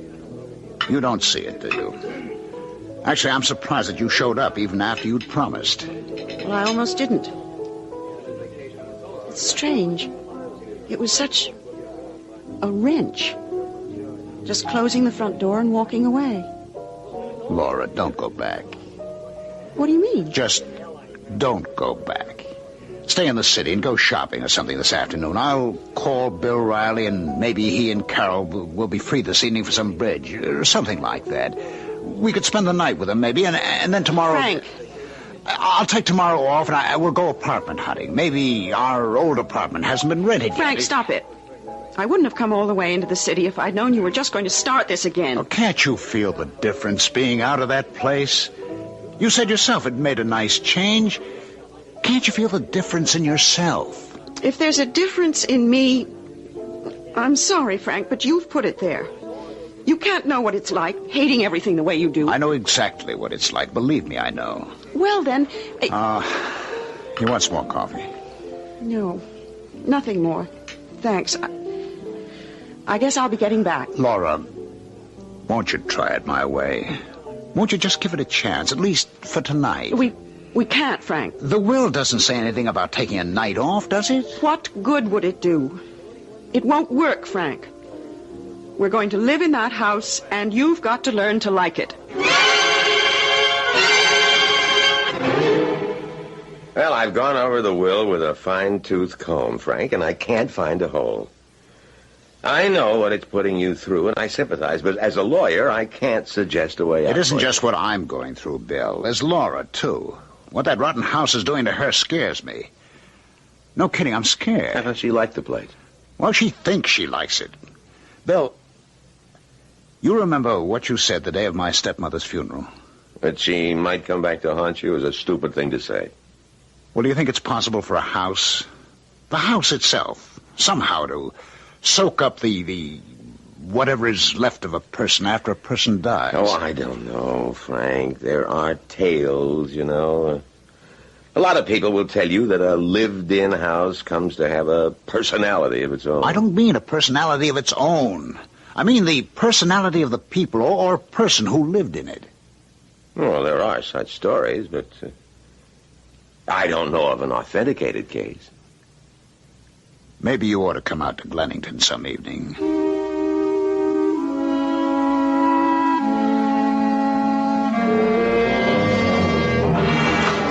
Laura, I'm home. A long trek, but I made it. Is it still raining out? Yes. Where are you? In the dining room. Did you clean your shoes? Oh, Lord. You want me to take them off and leave them out here in the hall? That's what she used to make me do. Oh, of course not. Just make sure you don't track mud all over the house. Oh, what a train trip that is. What are you doing? I'm polishing the silver. Can't you see? Was somebody coming? I mean, we're having a party? No. Well, then, why do you have to polish all the silver? Well, because it's silver, Frank. I shouldn't think that would be too hard to figure out. Silver discolors if you don't keep it polished. But if you're not going to use it anyway... Okay. What's for dinner? I haven't had time to give it any thought. You're kidding. Oh, no. Taking care of a house this size is not quite the same thing as taking care of a 3-room apartment. So let's move back into a 3-room apartment. Oh, don't be silly. If you're so hungry, go fix yourself a hamburger or something. Well, how long is it going to take you to finish the silver? I don't know. 10 minutes, 15, how can I tell? Okay, you finish the silver and we'll go out to dinner. No, I don't want to go out, Frank. Oh, good heavens, go pour yourself a drink or something. I'll fix dinner as soon as I've finished here. You were never one of those dinner the minute you hit the front door men before? Well, not when we lived 10 minutes from my office, no. You realize how much time I spend every day on that train? I'm sorry if you don't enjoy commuting, but thousands of men do it every day and have for years, and I'm sure they don't make all this kind of fuss when they get home, or the divorce rate would be 10 times what it is. Well, that's a new word. I don't remember that word cropping up in any of our conversations before. What word? Divorce. Oh, Frank, try not to be stupid. And anyway, it's against the terms of the will.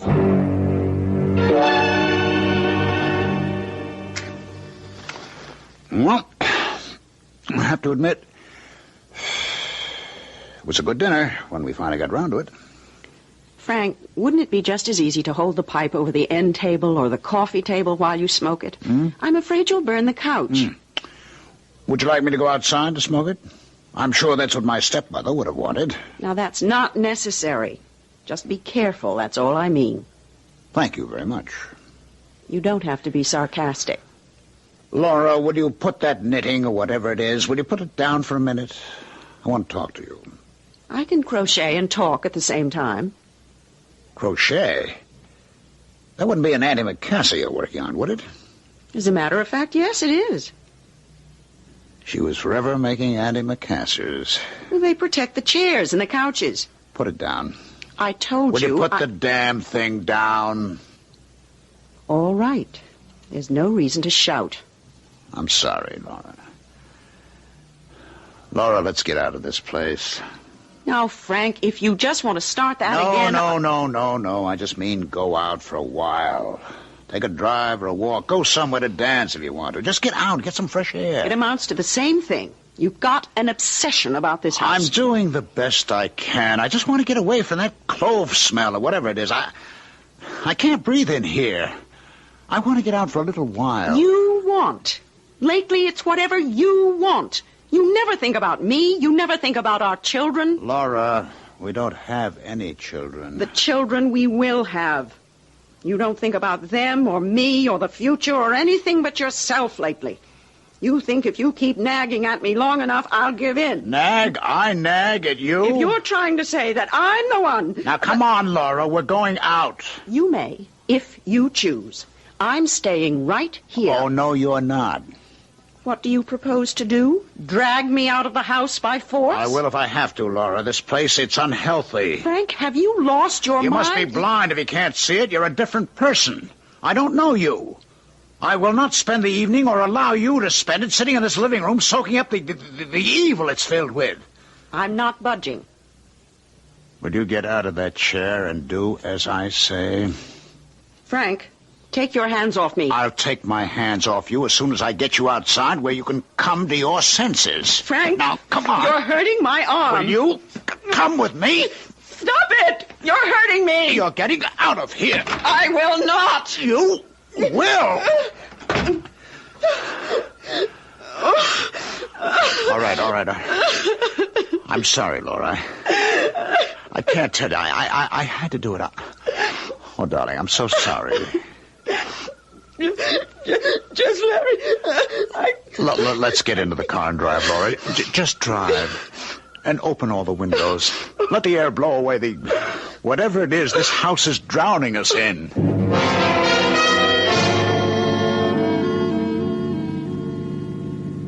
You feeling better, Laura? Yes, I'm better now.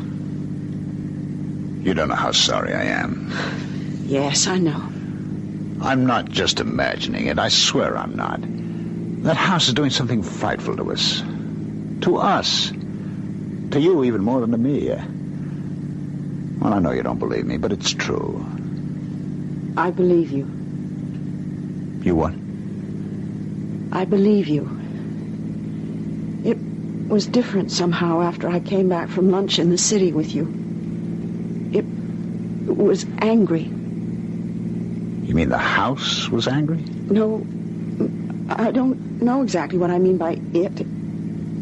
Something... as if something were part of me and yet not me at all. It was very angry when I got back this afternoon. Oh, my God. I kept getting smaller and smaller. The me part of me. I could feel myself losing me while it grew and grew.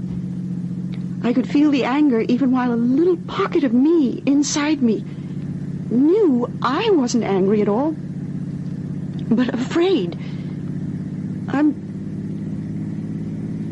Do you think I'm losing my mind, Frank? Oh, no. Don't ever think like that. I know what it is. Then I wish you'd tell me. Just so I won't keep thinking maybe I'm going mad. It's my stepmother. Your stepmother? It isn't the house. I was wrong about that. She uses the house, that's all. I don't understand. She's in there, Laura, in her house. Her house. They left a lot of my stepmother unburied. You're it. The thing that wants you as its living agent is what they left behind, unburied. Frank. When you're in that house, Laura, whenever you're in that house, you are my stepmother. Possession. The possession of a living being's essence by an entity which is inhuman or perhaps no longer human. Such possession is a thing people either believe in or not. But fact is not created by belief. Belief is much more likely to grow out of fact, so that belief is to fact much as smoke is to fire. Where there is the one, do not be surprised to find the other. I shall return shortly with Act 3.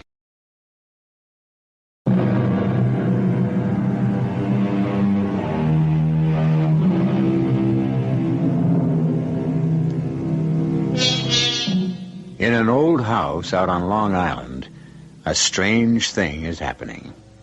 Frank Ellingwood's stepmother is dead.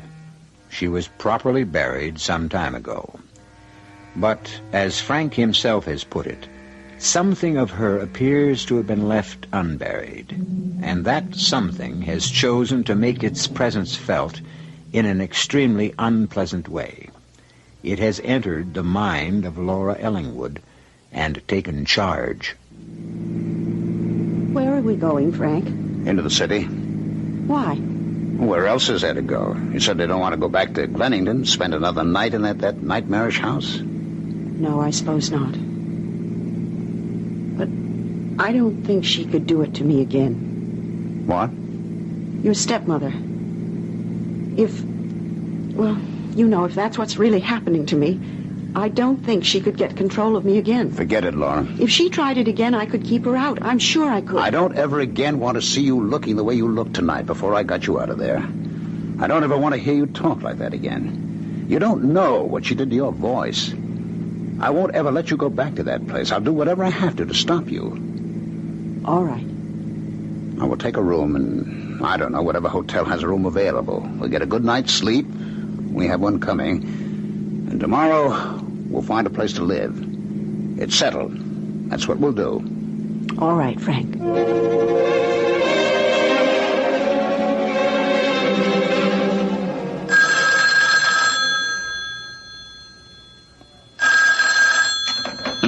Hello. Good morning, Mr. Ellingwood. It's 8 o'clock. Oh, all right. Thank you. Would you like me to connect you with room service? No, I'll call later if we want anything.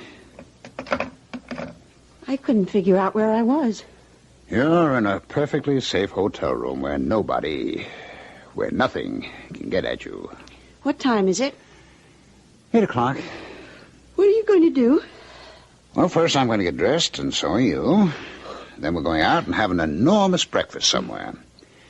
And after that, we're going over and find out if our old apartment's been rented. If it has, we're going to start looking for another one. Okay. Oh, why don't you go and have a talk with Jonas Clark? Maybe if you told him what happened. Tell Jonas Clark the terms of the will are invalid because the house is haunted? You got to be joking. Well, it wouldn't hurt to talk to him. It wouldn't help. I'm going to see Bill Riley.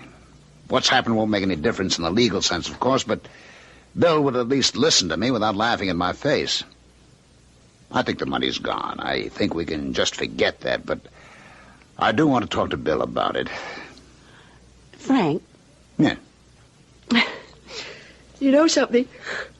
Oh, I'm still sleepy. Why don't you go on over and talk to Bill first and then come back and get me, and we'll do all that stuff you said. Didn't you sleep last night? Oh, I slept fine, but it's the first time in quite a while. I'd really like another hour or so. Well, okay. If I get over there early, maybe I can catch Bill before he gets too busy to see me. I'll stop by my office, too, and tell them I won't be in today. That's a good idea, isn't it? Mm-hmm. Oh, yes, that's a good idea.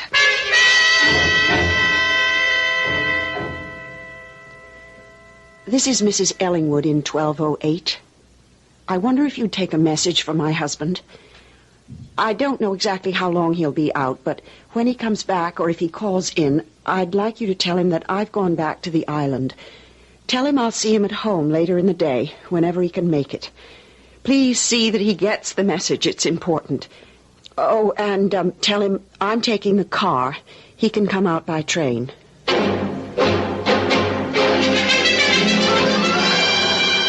Hi, Bill. Your secretary wasn't out there, so I came on in. Yeah, secretaries work an 8-hour day. Lawyers never sleep. What's with you? You got problems? Oh, have I? It's up your alley, too. Legal alley or spook alley? Spooky. Man, you wouldn't believe how spooky. Try me. Well, it's been building ever since we moved into that damn place. But yesterday, Laura came into the city to have lunch with me. When I got home last night...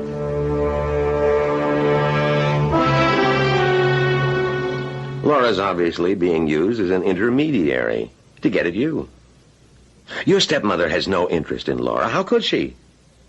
She's using Laura to get at you, and I'd assume to maintain her hold on the house. My guess is that she needs that house. She can't function without it. You believe it, don't you? Frank, can I go out there tonight? I'm not going back to that place, and neither is Laura. No. I mean just me as a kind of investigator. I'd like to see if I can stir up some sort of manifestation. Would you let me have your key? Oh, sure. Oh, only I think I left it over at the hotel. Look, I have to stop by my office, and then I'm going back to pick up Laura. Let me phone you, I'll get the key to you sometime today. Good.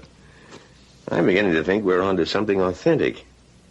I don't know what good it will do you, of course. All I want, really, is to keep Laura out of that awful house.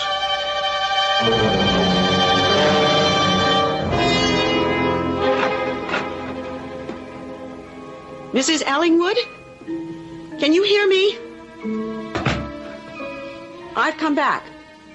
I'm back here this time on my terms, not yours. I know what I have to contend with now, and I mean to contend with it. Can you hear me, Mrs. Ellingwood? I dare you. If you think you're stronger than I am, go ahead and try to take control of me again. Go ahead. I dare you.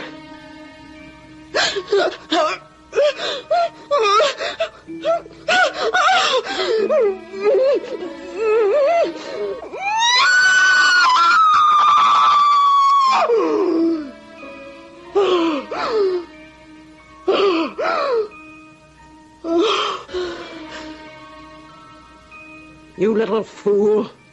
You silly, stupid little idiot. You try something like that again and you'll be good and sorry, I promise you.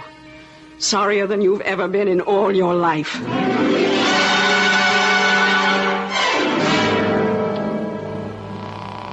Answer, will you? Oh, will you answer the phone? Yes? Who is it? Laura? Where are you? At the hotel. The clerk said you... Never mind what the clerk said. I want you out here. Now. Do you understand? Laura, why did you... No! Do you hear me? No! Riley speaking. Bill, this is Frank. Something's happened. Are you free right now? Well, Laura went back to the house. She left the hotel while I was with you, I guess, and she's back out there now. I talked to her on the phone and... Oh, God, Bill. It was that awful voice. Okay. I'll leave right away. Now, where shall I meet you? Penn Station, I guess. Laura took the car. We'll use my car. Are you at the hotel? Yes, I'm at the hotel. Wait out front. I'll pick you up there. Laura? What are you going to tell her about me? Laura? Tell her what? Laura knows you. If it's Laura, I don't know how much access your stepmother will have to Laura's memory. About time, too. Who's that? Oh, Bill Riley. Laura, why didn't you stay at the hotel as we agreed? I wouldn't have left you there if I... Oh, don't be a fool. Come on in. You too, Bill. Clean your shoes before you come in. Laura, you've got to get out of here. Oh, stop pretending, for heaven's sake. We all know I'm not Laura. What can we do, Bill? It's the house. She can't do it, I'm sure, unless Laura's here in the house. We'll have to get her out. Try it. Go ahead, try it. I got you out of this place last night, Laura. I'll do it again the same way if I have to. Not today, you won't. That was Laura last night. Today, it's... You couldn't stand against me as a child, and you can't stand against me now. Laura, we're getting out of here. You're just as stupid as you always were, aren't you? You won't understand a thing that's told you until you get hurt. You lay a finger on me, and I'll claw your eyes out. She probably will, Frank. It's not Laura you're dealing with now. Well, I have to try. Now, Bill, help me, will you? It's no good, Frank. She's too strong. Come on. Oh, you Laura. Silly little boys. Both of you. Come on. Silly little boys. You may go now, Bill Riley. You serve no purpose No, here. say, Bill. It's my house, not hers. Your house. Your house, indeed. It's not only my house, it's me. At that funeral, they buried a body. A body, nothing to do with me. This house is my body now, and it will stand for 100 years, hundreds of years, with you in it, and then your children, and then their children, all doing my bidding. Do you hear? You'll do exactly as I say, all of you, generations of you. Can she, Bill? Can she do a thing like that? I don't know. It's... I'm out of my depth. You'll fill this house with children. I tell you to fill it with children, and you'll do it. And I shall rule. And I'll use this body of your precious Laura's until it grows old and useless, and then I'll take another. from among your children. I'll live forever and I'll rule. Bill, what are you doing? The only thing left to do. I'm setting fire to the curtains. I'm burning this monster right down to the ground. Bill, for God's You want to save Laura? You heard what your stepmother said? The house is your body. Both of you! Are you blind? The house is on fire. Laura, we've got to get you out of Help here. me! Why do you just stand there with... I see. All right, we'll all burn. The house, which is me, your precious Laura, you and your friend Bill, who was too stupid to get out when he had the chance. We'll all burn. Get out, Bill. I'm not leaving without Laura. We'll all go. We'll take Laura with us. You stupid children. You never learn, do you? You tried to take me out of here only a minute ago. You saw what Hit her, happened. Frank. Hit, gouge, claw, whatever. We've got to knock her out. Laura, if there's any of you in there that can hear me, I'm sorry. Fools! Fools! You'll be sorry for that, all right. Laura. Oh, Lord, what have I done to her? You've saved her life. That's what you've done. Now let's get her out of this place.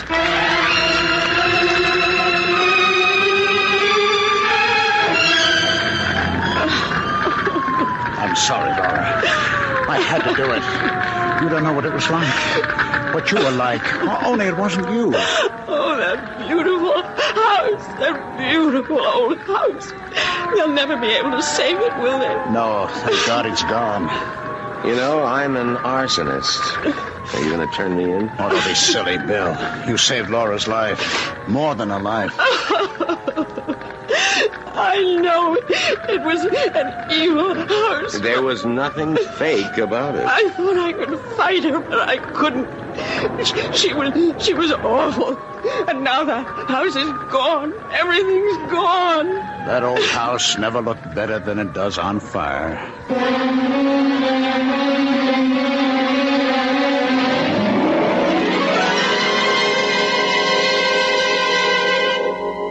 Frank Ellingwood's stepmother, the unburied aspect of her, was either unspeakably evil or intolerably tortured. And who are we to say it was the one rather than the other? I'll be back shortly.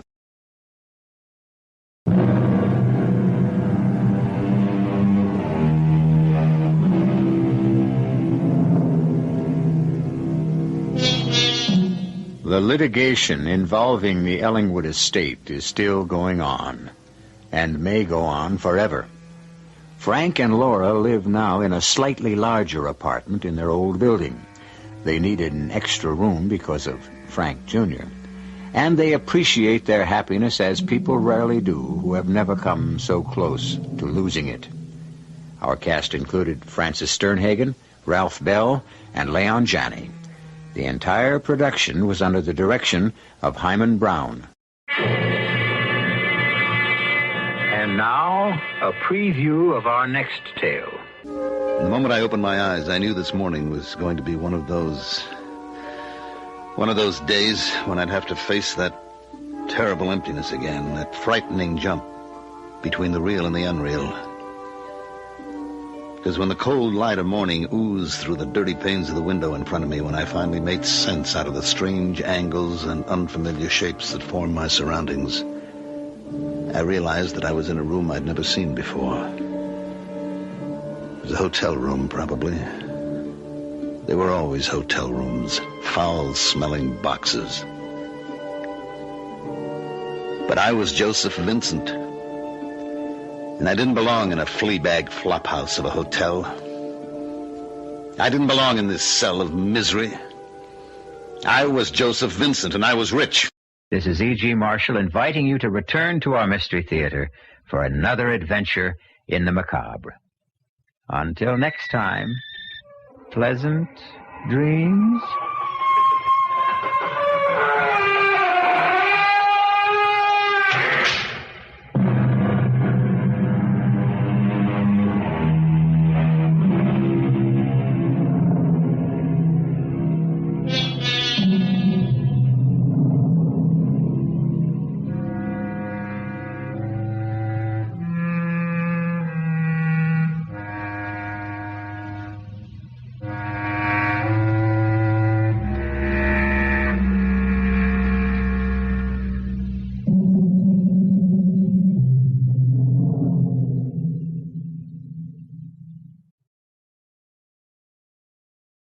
The CBS Radio Mystery Theater presents...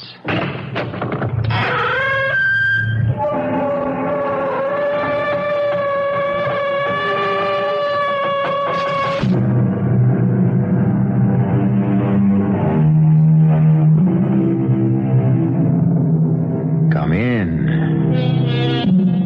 Welcome. I'm E.G. Marshall. This time, a mystery. A puzzle, if you will, which I challenge you to solve.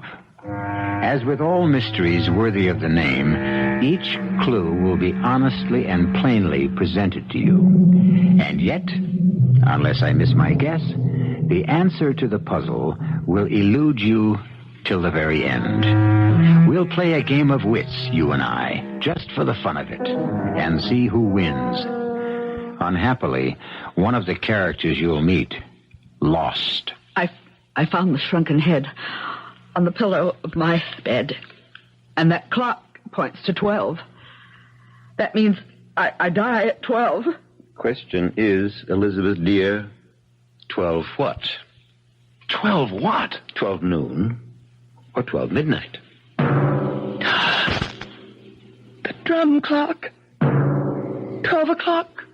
Noon. Maybe you'll be dead on the stroke of 12, Elizabeth. And maybe you have to wait till midnight.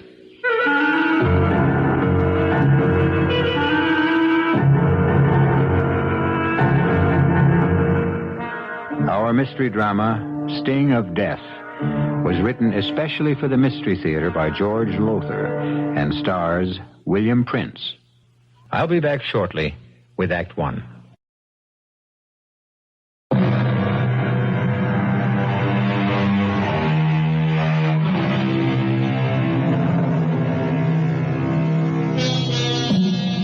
My first move is to describe the huge barn-like living room of the country home of Trevor Costain, explorer, adventurer, author. And the living room reflects the trophies of his travels. On the north wall, headdresses of native tribal chiefs from all over the world. The south wall is covered with awards, trophies. The west wall is hung with native spears, shields, primitive weapons. And on the east wall, above the huge fireplace, hangs a clock, a most bizarre clock. The face is made of a Tugari war shield. Headhunters, you know, the Tugari. The hands of the clock are made of, human thigh bones. And the hours, from 1 to 12, are marked by shrunken human heads. Well, don't look so horrified. I told you the Tugari were headhunters, and when I told you that, I gave you your first important clue. See what you can do with it. Liz, give me another drink. Trevor, the doctor. I know, but if I'm going to die, I'm going to die happy. Dad, the disease. You know what alcohol does to you because of it? I'm in enough pain, Forey. Stop calling me Dad. He is your son-in-law, Father. Don't remind me, Jackie. Liz, that drink, please. Some son-in-law. Some husband. An alcoholic who's put you through purgatory since the day you married him. That's ended now. I haven't had a drink since I joined AA 5 weeks ago. I wish I could believe that. You can. Oh, Forey, here's your drink, Trevor. Thanks. Oh, Father, you're not going to smoke, too. Did I say I was going to smoke? Well, every time you pick up one of your pipes... Oh, don't worry, Jackie. Whatever disease hit me in Borneo years ago, just a whiff of tobacco sickens me. Give my right arm to be able to smoke these pipes again, but all I can do is polish them, clean them, puff on them, never light them. It's a terrible way to live. I'll be glad when I'm dead. Oh, don't say that, Trevor. You sound as if you'll be sorry when I'm gone, Liz. I will be. Why lie to me, Liz? Our marriage has been anything but a happy one. We put each other through the ringer the way our long-haired son-in-law put Jackie through one. Different kind of ringer, that's all. Oh, that's over now. Everything's over. For me. Oh, Father, please don't get up if you want anything. Got to get up and ease the pain.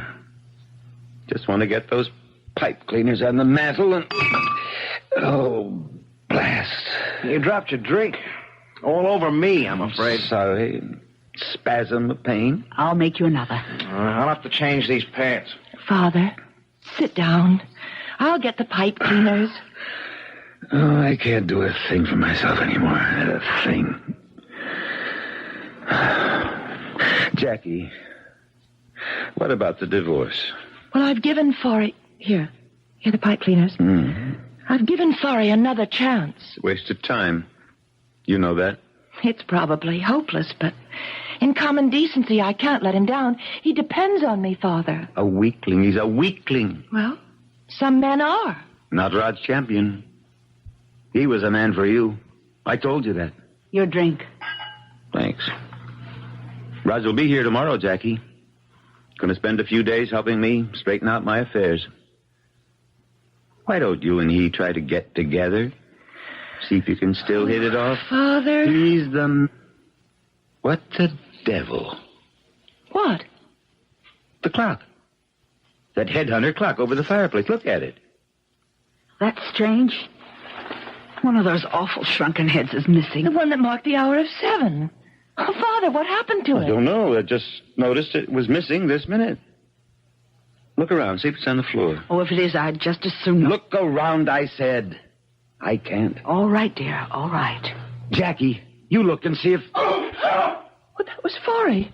Something's happened. Good heavens, what could... I don't know. Look at this. Look at this. Look.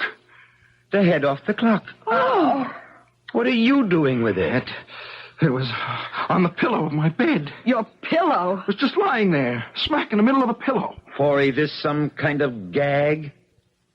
Did you take it off the clock? Oh, why would I do a thing like that? I don't know. But then I don't know why you've done a lot of things you've done. Dad, I tell you, All right. We'll put it back on the clock. The hour of 7. Yeah, sure. Somebody's playing games. Somebody with a sick sense of humor. And I... Oh! Forry, what? Father! Catch him, he's falling. Oh, Forry! Get away, Jackie. Let me see. Is he... Dead?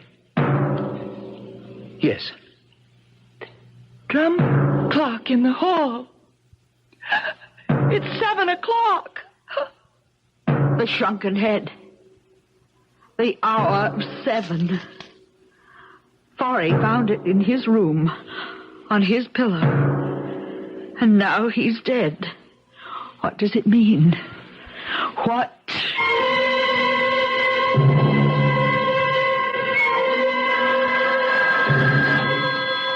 Yes? Oh, this is Trevor Costain. I see. Yes. Well, I want to be informed the minute you find out. Fine. Goodbye. Who is that? At the coroner's office. I've been bugging them all through the night to tell me what killed that husband of yours. And? We just wanted to let me know they're starting the autopsy now. Oh. Jackie? Yes, Father? We've never pulled any punches with each other, you and me, so don't let's pull any now. You really sorry Forry's dead? What a thing to ask. What's the answer? I don't know. Marriage to Forry was purgatory, as you said last night, but he was starting a new life, joining AA, and... Oh, it isn't fair somehow. Not to him, maybe. But it's very fair to you. What do you mean? You can do what you should have done in the first place. You can marry Roger. Oh, Father, you're taking an awful lot for granted. You love him, don't you? Yes, I guess I do, but... No buts about it. When Roger gets here... Hey, sounds like he's here. Come on. Let's meet him at the door. Are you strong enough to walk? Sure. Having a good day. Come on. Can't wait to see him. Best safari manager I ever had. Never took any guff from me either. Didn't have to.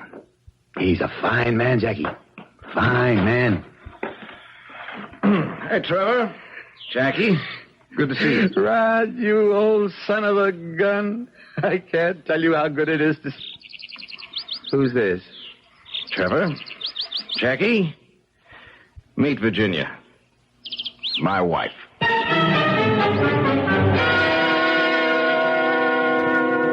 You've no idea at all what killed Forey? Well, they're doing the autopsy now, Raj. Coroner, Dr. Dodd is a friend of mine. You'll let me know what they come up with as soon as they know. Help yourself to a drink, Raj. Oh, thanks. You? No, almost lunchtime. I have to limit myself. Can't even smoke. And with 3 months or less to live. Hell of a way to go out.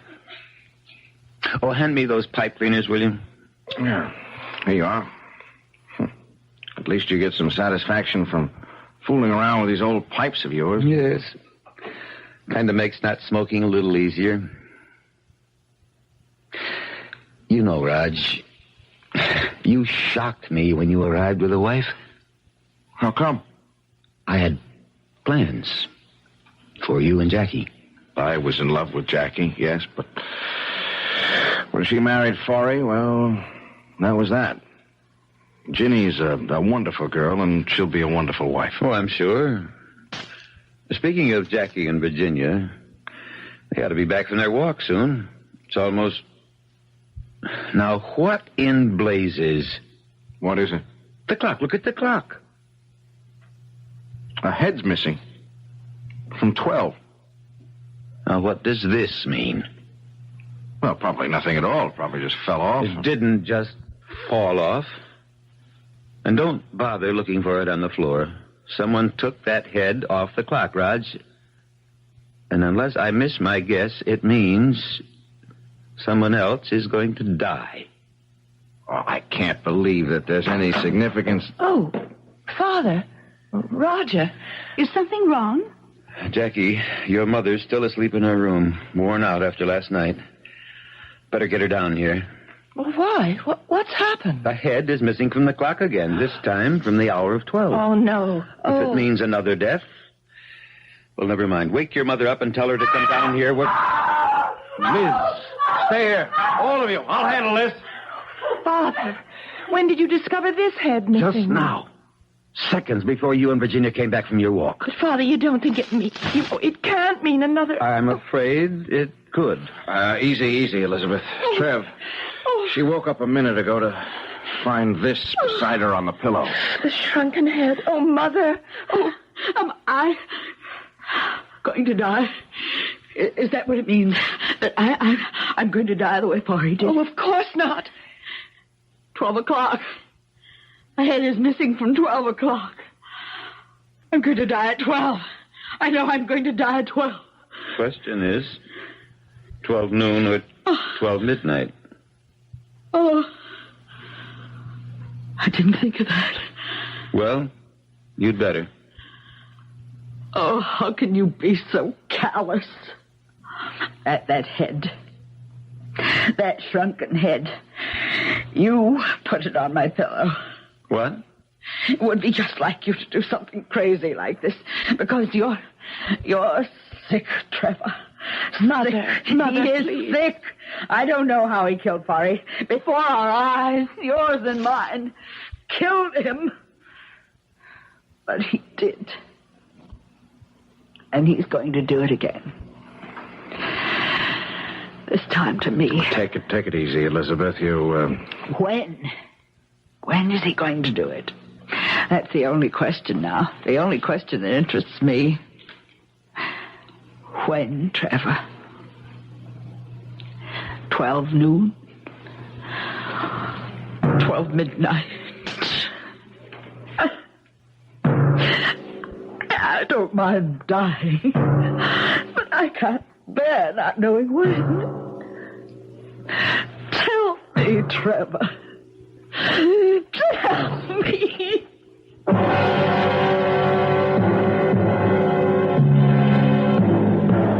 A dramatic scene. And an intriguing one, don't you think? If I were you, I wouldn't at this moment be asking, was Forey murdered? And will Elizabeth meet the same fate? But if Forey was, and she does, how? I'll return in a minute for Act Two.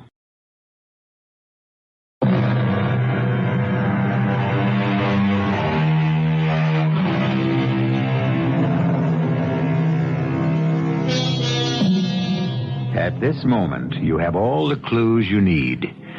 In fact, all the clues you're going to get, because that's all there are to answer the riddle of how Forey Prescott died. And, let's face it is murder. And who killed him? If it comes to that, who will murder Elizabeth and how? For surely she too is going to die. 9, 10, 11, 12. Oh, catch her. She's falling. I've got her. Elizabeth?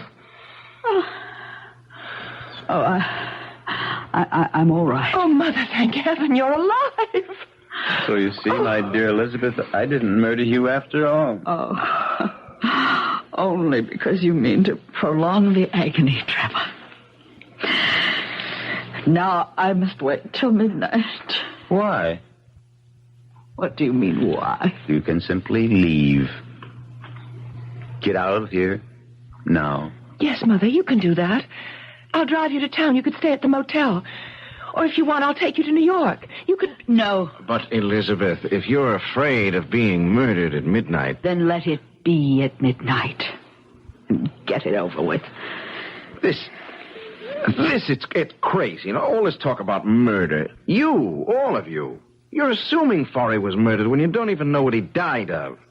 For all you know, he could simply have dropped dead. A heart attack. Cerebral hemorrhage. Why have you assumed, the three of you, Jackie, you, Trev, you, Elizabeth, why have you assumed from the start that Forey was murdered? But if he wasn't, Raj, what's the meaning behind the shrunken head? We discovered the head was missing from the hour of 7 on that awful clock above the fireplace. And then Forey found it on the pillow of his bed, and Forey died at exactly 7 o'clock. This time a head is missing from 12, and it's on the pillow of my bed, where I found it when I woke up from my nap. Hello? Oh, hello, Ed. Dr. Dodd, the coroner. I see. Mm-hmm. Well, how long will that take? Will you let me know? Thanks, Ed. Thanks very much. What did Dr. Dodd say, Father? Forey was murdered. No. The autopsy revealed poison in the body tissues. What kind of poison? Well, they don't know yet.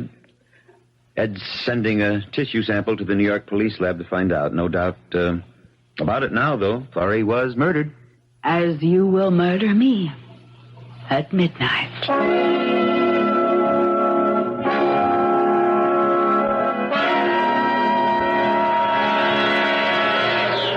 Darling, let's sit down a few minutes before we go back.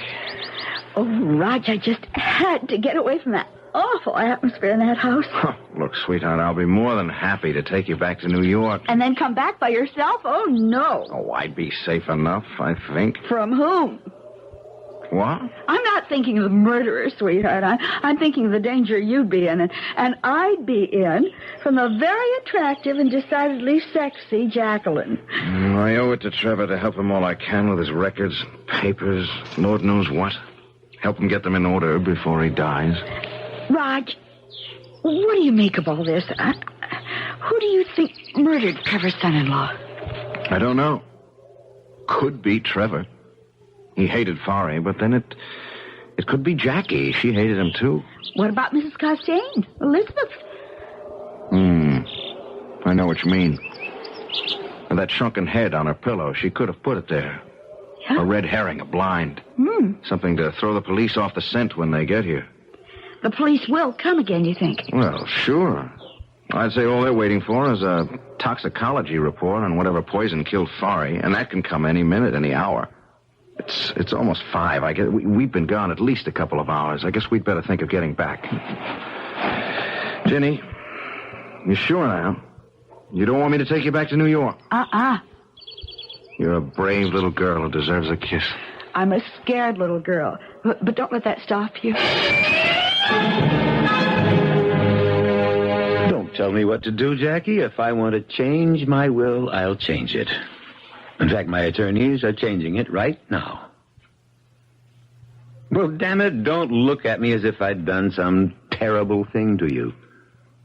Or maybe you misunderstood me. No, I didn't misunderstand. You're cutting Mother off and leaving your fortune to me. Why? Plain enough. I want to be sure you're financially safe and secure. Oh, no, Father. There's more behind it than that.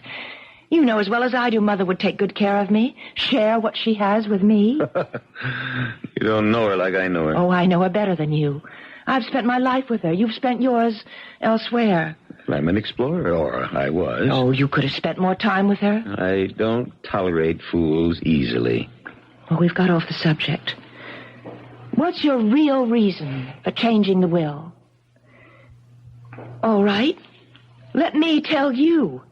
You're still hoping I'll marry Roger Campion. You're hoping that if I'm an heiress, the money will help induce him to divorce Virginia and marry me. You said it, not me. Well, you think it. You must. I can't think of any other reason for changing your will. Oh, Father, Roger and I are through with each other. If only you hadn't married Forry. Damn.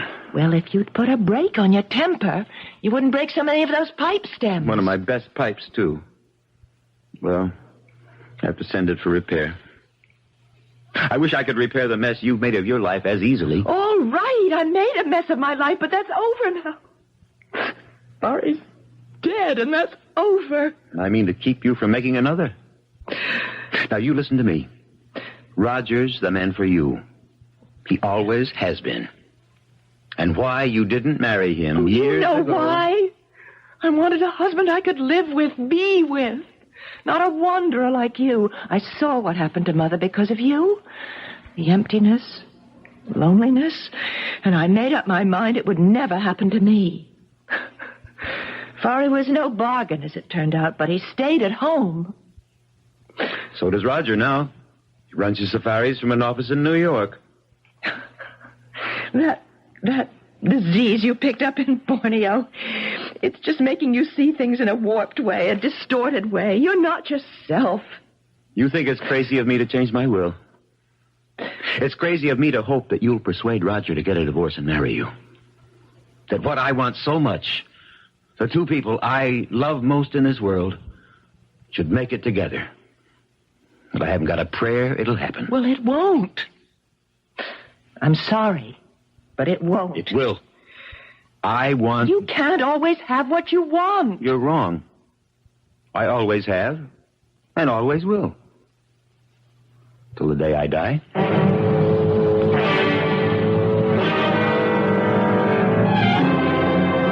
Midnight. It's nearly midnight. Jackie, where's your mother? I told you. She's locked herself in her room. And I told you I want her here in this living room at midnight. Go get her. She won't unlock the door. She feels safer locked in her room. If you won't go and get her, I will.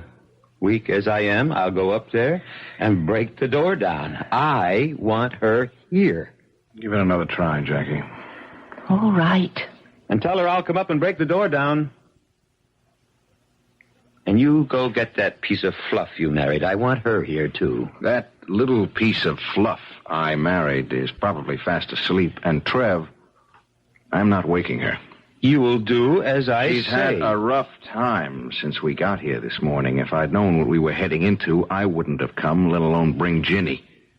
She went to bed after dinner, and that's where she's going to stay. All right. You know, that's the one thing I always liked about you, Raj. You never failed to stand up to me.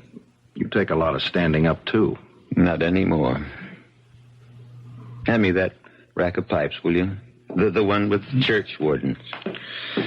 Church wardens? Oh, the ones with the long stem. Yes. They're beautiful, Trev. They really are. Any practical reason for the extra long stems? Well, sure, they cool and filter the smoke. Longer the stem, the better... Oh, you finally decided to join us. You decided, Trevor. Why are you so determined to have me here in this room at midnight? Elizabeth, why were you so determined to stay in yours? To put it plainly, so you couldn't kill me. You've eaten no dinner? You've had nothing to drink all day? Cut down the chances of your poisoning me the way you poisoned Fari. I locked myself in my room to cut the chances down even further. But, well, here I am. You wanted me here, in this room, so you could murder me. And I'm sure that when the drum clock strikes at midnight, you will. How, I don't know, but you will. It's never occurred to you, I suppose, that I want you here so I can protect you. Protect me? Is that so hard to believe? Oh, very hard. In fact, impossible. Well, less than a minute now to midnight. Roger. Yes, Elizabeth? Goodbye. I want you to know that, like Trevor, I too have always been very fond of you. Respected you. Hoped you and Jackie would marry. But I also want you to know that you couldn't have done better when you married Virginia. She's a fine girl, Roger. Just the kind of wife you need. Goodbye, Roger. Elizabeth, you're sounding as if you were going to your execution. In a way, that's what it would be. Nonsense. You're not going to die. You're standing here in this room, as healthy a woman as I've ever seen. We've let Fari's death overshadow everything, warp our thinking, make us expect death. But look around you, Elizabeth. Where could you possibly find a more home-like scene? A scene that ought to reflect contentment rather than anything else. Contentment? I mean, look around. The fire blazing in the fireplace, Trev polishing his pipe, the friendly warmth of an old house where... Midnight. Jackie. Mother. Let me hold you. Mother, you're not going to die. You can't. I am, I know it. Elizabeth, this is nonsense. It's ridiculous. Trevor, I'm waiting. What do you mean, waiting? For you to kill me.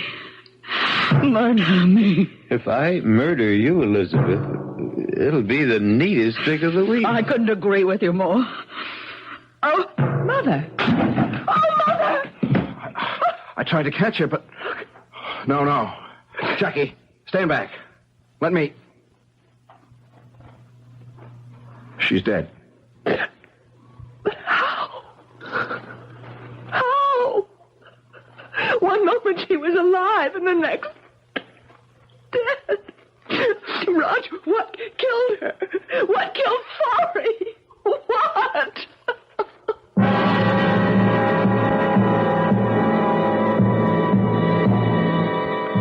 What? How? Do you know?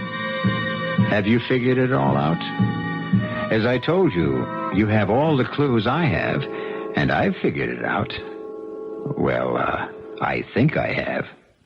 I'll be back shortly for Act 3.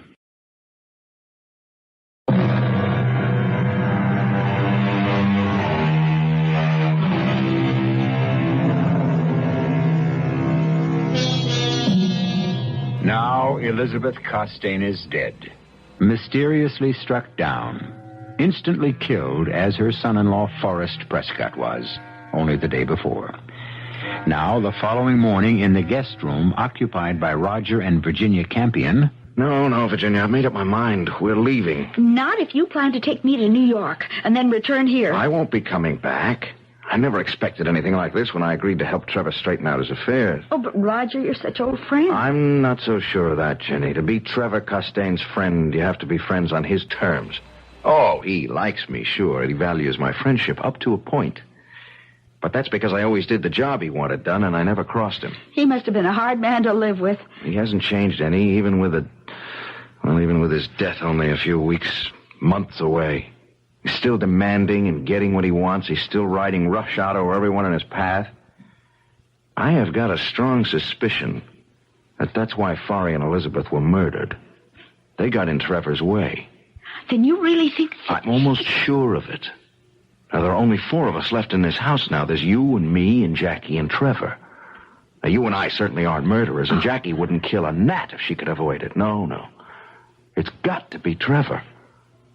What I can't figure out is how he killed them. What's that? Oh, I thought all the police had left. Oh, it's the last car heading out of the driveway now. Come on, Ginny, let's get these bags packed. I want to be heading out of that driveway, too. And just as soon as possible.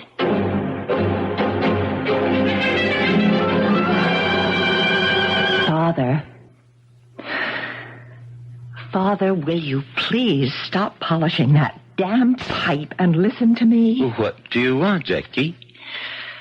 The police have just left. I wondered if you'd like a cup of coffee. Give me a drink. No, you're not supposed to drink. I know what I'm not supposed to do. All right. Whatever you say. And hand me those pipe cleaners. Here you are. Here's your drink. Thanks. It's good. I'll miss this fine old scotch when I'm gone. One consolation, though. Roger always enjoyed it, too. And it'll all be his when I've kicked the bucket. You willed it to him? Your supply of scotch? No, of course not. I meant all of this will be his. I don't understand. You said you willed everything to me. Well, I did. Maybe I shouldn't have said this will all be Roger's. I should have said yours and Roger's. Naturally, after you're married. Married? Father, I told you yesterday I'm not marrying Roger. For one thing, I don't love him anymore, and he doesn't love me. And for another, he's happily married to Virginia. For as long as she lives. As long as she lives? As long as... Oh, come in, Raj. Come in. Trev, Jackie. Did you and Ginny get any sleep? Not much. Dozed an hour or so. How about some coffee? It's a good idea. And what would you like for breakfast? Just coffee. You'll be okay. And what about Ginny? Coffee will be enough for her, too. We want to get an early start back to New York. Back to New York? We haven't even started on my paper, my record. I know, Trev, but... But what? Trev, if I'd known what I was walking into when I came here, and known what I was walking Ginny into, I'd never have come. Oh, yes, you would. You never disobeyed me. Stood up to me, yes. But when the chips were down, you did what you were told. I was your second in command then, and that was years ago. Oh, not so many. 2, 3. But busy years, Trev. I've got my own business now, my own life to live, and to be plain, I don't take orders from anybody anymore. Why, you ungrateful... Now, just a minute, Trev. I was more than willing to come here and spend as much time as it took to straighten out your affairs. I felt I owed you that. The least you owed me, the least. Maybe. But what I don't owe you is putting my life, or Ginny's, on the line for you. You mean Forry's death?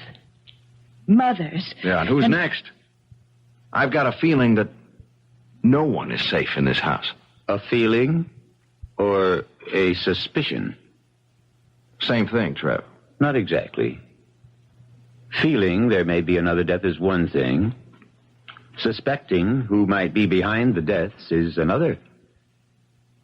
You suspect me, don't you? Yes, Trev, I do. Well, I guess the time has come to tell you that your suspicion is correct. 100% correct. You did kill me. Oh, you suspected me too, but did it's you? Impossible. You hardly have strength enough left to stand on your feet, to walk a few steps. Wrong. Oh, I'm weak, all right, but not as weak as I pretended. See? Then you were able to take the shrunken heads from that clock. And put one on Forey's pillow and the other on Elizabeth's? But even so, I still don't see how you killed them exactly on the hour. Forey at 7, Mother at midnight. How did you manage that, Trev? My little secret. Some sort of slow-acting poison? A poison that you were able to time to the minute? No, but, a small matter. All that matters to me now is that you and Roger marry. You're out of your head. Father. You're sick. Right now you're overly tired. You're exhausted. You're a little mixed up. Crazy. Say it. You said it yesterday. Say it again. Crazy. But sane or crazy, the two of you will do as I wish. Obey my final order. No way, Trev. I love Virginia. I'm married to Virginia. I'll stay married to Virginia. You can't very well stay married to a corpse, Raj. Now, what do you mean by that? Why, no more than what is stated in the marriage vows. Till death do us part. And death is going to do just that in a few short minutes. When I kill Virginia, as I kill Forey and Elizabeth. Trev, you've gone crazy. Ginny and I are getting out of here and fast. Don't move. What? I said don't move. Try, and I'll kill you where you stand. And be warned, Raj, I can do it. Jackie? Yes? Get Virginia. Bring her here. Father, Do as I order you. But Do you want him to die now, before your eyes? Jackie, no. I'd better do what he wants, or he will kill you, Raj. Get her in here, Jackie. No need. I'm here. Ginny. I heard every word he said. He will kill you, Raj. Unless you let him kill me. Let me kill you? He can't prevent me. What I mean is it's my death you want, not his. I don't know how you do it, but go ahead and do it. Kill me. Ginny, you're out of your mind. I love you, Raj. Too much to see you die. Answer that, Jackie. Hello? Yes, Dr. Dodd. It's for you, Father. You talk to him. I can't at the moment. Oh, Father can't come to the phone, Dr. Dodd. Could you give me... Oh, I see. Yes. Yes, I'll tell him. Well? The poison that killed Forey and Mother, too, I guess. The New York police identified it. Curare. Curare? So, that's how you did it. Huh? What is curare? It's a poison used by New Guinea headhunters to kill their victims, kill them instantly. How? With darts, thorns, dipped in the stuff, shot through blowguns. Yes, but how could Father... Oh, good Lord. Oh, Lord. The pipes. The pipes. You've sat there polishing and cleaning, blowing through the stems to clear them, you said. But blowing a poison dart through them when you wanted to. The stem of a pipe makes an excellent blowgun, especially the very long stem of a churchwarden like this one. And the thorn inside this stem, a thorn dipped in curare, kills instantly. Virginia? Yes. Doesn't hurt, Virginia. All you feel is a little sting when the thorn pricks the skin. Second later, you'll be dead. Roger, I warned you. Drop it, Trev. Drop that pipe stem or blowgun or whatever you call it. I don't see anything funny. You standing there holding that Masai war spear over your head, ready to throw it. You look a little silly, Raj. You're not exactly the nice high warrior type. I know how to throw one of these things, and you know I do. You've seen me do it. In Africa, yes. Those Maasai spears fascinated you. But you practiced every day. Got quite good, too. But not good enough to put that spear through me before I blow this dart into your wife. Not you. I'm not going to throw it into you. I'm going to throw it into her. Me? Kill Jackie? You leave me no choice, Trev. You love your daughter. You love her more than anything, anyone on this earth. Kill Jenny, and I'll kill her. You haven't the guts. Yeah, try me. Jackie, take that pipe stem away from him. Give it to me, Father. Take it. I know when I'm licked. What are you doing? I'm calling the police.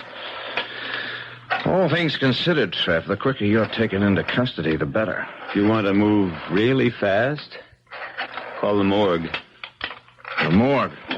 I gave Jackie the pipe stem, but I kept the thorn. Father, no!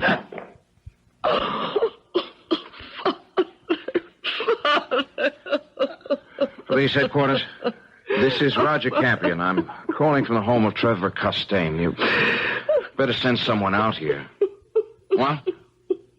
No, it's not another murder. Suicide.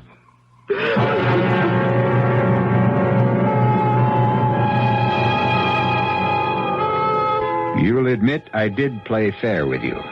From the very beginning of this mystery, you had all the clues, all of them, including the shrunken heads, the New Guinea headhunters who you might have known use curare, and a clue that gave everything away, Trevor Costain's absorbing interest in his pipes. When E.G. Marshall plays fair, he plays fair. I'll be back shortly.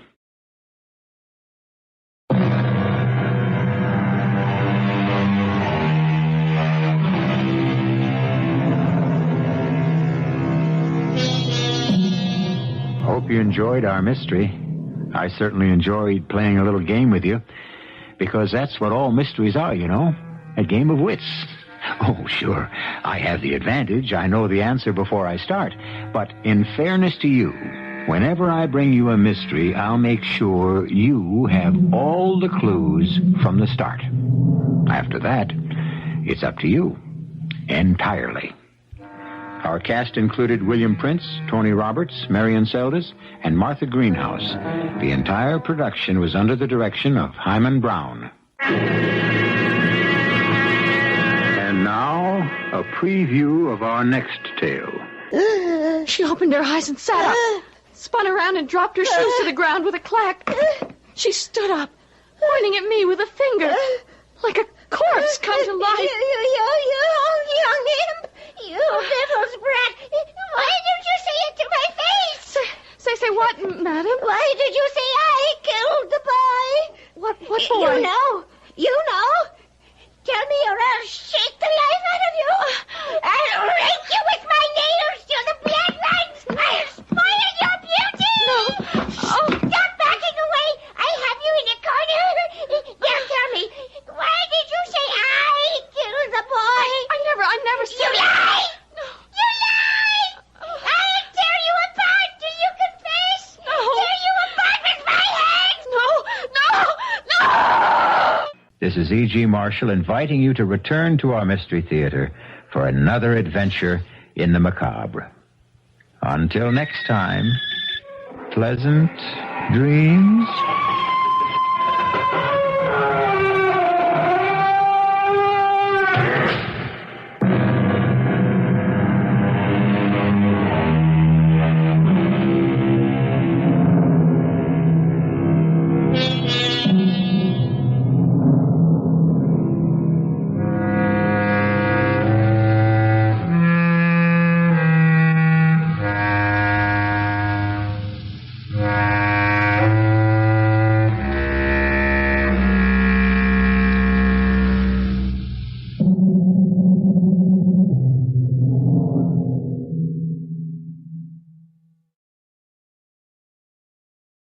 The CBS Radio Mystery Theater presents...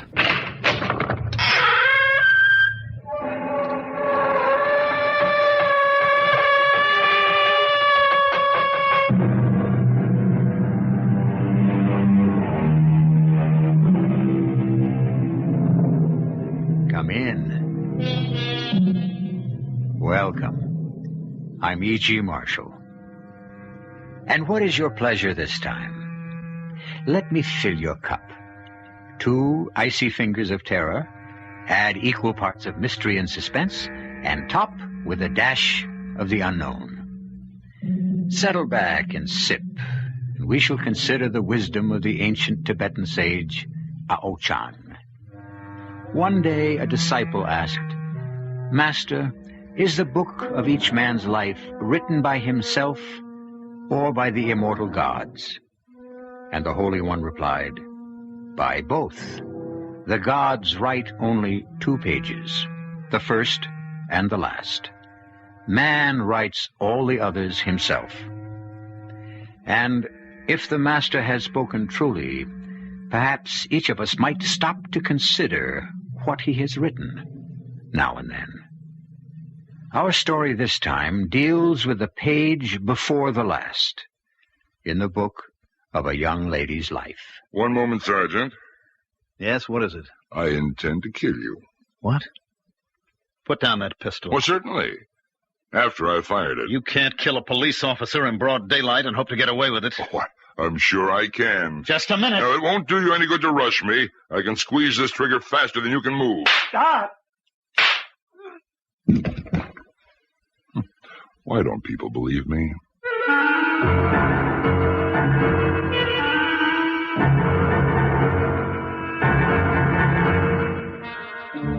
Our mystery drama, The Weavers of Death, was written especially for the Mystery Theater by Sam Dan and stars Mandel Kramer.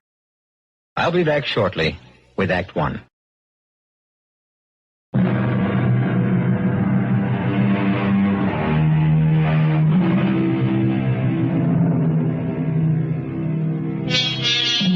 Here is Eleanor Brody walking down the street on a quiet, sunny Saturday morning, on her way to Frank's Market to buy a packet of special British breakfast tea.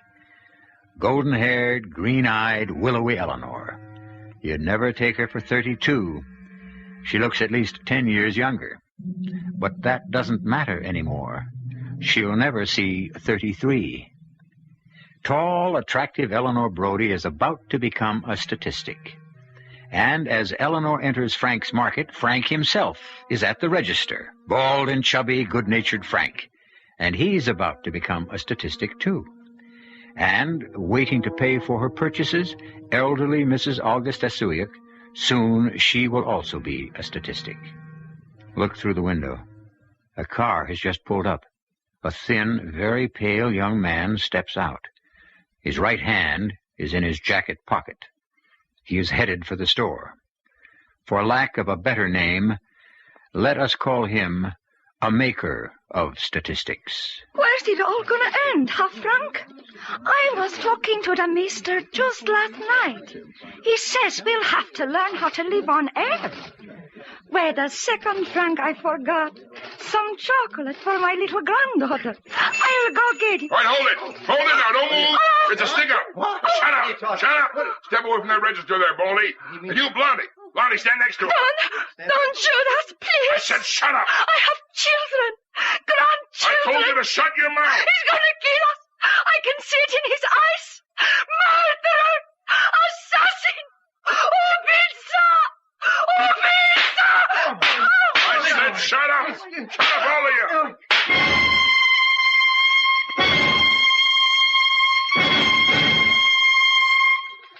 No, we got nothing on it. It was a stick-up, and it's a new breed of punk.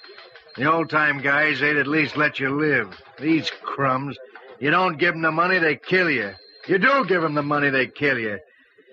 I know you gotta print something, but well, you can't squeeze blood out of a stone. When I get something, I'll give you something. Well, look who's here. Hello, Captain Gordon. Bobby Clifton. What are you doing in this place? It's only for detectives. You want to see my badge? How are things in the youth section? Artie, I want you to give me a temporary transfer back to homicide. Why? Those grocery store killings this morning. Yeah? What would you want with that? I knew the girl. I knew Eleanor Brody. Yeah? We went to school together. This is 10 years ago. We were, well, sort of engaged. What does that mean, sort of? It didn't work out. Oh, why? Why? I wanted to be a cop, and she couldn't see it. I've been married 25 years, and my wife still can't see. Anyway, we decided to break up. You mean she did? Mm-hmm. And I never saw her again. But it was yesterday, Friday. I got a phone call. She called me just like that. Just like that? It was as if we'd seen each other the day before. She said, Bobby, I must talk to you. Come over to my place tomorrow morning and we'll have breakfast. That would have been this morning. Yeah. So? Well, I got mad. It was the way she said it, I guess, as if nothing had happened. Like, drop whatever you're doing and come running just because I snapped my fingers. Well, that's how they are, Bobby. So I said I happened to be tied up, and she said, never mind, forget it. I'm sorry, Bobby. It took me nearly all this time to get over her. And I wasn't going to start... Well, I guess I never really got over her. Anyhow, this morning I set out for her apartment. There on the corner I saw the squad cars. Artie, I want to work on this case. What's to work on, Bobby? Some nervous punk gets trigger-happy. Where do you find him? You don't. But one day some hood who faces a rap makes a deal for himself by blowing the whistle on a pal. I want to work on the case, Artie. I know. You figured if you'd gone there when she asked you, she'd be alive now. And so it's a whole guilty thing. I should have gone to see her when she called me. Bobby, it's not going to help. I keep thinking about that phone call. She sounded scared. You're building it up in your head. She was scared of something. She said, I must talk to you. Not I want to or I'd like to, but I must. Now, why did she say must? Because she figures she overlooked a good bet 10 years ago. Artie, I failed her. You have got to let me work on the case. Work on what? There's nothing to go on. No witnesses, nothing. Why do you insist that it was an ordinary stick-up? What else could it be? Suppose it was something else. Like what? Artie, let me work on it. All right, but don't get in anybody's way. The old lady, Mrs. Olga Stasiuk. I understand she's still alive. Just about. All right. I'll go to the hospital and see her. Nobody can see her. She's in intensive care. I'll see her.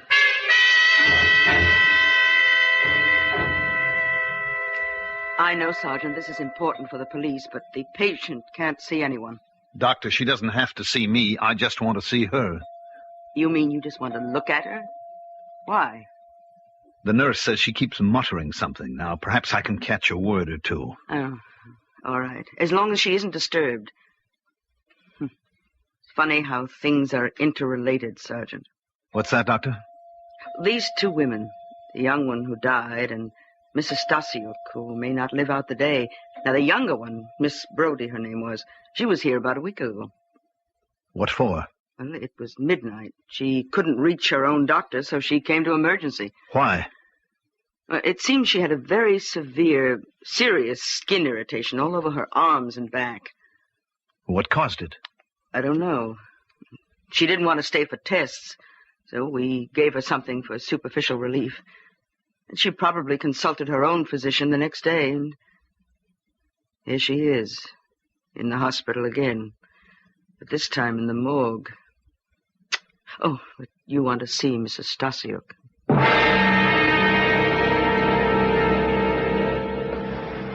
Oh, pizza. Glass. Rosavi. Rosa. Bolos.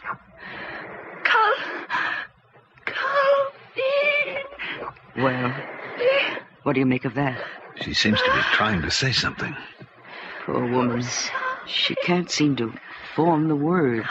Maybe not the English words. It's a foreign language. It doesn't sound like anything at all to me. Her name is Stasiuk. Olga Stasiuk. Now, it could be Russian or Polish. Doctor, I've got to come back here again with a tape recorder. And you'd better hurry. She's getting weaker.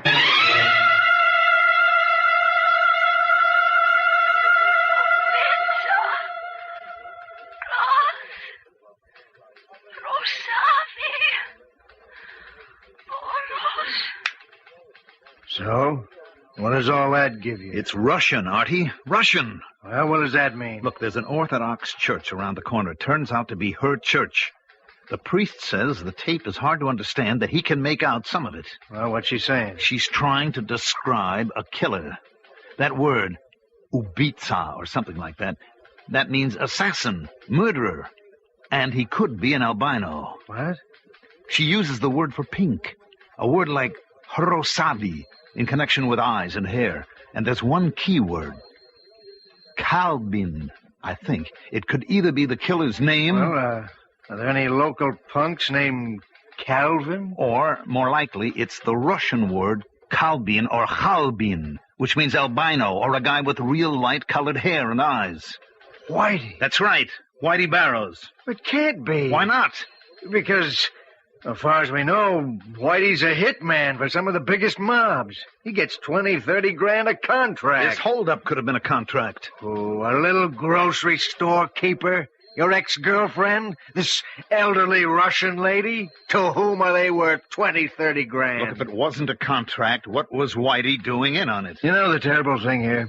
This Whitey, this $1 million killer, he can just be walking along the street. He needs some loose change. Maybe he's left his money home, so he walks into the first store he sees. And what's he going to get? $100? Look at how easy he is to describe. He knows he'll have to kill every living soul in the place, all that for $100? Yeah, Bobby, he would do all that for just $100. That's what we're dealing with. Well, we better pick him up. Eleanor was in trouble. That's why she called me. But you don't know that. Whitey was paid to kill her and to make it look as if she's the accidental victim of an ordinary stick-up. He works it that way. And just killed 2 other people. Okay, so now you tell me why she was marked and by who. I don't know. Look, maybe she was running around with Whitey and she might have done something he didn't like. Yes, like what? Well, I don't know like what. Maybe like phoning you, for instance.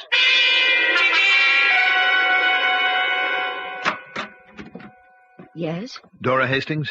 Yes. I'm a police detective. May I come in? Oh, of course, please do. Thank you. It's about Eleanor, isn't it? I've already talked to some other officers. You were her roommate? Yes, I still can't believe it. I mean, here was a girl with everything to live for.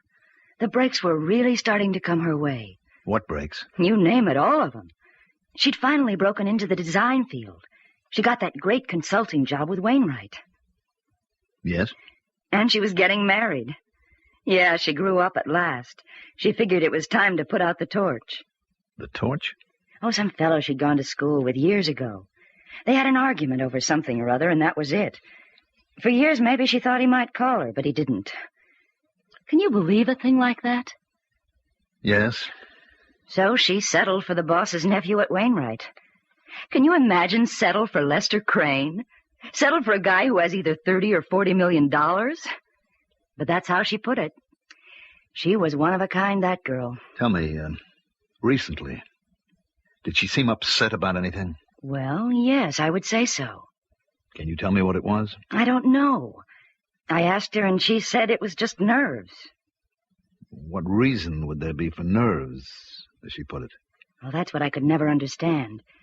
She was sitting on top of the world, yet she was terrified. Terrified?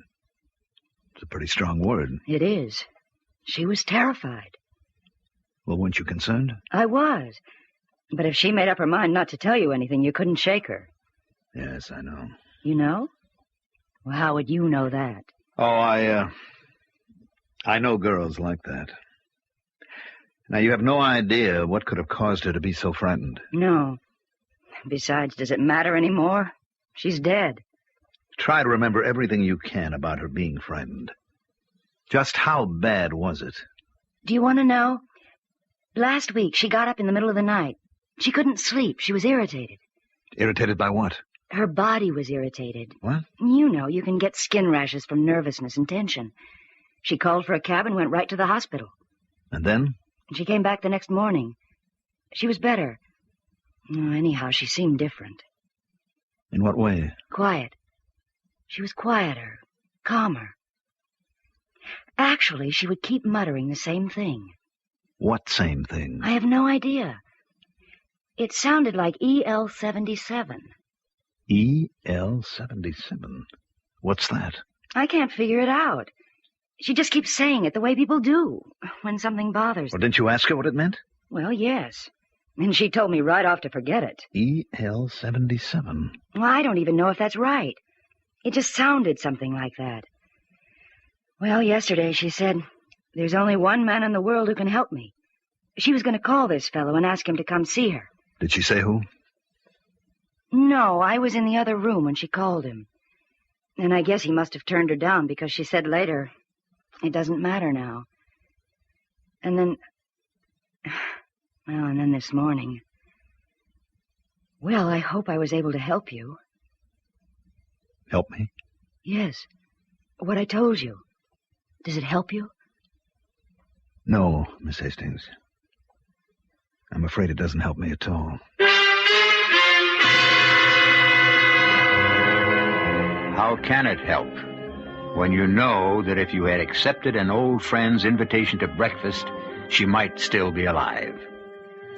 How does it help to know, when it's too late, that both your lives might have been different? Was that stick-up merely a covering device for her deliberate murder? I'll return shortly with Act Two.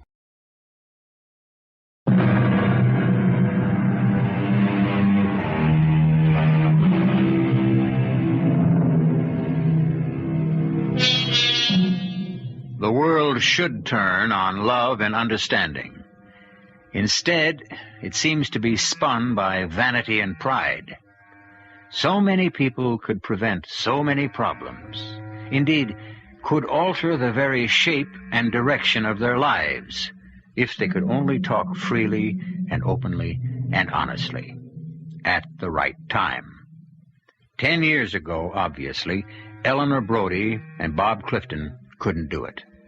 And today, she has been killed during what appeared to be a grocery store robbery, and he is a detective investigating the case. Sit down, Sergeant. I'm sorry to disturb you at a time like this, Mr. Crane. I understand.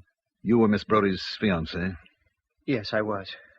Tell me, did she seem to be upset recently? Upset?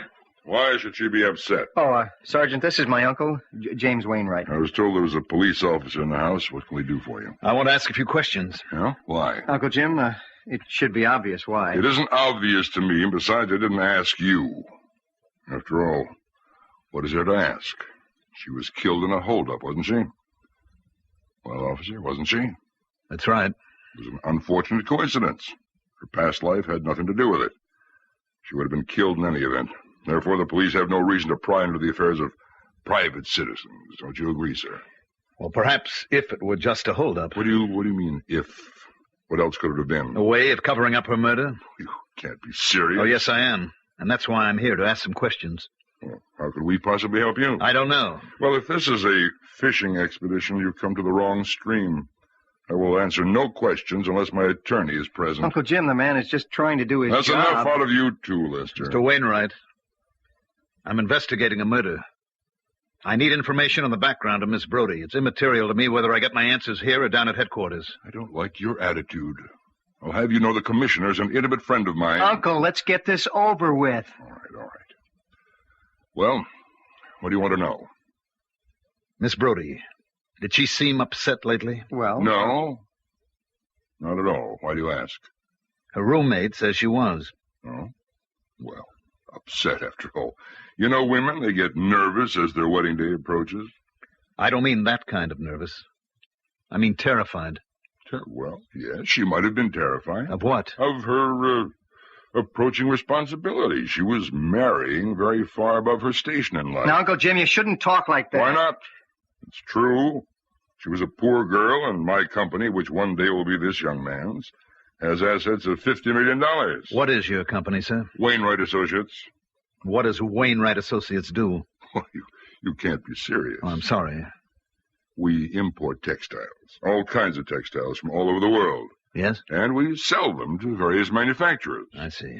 And Miss Brody's position? She was a designer. We maintain a design service for many of our clients. Well, that should end the Inquisition. Tell me, would either of you be aware of a man with a very light complexion, almost no coloring at all? Why do you ask? It's important to our investigation.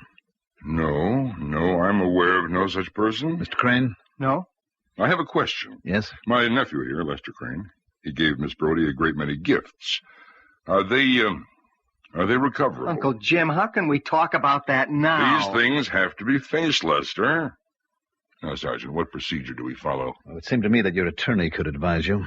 Those gifts were her property. They belonged to her estate. Well, I'm thinking in particular of things that belong to Wainwright and Companies, and designs and clothes, especially a sweater that's a new model. You'd have to discuss that down at headquarters. Well, sir, if you have no further questions... I have no further questions at this time.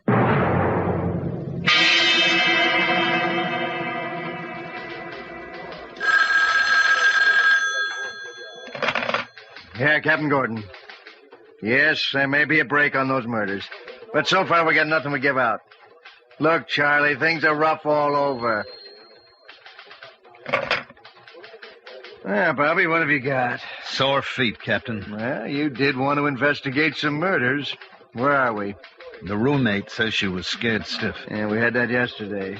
And old Wainwright says she was just normally nervous about getting married. And nobody cares what young Lester says because he doesn't count. Is that how it still adds up? So far. Now, how about Whitey? Whitey is safe and snug and warm in a rat hole somewhere. Well, he can't hide forever. I'll get him if it takes the rest of my life. That's no way for a smart cop to work. There can't be anything personal in it. This whole thing is personal. If I'd had breakfast with her, she'd still be alive. But what does that do to your theory? If she was marked, they would have gotten her another time. Yeah, homicide, Captain Gordon. Oh, Captain, this is Dr. Sparrow. There's a detective with you who's investigating that grocery store holdup. Oh, yeah, Sergeant Clifton. Hold on, Doctor. Bobby, it's Dr. Sparrow at General Hospital. Sergeant Clifton. Oh, Sergeant, I know you people are very busy, and this is probably nothing. Well, let me judge that, Doctor. Well, I mean, on the face of it, I wouldn't even think that there's any significance. Well, you must have some reason for calling me. Well, you remember, Sergeant, when you were in the hospital and we were listening to the poor old Russian lady? She's no better, I'm afraid.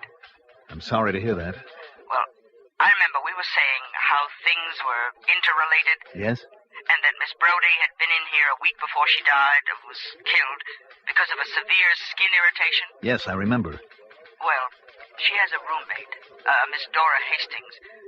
Miss Hastings is here now with the same skin irritation. But does it mean anything? I mean, from a police point of view, or am I wasting your time? I'll be right there.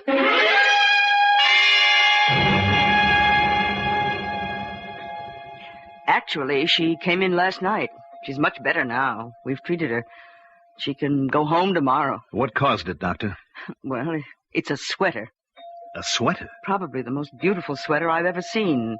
Such brilliant color, lovely design, but... But what? Oh, there must be something in the dye. It seems to have a very strong alkali base. It can give a lot of trouble, especially to people with sensitive skin. Hello, Miss Hastings. Oh, am I in trouble with the law? Why should you be in trouble with the law?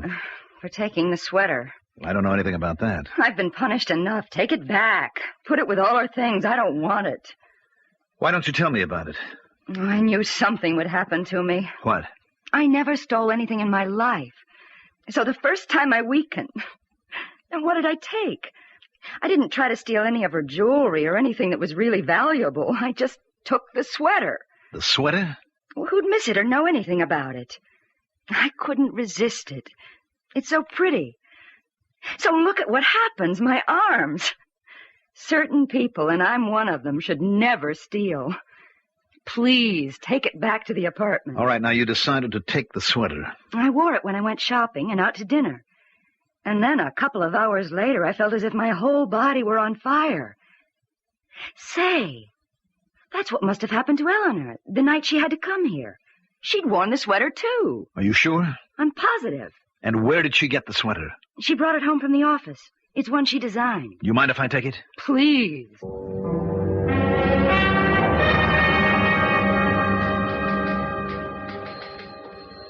Hey, Bobby.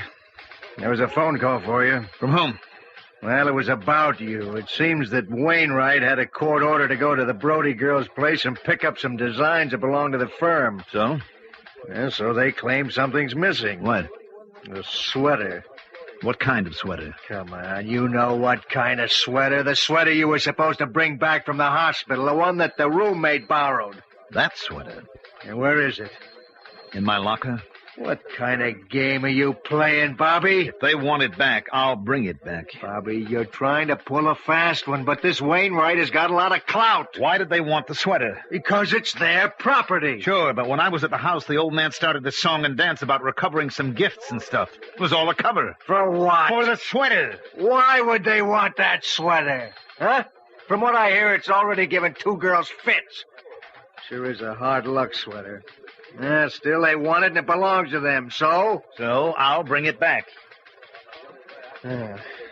Bobby, do I know everything that's going on? No. You only know as much as I do. You'll personally hand-deliver that sweater? Of course.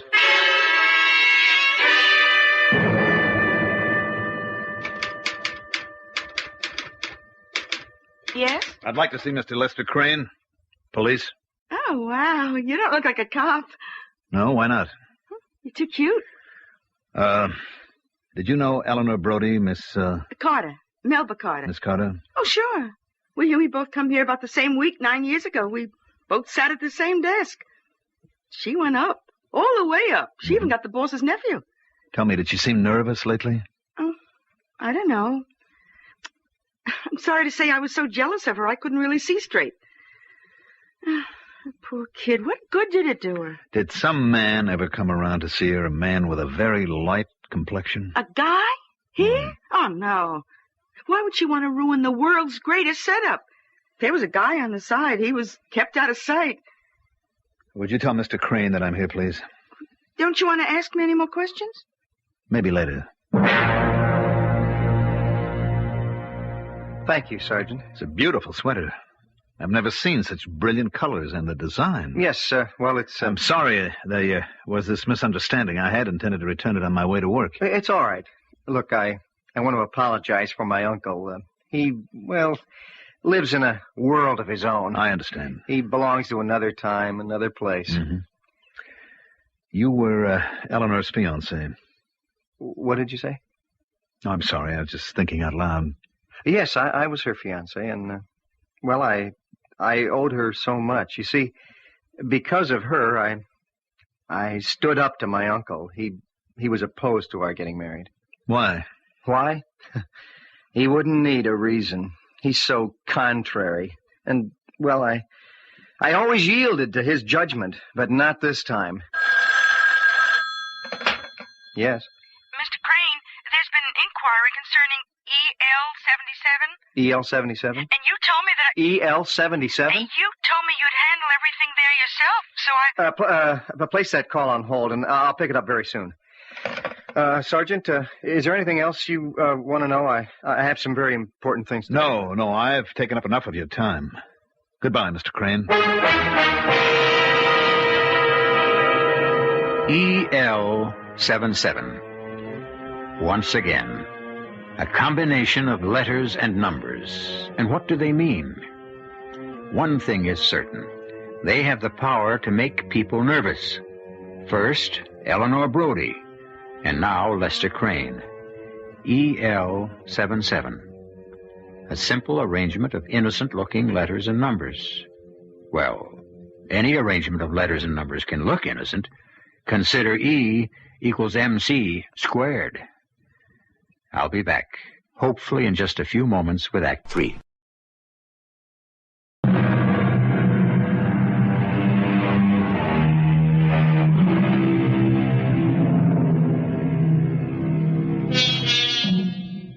As the poet said, the saddest words of tongue and pen are these: it might have been. Bob Clifton thinks of what might have been with Eleanor Brody.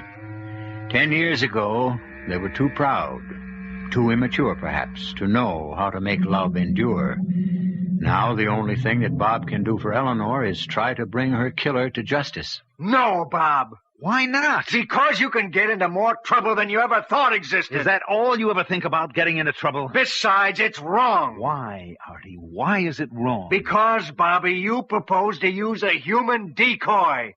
That girl can be killed. How? If we have it staked out? All we want him to do is show himself, then we bag him. On what charge? He's been identified as the killer in the grocery store holdup. How? And by whom? The old lady died last night. What you've got are the delirious mumblings on a tape recorder. Come on. A smart lawyer could kill it. He's got to do more than just show himself. He has to come after her. We have to prove intent to murder. What do you want? The smoking pistol? By then it's too late. Not the smoking pistol, but the pistol. He has to be caught in the act of trying to gun her down.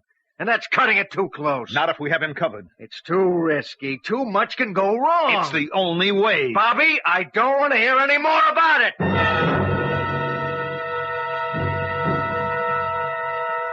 You don't have to do it, Miss Hastings. But I want to. It could be very dangerous. I don't care. It's the least I can do for Eleanor. I shouldn't ask you to do it either. It's just that I have to get that killer. I understand. Let me make a confession, Miss Hastings. You don't have to. I'm the man Eleanor spoke to last Friday. I knew that. You knew? How? Oh, woman's intuition, maybe. But you had to be the man. Do you want me to make that call now? Yes. And say exactly what I told you.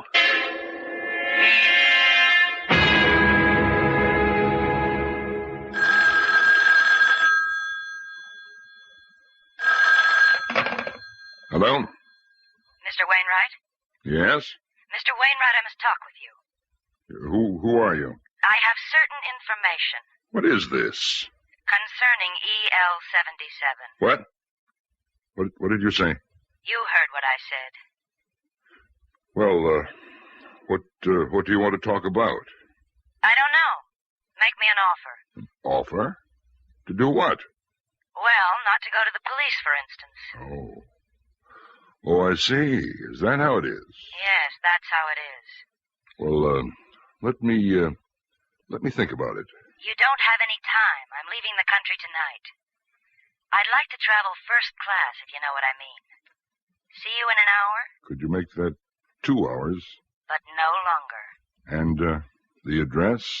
18 Stevens Court. It sounds familiar. It should. I'm her roommate.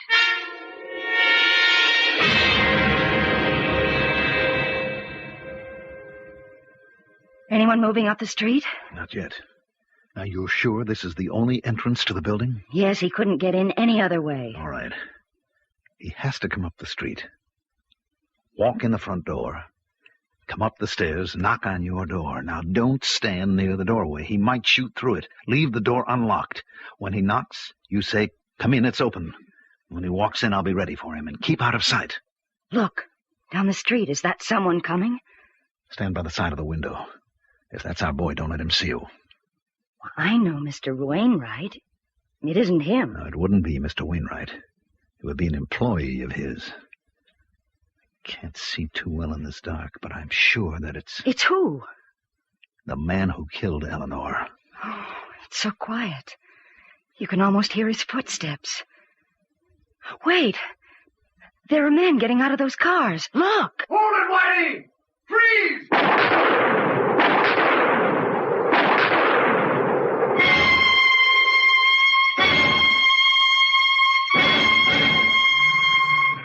Artie, what are you doing here? What am I doing here? I had the place staked out. Why? To save your neck. I knew you'd try to get Whitey to show himself. I wasn't going to let him come up to the apartment. But you've killed him.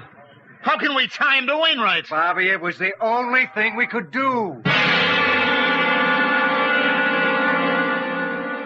Well, hello. Oh, you're the cop who called on Mr. Crane, the cute one.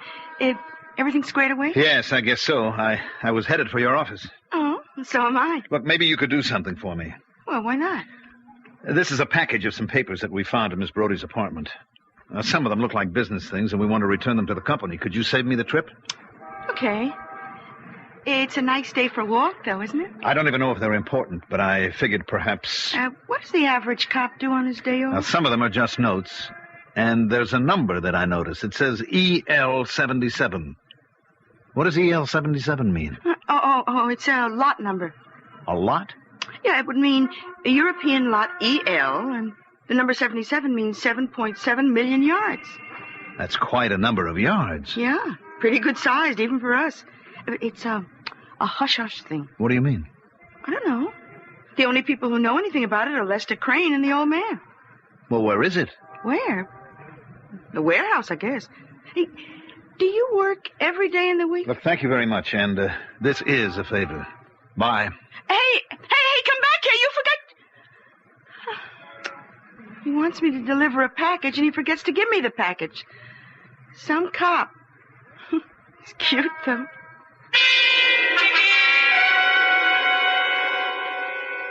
I'm sorry to bother you again, Doctor. Oh, it's all right. That sweater, the one Miss Hastings wore, and we know now that Miss Brody wore it, too. You said something about the dye. Yes, I sent a few strands to the lab. We have a very extensive allergy clinic here. It's a very good wool, but I'm afraid it's ruined for any kind of wear. Why?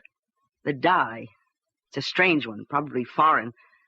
It isn't any of the known dyes used here. There's a very strong alkali content. If the manufacturer knew the dye had such a strong irritant quality, why would he use it? Yeah, maybe he didn't know, or maybe he thought he could get away with it. Doctor, suppose you knew where a whole lot of this material was. What would happen to it? Oh, I'm sure it could be condemned. Any federal, state, or city health department or Bureau of Standards would take it right off the market. Thank you, Doctor. Do you think this sweater has to do with those murders?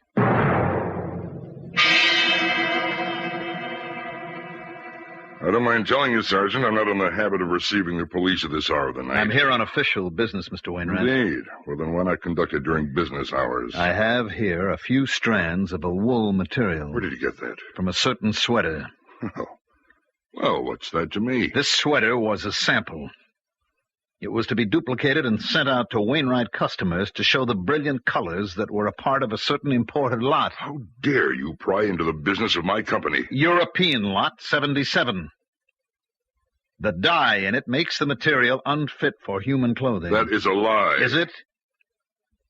If inspectors were to examine lot number 77 in your warehouse, Mr. Wainwright, what would happen? Excuse me, I have a document here in my desk which will explain everything. You see now. Yes, here it is. All right, put up your hands. No, don't reach for your gun. You can't get away with it. Well, I'll just have to. Uncle Jim, what do you do? Lester, he has a gun in his belt holster. Reach around. Get it. Now, I warn you, Sergeant. Don't try anything. But Uncle, just do as I tell you. You want to go bankrupt? End in jail? That's it. That's it. Just remove it. Now, hold on to that gun. Well, what are you going to do with him? Kill him. Oh, no! I just explained the alternatives. That's right, Lester. He has to kill me just as he killed Eleanor. What? What are you talking about? Oh, he didn't kill her. He hired a thug to do it. No, she was killed in a holdup. In what looked like a holdup.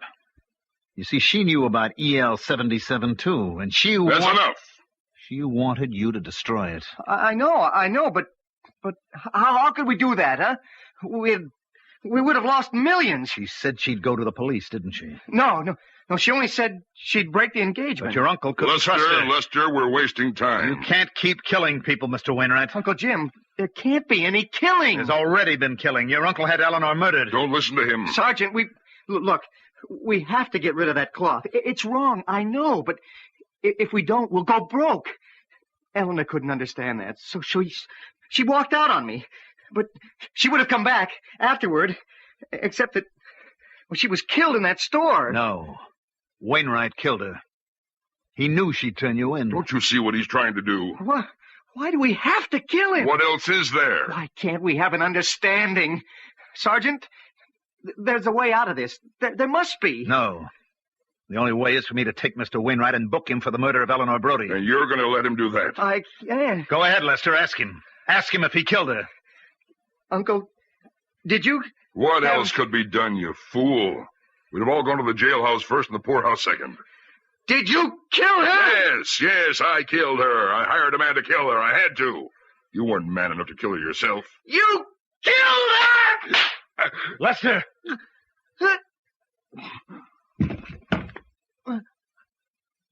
My uncle? I'm afraid he's dead. I hope I die, too. I'll call an ambulance. Please. I have to tell you this first. I just shot him to prove something to you. To me? Why? Because she told me everything about her past. That she'd always been in love with a man named Bobby Clifton. That's you, isn't it? Yes, that's me. Well, you see, I killed him because she finally made a man out of me. She taught me how to stand up to him. And I did. Didn't I, Bobby? Yes. Yes, Lester. You did. The old man is dead. The nephew recovered. Lot EL-77 was destroyed. It would be nice to report that Bobby married Dora Hastings and Lester married Melba, but we're not in business to tie up neat little packages. All we have done is open up the book of someone's life, glanced at a page, and returned it to the shelf, as I shall be returned to you in just a few moments.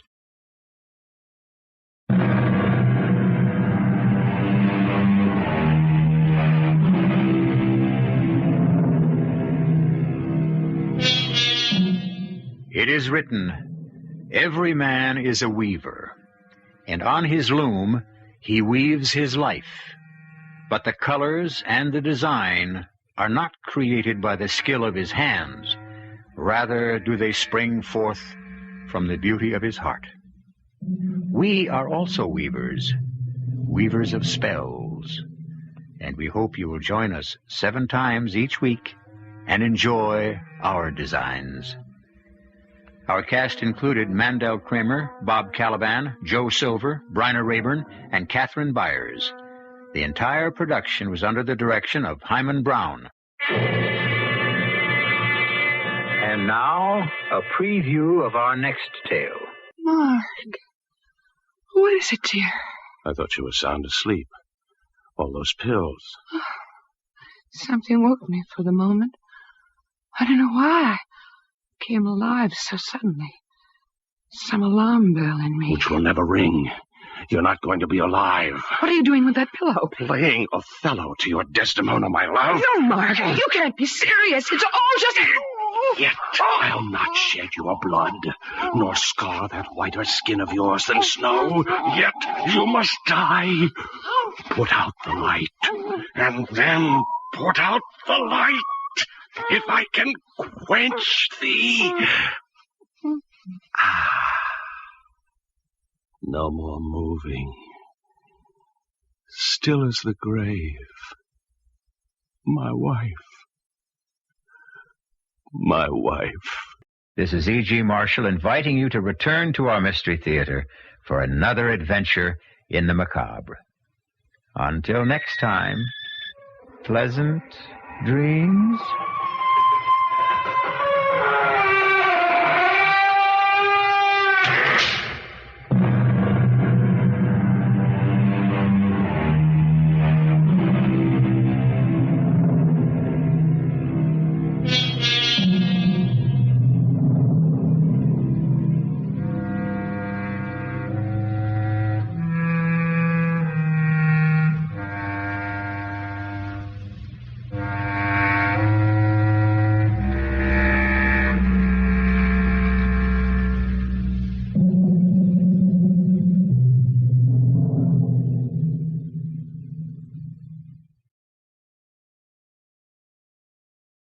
The CBS Radio Mystery Theater presents... Come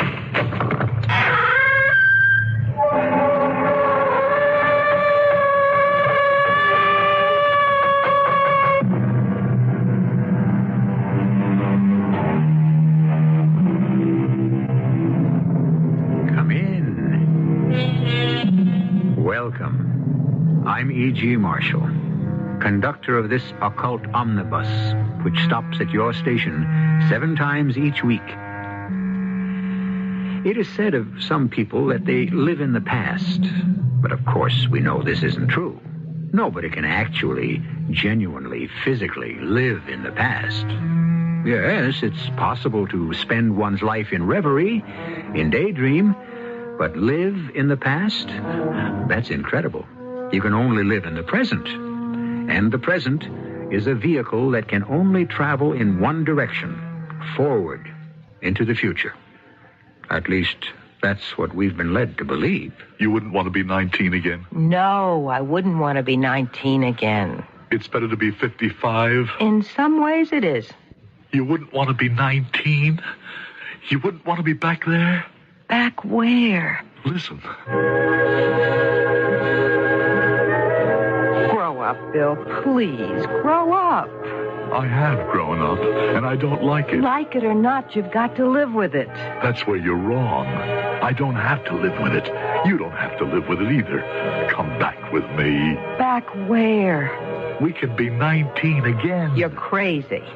There's a key. I found the key. Bill, please. Zelda, I've got the key. I know how to go back. Come back, Zelda. Come back with me.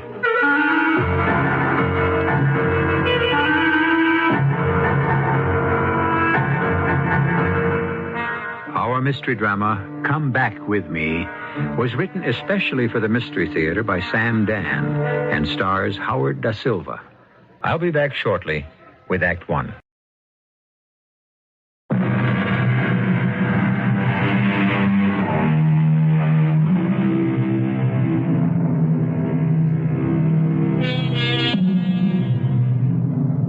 The city is a living organism.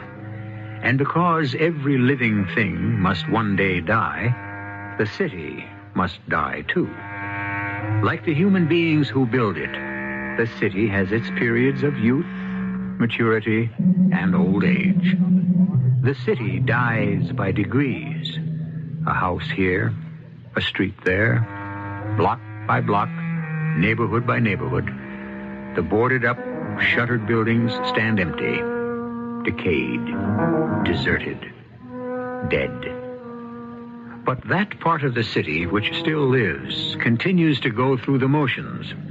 It sends water through the mains, electric current to illuminate the streetlights, and police cruisers on their slow patrols.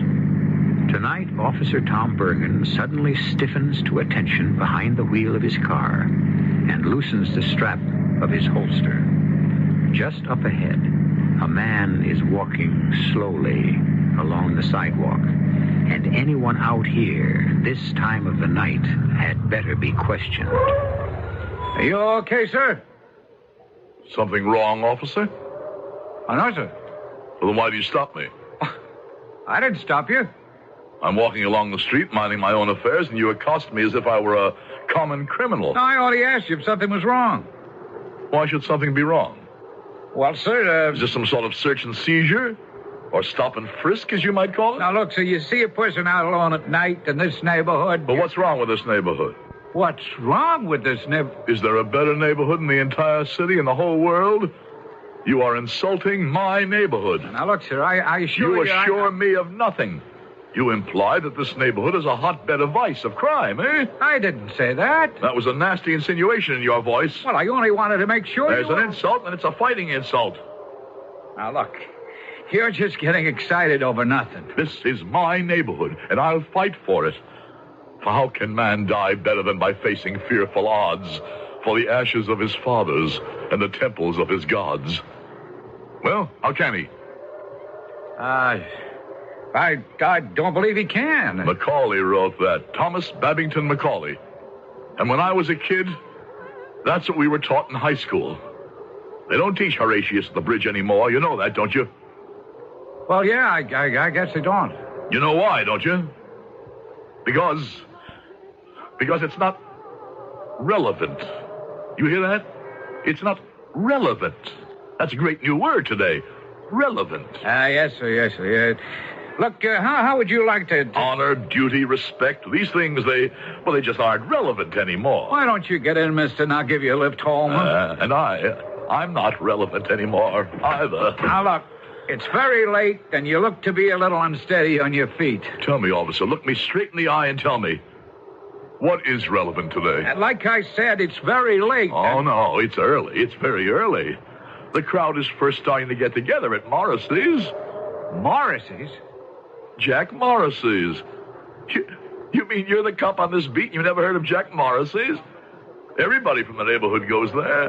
Oh, sure. There used to be a Jack Morrissey's saloon, but you're going back 35 years. It's here now. Right here. Look, mister, any minute now it's going to start to rain, so don't you think you'd better... It's okay, officer. I'll just go into Morrissey's. See you later. Sir, you can't go anywhere. That's an old, condemned, boarded-up building. Oh, you're a pretty good guy for a cop. Come on in. Let me buy you a beer. Well, where are you going? Where do you think I'm going? Inside, into Morrissey's. But there's no such place. Are you sure you're okay, officer? The joint's jumping. Can't you hear? Can't you hear the music? No, sir. I don't hear a thing. Listen. Don't you hear that? On the jukebox. The jukebox? Don't you know what a jukebox is? Yes, sure. I got this stuffy old prop, Doc Carberry, and one night the gang of us invite him down here, to see how the people live. It's starting to rain. And you can hear this jukebox in Morrissey's. You hear how loud it is? But I don't hear nothing. Can you believe that old Doc had never seen one before? What's that, he asks. It's a jukebox, I answer. Oh, he says, probably named after a member of the Jukes family.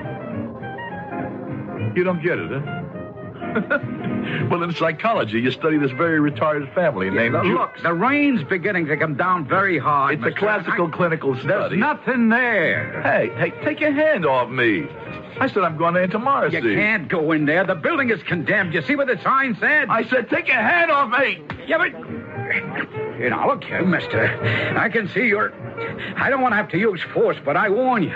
Don't you swing at me again. Let me alone. Now, come on. I'm going inside there. So you're not going anywhere, mister. Let me alone, I said. Come on. I can't push me around. I'm up. Yes, you're up. Zelda, hey, what time is it? It's almost noon. Noon? He didn't wake me. I have to be at the office. Bill, don't get out of bed. What are you talking about? Dr. Davis said he wants to see you as soon as you're awake. What for? Bill, you don't know what for. What happened last night? Last night? A policeman brought you home. What are you saying? There it was midnight. I answered the doorbell, and you were practically draped over the policeman's shoulder like a sack of wheat. You're kidding. Bill, the cop said he didn't want to book you. Book me? For assault. You were obviously disturbed. He felt that treating you like a criminal wasn't the answer. He was a very decent cop.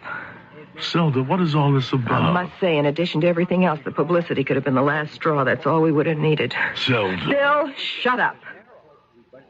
What were you doing in that deserted, godforsaken neighborhood? Godforsaken? Don't say that. Why were you wandering around there? Why? I don't know why. Bill, I'm trying to hold on. What was I doing there? I was looking for something. What? If I tell you, you'll think I'm crazy. I think you're crazy now. I was looking for you and for me. All right, I was a fool to ask.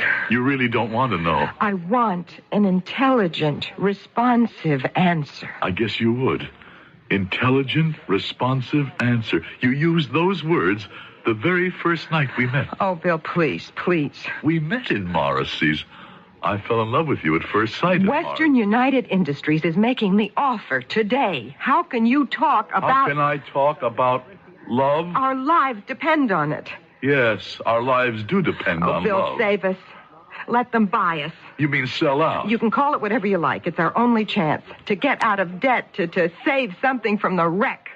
What wreck? Now, Norman's had some preliminary discussions with their attorney. It's a fair offer. I remember I walked into Morrissey's that night, and I saw you sitting there. You remember the tune that was on the jukebox? Listen. Listen to what? Can't you hear it? That's Dorsey himself on the trombone. Bill? He's gone.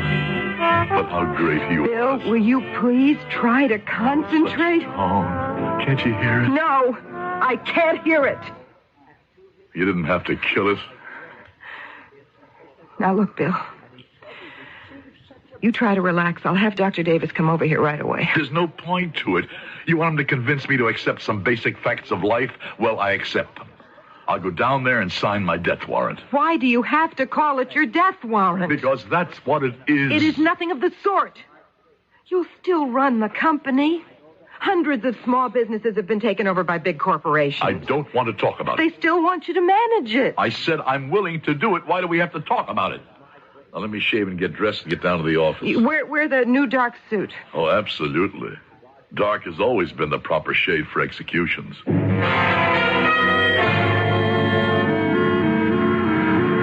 Taxi! Yeah, mister. I'll go to South Broadway in Torrance. And we're off. Well, don't look too good, does it? Think there's going to be a war? Well, there has to be a war. Huh? What do you mean, has to be? Yeah, figure it out. Nobody was willing to stop him when it was easy. Who's going to do it now that it's hard? They just keep grabbing and grabbing until nobody will have any choice. I'll, just who you talking about? Who do you think I'm talking about? Who else is there to talk about? Hitler. Hitler? Oh. Yeah, well, I guess that sounded crazy to you. No, not really. Sometimes I kind of, I go back. Oh, well, that's perfectly all right. I go back all the time myself. Do you? Oh, I don't know if the old days were better or if it's just that we were younger. I tell you one thing, the music was better. Ah, what great bands they had in them days, huh? Marie, the dawn is breaking. Marie, you'll soon be waking, Duddy. Driver. Huh? Yeah? I changed my mind. Take me to 280 LaSalle. I even remember the number. It's the corner of Tremont. Oh, yeah. You just made yourself a deal. Hey. You sure you want to go there? I'm positive. But that neighborhood, there just ain't nothing. Okay. You're the doctor.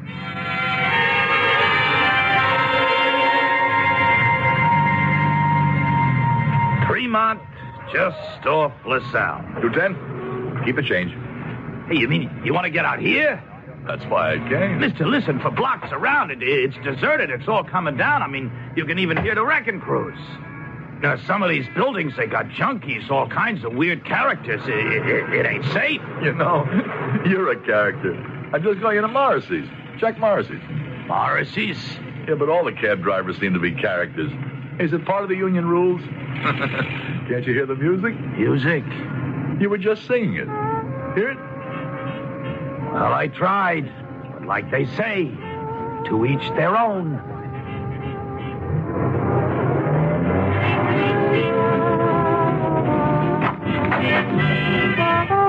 Hello, Jack. Will you look at who's here? Pretty boy himself.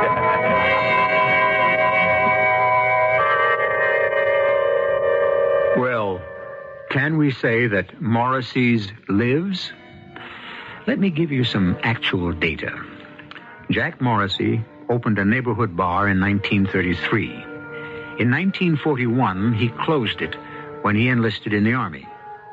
Jack Morrissey was killed in North Africa at the Kasserine Pass in 1942. The place was never reopened, but here we find ourselves as part of the busy, happy crowd at Jack Morrissey's. How do you account for it? Well, you know we account for everything, eventually. And part of the accounting will occur when I return in just a few moments with Act Two.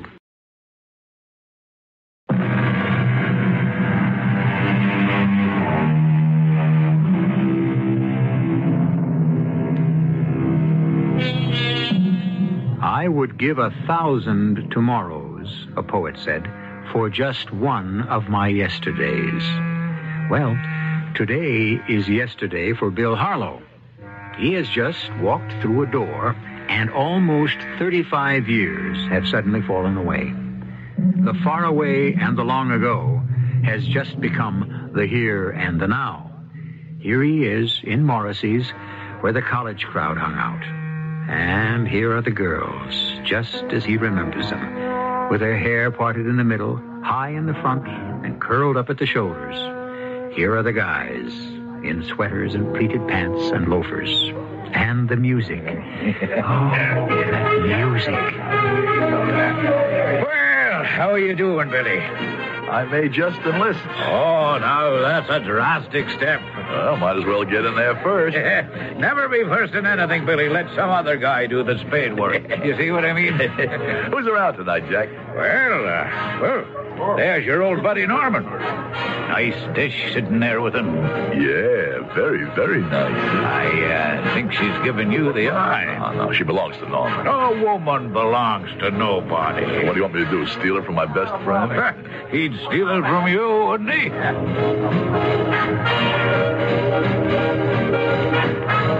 Hi, folks. Uh-oh. What are you doing here? I just fell in love, Norman, with that girl you're sitting with. Now, what kind of an answer is that? Oh, I think you could call it an intelligent, responsive answer. Oh, you could, huh? Absolutely intelligent because he shows good taste. Mm-hmm. And responsive because it answers the question. What's your name? Bill Harlow. Billy, get lost. My name is Zelda Newsom. Come on, sit down. Thank you. Where were you all this time? Hey, Normie, we mustn't let the music die. Put a nickel in the jukebox. Wait a minute. I thought this was my day. Anything by Glenn Miller? They have everything by Glenn Miller. Normie, do the honors. Yeah, behave yourself with my date, will you? Well, you didn't answer my question. Where was I? Oh, I was out there looking for you. Well, now you found me. I would like to give you an engagement ring.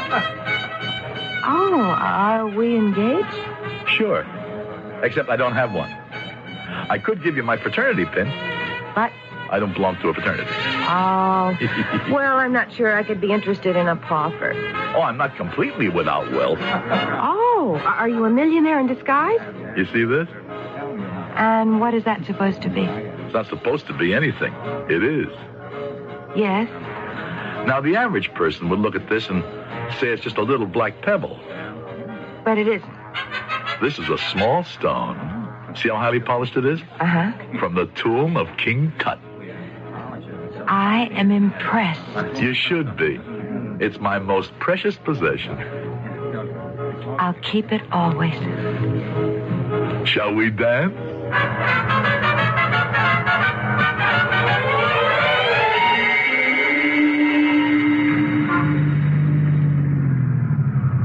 Well, if it ain't my old buddy, Officer Tom Bergen. How come you ain't made chief, huh? Hey, what are you doing in this godforsaken neighborhood? I'm trying to get out of it. How'd you get into it? I had a fare.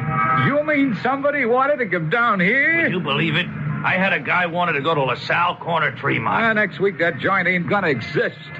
The wreckers ball is gonna lay it over. No, wait a minute. This was a genuine 18-carat nut. Take me to Morrissey's, he says. Wait a sec. A tall guy, kind of distinguished looking, a little bit gray. Yeah, that's right. The guy looked legit. He points to this building that's falling apart. That's Morrissey's, he says, just like it was a live swinging joint, and in he walks. Yeah, he would. Yeah, thanks, Jerry. Thanks for telling me.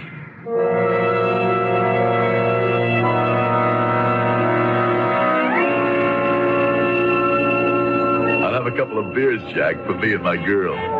Your girl, huh? She come in here with Norman, and I see Norman's gone home. Well, I would have done the same for him. What is this gift you got with the girls, Billy? Well, what can I tell you? You have to be born with it. Or you do without. Billy, she's just another dame. You're telling me. I think that Norman was gone on her. She made the choice. I hope he forgives you. Normie and I, we're like brothers. Blood brothers. Yeah. Anyhow, he wasn't sore when he left. Oh, I seen that big smile of his. But you never know how a guy's taking it inside. Oh, come on, Jack. A guy himself may not even know how he's taking it. Like, it may be boiling away deep down where he don't know it. And then maybe 10, 20, even 30 years from now, he could suddenly make you pay the price. I could stand here and be enriched by your wisdom forever, Jack, but the most beautiful girl in the world is sitting there at the table waiting for me.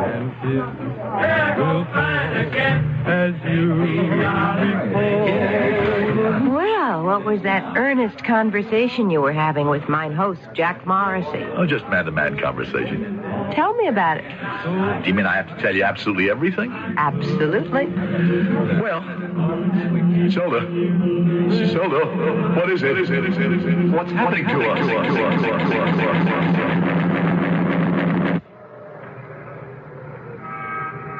Hey, Mr. Harlow. Zelda? She's gone. Hey, Mr. Harlow.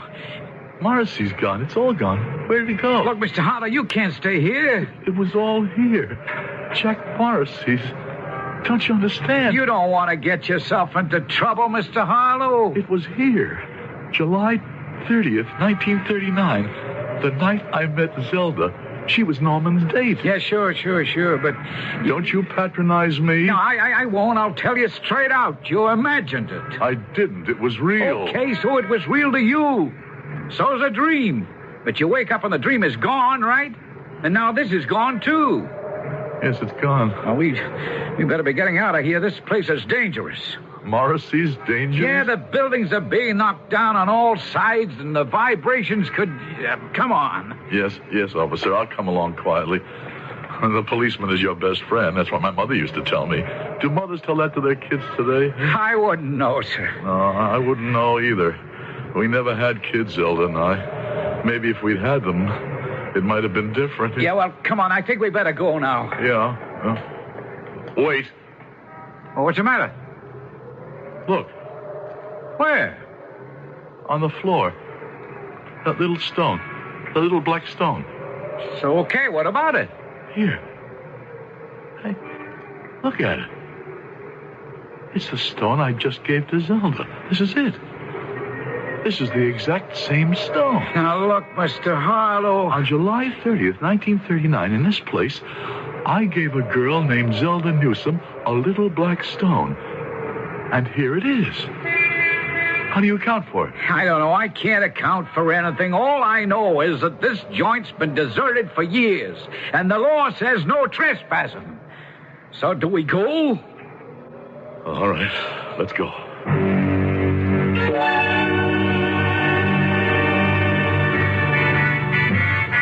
Bill. Hello, Zelda. Norman. Well? Is that all you can say? Hello? What are you doing here at home? Well, it's obvious. I've been listening to one of my favorite records. Turn that thing off. It used to be your favorite record, too. Please, Bill, do you mind? We have some serious matters to discuss. Oh, we certainly do. We certainly do, Zelda.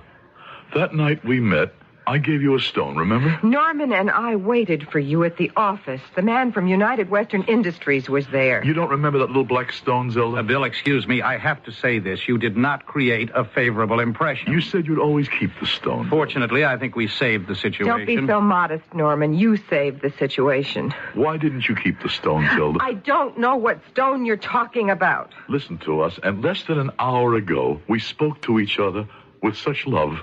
We were so thrilled. We were so excited by each other's presence. Less than an hour ago. You are crazy. We did. We met for the first time. You don't want to remember. Bill, will you please concentrate? I am trying to tell you, Norman worked out the deal. Did you, Norman? Yes. You see, Zelda and I decided... Zelda and you. Yes, we have worked very closely on it for a long time, Norman and I. Norman and you? Yes, Norman and I. Yeah. It had to be Norman and me. Who else would have kept the business alive? You've been very close with Norman, haven't you, huh? Just what does that mean? Well, maybe you think you made the wrong choice back there in Morrissey. Maybe she did. I'd better go now. No, stay. Would you have been happier with Norman? Sober, steady, reliable Norman? Disregard all of this, Norman. We have to discuss what happened today while you weren't there, Bill. Now, Bill, look, you'll still be president of the company. That's nice. But... the but. I become chief executive officer in charge of operations. I see. Well, you know what it proves. Jack Morrissey was right. Now, what are you saying? Poor Norman. You kept it bottled up all these years, but you never forgave me, and today you buried the knife. Bill, I didn't want the job. Oh, I bet you kicked and screamed. Won't you try to understand? It's the only deal United Western will accept. But I don't accept it. Do you want to know the truth, Bill? The awful, terrible truth? They don't have to give us any kind of deal at all. They can wait a year until you go bankrupt and then just move in and pick up the pieces. You really don't remember the Stones, Zelda? Can't we have a sensible conversation? You're getting off lucky, Bill. Am I? Why? The truth is, you don't know how to run a company in today's market. That's true. I believe in quality. Yes, you justify yourself with that word, quality. But quality is a thing of the past. It costs money. People refuse to pay for it. As long as I run this company... When did you ever run this company? I carried you. Shut up. Look, I'm sorry. I'm going back to the office, and you should go back, too. We have to meet with the United Western people. Well, you sure spoke your piece, didn't you? Huh? Oh, Bill. You were a big, friendly boy with the gift of gab.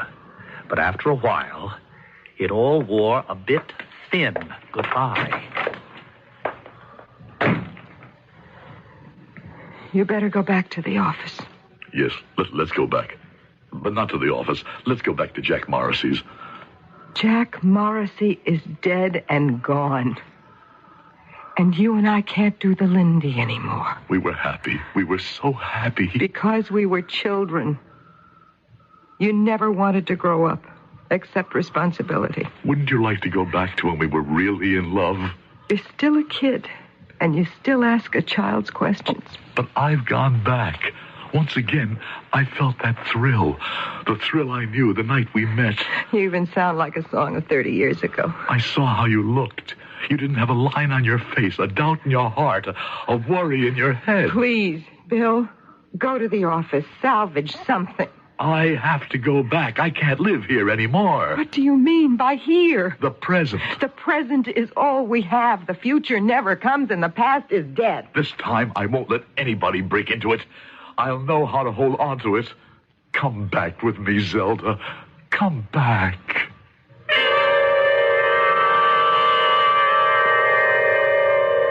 It was Albert Einstein who said, the past, the present, and the future are all mixed up.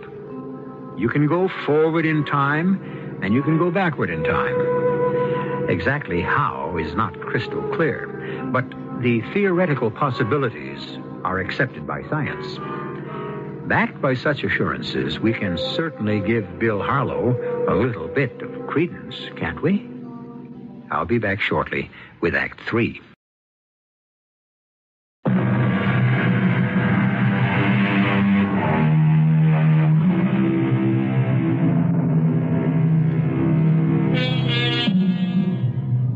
The promise of youth.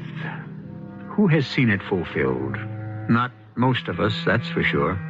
And so, maturity becomes a matter of more or less graceful reconciliation between the dreams of the boy and the realities of the man.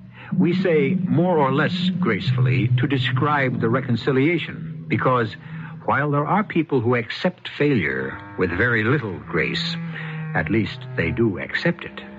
Then we have Bill Harlow, who refuses to accept it at all. Come back there with me, Zelda. Zelda, you and I, we're still there. We're still sitting in Jack Morrissey's. We never left. Bill, how can we be sitting in Jack Morrissey's if we're sitting here? I don't know, but I was there an hour ago. I think of how beautiful you looked. It breaks my heart. Bill, it won't work. We're what we are now, what the last 35 years have made us. No. You simply cannot accept life. That's not life. That's death. Death is also a part of life. Please, come back.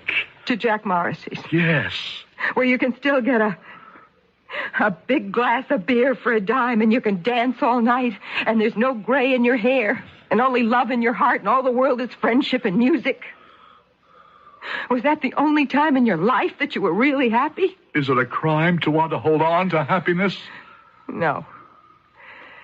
It isn't a crime.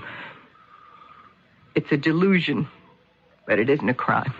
We can go back. I don't want to hear any more about it. But I can prove it. I've got the proof. You go back to your office and you grow up. Zelda, I said I could prove it. You go to the office, or I'll walk out on you right now. Zelda. I mean it.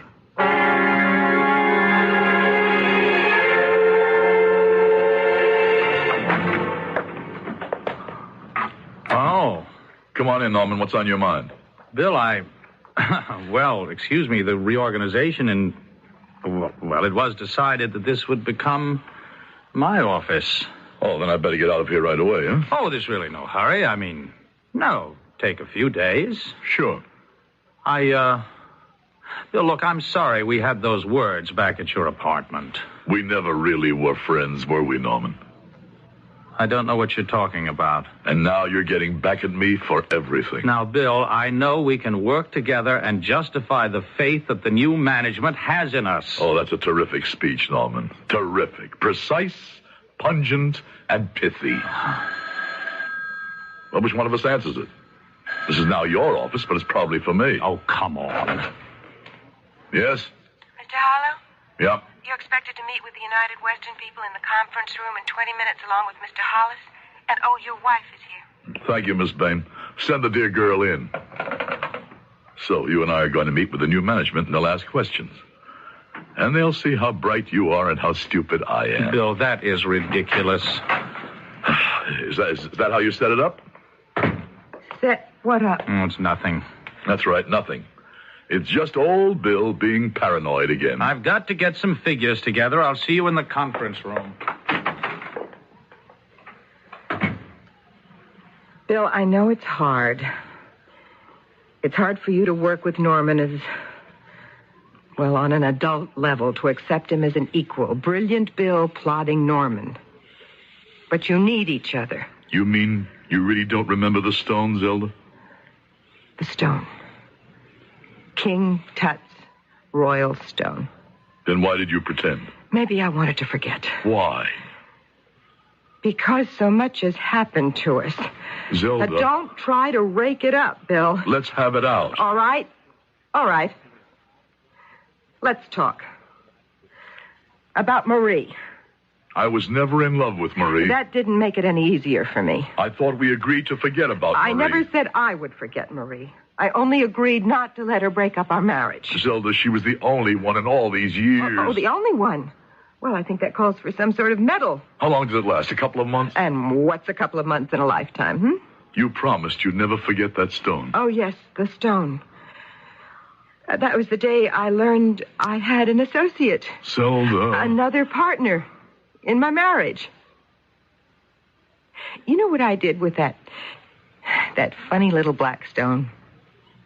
Which you said came from King Tut's tomb. Well, it really didn't. Oh, I always knew that.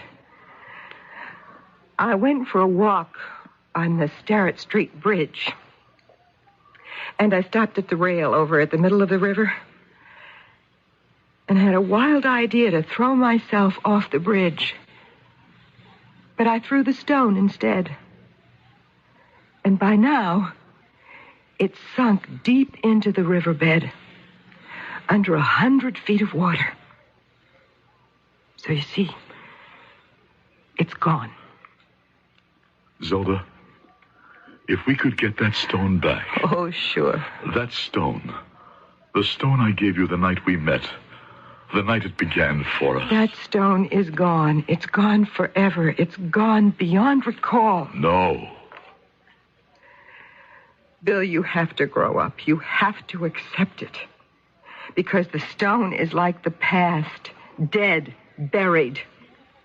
You cannot bring it back. I have brought it back. Oh, Bill, please. Look.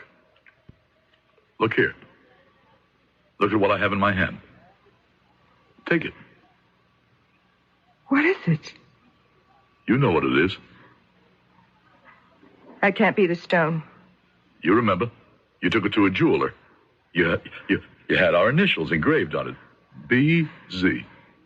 You found another stone just like it. Hold it. Look at it. Feel it. It's the stone. Our stone. I threw it off the Starrett Street Bridge. Nobody could ever find it. But I went back and found it before you threw it away. I went back to the night of July 30th, 1939. You couldn't. We were 19 years old. I don't believe it. We're still 19 years old. Come with me.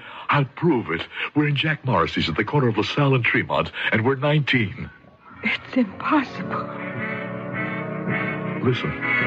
Don't you hear the jukebox? It's playing the slow tune. Let's go back. Let's be 19 again. But... It's another chance. It's another chance to live another life, and this time I'll know better. This time, I won't waste it. This time, I'll grow up. Don't you want to be 19 again? I'm afraid. There's nothing to be afraid of. What were we afraid of when we were 19? We didn't know what the word meant.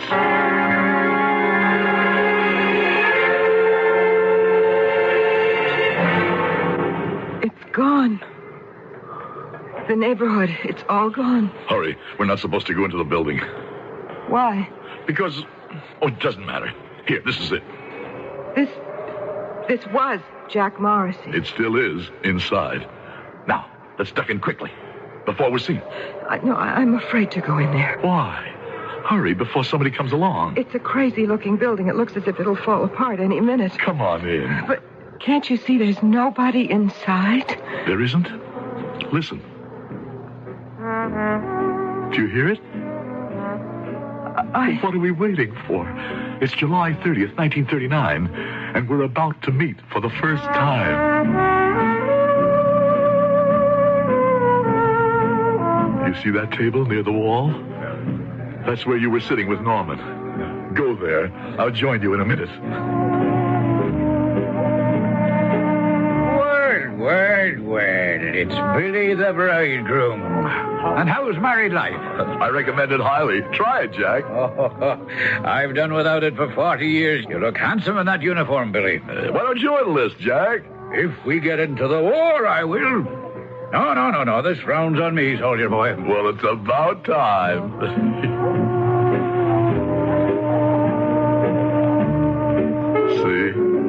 See, darling? It's just as it was the night we met. Something's wrong. What are you talking about? If this is the night we met, where's Norman? Norman? It was Norman who brought me here. I was his date, remember? Well... And you're in uniform. This can't be July 30th, 1939. You didn't enlist till August of 1940. Well, what's the difference? Look at the calendar over the bar. What does it say? Tell me. December 6th, 1941. Tomorrow is Pearl Harbor. Well, what's the difference if we pick up our lives on December the 6th, 1941 or July 30th, 1939? We were here that night. I remember. So do I. I remember everybody who was in this place. Well, what's to remember? You can see them. There's Jack Morrissey behind the bar. Norman isn't here. He wasn't then either. Zelda? No, listen. There's Tommy Burke, and Fred Novak, and Bert Ullman, and Jacqueline Myers, and Kitty, and Edith. Of course. And all of them are dead today. They can't be dead today. Here they are. I don't mean December 6th, 1941. I mean now. The boys, every one of them was killed in the war. The girls. Jackie died in childbirth. Kitty was killed in an accident. Edith had an operation and she never recovered. What does this have to do with... Don't you see? It won't be different. It'll be all the same. We'll do it the same way again. No, Zelda, no. We'll make it different. How? This time we'll know better. Why? How will we know better? We'll have forgotten. I'm starting to forget already. Zelda, don't be afraid. I can't help it. Look at this place. It's the place of the dead. Don't say that. The dead. Everything is dead here. All these people are dead now. The music is dead. The building is dead. And if we stay here, we'll be dead, too. No. This is where we can start a new life. Let's get out of here. How can you say dead? Can't you see everybody? Can't you hear the music? No. I don't hear anything. I don't see anything. I'm in an old, battered, broken-down building. The ceiling is going to cave in any minute. The walls are ready to collapse. Why do I hear it? Why do I see it? Why is it so real to me? Because you need it. All right. You need it, too. No, I'm not afraid to live, to grow. Where are you going? Home. Please, come with me. Home? I'm home now. They're tearing down the building. Do you want to stay and die? I'm gonna stay and live. Goodbye, Bill. Zelda.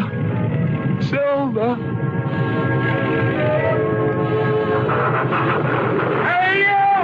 Bring that ball! Hold it! There's somebody in the doorway of that building!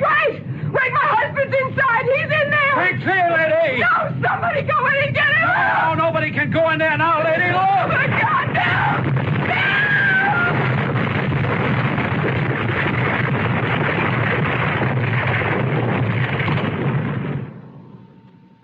They never found his body. But then again, they never found the bodies of anyone else inside the place either.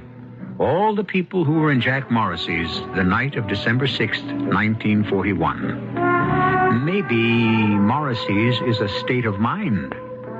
After all, doesn't everyone have a private Jack Morrissey's of his very own? I'll retreat to mine for just a few moments and then return to reality.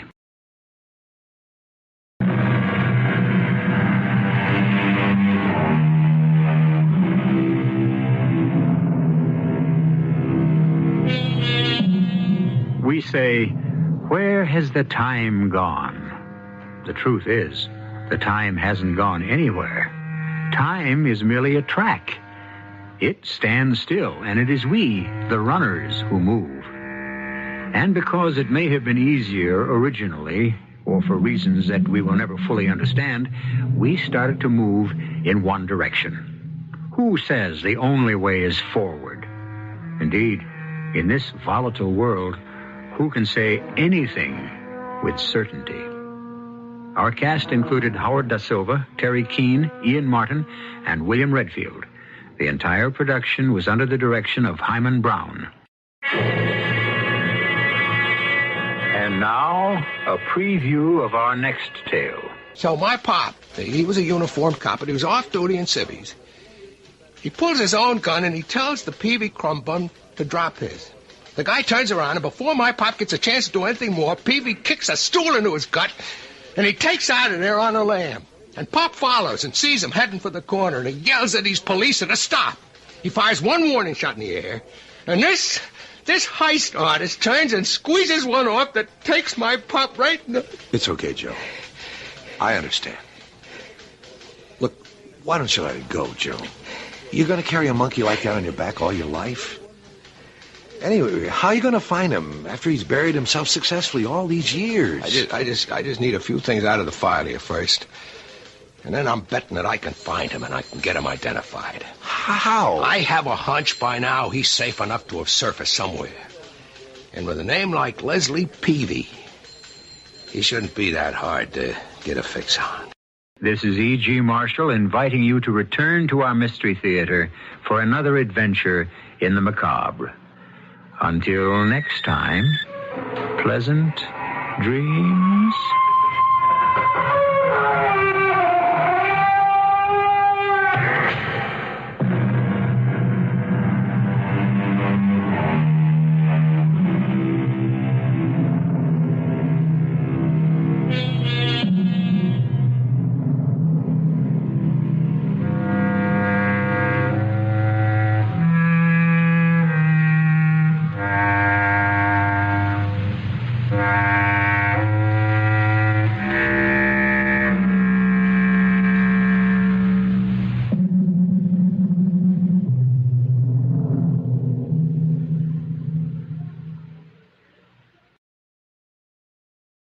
The CBS Radio Mystery Theater presents...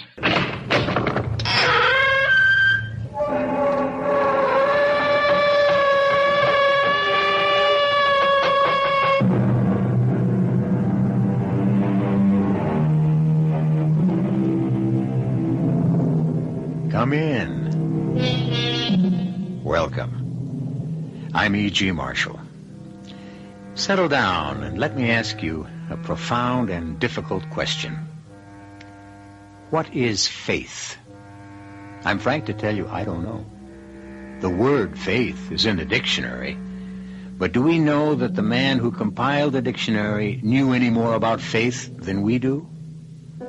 Well, I should like to give you my favorite description of faith, which comes from the Bible, from the book of Hebrews, where it is written, "Faith is the substance of things hoped for, the evidence of things not seen." And that is what our story is all about. Mr. Mather, I did what you said. I did just as you said. I followed to the letter what you said to do. I've forgotten what I said. You said, wait till the sun is straight overhead, then go to the big rock, the one that's worn off at the top. You said to take off all your clothes and lie on your belly and press your face hard into the rock and lick the rock with your tongue, you said. Lick the rock 29 times with your tongue. Then put your clothes back on and go home, and you'll be all right. Did I really say all that? Did I really?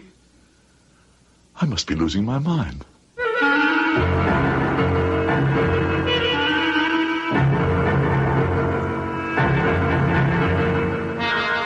Our mystery drama, Faith and the Faker, was written especially for the Mystery Theater by Elspeth Eric and stars Howard Da Silva.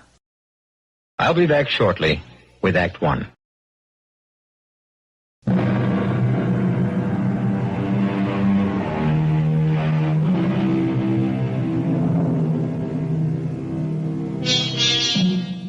Faith is the substance of things hoped for, and the evidence of things not seen. Such is the theme of our story, and the leading player is a man who never had faith in anything but himself, and not in the better part of himself either, as we shall soon discover. I'll get the door open in a second, Mr. Mather. Oh, you must be drenched. It's all right, it's all right. Oh, go on in, Mr. Mather. After you. Eliza, I can't stand the pain. There, my dear one. Somebody help. The pain. I'm dying. Oh, look here, Judd. I've brought Mr. Mather. What did you say? Oh, the pain. Mr. Mather is here. You'll be all right, Judd. You said Mather? Indeed, I did. He came out in this terrible storm just to make you well again. He wouldn't come before. Well, never mind about that. He's here now. Mr. Mather, show Judd you're here. Come closer. Hello, Judd. You're here. I'm here. For all the good I can do you. Oh, you can do it, Mr. Mather. Do what, for heaven's sake? Make the pain go away. How am I supposed to do that? Make my leg the way it used to be. Look how it is now. Just look at it. It's all swollen. Twice its regular size. It's turning yellow. Fix it, Mr. Mather. Judd, I can't. I don't know how. You need a doctor. There's no doctor on the island. You know that, Mr. Mather. Then go to the mainland. There's a doctor there. With his leg the way it is, he'd never reach the mainland. I don't want no doctor. Not any doctor. I don't have faith in them. I have faith in you. In you, Mr. Mather. Oh, how did this happen? I mean, to your leg. Well, he was chopping wood. His foot slipped and the axe caught him right at the ankle. It didn't seem like such a deep cut. He's had worse. So we bound it up and he went about his business for a couple of days and then the swelling started. Then the fever set in. Oh, feel his forehead. He's burning up. Where's the axe? The axe? The axe, the thing that caused the whole mess. Where is it? Well, right there by the door. What are you going to do, Mr. Mather? You won't cut my leg off, will you? Oh, of course I'm not going to cut off your leg. I'm going to punish this axe. I'm going to make it suffer. I'm going to torture it. I'm going to make it endure such pain. But how? How are you going to do that, Mr. Mather? I'm going to crucify it. Crucify? Give me some strong nails and a hammer, Eliza. Yes, Mr. Mather. You're going to crucify the axe? Right here, on this door. Don't you think it deserves to be crucified after what it did to you? Oh, yes. Here are the nails and the hammer. Now, you'll hang on this door, you villain. You'll hang there till you waste away and rot. You understand? Oh, and Judd. Yeah, Mr. Mather? Be sure you hold on. Hold on to your life. Hold on to your faith. I will. I'll try. I will. The thing that tried to kill you is being punished. Now I'm going to tell you what else you must do. Tell me. I'll do it, I promise you. I'll do it. I want you to lie very still in your bed and keep your eyes fixed on the axe. Never let your gaze wander from the axe on the door. Think to yourself how the axe is suffering. Curse it if you like. God will forgive you, for believe me, the devil is in that axe. Have faith, Judd. Keep your faith constant. And keep your eyes on the axe. God bless you, Mr. Mather. Now I must get back to my wife. Oh, how is your dear wife? The same. Good night to you both. Oh, good night. God bless you, Mr. Mather. Well, now, wasn't that terrible of me, never thinking to ask about his poor wife?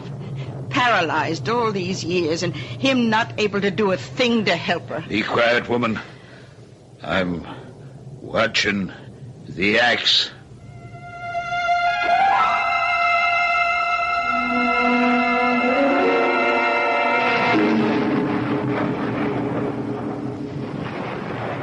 Faker. Miserable, lying faker. Charlatan. Hypocrite. Imposter. If there is a God in heaven, he'd strike me dead for my endless frauds. One after another. All my life, why do they believe me? Why do they have that idiotic faith in me? I've never told them I could cure them of anything.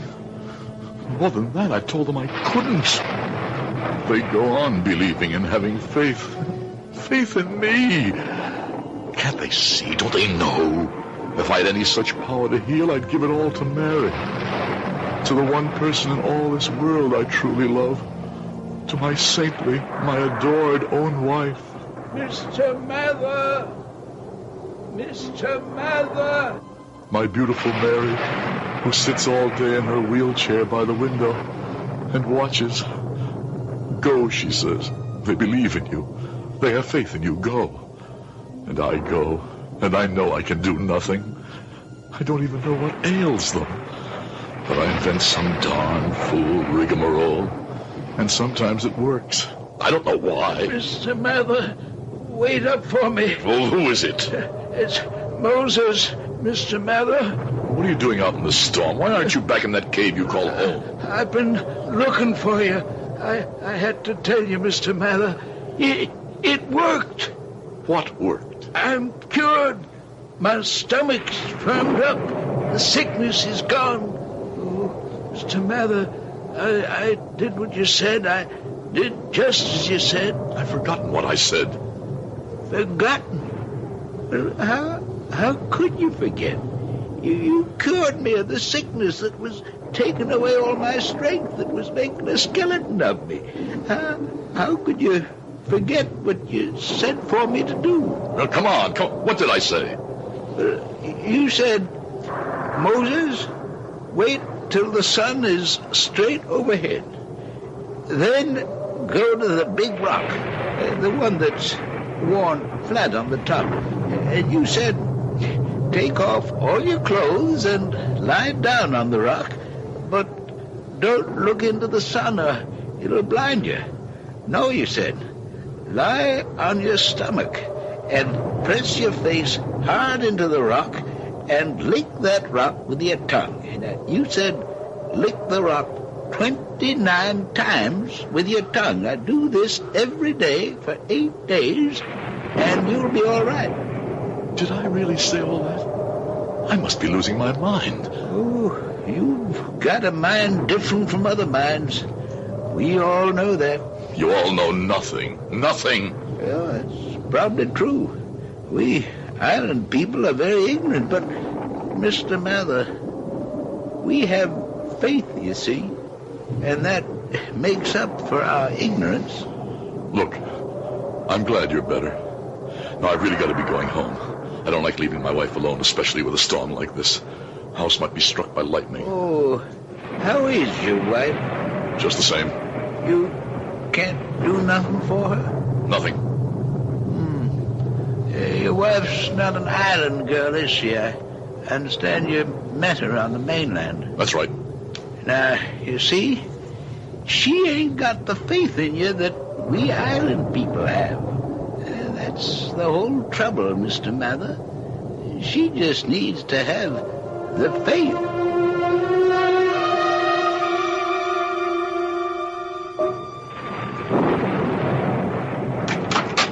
Mary? I'm here, dear. I just made some tea. I thought you'd need it. I do. It's on the kitchen table. Come join me. I shall, of course I shall. I want to hear what happened to poor Judd. I think I'll have a spot of rum in my tea. You? No, not for me. Now tell me. Oh, Mary. Why do you make me go on these fool errands? I don't think they're foolish. Oh, there's Judd lying in bed with his legs swollen the size of a tree trunk and the color of a lemon. I asked him how he'd done it, and he said he'd cut his ankle with an axe. It wasn't much of a cut, so they just bound it up with something. And a few days later, it started to swell. Well, there he is. Can't move out of bed in terrible pain with a raging fever. So what did you do for him? What could I do? I don't know anything about such things. If I tried to do anything, I could kill him. Oh, but you did something, didn't you? Oh, yes, I did something. I crucified the axe. Crucified the axe? Well, they were both looking at me, and I felt so helpless, I did the first thing that came into my mind. I asked Eliza for hammer and nails, and I nailed the axe to the door. Oh. Then I told Judd to lie perfectly still, never take his eyes off the axe, to think how the axe was suffering for the sin it had committed. Mary, I don't know why I did that or why I said that. I thought it would take the poor man's mind off his pain. It will help. I'm sure it will. You help so many people. Then why can't I help you? I don't care for any of them. I care only for you. If only you knew how I love you. I know, dearest. More every day, I swear it. Each day I think to myself, no man has ever loved a woman as I love my Mary. Then the sun goes down and rises again. And as the day dawns, I think I love her more today than I did yesterday. And yesterday I loved her so much I thought I would burst with loving her. And here it is another day and I love her even more. How can such things be? I don't know. I'm just content that they are. Mary, I must tell you something. What, my darling?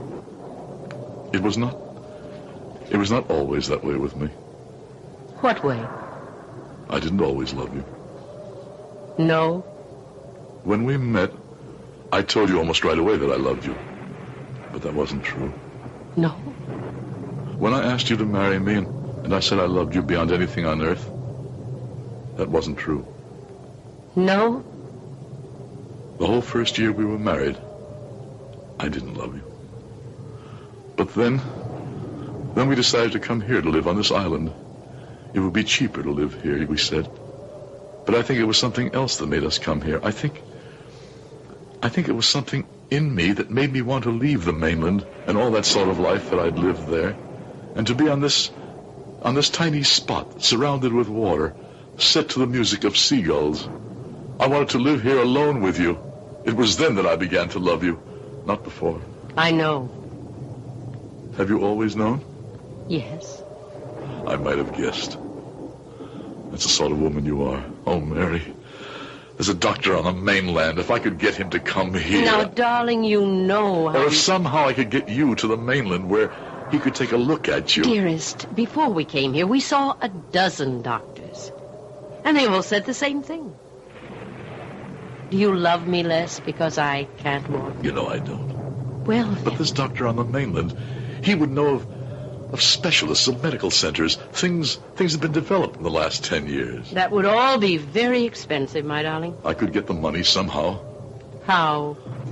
I don't know. Somehow, borrow it. Borrow it from whom? Everyone here is as poor as we are. Oh, if we only had the stock in the silver mine that was promised us.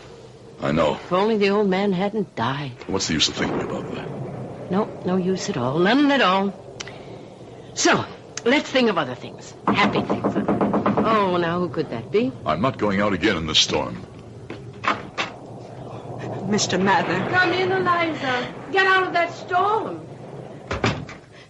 Mrs. Mather. Mr. Mather, I had to come tell you right away. Judd's all right. He's all right. The leg opened up suddenly, just like that. He was lying on the bed, very still, like you told him to do, staring at the axe you nailed to the door, and suddenly I looked at his poor swollen leg, and the flesh parted just below the knee, and all this yellow poison began pouring out.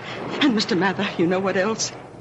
At that very moment that the flesh of his leg parted, that axe dropped straight down to the floor. Straight down to the floor, Mr. Mather. I was standing right there, and I saw everything with my own 2 eyes.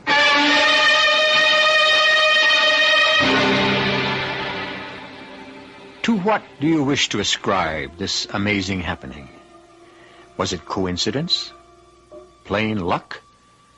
Was it some wisp of magic floating in the air? Was it the substance of things hoped for? The essence of things not seen? That is to say, was it faith? We'll come back to you shortly with Act 2.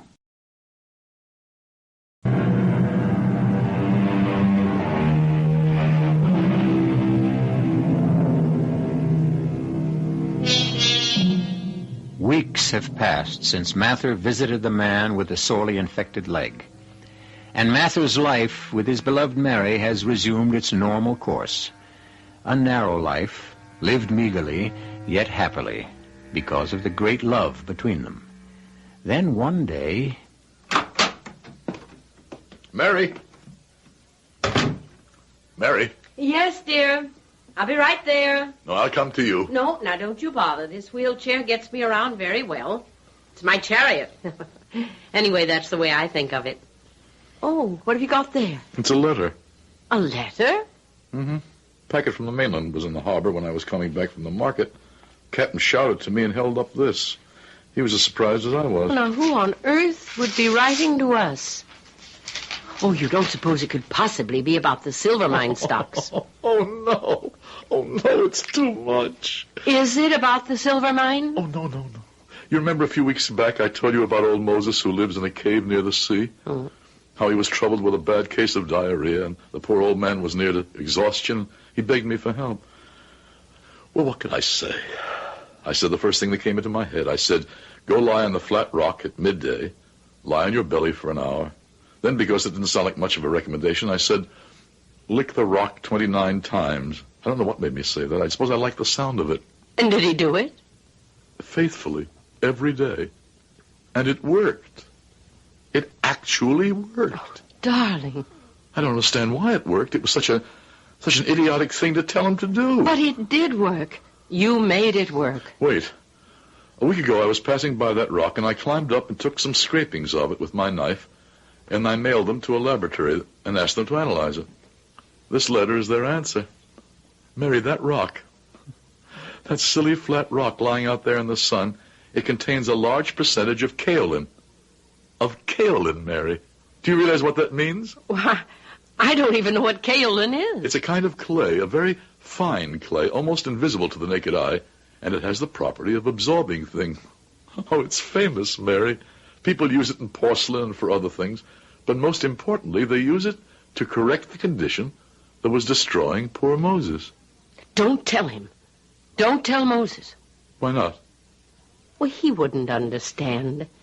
And he'd rather think it was you. But I don't want him to think it was me. I'll get that. Nicholas, how are you? It's my wife, Mr. Mather. She's very bad. Come in, Nicholas. What's the matter with Nellie? It's the migraine, Mary. Nellie's half out of her mind with it. Mr. Mather, please do something for her. Nicholas, I know nothing about migraine headaches. What about the pills the doctor from the mainland gave her? Oh, they do no good at all. Darling, you must go. But I can't do anything. You'll think of something. Please, Mr. Mather. All right, let's go.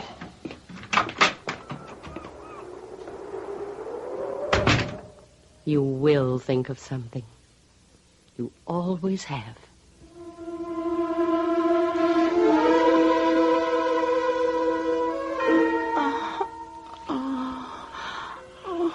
Now, Nellie, I know how much it hurts. An anvil is being struck inside your head. Yes, it's just worse. I know. She can't bear to move her head, not even to take some water. I'm not going to ask you to move your head, Nellie. I'm not going to ask you to move anything. I'm simply going to take your hands in mine. Here, first the right hand, then the left hand. There, that's all. That's all? Hush.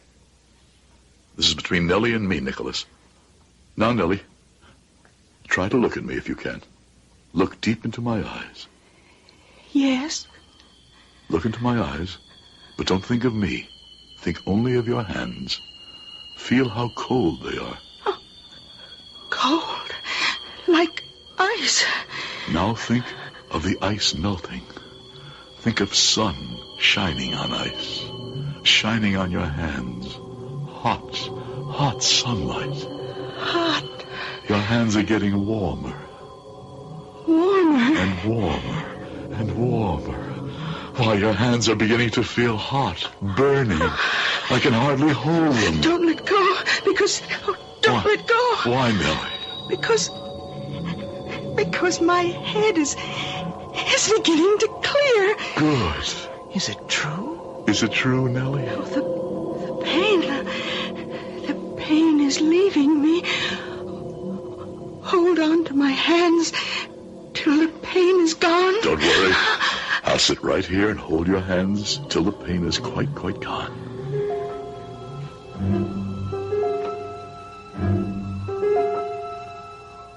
Mary, it was ridiculous. I had no idea what to do. All I could think of was that you had said you'll think of something, and holding her hands was what I thought of, so I did it. And it worked. Yes, it worked. I don't know why. Nellie had faith in you. But I don't care about Nellie, or Moses, or Judd, or any of them. I only care about you, and I can't do anything for you. You love me. You make me happy. Do I make you strong and well and able to walk? Even raise yourself from that wheelchair? No. Then what good am I? What earthly good am I? Mary, I've been thinking of something Moses said to me that night during the storm. He said the reason I could help so many of the islanders was because they had faith in me. Oh, they do, darling. And he said that perhaps the reason I couldn't help my own wife was because you're not an islander, and you don't have faith in me. Darling, I love you. With all my heart, I love you. But do you have faith in me? I mean, the strong faith, the kind of faith that moves mountains, as the Bible calls it. Do you? I only know I love you. Mary, I'm going to get that doctor from the mainland. One way or another, I'm going to bring him to this island. Without money? I'll mortgage my life. And without a boat? I'll borrow a boat. With no one to sail the boat? I'll manage, you'll see. You'll see, I'll manage somehow. Mr. Mather, it's Nellie again, another migraine. You must come, she's in such pain. Nicholas, not now. I have other things on my mind. Please, Mr. Mather, you don't know how she suffers. 2 weeks ago, when you cured her, that was bad enough, but this time it's worse. You must come. Darling, go with Nicholas. You really want me to? I want you to. Very well, if my wife wants me to go with you, Nicholas. Come on. You will think of something, my darling. You'll see. You'll think of something.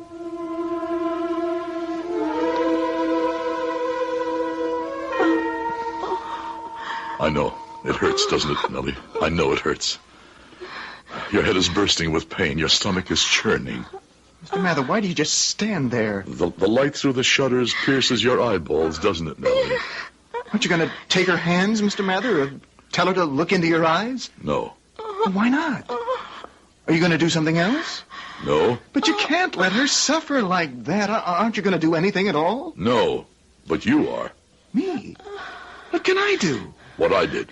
But I have no power, Mr. Mather, not like you. I'm going to give you my power. Come here. Pull that chair up to your wife's bedside. Sit down. Now, take your wife's hands in yours. That's right. Nellie, look at your husband. Look at him. Nicholas. Dearest. Nellie, your hands are in your husband's hands. Now I'm going to put my hands on top of his hands. Whatever power is in me will pass from my hands into his. Do you understand? Yes. Do you understand, Nicholas? Yes. All right, then. Now look deep into your husband's eyes, Nellie. Never let your gaze wander. And you, Nicholas, keep your eyes fixed on the eyes of your wife.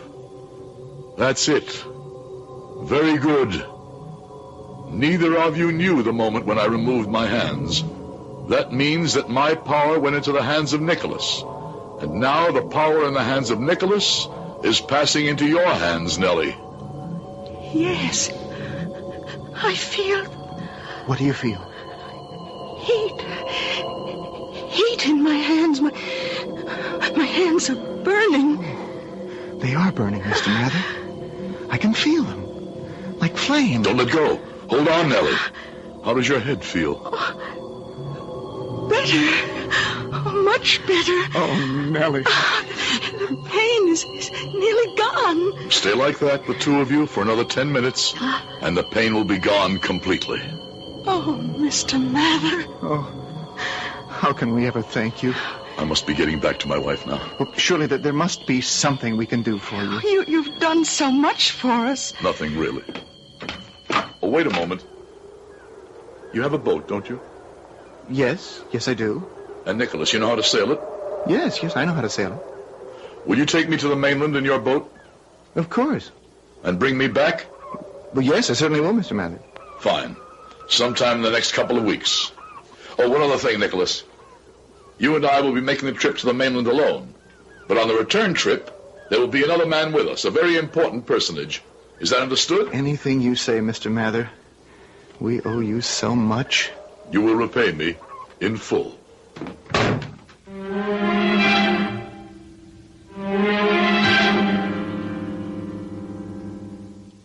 I am quite sure that there is at least one person who has faith in you. Is it your wife? Your husband? Your father or mother? A child? At the very least, a dog or a cat who trusts you to fulfill the unspoken promises made by the very existence of your love for each other. Of course there is. Though if, and I hate to utter the words, if there is not, then you must be the unhappiest person in the world. I'll be back shortly with Act 3.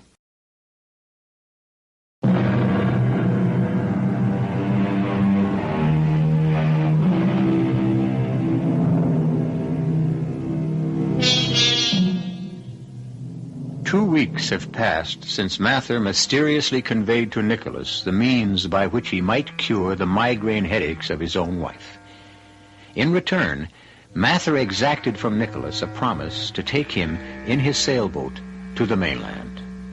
Now Mather is about to demand the fulfillment of that promise.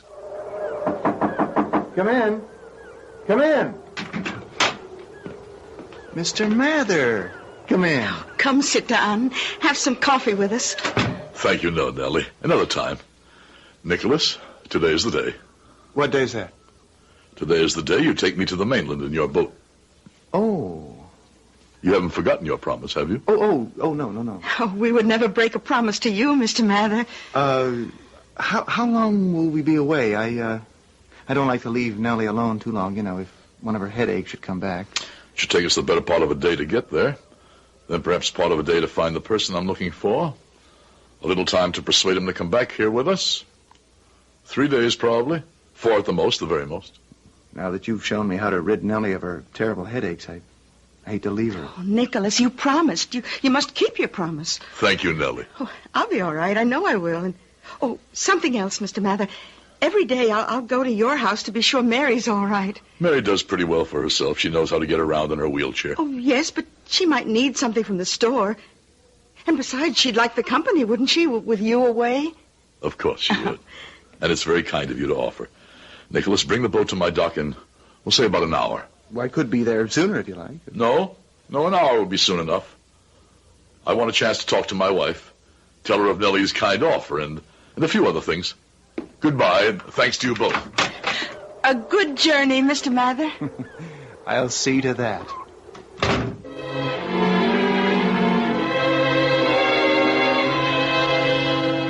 Mary. I'm right here, dear. I just talked to Nicholas. He's going to sail me to the mainland, and I'm going to see that doctor. I'm going to tell him about you, and I'm going to bring him back here. Oh, darling. My mind's made up. Without money? Before I go, my love, I must tell you a story about myself. Now, there's nothing about you I don't know. We've been man and wife for 10 years. This is a story about me before we ever married. And I have to tell it to you now. It can't wait. Darling. I have to tell you now. If you must, all right. Before I met you, Mary, I may as well say it right out. I was one of the top 10 swindlers in the country. Swindlers? Con men, confidence men. Men who trim suckers. I don't know what that means exactly. Men who pretend they have ways to make large sums of money for people who trust them. My favorite gimmick... Gimmick? Scheme for getting money out of people. My favorite scheme was the dying stockholder pitch. Pitch? The tale I tell the suckers. The story. I tell them I was a financial developer of mining properties. But that's what you told me. I know. Yes, I know. Then I tell them that there was this silver mine out in Nevada or someplace that had been closed down 5 years ago when the vein ran out. But now the State Bureau of Mines had found a new vein, and it was going to open it up again. Well, you told me... Wait. Then I tell them that the last quotation on it was $1 a share, but if the mine was to be reopened, it would be worth 10. Well, yes, dear, but I'd say that the only hitch was that the stock was held by a very, very old man, a very sick old man. A very sick old man who was desperate for money, and if he got it right away, he'd sell the stock at $1 a share. I know all this. I know you do. Because I told the whole story to you. And you gave me all your money, Mary. All your savings. Every penny you had in the world. But the old man died. He died before he could transfer the silver mine stock. That's what I told you. And he spent the money on doctors and nurses. That's what you said. And he never got around to sending us the stock certificates. So we had no proof that we'd sent him the money to pay for the certificates. That's what you told me. Oh, Mary, my sweetest, my dearest, my most beloved. There never were stock certificates. There never was a silver mine. There never was an old man who was sick and dying. Well, then what happened to the money? I kept it. It's what we've been living on for the last 10 years. But why? I don't understand. Why didn't you just take my money and go off somewhere? You must know the answer to that. But I don't. Because I couldn't bear to leave you. But why not? Because I'd begun to love you. It was such a strange, such a new feeling for me. Because I'd never loved anyone in my life. I didn't know how to say the word. Even when I asked you to marry me, the word love wouldn't come to my lips. I remember. But you married me anyway, and, oh, my darling, For 10 years, such love has been growing in my heart. And I've watched it grow. And now, my dearest, I'm going to sail to the mainland with Nicholas. I'm going to find the doctor who will make you well, who will release you from that wheelchair so that you can run on the beach with me. But we're happy the way we are. Dearest, tell me before I go. Tell me you forgive me for the lies I told you 10 years ago. For the lie I've lived ever since. For 10 years I've known all I needed to know about you. That you loved me. Nicholas will be along pretty soon with his boat. Let's just sit by the window and wait for him. And hold each other's hand. And not talk at all.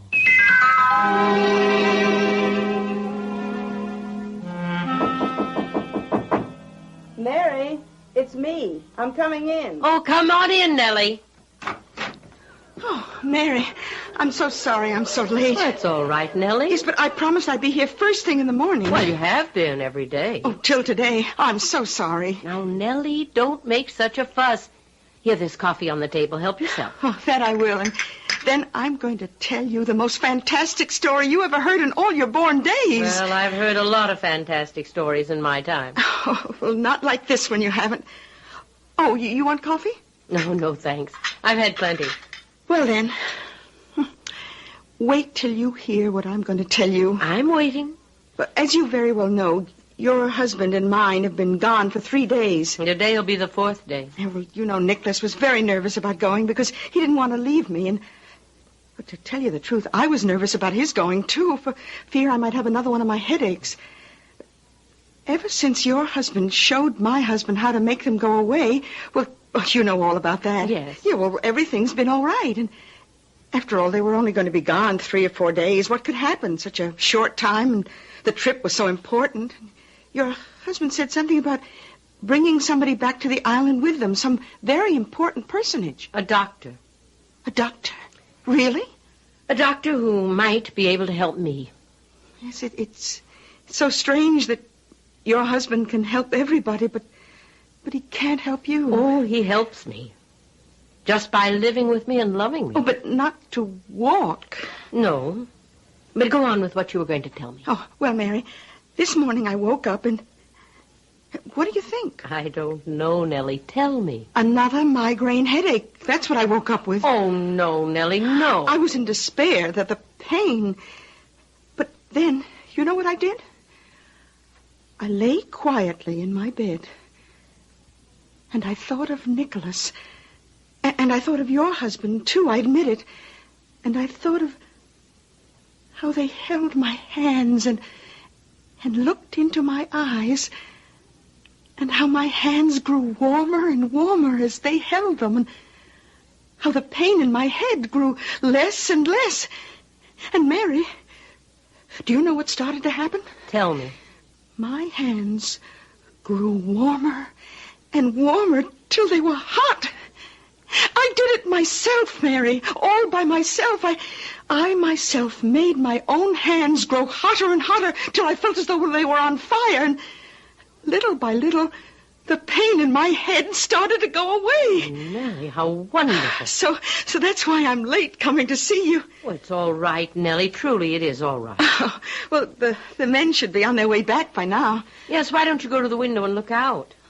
I'll make some fresh coffee. Oh, they're coming! They're coming! I can see the sails. There's a good wind blowing. Good. We'll have coffee ready for them. Oh, they'll be coming up alongside the dock. Now, you'd best let Nicholas know you're here, Nellie. I will. Nicholas! Nicholas, I'm here. I'm here with Mary. She's making coffee. Hurry. Oh, they'll be right in. They're tying up the boat. I'll pour the coffee. You want me to do it? No, I want to do it. A cup for Nicholas. A cup for my beloved husband. And a special cup for the wonderful doctor. Oh, shall I pour another cup for you? Why not? This is a very special occasion. And one for me, too. That must be Nicholas. Oh, Nicholas. Oh, my dear, I have such things to tell you. Where's my husband? He's coming. And the doctor? Darling. Oh, darling, there you are. Look at what we have for all of you. Fresh, hot coffee, 5 cups. It's a special occasion, Nellie says. What's the occasion? Why, the doctor. Yes, Where is the doctor? There is no doctor. You couldn't find him? Oh, yes, we found him. Well, he wouldn't come? No, he wouldn't come. Was he afraid to make the trip? Yes, he was afraid of the trip. Mary, I tried. I tried my best. Close the door, darling, will you? It's getting very cold in here. Mary, I told him I'd work for him for the rest of my life. Believe me. Stay where you are. Stay right where you are by the door. Mary, please. Don't move. Don't come near me. Mary, what are you doing? Don't any of you come near me. What is she trying to do? I think... Mary, are you sure? Very sure. Very sure. Mary, what are you doing? I am very slowly, very surely, and very lovingly walking into the arms of my husband. Hold out your hands, my darling. I'm walking to greet you at the door of our home. Oh, Mary. Oh, my Mary. Oh, my wife.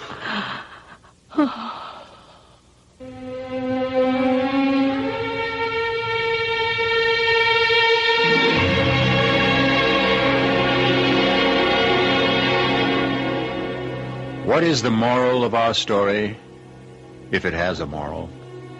Why, that the handmaiden of faith is truth. That without perfect truth, there can never be perfect faith. But when both truth and faith are perfect, why then miracles happen, as one has just happened in our story called Faith and the Faker. I'll be back shortly.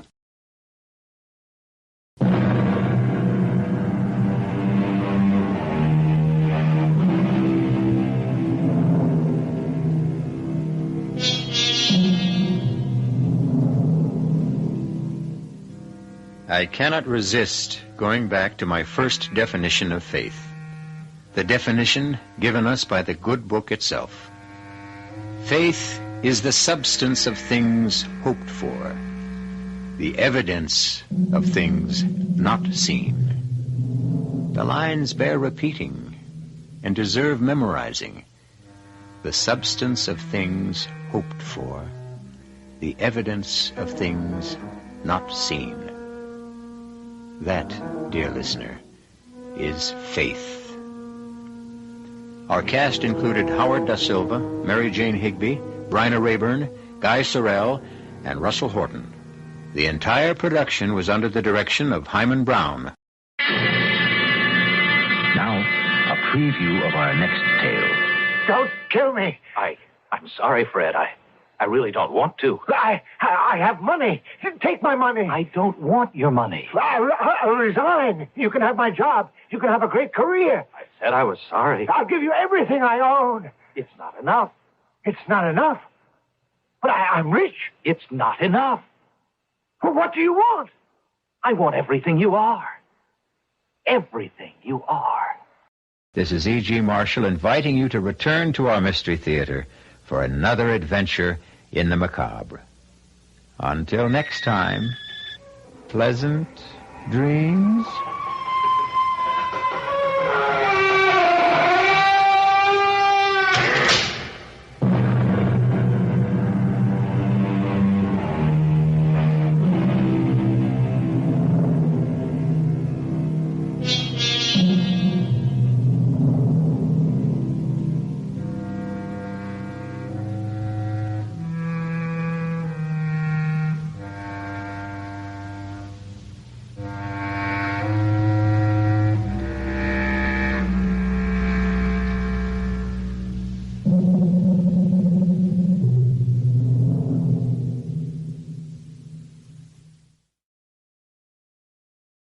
The CBS Radio Mystery Theater presents...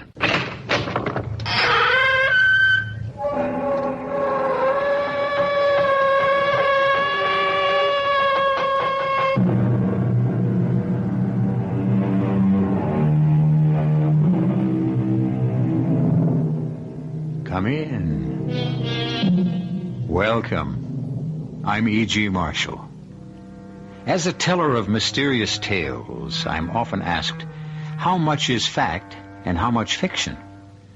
Almost as often, the answer is another question. Who really knows? And if I'm going to be asked about the story you're going to hear now, let the asker be forewarned. The answer will be that question. Who really knows? You may believe it's all fiction if you choose to, but I'd like to see you prove it. Has your husband definitely decided to join the executive club? Oh, has he ever?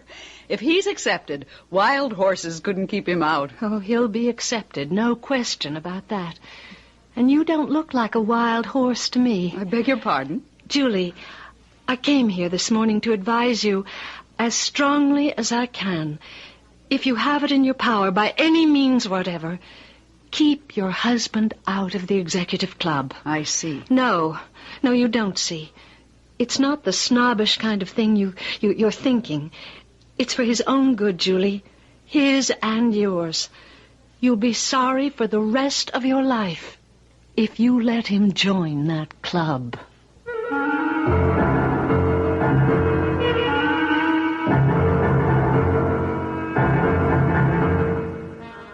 Our mystery drama, The Widow's Auxiliary, was written especially for the Mystery Theater by Fielden Farrington and stars Lenka Peterson.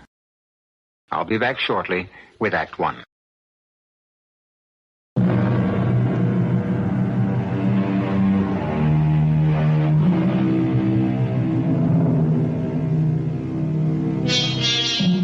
There are special days in everyone's life. Sad days, days of elation, ordeal, decision. In short, pivotal days. Carl Sims has awakened to such a day. His perfectly good breakfast scarcely tasted. He's pacing the floor, waiting until it's time to leave to catch his train into the city. Julie, the lovely wife who prepared the uneaten breakfast, thinks he's overdoing it.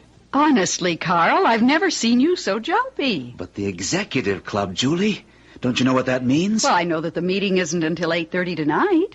If you carry on like this all day, you'll be a litter case by then. So I'm nervous. I'll be all right. But I can't understand what makes you so nervous. Mr. Lathrop asked you to join the club, didn't he? He asked me if he might put my name up for membership. Well, then.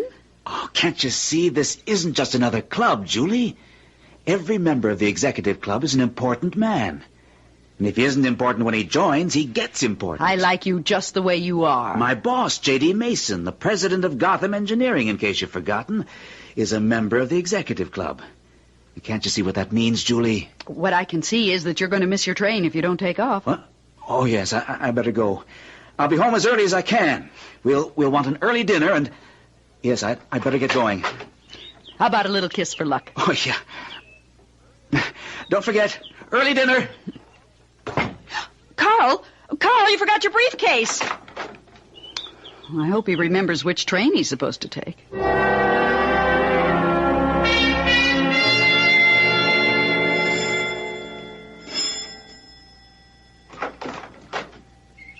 Good morning. You're Julie Sims, aren't you? Yes. I'm Rose Lathrop. I hope you don't mind my barging in like this without any notice or anything. Oh, of course not. Come in. Thank you. I know it's outrageously early, but I wanted to be sure to catch you before you went out or something. It's perfectly all right. Won't you sit down? Are you Mrs. Alfred Lathrop? Your husband's the executive club man? That's right. Mrs. Sims, would you mind if I called you Julie? Of course not. And I'm Rose. Mm-hmm. Julie, how do you feel about your husband joining the executive club? Oh, frankly, Rose, it doesn't make much difference to me one way or the other. If Carl wants it, I guess I'm glad. Well, I came here this morning to advise you as strongly as I can. keep your husband out of the executive club.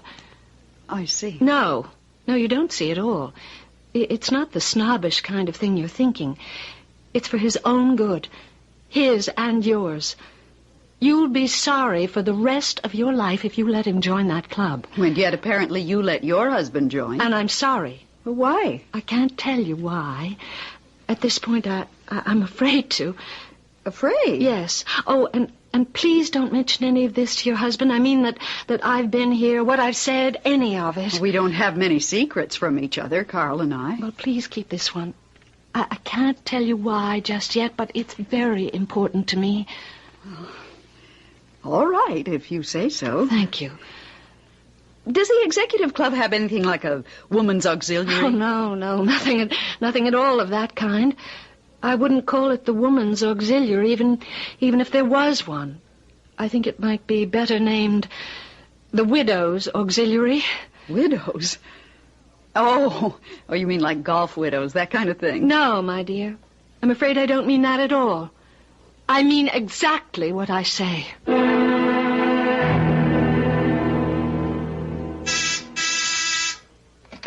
Yes, Clara, what is it? Mr. Lathrop is here to see you, Mr. Mason. Oh, all right, Clara. Send him in, please. Not interrupting anything, am I, J.D.? No, not at all, Alfred. Sit down. I've been wanting to talk to you anyway about our man Sims. Oh, Carl Sims, yes. Well, I'm putting him up for membership in the club tonight, you know. Yes, and you won't be sorry. I really think he'll work out well. Tractable. Knows how to handle himself. I think I'll put him in charge of Project Overlook if he passes muster tonight. Fine. I don't think there'll be any trouble about getting him in. It's mostly my recommendation, you know. Yes. Any news at all from upstairs? Myra 7? I don't think it's wise to use that name even here, though I'm sure you're not bugged. No, I have not been in touch with upstairs. Not for a couple of weeks now. Well, I'm just wondering what they think of our progress on Project Overlook. We've been working hard. His Excellency has been alerted that I'll be requesting an audience tonight. If there's time and if he seems, in the right mood, I'll ask him. Yes, well, don't push it. Tell him, if you want to, that I absolutely endorse Carl Sims. It might make a difference. I'll tell him if I get the chance. But he makes up his own mind. You know that. Oh, yes, as he should.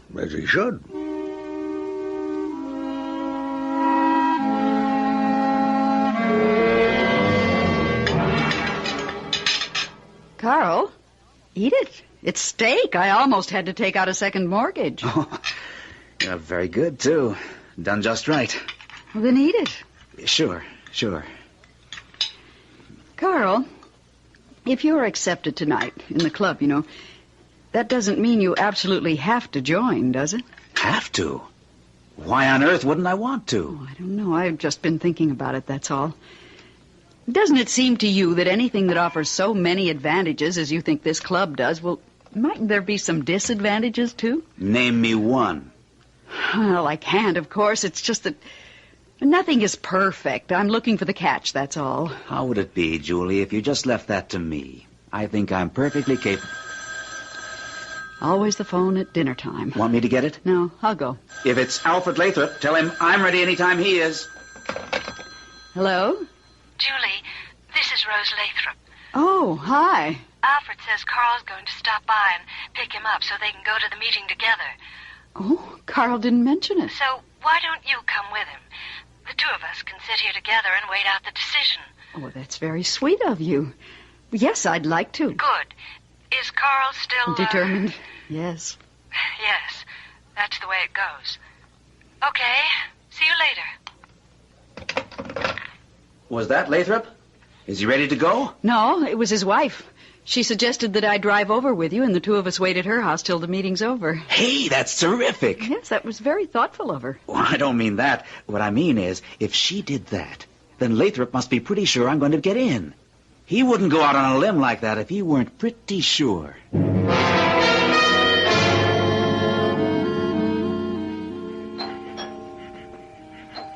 can't remember. Have you ever met Mrs. Lathrop? Oh, I've seen her. Mr. Lathrop? No. Oh, just wanted to get it straight before... Good evening, Carl. Good evening. I'd like you to meet my wife, Julie, Mr. Lathrop. How do you do? Hello. Won't you step inside? Rose. Hello. I'm Rose Lathrop. Mr. and Mrs. Sims, Rose. Well, how nice to meet you. Carl, how would you like to walk over to the club? It's only a few blocks. Sure, fine with me. It's a big thing with us at the club. Keep the body fit. It has a brain to serve. We won't be late, Rose. See you later, Julie.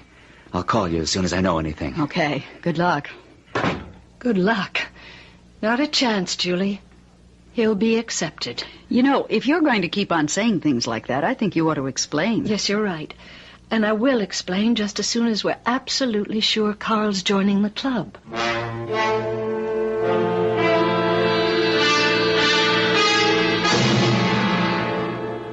I think you've met all the members now, Carl. What do you think of us? I am impressed. Very distinguished and yet very friendly. A fine group of men, Carl. Mr. Lathrop. I think it's about time you started calling me Alfred. Don't you? All right. What I was going to ask you, are they all here? I expected a much larger group. Oh, we're a very exclusive club, Carl. Yes, they're all here. All, that is, except your boss, J.D. Mason. Yeah, I was wondering about that. Oh, he had to go to Chicago tonight. He called me around 7:30, gave me his proxy for tonight's meeting, and that's 2 you can count on. I'll need more than that. Now, don't fret, Carl. You're the sort of man we want. Getting close to time, Alfred. Be right with you. That's Jim Corning. He's the club secretary. Now, this won't take long, I promise you, Carl. You just relax. Have a drink. The bar is all yours. I think I'd fall flat on my face if I did. Well, then don't. I'll see you later.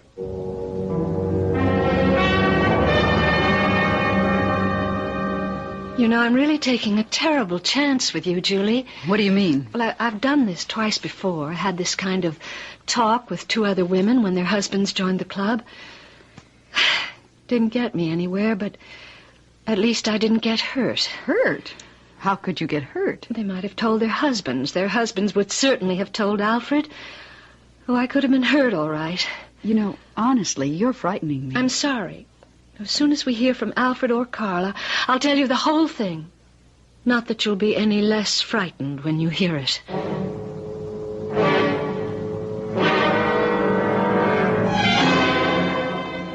Has the equipment been checked out, Jim? All okay, Alfred. Isn't it about time for contact? Yeah, just. Sol 3, calling Myra 7. Sol 3, calling Myra 7. Come in, Myra 7. Myra 7 here. You may proceed, Sol 3. Okay, Alfred. Remember, 3 seconds before you answer. I know. This is Earthling 4825D. Earth designation Alfred Lathrop. I request audience with His Excellency Algus 2J. Audience granted. Proceed. Your Excellency, I wish to place in nomination for enrollment in your service the Earthling locally designated Carl Sims.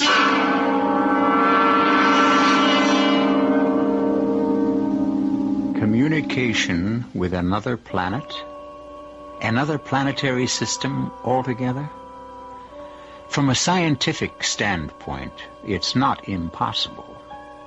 We can bounce messages off satellites and send them halfway round the Earth without distortion. What if we didn't bounce them off a satellite, just sent them on out? Wouldn't they simply continue on through space until they found a receiver? I shall return shortly with Act 2.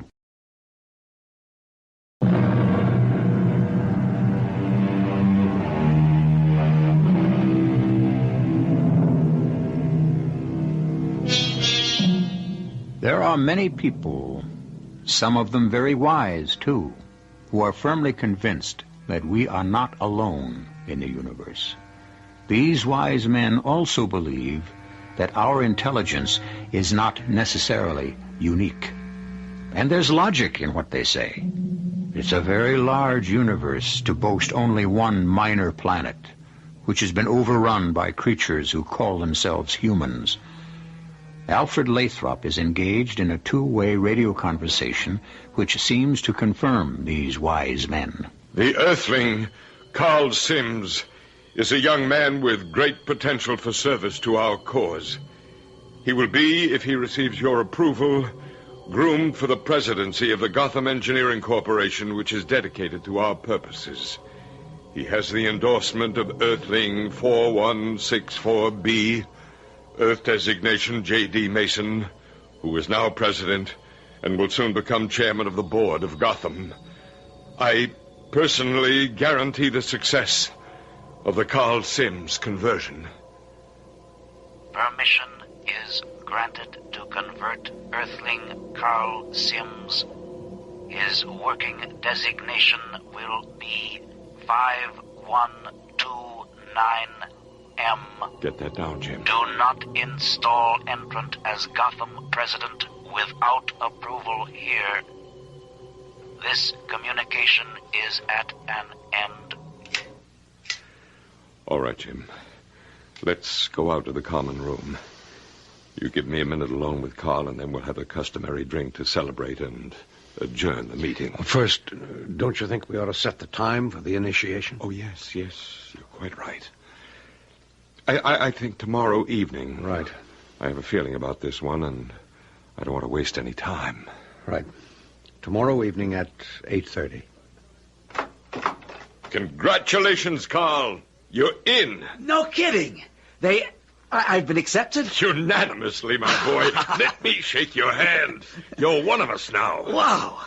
When, there's an initiation, isn't there? Oh, yes, of course. It'll be soon. Now, you hold yourself ready at any time. Well, now, come on in and have a drink with your new fellow members. Will it be all right if I just make a fast phone call to Julie first? I promised I would.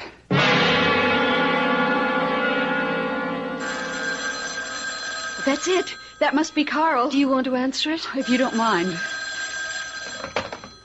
Hello? Is that you, Julie? Yes, Carl. What happened? I'm in, Julie. It was unanimous. I'm a member. I can't believe it. I'm a member of the executive club. Congratulations. As long as that's what you want. Is that all you have to say? I said congratulations. Will you and Mr. Lathrop be home soon? I can't stand all this enthusiasm. Yes, we're just going to have a drink and then leave. 20 minutes or so. All right. I'm sorry. Forget it. See you later. Okay. He's been accepted? Unanimously. Well, we did expect it, didn't we? I poured you a brandy. You're going to need it. Thanks. I hope now you'll tell me what this is all about. Well, they're all robots. What did you say? Alfred and all the rest of them, every member of the executive club, they're all robots. Oh, come on, Rose. I know how it must sound when I just hit you with it. I've had years to grow accustomed to it. As accustomed as you can get. Well, there isn't any such thing as robots, Rose. I mean, not that look and talk and act like people. There just isn't any such thing. Androids. Robots. I don't know whether there's a proper word for them or not. Former people. Whatever you call them, they're not human anymore. I just can't believe. They're controlled by something alien. Alien? I mean, not of this earth. Oh, it's just too much. You know that, don't you? Oh, it's too much, all right. But that doesn't keep it from being true. Alfred is one of the charter members of the executive club. I have been living with a robot for, I guess almost 12 years now. Well, let's say it's true. Why do you live with him? Well, what would you suggest? Divorce? Your Honor, on the grounds that my husband is a robot. They'd have me in a straitjacket in no time. Oh, Rose, I'm so sorry. Well, let's try not to let it happen to you. As I said, they're controlled by something alien, something not only not of this earth, but I'm convinced not even on it. And they're all very, very important men. I'm sure your husband has mentioned that. Oh, yes, he keeps on and on about it. They're powerful. They're rich and powerful, and they use their power, all their resources, to further the designs of the aliens who control them. I don't know exactly what their purpose is, those alien creatures and their robot lackeys, but it's against us, Julie. It's against the people of this earth. I'm trying, Rose. Honestly, I'm trying, but you don't know how all this sounds. I've lived with it for years, and I'm still as horrified as you are. Now listen to the rest of it, and then decide whether or not you can believe it. All right, go on. Well, this isn't the only club. There are at least a dozen of them around this country. They work in all different areas, industry, finance, politics, science, the arts, I don't know what all, but they cooperate like parts of a single machine. And maybe that's what they are. Sooner or later, they're going to take over. Take over what? Us. Everybody, everything. The earth. Does anybody else suspect all this? Any of the other wives? I don't know. Some of them must, surely. I've been afraid to approach them. Afraid? Why? Well, if the men, including Alfred, oh, God, including Alfred, if they considered me a threat, I'm convinced they'd simply eliminate me. Rose. Like a shot, without a scruple. Do you actually know all this?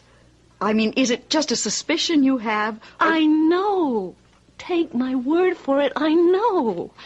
Alfred's told me. Oh, not the whole story, of course. There are areas that seem to be pretty well sealed off.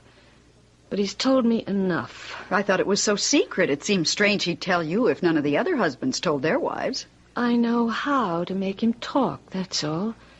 I figured out a way to short-circuit his computer. His computer? The thing they put where his brain used to be.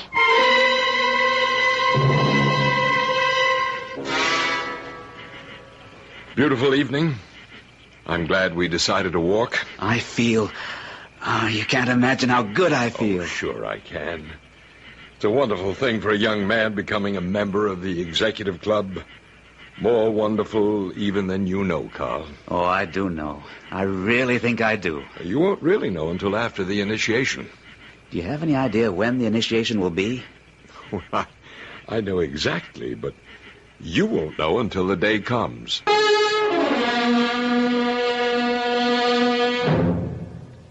So, you know as much as I do now. Julie, what do you think? To tell you the truth, I just plain don't know what to think. Oh, it's a pretty fantastic story. Too fantastic for me to have made up. Oh, I don't think you're lying. Unless you believe me, you have to think I'm deranged. Those are the alternatives.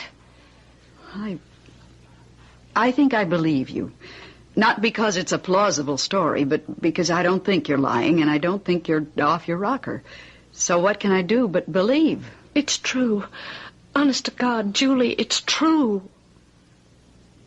What about Carl? When will they do it? They haven't already, have they? Oh, no, my dear. He's still all right. Don't worry about that. He'll be safe until the night of the initiation. Julie, I have a plan. To help Carl? Yes. And to put a stop to all of it. Put an end to the executive club. Before they do anything to Carl? If it works. I've had this plan for a long time, but I can't manage it without help. This is the first time anybody's even been willing to listen to me. Will you help me, Julie? Oh, yes. I don't want to see Carl made into... Yes, I'll help. It could be dangerous. All right. I thought I'd never... Oh, Julie, thank you. We'll do it. I know we'll do it. Now, the night of the initiation, we'll do it. When will they have the initiation? I don't know yet. They keep it a secret. The date of the initiation is never known to anyone but the members. Carl himself won't get more than a few hours' notice. Well, then how can we... Well, I can find out when it's going to be. I'll ask Alfred tonight. And he'll just tell you? I can make him tell me. See, their minds are computers, Julie. If you overload them, they get confused. And when they're confused, their inhibitors, or whatever you want to call them, they simply stop functioning. You can get most anything out of them. I've learned the technique very well.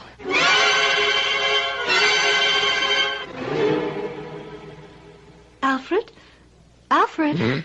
What? Are you awake? Yes, I am now. I brought you a glass of warm milk. You woke me up to give me a glass of warm milk? Well, what for? To help me sleep? Well, that's crazy. Well, you were tossing and turning and muttering and talking. Talking? In my sleep? Yes. Well, what did I say? Oh, nothing anybody could understand, just mumbling and moaning and groaning. I just thought maybe a glass of warm milk would help you get some decent sleep. Well... And me, too. Here, come on now, drink the milk before it gets cold. All right, thank you. Talking in my sleep. Muttering. Alfred, who all was at the meeting tonight?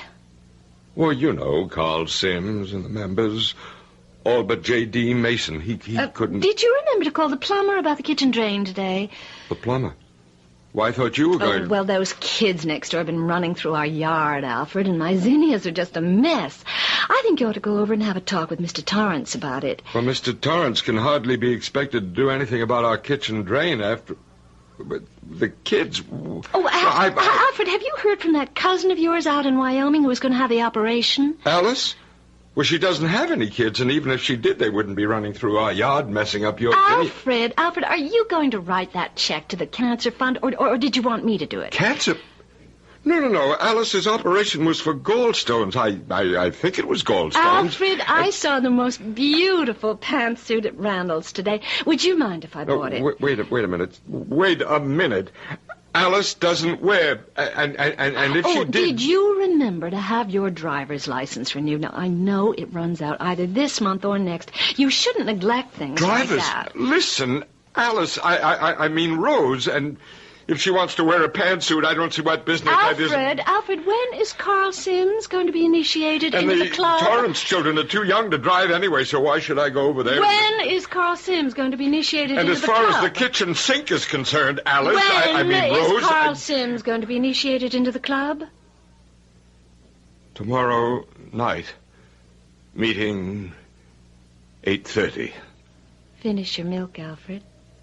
You must be sleepy.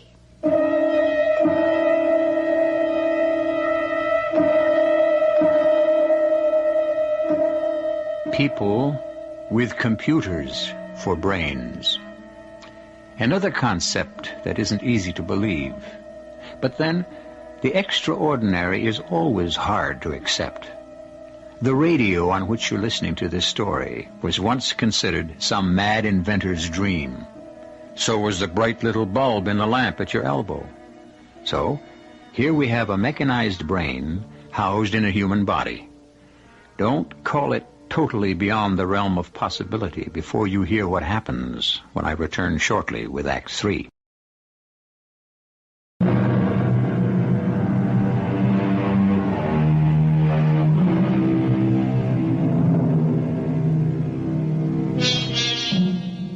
Aggression is not unusual in this world. It's characteristic of the individual, the tribe, the clan, the community, and perhaps especially the nation. And since it is so widespread among mankind, I don't believe we ought to be too surprised when at last we contact alien intelligence to find it present there as well. According to Rose Lathrop, there is such an intelligence which has taken over the executive club and is controlling its members in such a way as to further its own selfish and aggressive ends. Carl Sims has been approved for membership in the club. Julie doesn't like it, and they've quarreled. Your toast is ready, Carl. I don't want any breakfast. All right. Pout. I'll get that. Go ahead. Hello? Alfred Lathrop here. Are you alone? Well... All right, answer non-committally. You understand? Yeah, sure. The initiation is set for tonight. Already? Well, Just yes or no. The meeting's for 8:30 at the clubhouse. You and I will have dinner together at the Red Barn and go straight to the meeting from there. You won't be home for dinner. Well, all right, That's the way it's been arranged. Okay.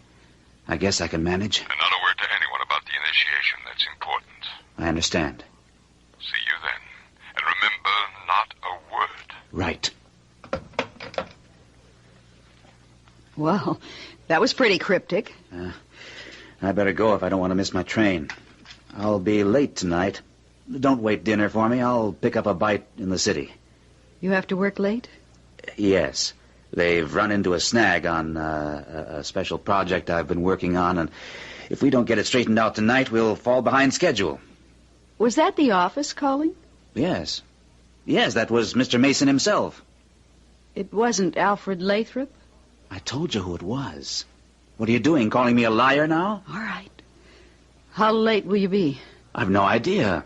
After I finish the job, whatever time that is, I'll come home. I've got to run, Julie. Maybe that's exactly what you should do. Run.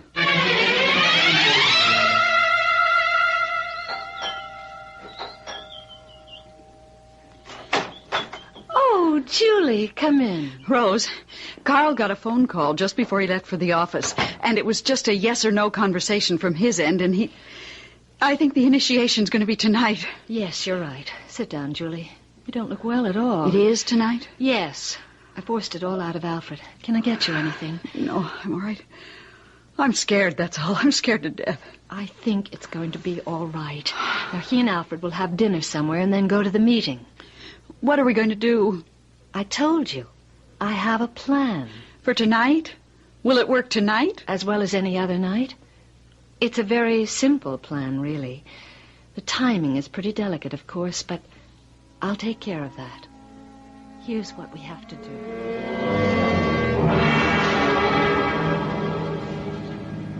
It's almost 8:30. Shouldn't we hurry? No, we're just about right.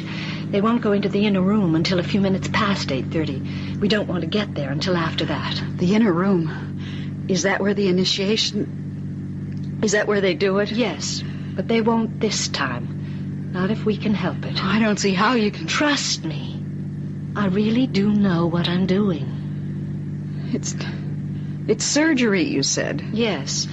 There's a Dr. Lane who's a member of the club, and I assume he performs the surgery, although I've never quite been able to get it out of Alfred. That part seems to be pretty thoroughly locked in. Dr. Lane? You've heard of him, probably. He's just about the best brain surgeon there is anywhere. And why shouldn't he be? He's programmed for it. I'm so scared. It's going to work, Julie. I know it's going to work. And you don't really know, though, do you? There's a power switch somewhere. There has to be. If their brains, their computers are mechanical, and I know they are, then there's got to be a power source. And if you can turn power on, you can turn it off. It has to be that way. You've never asked Alfred? Oh, 1,000,000 times. They've really got that one sealed off. Well, then what makes you think you can get somebody else to tell you? Well, when they go into the inner room, they'll leave one man in the common room to guard the door. The Tyler, they call him. Isn't that sweet and old-fashioned? But if Alfred won't tell you... That Tyler, whoever it is tonight, has never experienced the kind of short-circuiting I'm going to hit him with. Now, I'm depending on the shock to break him all the way down. And if it doesn't? What have we got to lose?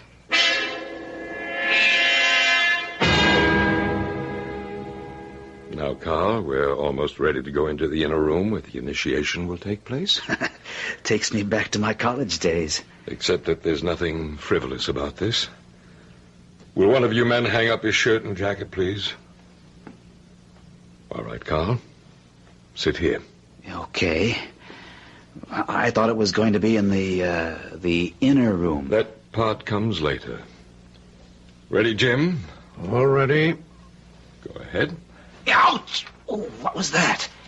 He stuck a needle in my arm. Nothing to be concerned about, Carl. You're too tense. You need to relax. That was just a mild tranquilizer. It's going to relax you, make you feel sleepy, very contented, and at peace with the world. You are getting sleepy, aren't you? See?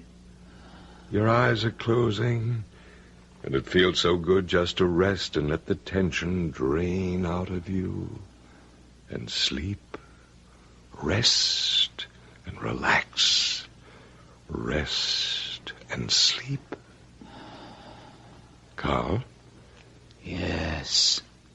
Do whatever I tell you to do. But only what I tell you. Do you understand that? I do what you tell me to do. But only what you tell me to do. The executive club which you have the honor of joining this evening is controlled by a civilization which is ages older and infinitely more advanced than what we call civilization here on Earth. The beings who make up that civilization are our masters. They live on the 7th planet of a star known to Earthlings as Myra. They're in urgent need of our mineral and other resources. We serve them. They are our masters. We have been, as you will be tonight, partially mechanized, the better to serve them in all things. Eventually, all Earth people will be their servants. To us has been granted the privilege of pioneering in this. Is that all clear to you, Carl? Yes. Clear. All right. Is Dr. Lane ready, Jim? All set. He's waiting. I'll stay out here. I drew Tyler duty tonight. You will come with me now, Carl. Into the inner room.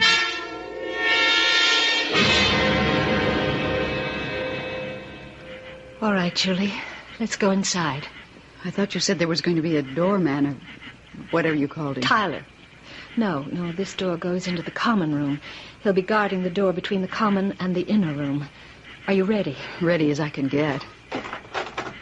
Look, who's that? Oh, just us, Mr.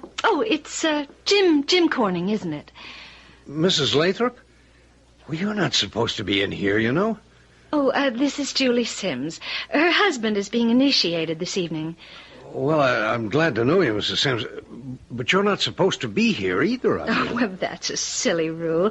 Oh, didn't I hear that your wife was going out to the coast to visit her sister, Jim? Well, the membership always felt... My wife doesn't have a sister. She has a brother. Oh, that must have been Addie Clark. Is it true what I hear, that Addie and her husband are on the point of separating? Her brother isn't even married, so... Addie Clark? Well, yes, she's married. Yes, your son, Bobby, was so good in that high school play last spring, Jim. Is he planning to be an actor when he grows up? I never heard if there was any trouble between Jerry and Addie, and... No, Bobby's my son, not Jerry's. I have two sons, Bobby and... I'll bet if your wife's sister was here, she'd start a women's auxiliary. My wife isn't an actor, and the membership has always felt that... What's the source of the power that keeps all of you going, Jim? It's just never seemed to be a good idea, a woman's auxiliary, because... What power source do you all use, Jim? And my wife's brother isn't an actor. He's a professor of English at... What's your power source, Jim? Solar energy.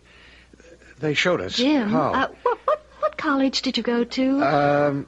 Harvard Law. Did you ever meet Clarence Thorpe? Now, he went there. And before that, Penn State. And I never heard of a Thorpe College. I went to... Your wife's sister married a dentist, My didn't wife's she? brother is... His name isn't Clarence. Where's the switch that turns off the solar energy, His name is Jim? Frank, or there was a Harry I used to know, but I don't think Where's the solar energy power switch, Jim? But he never belonged to the membership has always felt that... The power switch, Jim, where is it? Over there, behind the portrait. Oh, good. Good. I was afraid it would be in the inner room. Jim, what was the founder's name? He was never married to my wife's sister. She doesn't even have... Where does Bobby plan to go to college? The founder's name wasn't Bobby. It was something more like... Did you go home for dinner tonight? Bobby's my son.